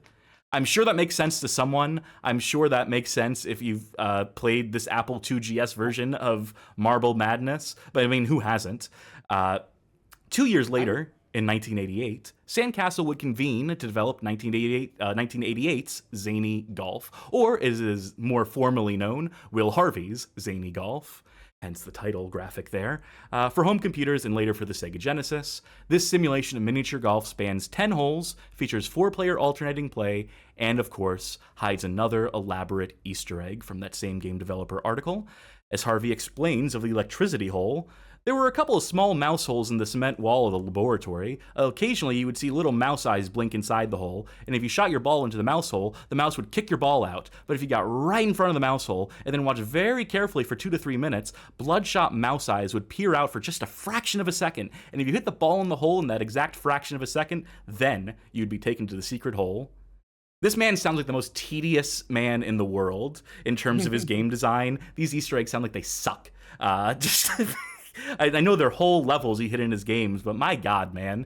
Just, like, put your name somewhere in the game. Just, like, hide your name on a wall or something, man. What are you trying to prove? Now, I like I like the Marble Madness one because it is also like an insanely difficult sort of Easter egg, which is like kind of one of the things that I've always associated with Will Harvey, which is like his games always have some weirdly difficult thing in them, or at least the Immortal does. But I think these other ones, like Danny Golf does as well, as you were saying. Yeah, no, they're definitely meeting the criteria here. He's not dodging the allegations about being a hard ass when it comes to Right. game design. But, you know, I feel like his Easter egg ethos seems to be the same kind of thing that kids on the playground would say about Ocarina of Time, right? About how you can Right. actually get the Triforce. Like if it was Will Harvey's Ocarina of Time, like that would be real. but in the interim, both these games that we just covered, the Marble Madness, the Zany Golf, they're cute, right? You know, Will, he even got to put his name on the box again with that golf game. That's so cute. But for his next game, what was to be Will's last proper video game, as a matter of fact, the ambitions on display were to be much higher.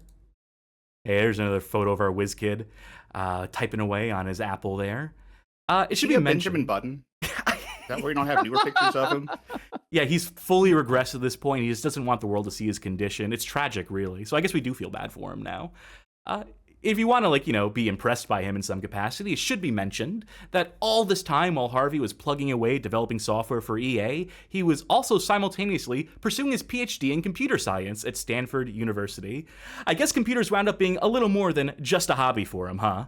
He speaks briefly on wrestling the temptation to pursue video game development full-time versus committing to the college route in an interview with Sramana Mitra's 1 million by 1 million blog, which is some business entrepreneur CEO type blog.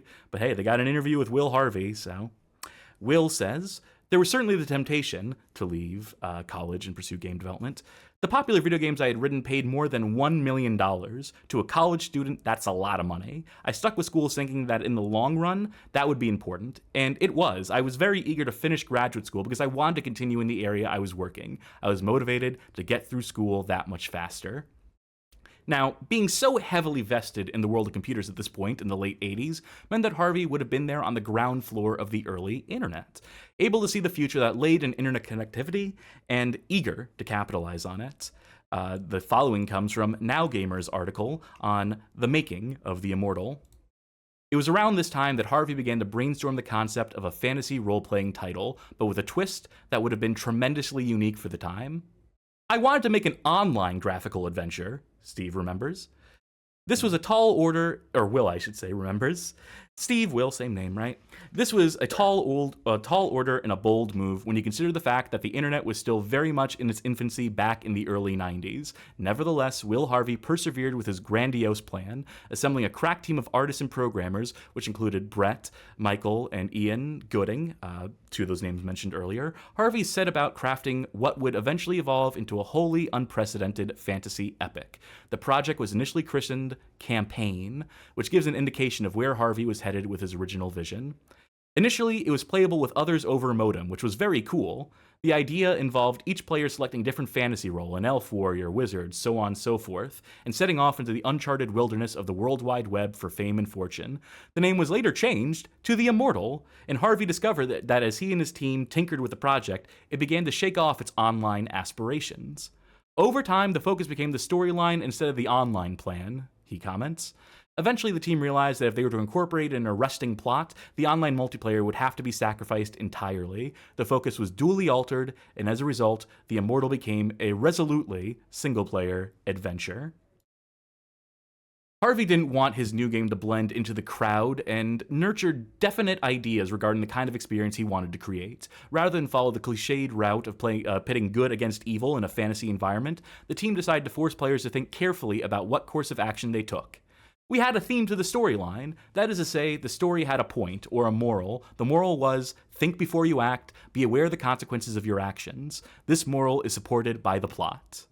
As the player descended even further into the labyrinth, this became more and more apparent, and several moral judgments had to be made in order to progress, the actions of which had a telling impact on the eventual outcome of the adventure. For example, if you indiscriminately kill goblins, then you will miss the opportunity to make allies of them later in the quest, explains Harvey. You can still finish the game, but you get a different ending at best. Few games of this type ever attempted to portray tangible consequences to the player's actions in the same way the Immortal did. One characteristic of the Immortal that went down slightly less well with many sectors of the gaming public was the preference for unpredictable and wholly unexpected deaths. At many points within the game, the player would be killed simply for stepping on the wrong spot or speaking to a character without having a certain item in their inventory. Playing without a guidebook quickly changed the game into an almost tiresome process of trial and error. It was essential to find out what mistakes to avoid by dying a few times, then completing the level with this vital knowledge in hand. To some, this kind of structure proved to be almost insurmountable obstacle to the enjoyment, but to others, it harkened back to the unforgiving graphical adventures of old and gave the game an edgy, unpredictable quality. At times, the level of tension was almost unbearable, and it made players more wary of wandering into situations that might prove to be fatal. Besides, the elaborate player death animations often went some way to softening the disappointment of an unexpected demise. We also have some details on the Genesis conversion, which was headed by a programmer, Kevin McGrath, and they were interviewed in around 2025 by Sega Retro, by Alexander Rojas on behalf of Sega Retro. And this is what they have to say on the process of converting the Immortal. The Immortal port went as well as can be expected, in my opinion. I was given 768 kilobytes of cartridge ROM to work a 2 megabyte game into, and once I got it to fit, they increased it to 1 megabyte of ROM. This meant I had a huge amount of ROM left over, so we decided to fill it with this very gory animated death cutscenes. The industry rumor mill has it that the Genesis version of the Immortal influenced Mortal Kombat to make gory animated death scenes, but I was influenced by the Apple II swashbuckler game I used to play at Dynamics. I got the keystrokes down so I could always decapitate my opponent. So here's the thing. The deaths we're familiar with in the Genesis version of this game, and in some capacity the NES version, which I know toned down the violence, took the blood out and whatnot. This was an invention, according to this man. He takes credit for that. And you'll see when we get to the Apple II GS version, none of that stuff. It does not have the gory death animations. In fact, it's missing a few things that make it a interesting version, the original vision that it is. But that's just a little bit of insight into the development of the game. As much as is out there, that Now Gamer article is pretty good, covers a lot of ground. So to think this game started as like a proto MMO, that was the intention. Didn't quite turn out that way, needless to say. But were you aware of any of that? Did you ever hear tell of that at any point? So after the fact, like after I did the Let's Play and everything like that, I did read about the MMO thing. Yeah, I was really surprised by that because it's one of those things. Like I guess you can kind of see it in retrospect when you play the game as the wizard. You're like, okay, I can see where character classes come in, but it is a very linear experience. And I don't think like everything he describes is in there. Like no matter how you kind of work with the goblins, they're always like they always act a certain way as the game goes on. So there's only 2 endings and only one decision you make that influences the ending. So I think he's either lying to himself or is forgetting things or something along those lines. Something like maybe the intention was there, but it never got fully implemented or something like that. Yeah, it's either misremembering or lying like the jerk he is, but you know. Goddamn Will Harvey. I knew I didn't like this man. I told you we were against him from the start. Thank you to Raiders, by the way. Howdy there. We're just covering the history of the Immortal. And speaking of the Immortal, game comes out, has to come out eventually. That's why we're here today, isn't it? It releases across the Apple II GS and NES in November 1990. The other home computer versions likely come out around this time as well. And I've got a few reviews here that I want to read of some of the contemporary versions of the Immortal. First, we have Jane Goldman's 88% scoring review of the Amiga release of the Immortal for Zero Magazine, archived here. Quote, "All told, Immortal is challenging, compelling, and good value for money, but the best thing about it is that it has a darn near perfect balance of arcade action, puzzle solving, and text. It's not a text adventure with a few useless arcade sequences thrown in, or an arcade game with an adventure flavor and a bit of crap text that doesn't really need to be there. It's actually one of those rare arcade adventures that actually lives up to its name." We have here a review of the NES version from Nintendo Power, 4.3 out of 5 scoring review. "Prepare yourself for a dungeon adventure like no other. Your surroundings are portrayed in detailed 3-dimensional graphics with some of the best character animation ever seen on the NES. An epic tale of daring, danger, and deceit will unfold before you in the Immortal." I feel like if you got a 4.3 out of 5 in Nintendo Power, that was basically like a D-, you know, like on the Yeah. But blam this piece of crap, to put it in Newgrounds parlance. That's my favorite bits of like Nintendo Power magazines, all that kind of stuff, is when they talked about a game that came out with like one paragraph hidden somewhere, ashamed to admit that it came out, like Malice Secret Castle. Now that had a huge spread though, right? To tell you how to do shit. Yeah, no, that was a essential, one might say, in the solving of that game. Hey, folks, join our Discord, discord.gg/bghOF. We're playing Mylan Secret Castle in the Bad Game Club right now, our game of the month. Yeah. Suffer. Yeah, I wonder why that was the first game I thought of. It's on the mind. Speaking of on the mind, how about that Genesis release? Did it get reviewed? Oh, it sure did. This is Jeremy Daldry and their review, a 92% scoring review of the Genesis release of the Immortal for Game Zone magazine. Sometimes it's a bit of a narc having to restart from the beginning of a level. Just going through and collecting the same equipment and info that you know you need feels a bit like a waste of time. But apart from that rather hair-splittingly small moan, the Immortal has been brilliantly converted to the Mega Drive. The Immortal is the best graphic adventure around, leading the field by a couple thousand years. It's a true classic. Great stuff. Love it. I refuse to accept narc as a word, like NARK, like that, you know? I thought it was Lark. I was like, did he typo Lark? Did he mean to say Lark? No, I think it's apparently just some UK parlance. So I really should have wrote that whole thing out in a British accent, but missed opportunity. Now, those are some pretty positive reviews. I found one kind of negative review, and it's not even a scoring review. This is from Computer Gaming World. This is from reviewer Matt Lawrence, covering the Amiga version. This is actually preserved by means of the game history, the VGHF, in their digital archives. So shouts again to Frank for helping provide the world with this vital service. And so we read, though the Immortal tries to position itself as a computer role-playing game, it is not completely successful. The action sequences, particularly combat scenarios, are fairly well executed, and the puzzle and traps are clever enough to require a good bit of brain twisting to solve. However, the big problem with the Immortal is in the very structure of the game. While trying to be action-oriented, the game manages to keep an adventuring flavor, but tends to be excessively linear in its approach. There is little room for creative experimentation in the game, since one's path is more or less clear, and attributes and skills are not improved. The Immortal is basically an intensely graphic action adventure masquerading as a CRPG. The Immortal, while gamely attempting to forge the front of the CRPG market, misses the mark. The game is stylish and atmospheric with superb audiovisual frills, but in spite of its positioning, it is better suited to clever adventurers with an accurate wrist and a lot of patience than the traditional CRPG market. This concludes my review of Fallout 3. So, not a lot of dissenting voices in this time. There was a bunch more. Most reviews of this game are not written in English. They're written in German, as a matter of fact. German mags really love this game, really seem to. But I mean, all those Amiga sickos, all those home computer sickos over there. Like, what else did they have to play, really? Right.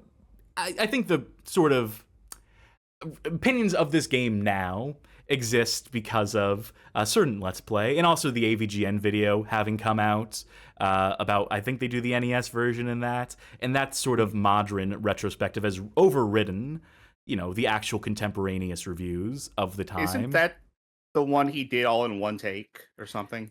Don't ask me. I'm not the one to ask about that. I seem to remember him doing that review and then like doing a behind the scenes thing because he was so proud of doing it all in one take, which, to be fair, yes, accomplishment, but yeah, he does really care more about filmmaking than he does about games, doesn't he? Oh, yeah.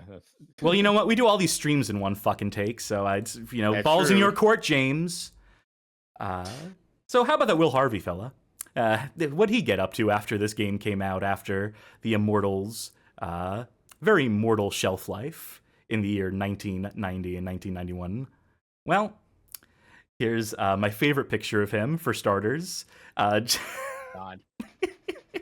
I was so pleased to find this picture, by the way. So, Now Gamer's article on the making of the Immortal has another bit of insight to the game's post-release, its immediate success or lack thereof. Although the Immortal garnered worldwide success and healthy sales, it wasn't enough to gain a sequel. Sandcastle Entertainment began to dabble in online gaming technology, creating tools that permitted smooth, lag-free gaming between online players. The company was eventually purchased by Adobe in 1997. Now we return... Oh, please. He looks like try-hard Dexter here. Failing upwards? Yes. Right. He looks like the lead of a Ringo cover band. Well, I don't know. He looks like a cool guy to me. I'm gonna stand up for him now. I'm flip flopping. Did I say he didn't look like a cool guy? No, you just heavily implied it. So, we go back to that learning from failures. Actually, this is the first time I'm mentioning this one. Sramana Miltra interviewed Will Harvey for the 1 million by 1 million blog. Well, he did totally mention this. It's one take, to take that, James Rolfe. We show our mistakes on screen. We show all the outtakes. One take and one try. I'm so glad we've gotten to own Will Harvey and James Rolfe on this. Oh, we're coming take. for everybody. There ain't no one safe on the Bad Game Hall of. So this is a quote from Will Harvey. The video game company, he's referring to Sandcastle here, was sold just after I finished my PhD. I sold it because the company that I created was an outgrowth of the efforts I put into video games when I was a high school student. In the early 1980s, a single person could write a video game. A single person could do the music, write code, and do the artwork. As the video game industry grew, it was no longer possible for one person to write an entire video game. You needed a team of people to do art, a few programmers to code the logic, and a team for music. Consequently, in college, the company that I had started was just growing naturally due to the requirements of the industry. During graduate school, I realized that I did not know how to grow the company beyond that size. I was self-taught. I had never gone to business school. All I understood was how to be a developer. Recognizing that I was at a plateau with my abilities, I decided to sell my company to another company. Then I could learn for other people. By the way, that company was sold for all of $1 million, according to some text later in the interview. Now, this acquisition by Adobe means that the members of the Sandcastle would go their separate ways at this point, and that Will Harvey would have to ply his trade at a new company in the interim while he worked on establishing his next major venture into computer space. But where was a former computer whiz kid turned business-minded adult to go at this point in time? Okay, so from that 1 million by 1 million blog, Will admits, I quickly became the VP of engineering for Rocket Science Games. It was a San Francisco company that was a high-profile VC-backed startup. Working at that company, I learned about VC, financing a startup, and building a company that could become a big company rather than building a small company that was stuck with no growth options. So Rocket Science Games, are either of you familiar with this company? It's like awakening a deep memory, but not enough that I can recall off the top of my head. Yeah, no, I'm not familiar personally. So, badgamehallofame.com/lodestar-the-legend-of-Tully-Bodine for their flagship product, which was programmed in part by a low-level programmer by the name of Elon Musk at a point in time where he was a video game developer and made some absolute dog shit in this time. Veslas in chat mentions Obsidian. Yes, that's an actual good game they made later down the line. But this company's obsession was trying to create what they called Sillywood, as in Silicon Valley would. They were making these FMV games with budgets up the wazoo.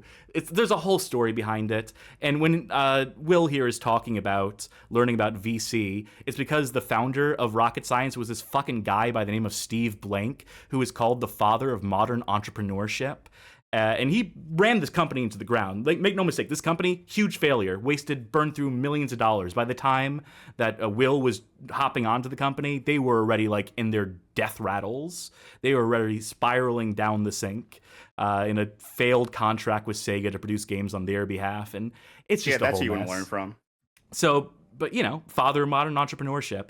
And yeah, from the way that Will talks in that interview, it's absolutely the case that this fucking Steve Blank guy got in his ear and said, hey man, you know where the real money is? Just fucking venture capital shit, financing companies. Don't worry about being a programmer. That shit's not going to pay the bills. Just be in charge of companies that are staffed by programmers. And so that's ultimately the direction that Harvey would start to take in the years to follow. Now, you can read that article for the full story, by the way, if anyone's at all interested in what Elon Musk was up to in 1992 or 3. Unfortunate. Just by weird coincidence, and this is a true story, at dinner today, my daughter said that she yelled out in class, apparently, that Elon's a fraud when a student was talking good about it. So, I'm... You raised him well. Right, yeah. But, anyway.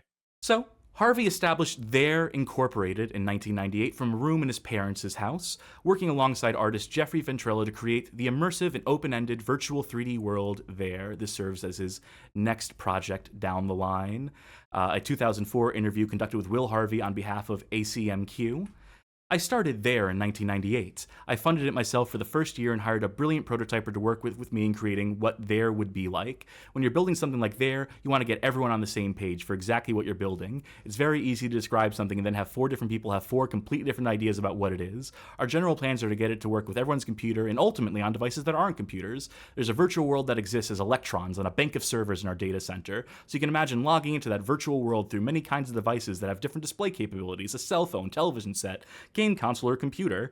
Your manner of logging in, your portal to the world, obviously would be different on each of those different devices. And this is just a random quote from later in the article. The metaverse is something like version 25 of what we're doing now. It's 10 years out in the future that people will be doing things approaching the metaverse. If you don't focus on version 1, what you can accomplish and what value you're delivering to users at the very beginning, then you just get lost. Have any of you ever heard of There? It's still online. This thing is still online. This is like a proto Second Life type thing. Or, you know, ever heard of IMVU? You know that fucking thing that like that gets advertised all over the place?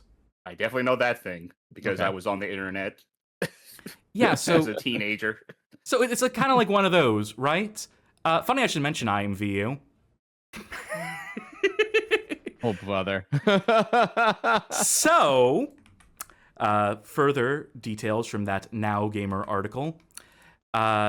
Although it wasn't originally designed with communication and social interaction in mind, Harvey found that the company's investors, The Thing, or There, I should say, didn't share his utopian vision, and in 2004, the decision was made to ditch the consumer side of the business and develop exclusively for more profitable military and government applications of the technology.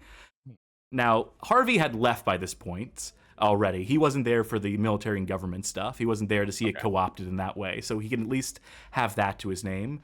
So in 2004, he was already working on a tantalizing new project called IMVU, the next generation of instant messaging. Using fully customizable 3D avatars, people from all over the world are now able to create themselves in an online world and converse with friends as if they were in the same space. According to Harvey, the service has over 7 million users and is growing faster than more traditional social networking sites like MySpace.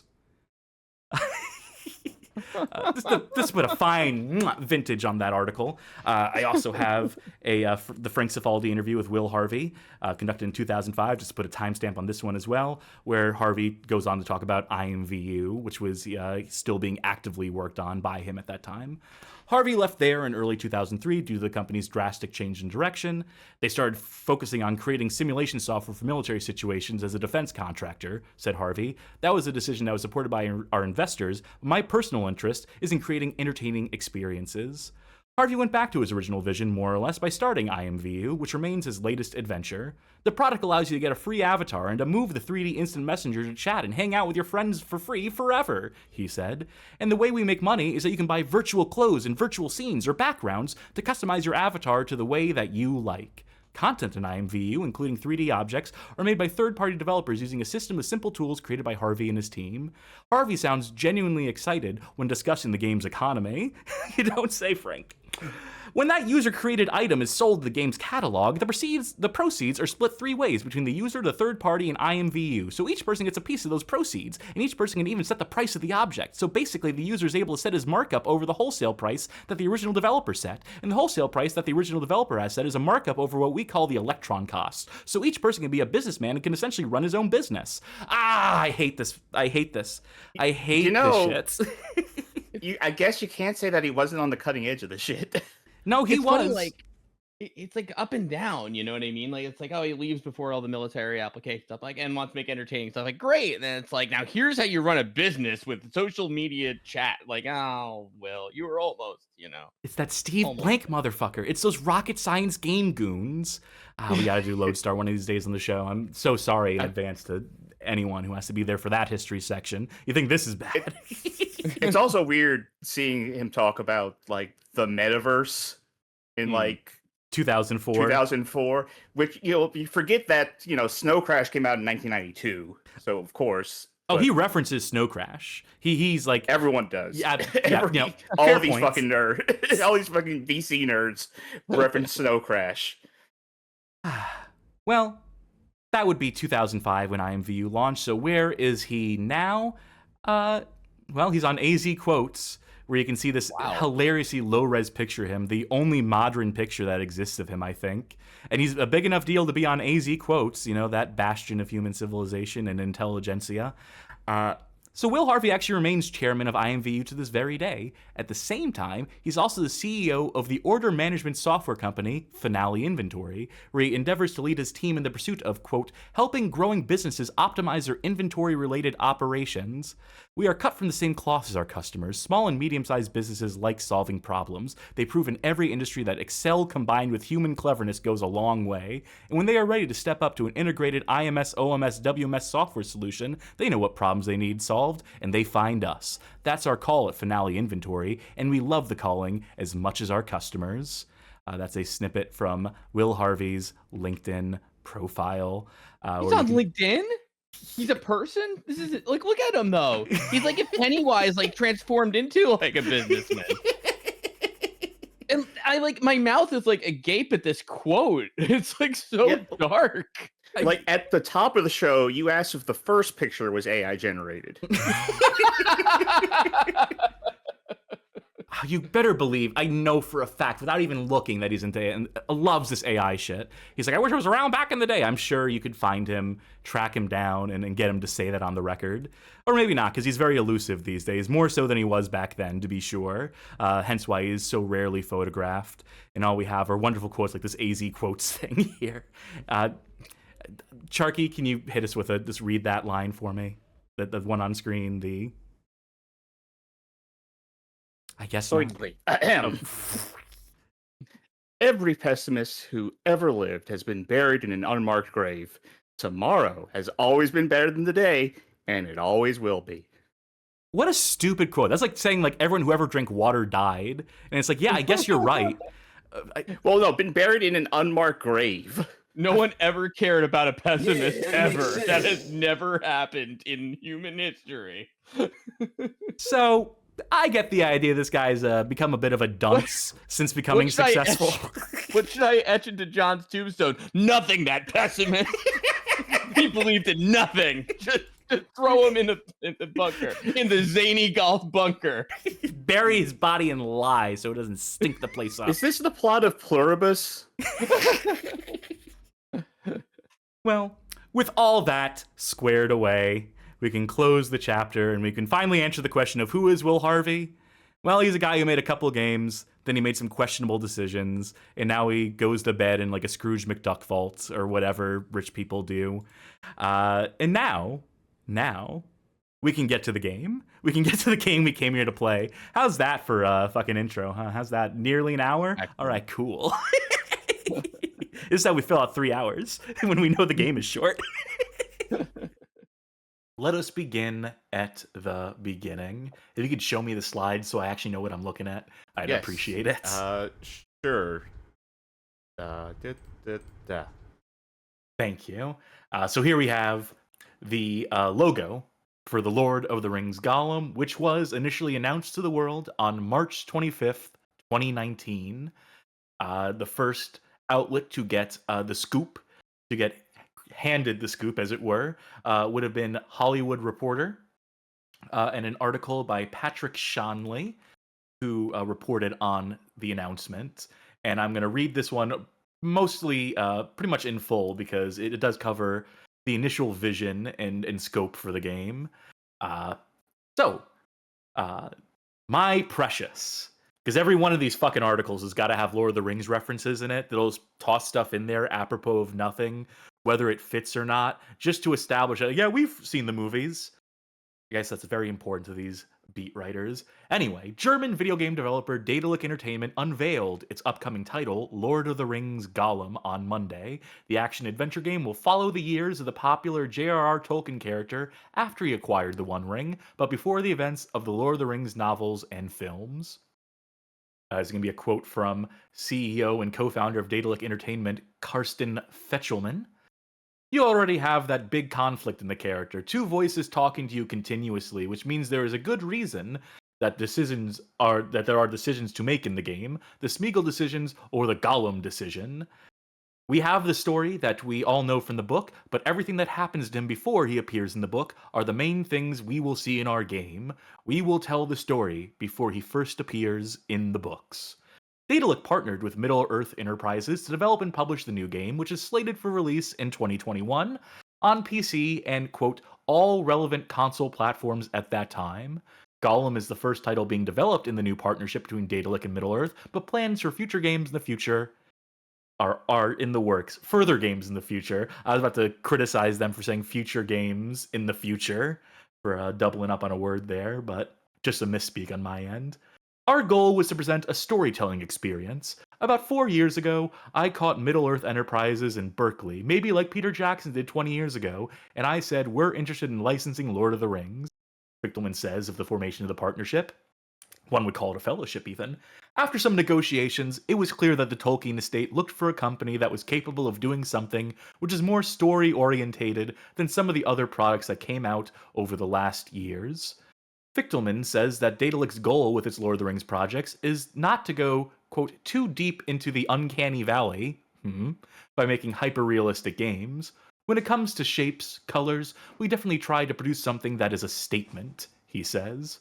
The 2021 release date for Gollum coincides with Amazon's planned premiere date for its $1 billion Lord of the Rings television series that is currently in production. Yep. So 2021 release date slated there. We'll see how that goes. Before we move on, I would like to ask a question. And I grant, I come at this from a perspective of someone who doesn't hate Lord of the Rings. Not at all. I think it is a fine story. I think it's an interesting story. But I would like to ask, when they're making a game about filling in the blanks of Gollum's story, because, you know, the books cover when he got the ring and when he had his falling out with his friends and the rest of the hobbits, and time skip over to the actual, you know, adventure. Who gives a shit? Right? Like Gollum? Like, what was Gollum doing in between those two things? Well, he was sitting in a cave and shitting on rocks, and then he went to jail and shit in a jail cell, and then he got out of jail, and he went back to a cave. That's kinda everything, right? Like, why do we need to flesh out his story? At some point I was going to mention that this idea sounded bad on paper. From the start, Yeah, a lot if I'm of being honest. the reviewers and journos covering this do ask that very same question, like, who cares? Why Gollum of all characters? I don't know. I think he's an interesting character. I think he's a character that you can flesh out in some Oh, yeah. capacity. I think I'm he's not interesting. inherently against the idea of Gollum getting his own game, personally. Does it need Sure, to but- exist? Absolutely not. But I can think of worse characters. We'll probably get into this once we talk about the game, but I feel like when you're explicitly filling out the point of time where he wasn't really doing much of anything. Anyway, let's move on to the next slide for now. Mhm. Yes, and let's establish our two key players here, those being Middle-earth Enterprises and Daedalic Entertainment. We'll start with the top. Middle-earth Enterprises, formerly known as Tolkien Enterprises, was founded in 1977 in order to own and license the literary rights to The Hobbit and The Lord of the Rings, specifically, quote, the names of characters contained within, as well as the names of places, objects, and events within them, and certain short phrases and sayings from the works. So back in the day, Tolkien had sold the film, stage, and merchandising rights of those works to United Artists in around 1969, who then turned around and sold them to the Saul Zantes Company in 1976, which in turn formed Tolkien Enterprises as a subsidiary before rebranding that subsidiary as Middle-earth Enterprises in around 2010. So after the Peter Jackson movies and so forth. Why and are we naming our company after some dead guy no one cares about? And eventually, this brand would enter into the sweet embrace of the Embracer Group sometime in around 2022. So mid-development of Lord of the Rings Gollum. That's a little bit of a shakeup. Hey, So you remember when people were really excited about Embracer Group buying all the companies? They're like, yeah, they're going to revive everything. They're bringing back games. Finally, and then we've had games ever since. So clearly they succeeded in their mission statement. It's Middle-earth Enterprises who would negotiate the rights to the Lord of the Rings films, to New Line Cinema and Warner Brothers, to video games like of Sierra Entertainment's The Hobbit game, as well as Electronic Arts' movie tie-ins, a number of tabletop and board game releases, and all other manner of Lord of the Rings ephemera in between. They'd also face scrutiny for alleging copyright infringement against basically anyone. A lot of local businesses, the likes of Birmingham's The Hungry Hobbit Cafe in 2011, a Southampton pub by the name of The Hobbit in 2012, and a vegan fast food chain, Lord of the Fries. All these moves ended up backfiring spectacularly on them with a lot of public scrutiny. Stephen Fry, famous actor, emerged to accuse Middle-earth Enterprises of engaging in, quote, senseless bullying over these copyrights. I didn't know that Tolkien also wrote Lord of the Flies, the novel that I don't think he wrote. Yeah, that's what Lord of the Fries alleged, was like, no, it's not based on Lord of the Rings, it's Lord of the Flies, obviously. Oh. And they won. And they won that lawsuit, by the way. Okay, So. I had that same confusion when I read this. I was like, I didn't think he wrote Lord of the Flies. So, it's a company that just basically, it's a holding company. It's a company that holds onto rights and sells them to the highest bidders. Many such companies like it, but this one is theirs. So we move on to Daedalic Entertainment, who for their part were established as a German games developer in around 2007, responsible largely for adventure games, the likes of the Edna and Harvey series, a movie tie-in by the name of 1.5 Nights, a popular German movie apparently, as well as the Naponia and Blackguards series, which you may have actually heard of. In their later capacity as a games publisher, they released games the likes of the Shadow Tactics series, Dead Synchronicity, the Franz Kafka video game, which I didn't know was a thing, and that's a great title for it, and Felix the Reaper, which I remember being a fairly charming little indie game. Came out in like the early 2020s. The company, that is to say Daedalic Entertainment, had something of a turbulent sort of history leading up to the release of Gollum.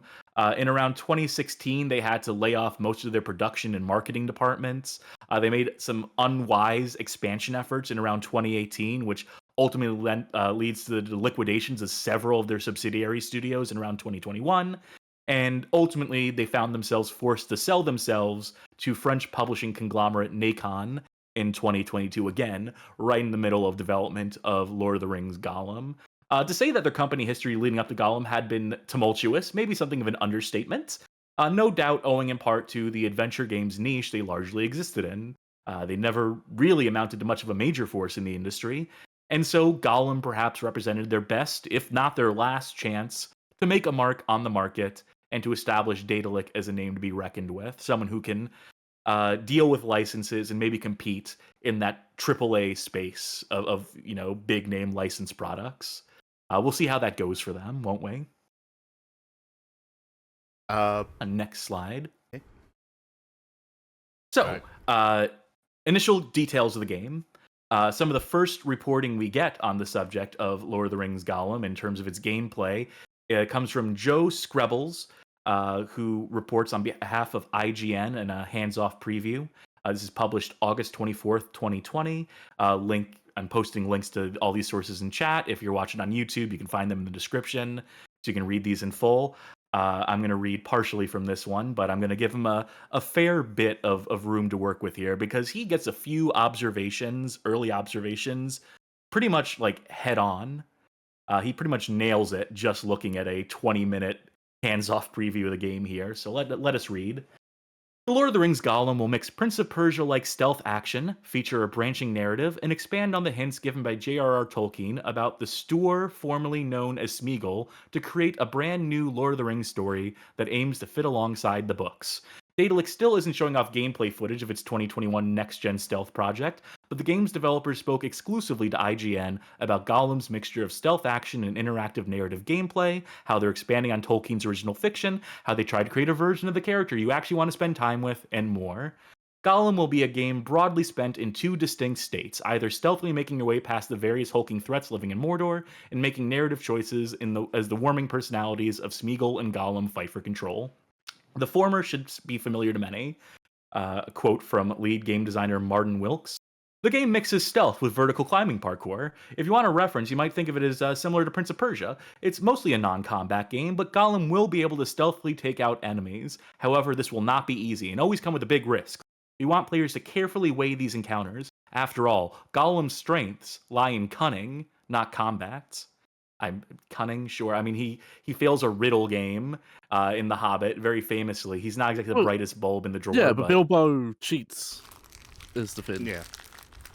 sure. Also, he's Uh, conniving, so there's that. Between those stealth sections, Gollum will be forced to make decisions and dialogue choices, choosing from responses proposed by both his gentler Smeagol personality and the Gollum psyche that emerged after he was corrupted by the One Ring.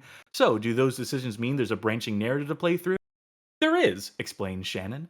Also, the decisions you make affect the way the game feels. You always either play as Smeagol or as Gollum as the dominant persona, and that can influence animation, soundscape, certain gameplay situations, and in-game dialogue. Daedalus quick to make it clear that it won't be changing the source material. This is a prequel to the Lord of the Rings books, meaning Gollum has to reach a set place by the end of the game, but the journey there can change. The Lord of the Rings Gollum will come to PS5, Xbox Series X, and PC in 2021. Still using that release date there. So, funny thing about that release date, the first of several delays was reported on by PD Onito on behalf of IGN. This is a article published January 26, 2021. So early on in the year, they were aware that they'd have to delay it into the next year. To read from this IGN article, The Lord of the Rings Gollum has been delayed to 2022. Nacon, the new publisher, announced the news on Twitter, confirming the company's involvement alongside developer Daedalus. The game's 2021 release window was first announced in 2019. This is the first major word we've gotten since last August, when Gollum's developers spoke to IGN about the game's stealth mechanics and branching narrative. PDO and this is just the closer at the end. This is like in italics. This is the sign off for the author here. PD Onito is a freelance writer for IGN who is very, very excited for all of this Lord of the Rings stuff. Please don't be like the Hobbit movies. Because, again, it's very hip to hate on the Hobbit movies, and rightfully so, one would say. All right. I'm going to pass the next bit off to Johnny. Yep. I would like you, if you can, to read from this IGN preview covered by one Matt Purslow, who is a previewer for IGN, I suppose, who got a hands-off preview. Again, it's something like 20 minutes where they got to look at the game. And I think this is the one I actually thought I was linking to earlier, but this is a case of a guy just looking at the game and basically nailing every aspect of it, predicting exactly how the game is going to play out. So please take it away, and sorry it's so long. No. Mount Doomed? The store Hobbit Smeagol, corrupted into the twisted form of Gollum by the One Ring, is not the most obvious protagonist for a video game, but there is potential for the dual personalities of the Lord of the Rings' sneakiest character to translate to fun gameplay, a battle between cowardice and vindictiveness, both within the very mind of a playable character, could spin off into challenging choices and unique gameplay. Sadly, it looks as if the upcoming Lord of the Rings Gollum from developer Daedalic Entertainment is struggling to find such an entrancing angle. During a recent hands-off presentation, I was shown just over 20 minutes of beta gameplay footage from the Lord of the Rings Gollum. This was split across two Middle-earth locations, Curith Ungol, the path that runs through the mountains of Mordor and acts as a stage for the game's first chapter, and Thranduil, the Elven King's woodland realm. While Gollum is inspired by the books rather than the movies, these locations draw from more or less the same palette used for Peter Jackson's fantasy epic and are so instantly recognizable.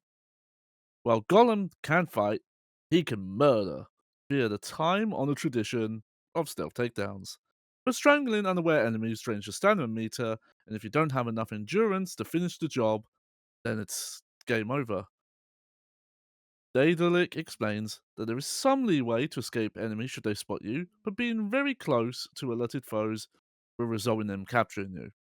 This adds a substantial amount of risk to takedowns, but it does raise concerns about how prevalent instant fail stealth will be across the entire game.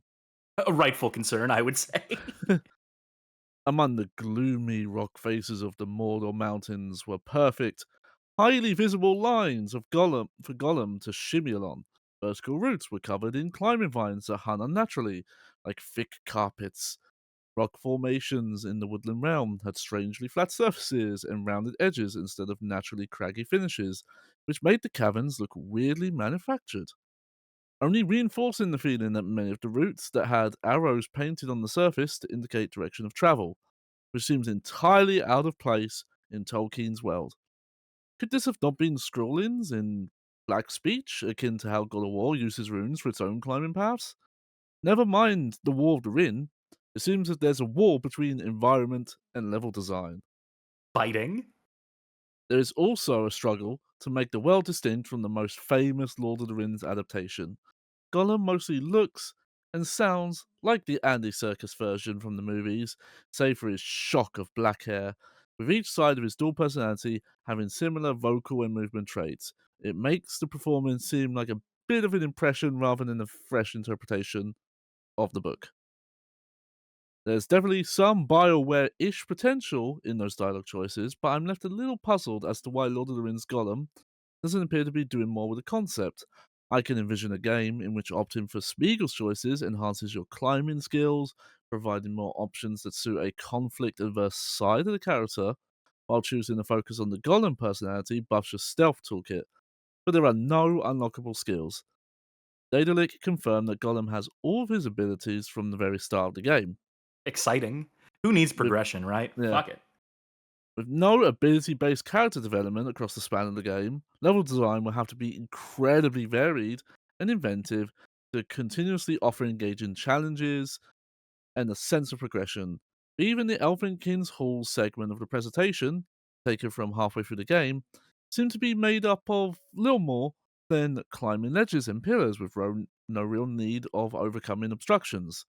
Some climbing surfaces do require stamina management to traverse, but that didn't appear to offer any significant challenge. I'm left with the impression of a game that will simply ask us to move from A to B down linear pathways without much opportunity for experimentation or expression. Hopefully that's not the case. Hopefully both segments of the game shown in the presentation are just poor examples of what a Daedalic has crafted, or perhaps Gollum's strengths simply don't lie in what was shown. It does draw from one of the deepest wells of fantasy lore in existence, after all. So perhaps a story with complex choices is actually hiding behind this dull slice of the gameplay. But for now, I'm left with an underwhelming impression of a simple game that would have landed better in an era where Peter Jackson's trilogy was still in cinemas than it will in 2022. We'll see if that feeling is right when Lord of the Rings Gollum releases on all those platforms for September the 1st, 2022. Hopefully, this dodgeball that Apollo is flinging right at my head is actually going to miss. Bobinator raises a good point in chat, which is how often is a game preview, especially in our modern times, this outwardly negative? And yeah, not very often. Not very often are games of this sort not given the benefit of the doubt. Usually they're couching it in like, this is still very early. We tried. Hands-on. They tried at the end there. They were trying to be like, maybe everything I played is not an indicator of what I'm going to end up they normally doing. give the publisher like a lot of benefits of the doubt, and even I think a decent chunk of the gaming audience does not like these kind of previews because they would see this as opinionated. So just tell me what's in the game. I don't care if you think it's good or not. So yeah, Matt this is pretty bold, Purslow, and he really sets a tone here, especially for IGN. There's going to be a sort of a running thread here of IGN. Most of the sources I have here do come from IGN because it does tell a little bit of a story where there's a moment where their tone changes, surprisingly enough. But we'll get to that when we get to that. So the last line of that mentions the September 1st, 2022 release. Give me that next slide. So, delay number 2. The classic white text on black background. Get ready for a lot of this, too, by the way. Multiple running themes through this history section. But yes, this comes from Bill Givens' reporting on Gollum's second announced delay on behalf of IGN again. Published July 25th, 2022. Sorry, Tolkien fans. Daedalic has announced that its upcoming stealth title, The Lord of the Rings Gollum, has been delayed by a few months so that the team can deliver the best possible experience. The studio shared the news via Twitter, where it thanked fans for their ongoing patience regarding the release of The Lord of the Rings Gollum. The statement, which says that the game has been pushed back by a few months, promises that the team is dedicated to, quote, uncovering the untold story of Gollum in a way that honors the vision of J.R.R. Tolkien. While no updated release date was given, the statement promises an update on the exact timing in the, quote, near future. The game was initially planned for release on September 1st. Well, it wasn't initially planned, it was that was, remember, first delay. So, with only a handful of months before the end of the year, it's now feasible that it could join the growing list of games to be delayed into 2023. That may be for the best, though, based on what we've seen in Lord of the Rings Gollum already, featuring a hyperlink to that long thing you just read, Johnny, by Matt Purslow. So that was July 25th, 2022. Our next update, keep it on the slide, comes on January 24th, 2023, where the game is delayed again, at the top of the year again. This comes from Travis Northrup, again reporting on behalf of IGN. The Lord of the Rings Gollum isn't launching until April at the earliest. French games publisher Nacon, who is co-publishing Daedalic Entertainment's upcoming action-adventure game, The Lord of the Rings Gollum, recently released an earnings report that detailed yet another delay for the Tolkien-inspired adventure. The report lists Gollum as one of their titles that will be released in, quote, the first half of the fiscal year 2023-2024, which, due to Nacon's offset fiscal calendar, places that window between April and September of this year. Previously, Daedalic Entertainment delayed the title from its initial 2021 window to 2022, then delayed it again by, quote, a few months, offering no specific release date at that time, but not so far off as this new timeframe places it. Gollum is a stealth game with a narrative focus that takes place during Bilbo's heyday, chronicled in The Hobbit and movies, books and movies, immediately after the halfling comes to possess the One Ring. IGN saw 20 minutes of last year and was not impressed, which may explain the delays. I want to read that line again, just to make sure I didn't misspeak. This is verbatim.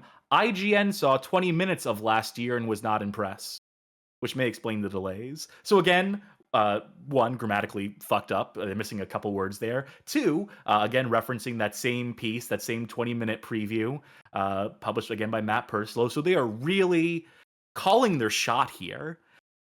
All this reporting seems to indicate that, like, everyone reporting on this thinks this game is fucking doomed from the start. I mean, you know, there's a famous Miyamoto quote that a rush game is forever bad, but a delayed game is guaranteed to be good. Yeah, that's how I've come to understand it. So that was January 24th, 2023. This will be the final delay, mercifully, or unmercifully, I suppose. And we're going to get into why the game was delayed so many times internally. We will get to that towards the end of the history section. But for now, we still got a little bit of time before release for Daedalic to step in it once again. Cut to that next screen, if you don't mind. So what we have here on screen is a tweet by the promotional account for Lord of the Rings Gollum, where they announced some of the DLC offerings. If I can quote this piece, if I can bring it up on my end, put my peepers on. Yes, Precious, we have a special edition. Features the full game. Oh, they spoil us. The art exhibition application, the lore compendium, a 45-minute OST, and Sindarian voice acting. Pre-order and get the Emotes Pack DLC, which includes 6 of Gollum's iconic gestures and sayings. And you can see here one of the first responses to this is from a Twitter user by the name of Avalon LP, who says, is it possible to buy the game physical and then upgrade it to the Precious Edition? To which Lord of the Rings Gollum account responds, you'll need to purchase the DLCs individually if you already had a physical copy. So that's just great. Yippee! There is further reporting on this because this tweet doesn't really get a lot of traction, but there's definitely some people who go to speculating on the likes of Reddit and so forth about how they're about to nickel and dime the hell out of this game. So it takes Liam Croft of Push Square to inquire to Daedalic about, like, okay, clarify this because you're about to get raked over the coals here. So this is an article published April 17th, 2023, an article titled Lord of the Rings Gollum Studio Clarifies Paywalled Voice Acting DLC. Would you like me to take this one? Yeah, please. All right. a piece of DLC for the £54.99 or $59.99 version of the Lord of the Rings Gollum drew some ire this past weekend, as it appears to lock elven voice acting behind a paywall. The Precious Edition bundles in a Sindarian VO bonus with the base game, along with 3 other DLC packs, and a press release says it adds, quote, additional voice acting in the elvish tongue of Sindarian, done by professionals and made for Middle-earth diehard fans, end quote. Other outlets picked this description up, suggesting this is the only way to hear elves speak in their native language of Sindarian in the game. However, this isn't the case. A statement provided to Push Square from Daedalic Entertainment suggests the optional DLC isn't quite as egregious. The developer told us that even if you own just the base game, elves will still speak in Sindarian when necessary. The DLC is designed to add extra flavor and atmosphere to the more random NPCs you encounter as you work your way through the game. Quote, Sindarian VO expansion, I'll just say voice over expansion, adds additional Sindarian lines to some of the characters in the background, a representative explained. While traversing through Mirkwood and other parts of Middle-earth, Gollum will be able to listen to various dialogues between elves. These dialogues add to the atmosphere and world building. Daedalic went the extra mile here and hired professional voice actors who are trained in Sindarian by our lore experts. It is a DLC for the real token devotees who want to immerse themselves even more in the world of Middle-earth. For an extra £5 or $10, the Precious Edition includes the Sindarian voiceover pack, along with additional lore compendium, an art exhibition, and the soundtrack. Lord of the Rings Gollum released for PS5, PS4 on 25th May 2023. Thank you kindly. So that seems like the most useless piece of DLC ever, stuff that just should be in the game. But, you know, at least it's isn't necessary. At least it's completely superfluous. At least it's completely skippable and being marketed explicitly to super fans, to fucking dweebs who, like, in addition to learning Klingon, learn how to speak Sindarian, I guess. So, I'm glad they hired professional voice actors as opposed to unprofessional ones, as opposed to just Jimmy off the street here. So I want to say, I might mention it again for the sake of folks who skip the history section, which, why would you? These are great. We did not buy the DLC for this game. We will not be playing with any of this. I thought about it. I thought about just getting the emotes pack because that would be very funny, but I'm not going to spend the money on that. Speaking of that emotes pack DLC, you may have noticed that the article there, which is, you know, something of a defense of the DLC, of the nickel and diming here, by Push Square, completely just skips over the day one emotes pack DLC, which was already getting widely mocked by people, was really the thing that was most egregious in this pack in terms of, like, consumer feedback. And the description of that piece of DLC, just to explain exactly what it is, quote, 6 iconic emotes inspired by the character Gollum, which you can use to proclaim my precious and express a range of emotions in the game whenever you want. Not a multiplayer game, a single player game. You're doing emotes for the benefit of no one. You can get 6 of them for $3. What a steal. Oy vey. Yeah, this DLC stuff is like the first I heard of this game, which is obviously a bad sign. And it was just like, it wasn't even oh, this is exploitative, you'll take advantage of the people. It's just like, it was so transparent of just like, you're not even trying. You're literally canning like little animations and voice lines behind extra transactions on day one. Like, the lack of shame in that was laughable, and still is. I feel like that's... I think that's like the financial equivalent of doing that thing where you, like, jerk your fist back and forth while you're looking at somebody. So that's all pretty damning. And like you said, Johnny, I think it's a good point to raise, which is that this was the first a lot of people were hearing of this game. Most people who had not been following this game since its announcement in 2019 through all the delays. So this flurry of press coming out right before the game's release was a lot of people's just first exposure in general. This game didn't have trailers at the Game Awards or the benefit of any of that marketing. So when this is your first impression, that's usually a bad sign. But there's an even worse sign to come just 2 days before the game's release. Next slide. So, on May 23rd of 2023, just 2 days ahead of Gollum's release, the YouTube channel Seven Anone, which features an eclectic range of gameplay videos and children's content produced in Arabic. It's certainly a YouTube channel, they posted nothing less than a full playthrough of the game 2 days before release. How the channel seemed to get hands on the game early, whether it was their own playthrough or a repost of some other leaker's content, may forever remain unknown. The video was quickly detected by the likes of Reset Era, with users scanning through it and coming to a shared determination. Game didn't look particularly good.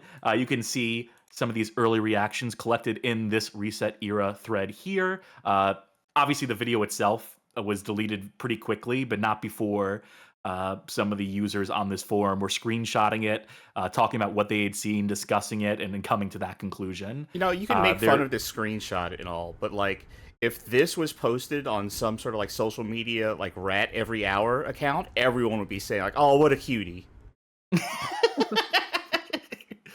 And it's going to be so cute. We're going to see him throughout the entire game looking like this. We're going to get into some of the graphical downgrade stuff too, I suppose, because some of those early screenshots we were showing were clearly mock-ups. I don't know if that needed to be said, that some of the early ones we had in the slideshow clearly look very different from how the game ends up looking. And it's not like a day one patch situation. There were some folk in that Reset Era thread who were speculating like, y'all are going to be ashamed of your words and deeds once the day one patch drops. It never did.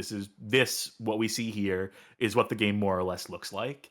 I do want to get further into what was seen here, the leaked walkthrough. Logan Plant reports on behalf of IGN in an article titled "The entirety of Lord of the Rings Gollum leaks on YouTube ahead of release," published May 23rd, 2023. The Lord of the Rings Gollum launches this Thursday, May 25th, but the entire game has been leaked online ahead of release. We won't share or link to any spoilers here, but someone posted a video walkthrough of the whole game on YouTube. The video has since been taken down, but it stayed online for several hours before it was removed. There are threads on both Reddit and Reset Era discussing the leaked footage. IGN has reached out to developer Daedalic Entertainment for comment. As far as I can tell, they never got back to them. It's been a long road to release for Gollum, as the game was originally scheduled to come out in 2021. After a pile of delays, we learned of its current release date earlier this year. And, okay, brace yourselves here. We've heard IGN consistently reference that same fucking piece about how bad the game looked in preview. See if you can detect a tone shift here. We went hands-on with the game back in March, and we said, "The Lord of the Rings Gollum does at least make a good first impression, outlining a solid case for piloting one of the strangest and yet most important characters in the lore." So, at a certain point, IGN puts out a different piece, a different preview piece, a couple months before the game's release, by a different writer, who is a lot more enthusiastic, we'll call it, and just pretends here like they hadn't been thrashing the game for the past 2 years, just completely whitewashing their own coverage of this game up to this point, as it's nearing release. I don't have an explanation for this. I can speculate. I can assume that, I don't want to get accused of being one of those people when I say this, but money changing hands, perhaps. Pay-for-play coverage. Perhaps, being talked to by publishers at all about Crossing IGN off of the list. Yeah. I would speculate more towards the blacklisting threat. No, I'm Yeah. saying I'm crossing IGN in its entirety off of the list of people we'll guests. collaborate with. Yeah. Yeah. Oh yeah.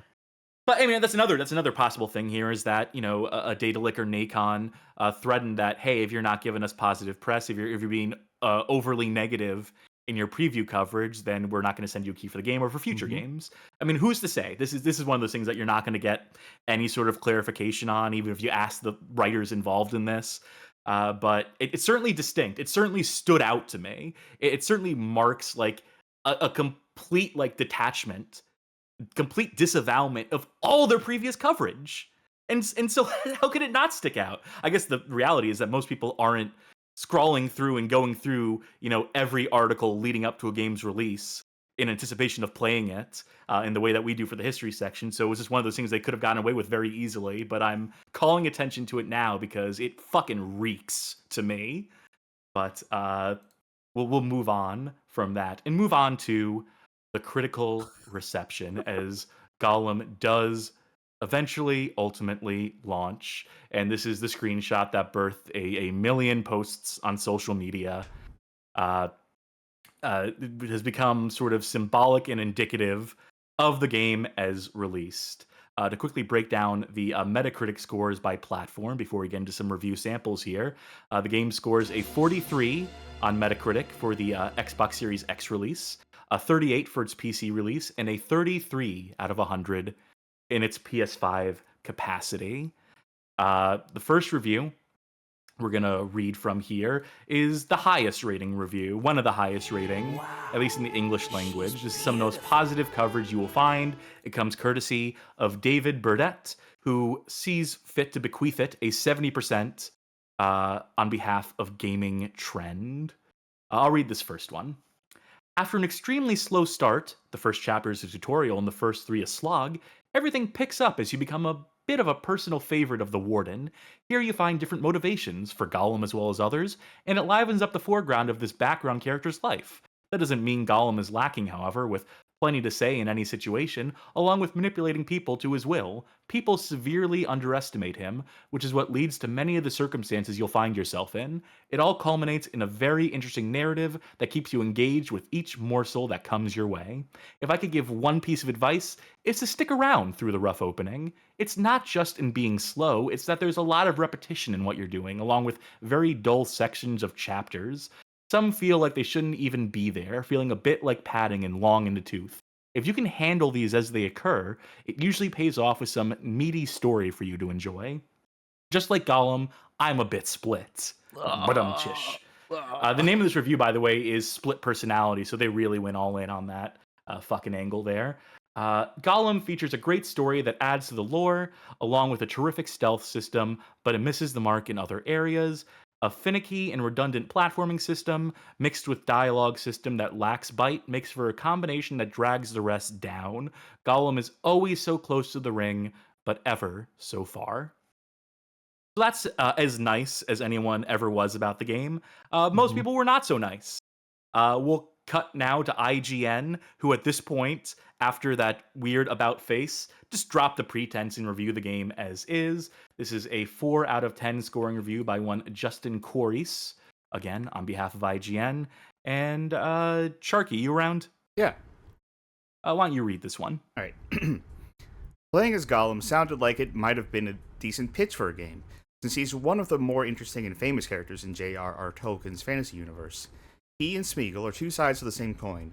The good person, that was Smeagol, was tragically corrupted by the One Ring, twisted into this pathetic creature. It's his clammy, bare feet that we step into, ostensibly with the goal of regaining possession of the ring from Bilbo Baggins. However, most of your time is spent experiencing Gollum's time as a prisoner during the years between The Hobbit and the Fellowship of the Ring in a linear, story-driven series of levels. Shitting in a prison cell, like you said. Prison Simulator, Mordor Edition, is sadly less interesting than it sounds. I couldn't shake the feeling I was supposed to be on a grand Lord of the Rings adventure, and was instead stuck collecting bits and baubles for forgettable NPCs, and hiding in bushes to hide from monotonous guard patrols. There are generally 3 phases to any level, and they range from uninteresting to just plain bad.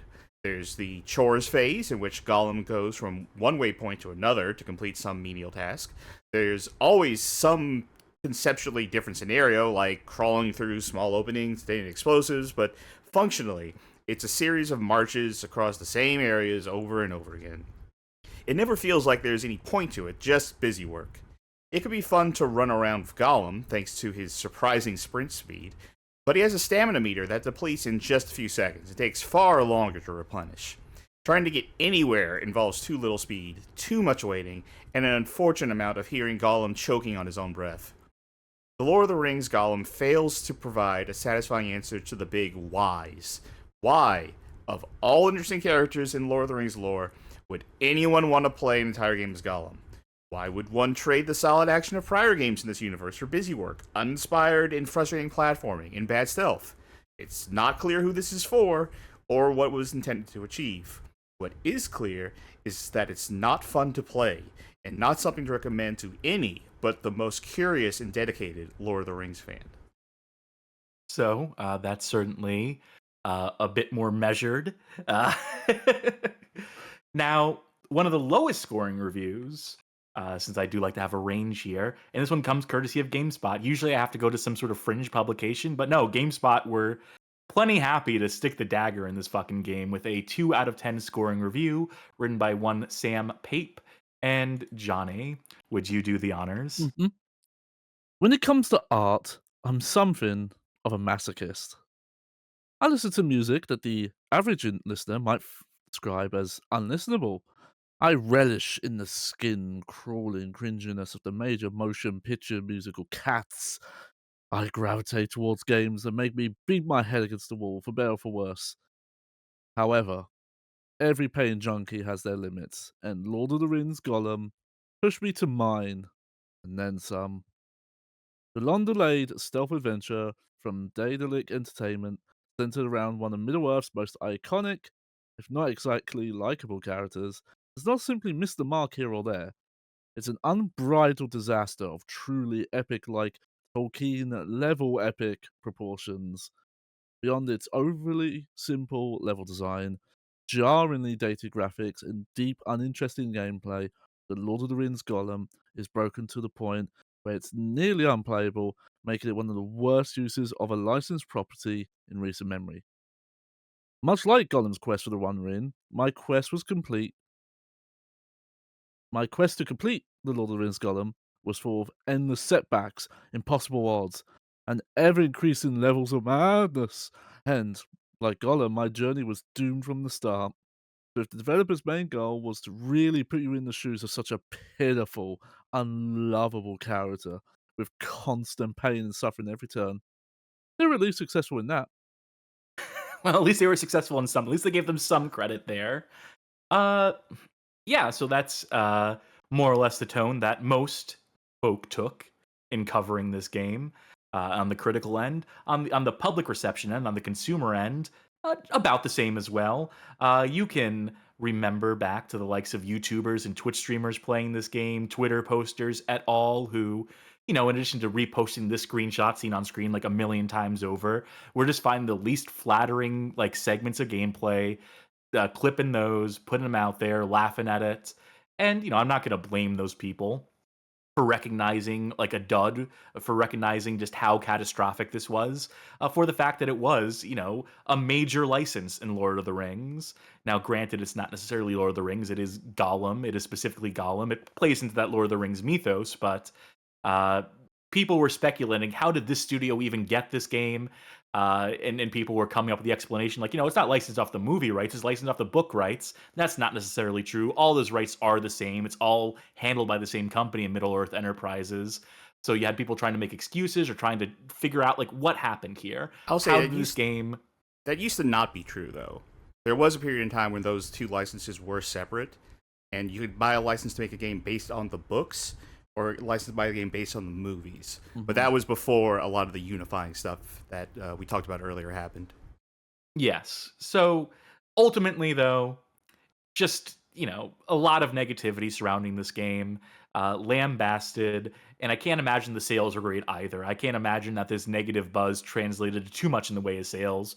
I think with the amount of YouTubers and Twitch streamers covering it in particular, people who would have bought into the train wreck to see it for themselves didn't need to. They could see it played, lived through vicariously by other people who were more qualified to get performatively angry about it or whatever. Hey, we do that. Full circle. We're playing it here, so I mean, we're part of the problem too, I guess. But we try to give it a little bit more benefit of the doubt, and we also have the benefit of time having passed and having a bit more insight into why the game did in fact come out the way it does. More on that in just a minute.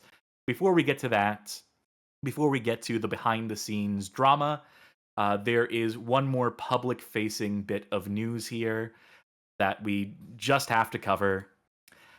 And that is, of course, the inevitable developer apology for The Lord of the Rings Gollum. A trend that has been apparent in the past, several years, the developers having to do this shit. And we'll get into this apology. In fact, welcome back, Sharky, white text on black background. Sharky, yeah? Can you do me a favor? Can you read this apology for me, please? Sure thing. Make sure to be depressed. Sound really downtrodden while you do it. All dear players. We would like to sincerely apologize for the underwhelming experience many of you have had with the Lord of the Rings Gollum trademark. Upon its release... Nope. You messed up, Charky. I did. That's not the name of the game as listed here. Right. The underwhelming experience many of you have had with the Lord of the Ring Gollum upon its release. Just the one. Just the one. We acknowledge and deeply regret that the game did not meet the expectations we set for ourselves or for our dedicated community. Please accept our sincere apologies for any disappointment this may have caused. Our goal as a studio and as passionate Lord of the Rings, plural this time, fans, has always been to tell a compelling and immersive story-driven adventure. Crafting a story with Middle-earth as our playground has been the greatest honor and the biggest challenge we've had to face so far. We have faced so far. At Daedalic, we understand that a game's success relies on the enjoyment and satisfaction of its players. We genuinely value your feedback and have been actively listening to your voices, reading your comments, and analyzing the constructive criticism and suggestions you provided. Our development team has been working diligently to address the bugs and technical issues many of you have experienced. We are committed to providing you with patches that will allow you to enjoy the game to its fullest potential. Once again, we deeply apologize for any inconvenience caused, and we appreciate your understanding during this time. We will continue to keep you updated on our progress and provide transparent communication regarding the upcoming patches and improvements. Your passion and dedication as players has been the driving force behind our determination to make things right. Thank you for your support. Sincerely, Daedalic Entertainment. So, where to even begin? I remember at the time when this came out, people were speculating that this was AI written. Mm-hmm. And this was 2023 AI, which is not good AI. Reading this out loud, no, I don't see it. Like, other than like fucking up the title for the Lord of the Rings. Yeah. As the Lord of the Ring. No, not even Lord of the Ring. You messed it up again and I didn't stop you. It's Lord of Ring. Oh, the Lord of Ring Gollum. Okay. Yeah. So I'm going to just read from one Paul Tassi on behalf of Forbes, who covered this apology as a news story, published May 27th, 2023. Gollum is the worst reviewed release of the year, with a 36 Metascore, an almost impressive achievement, and as such, developer Daedalic has issued an apology for the state of the game and promises to fix what they can. It's a pretty odd statement, including one that gets the title of the game wrong, calling it The Lord of Ring Gollum in the first sentence. Part of the controversy here was not just the state of the game, but the fact that Daedalic was charging $60 for it, $70 with odd extra features like Elvish language VO and bad emotes. Though this has also sparked a separate debate as to whether developers need to, quote, apologize to fans at all, even for the big missteps. But this adds to a long, long list of video game apologies, text blocks like this, saying sorry for technical problems, game delays, and so forth. It's become an industry meme. It's hard to make games, of course, but we are seeing loads of these in recent years, albeit none for a game as poorly received as Gollum. While, yes, they made a bad Gollum game, I'm probably more curious about the state of the Lord of the Rings IP, period. Amazon has reportedly spent $1 billion on its Prime series, The Rings of Power, made by first-time showrunners, which is, at best, just okay and a poor shadow of the original film trilogy. Then there's this game, Gollum. Whoever decided a Gollum game needed to be made in the first place? And an upcoming Lord of the Rings MMO is being handled by Amazon Games, which failed to make New World much of a hit, its other original MMO, an Embracer Group, whose stock just crashed 40% after they failed to secure a $2 billion mystery deal. I don't think those handling the IP now really know how to use it effectively, or trust the right people with it. We are a long, long way from the original trilogy, and the licensed games from back then, which were actually quite good. Even the last Shadow of Mordor game was bad. As for Gollum, I don't think we need an apology for it, as I'm not, offended a Gollum game I wasn't going to play anyway is bad, but this is legitimately one of the lowest scores for a recognizable IP game I've seen in years, and I would love to know exactly what it was that happened here, from conception to release. Promise we'll get to that in a minute. But first, just a bit of a sobering bit of news. This was announced June 30th, 2023, where IGN returns to the fold. Taylor Lyles reports the inevitable downsizing of Daedalic Entertainment staff and their departure from game development as a whole, shifting strictly to games publishing from this point forward, where they remain today. So, to quote Taylor here, Daedalic Entertainment, the studio behind the long-delayed and poorly reviewed The Lord of the Rings Gollum, is shutting down its internal development arm. In a new article by Games Wirtschaft, the outlet reported that Daedalic Entertainment will now focus on game publishing, sales, and marketing. The studio sent out a statement to Games Wirtschaft stating that it was a, quote, difficult turning point for the company. Daedalic Entertainment also told the studio that it is laying off people, with 25 individuals impacted by the layoffs. To quote again, "We value each and every member of our team, and it is important to us that the transition goes as smoothly as possible. Therefore, we will support our former employees in finding new opportunities within our network." Additionally, the German-based game studio announced that it had halted the development of another Lord of the Rings game it was working on internally. The game had been in development since 2022 and was under the codename It's Magic, with it supposedly launching next year. So they had another fucking Lord of the Rings game in the oven. I think Middle-earth Enterprises probably pulled the plug on that one pretty quick, seeing the reception to this, and probably owing to, again, the circumstances that were happening this entire time behind the scenes, which it's high time we finally got to. And this is where we have to have some sympathy for the devil here. For as much as a laugh as we've had at the state of the game and the nickel and diming, this is the part where we have to understand why all that was. So first, there is an expose, a bit of investigative reporting by a YouTube channel, a German YouTube channel by the name of Game2, who publishes a video October 7th, 2023, which interviews around 30 different ex-Daedalic, or not necessarily ex-Daedalic staff. It just says Daedalic staff here, but they interview them to get a picture of what it was like inside Daedalic during development of the game. This video is in German. Games 2 is a German channel, but there are English subtitles for this video being linked here. But just in case you don't want to sit through that video, I have to confess I didn't watch the video and get the first-hand stuff. I'm going to instead rely here on a bit of reporting and summating by one Matt Jarvis on behalf of Rock Paper Shotgun, who, in an article titled "The Lord of the Rings Gollum devs were expected to make an ambitious AAA game on a tenth of the budget," report claims. In this article published October 9th, 2023, gets into some of the details that are laid out in the video. Give me just a second here. Because this is a long block of text I'm about to read here. Sorry. A new report has delved into some of what went wrong behind the scenes at developers Daedalic, alleging a combination of overstretched resources, crunch, and ambitions to somehow create a AAA game on a fraction of the budget. More than 30 Daedalic staff spoke to German outlet Game 2, revealing that the studio set out with a lofty ambition of creating a story-driven game with a combination of different gameplay ideas. Among the different gameplay elements apparently considered during development was the ability to free climb in the style of The Legend of Zelda Breath of the Wild, before the idea was ultimately discarded. That didn't stop the game cramming in a number of other half-baked and underused ideas from different minigames and mechanics, from a command menu for companions, which is only used 4 times in the final game, to the internal debate between Gollum and Smeagol, which at one point was going to be a more ambitious minigame requiring players to hit a moving decision bubble. The mechanic was never fully finished, resulting in an apparent stopgap solution, making it into the final game. Adding to the problem of failing to live up to that overambitious vision was a lack of funding, with Daedalic reportedly making 3 applications for extra money that were turned down. In the end, the team was expected to create a AAA experience on a total development budget of €15 million, said to be around a tenth of a typical AAA video game budget.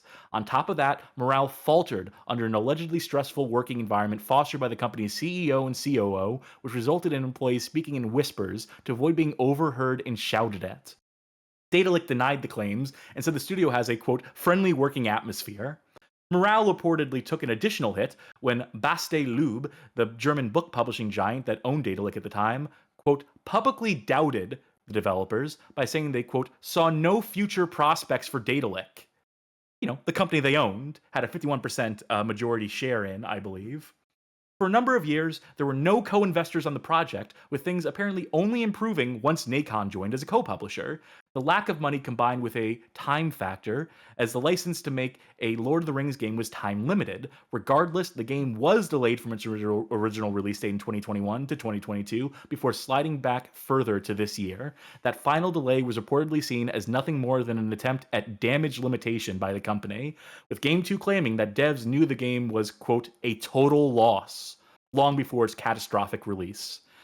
You can't just throw more money at something like that, hang on for another year, and then everything will be fine, said senior developer and technical director Paul Schultz.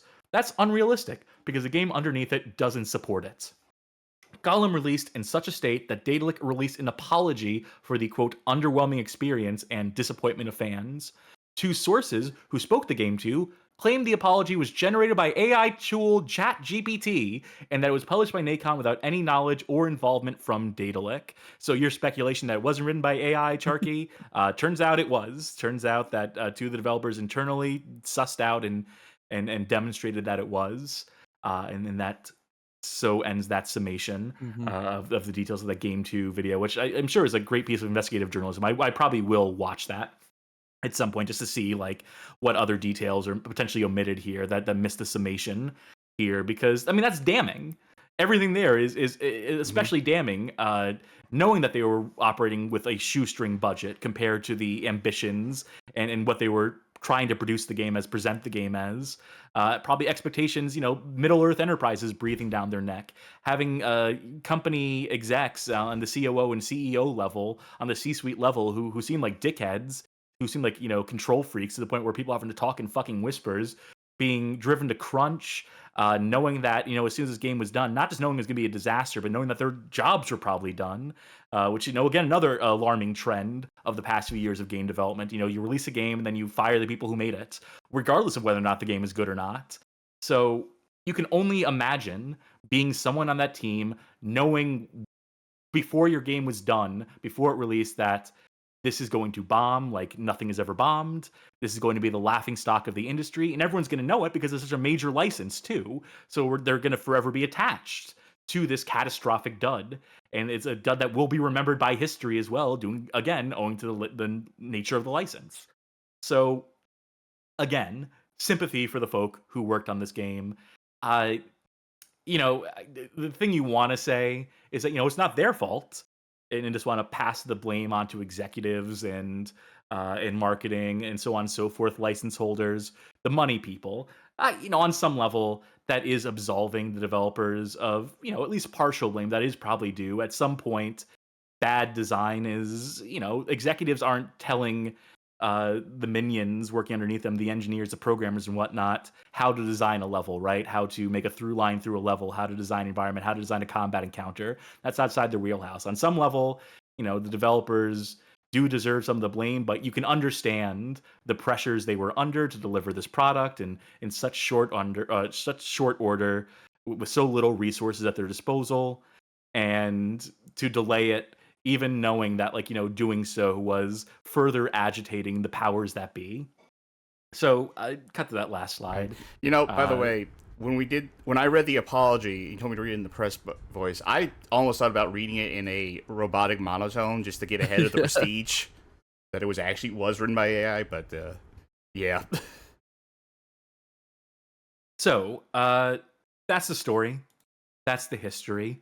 We'll get into the game shortly enough, but I just want to have a little segment here where, having read all that, now knowing the story between the three of us, what your takeaways are. I'll start with you, Johnny. Yeah. So, I was the one who was probably the most familiar with Daedalic's back catalog, because I've at least played one of the Edna and Harvey games. And when I figured out who this studio was, when all this game was like imploding and publicly ridiculed, that seems like the biggest point. Like I already mentioned, the premise seems bad on paper, but even just like why this studio? Like why a studio that doesn't have, it's maybe not technical competence is the right word, but like we're in a very specific niche, in a very specific scale, taking on a project that had been done by some of the biggest publishers in the industry.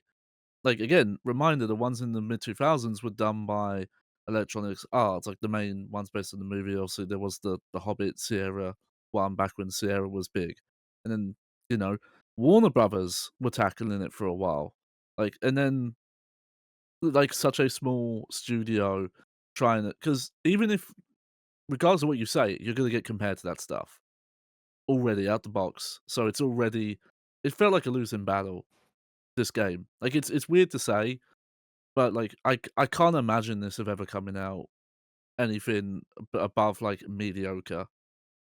Obviously, it came out even worse. It failed to meet those expectations. But yeah, I this must have been hell because I can't even imagine early on there being much excitement around this beyond like oh, if this does well, then maybe our studio will become like more renowned and things like that. But this must have been a miserable time, much No like being doubt. Gollum. I'll take the middle part here, then we'll end with you, Sharky, before we get into the game. I do want to address, because people in chat are saying, I mean, I would blame the executives for choosing this concept in the first place, says W32, My Doom.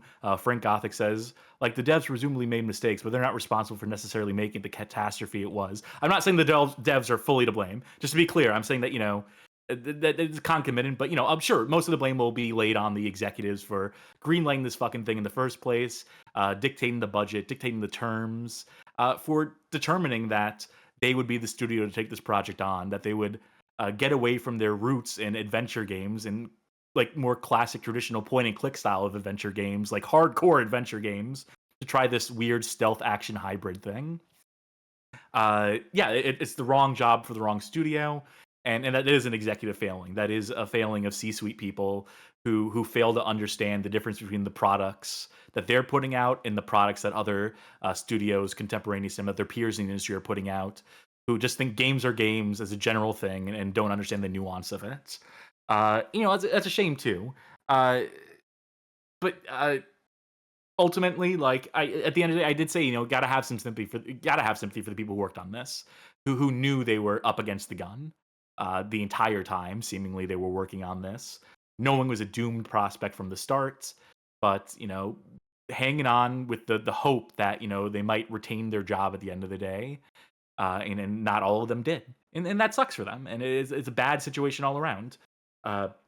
15 million euro 15 million euro for what they wanted to be a AAA competitive game. I mean, there's your fuck up right there, right out the gate, right before the game is, you know, even like entering into production. If that's what you're slating for it, Daedalic is delusional. And, you know, how much of that 15 euro is being raised by My Doom and chat is how much of that was just spent on the license alone before you get into the nitty gritty of, you know, of actual like production costs for the game. And, you know, that's a question we don't necessarily have the answer to right now. So to put a bow on this before we get into the game, because again, I don't know the totality of the game. We'll find out soon enough.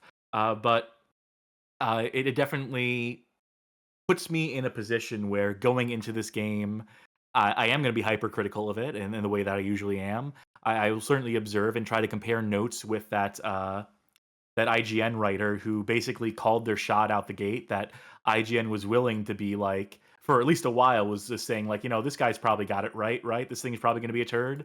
We'll see how much of the mark he actually nailed. And that's going to be my point of curio going forward. So, Charky, what takeaways do you have from this? Honestly, all I could say is basically a reiteration of what y'all were saying, because I'm just thinking like, this was a bad idea from the start. This was like outside of the scope and, you know, scope and genre of the team that were making it.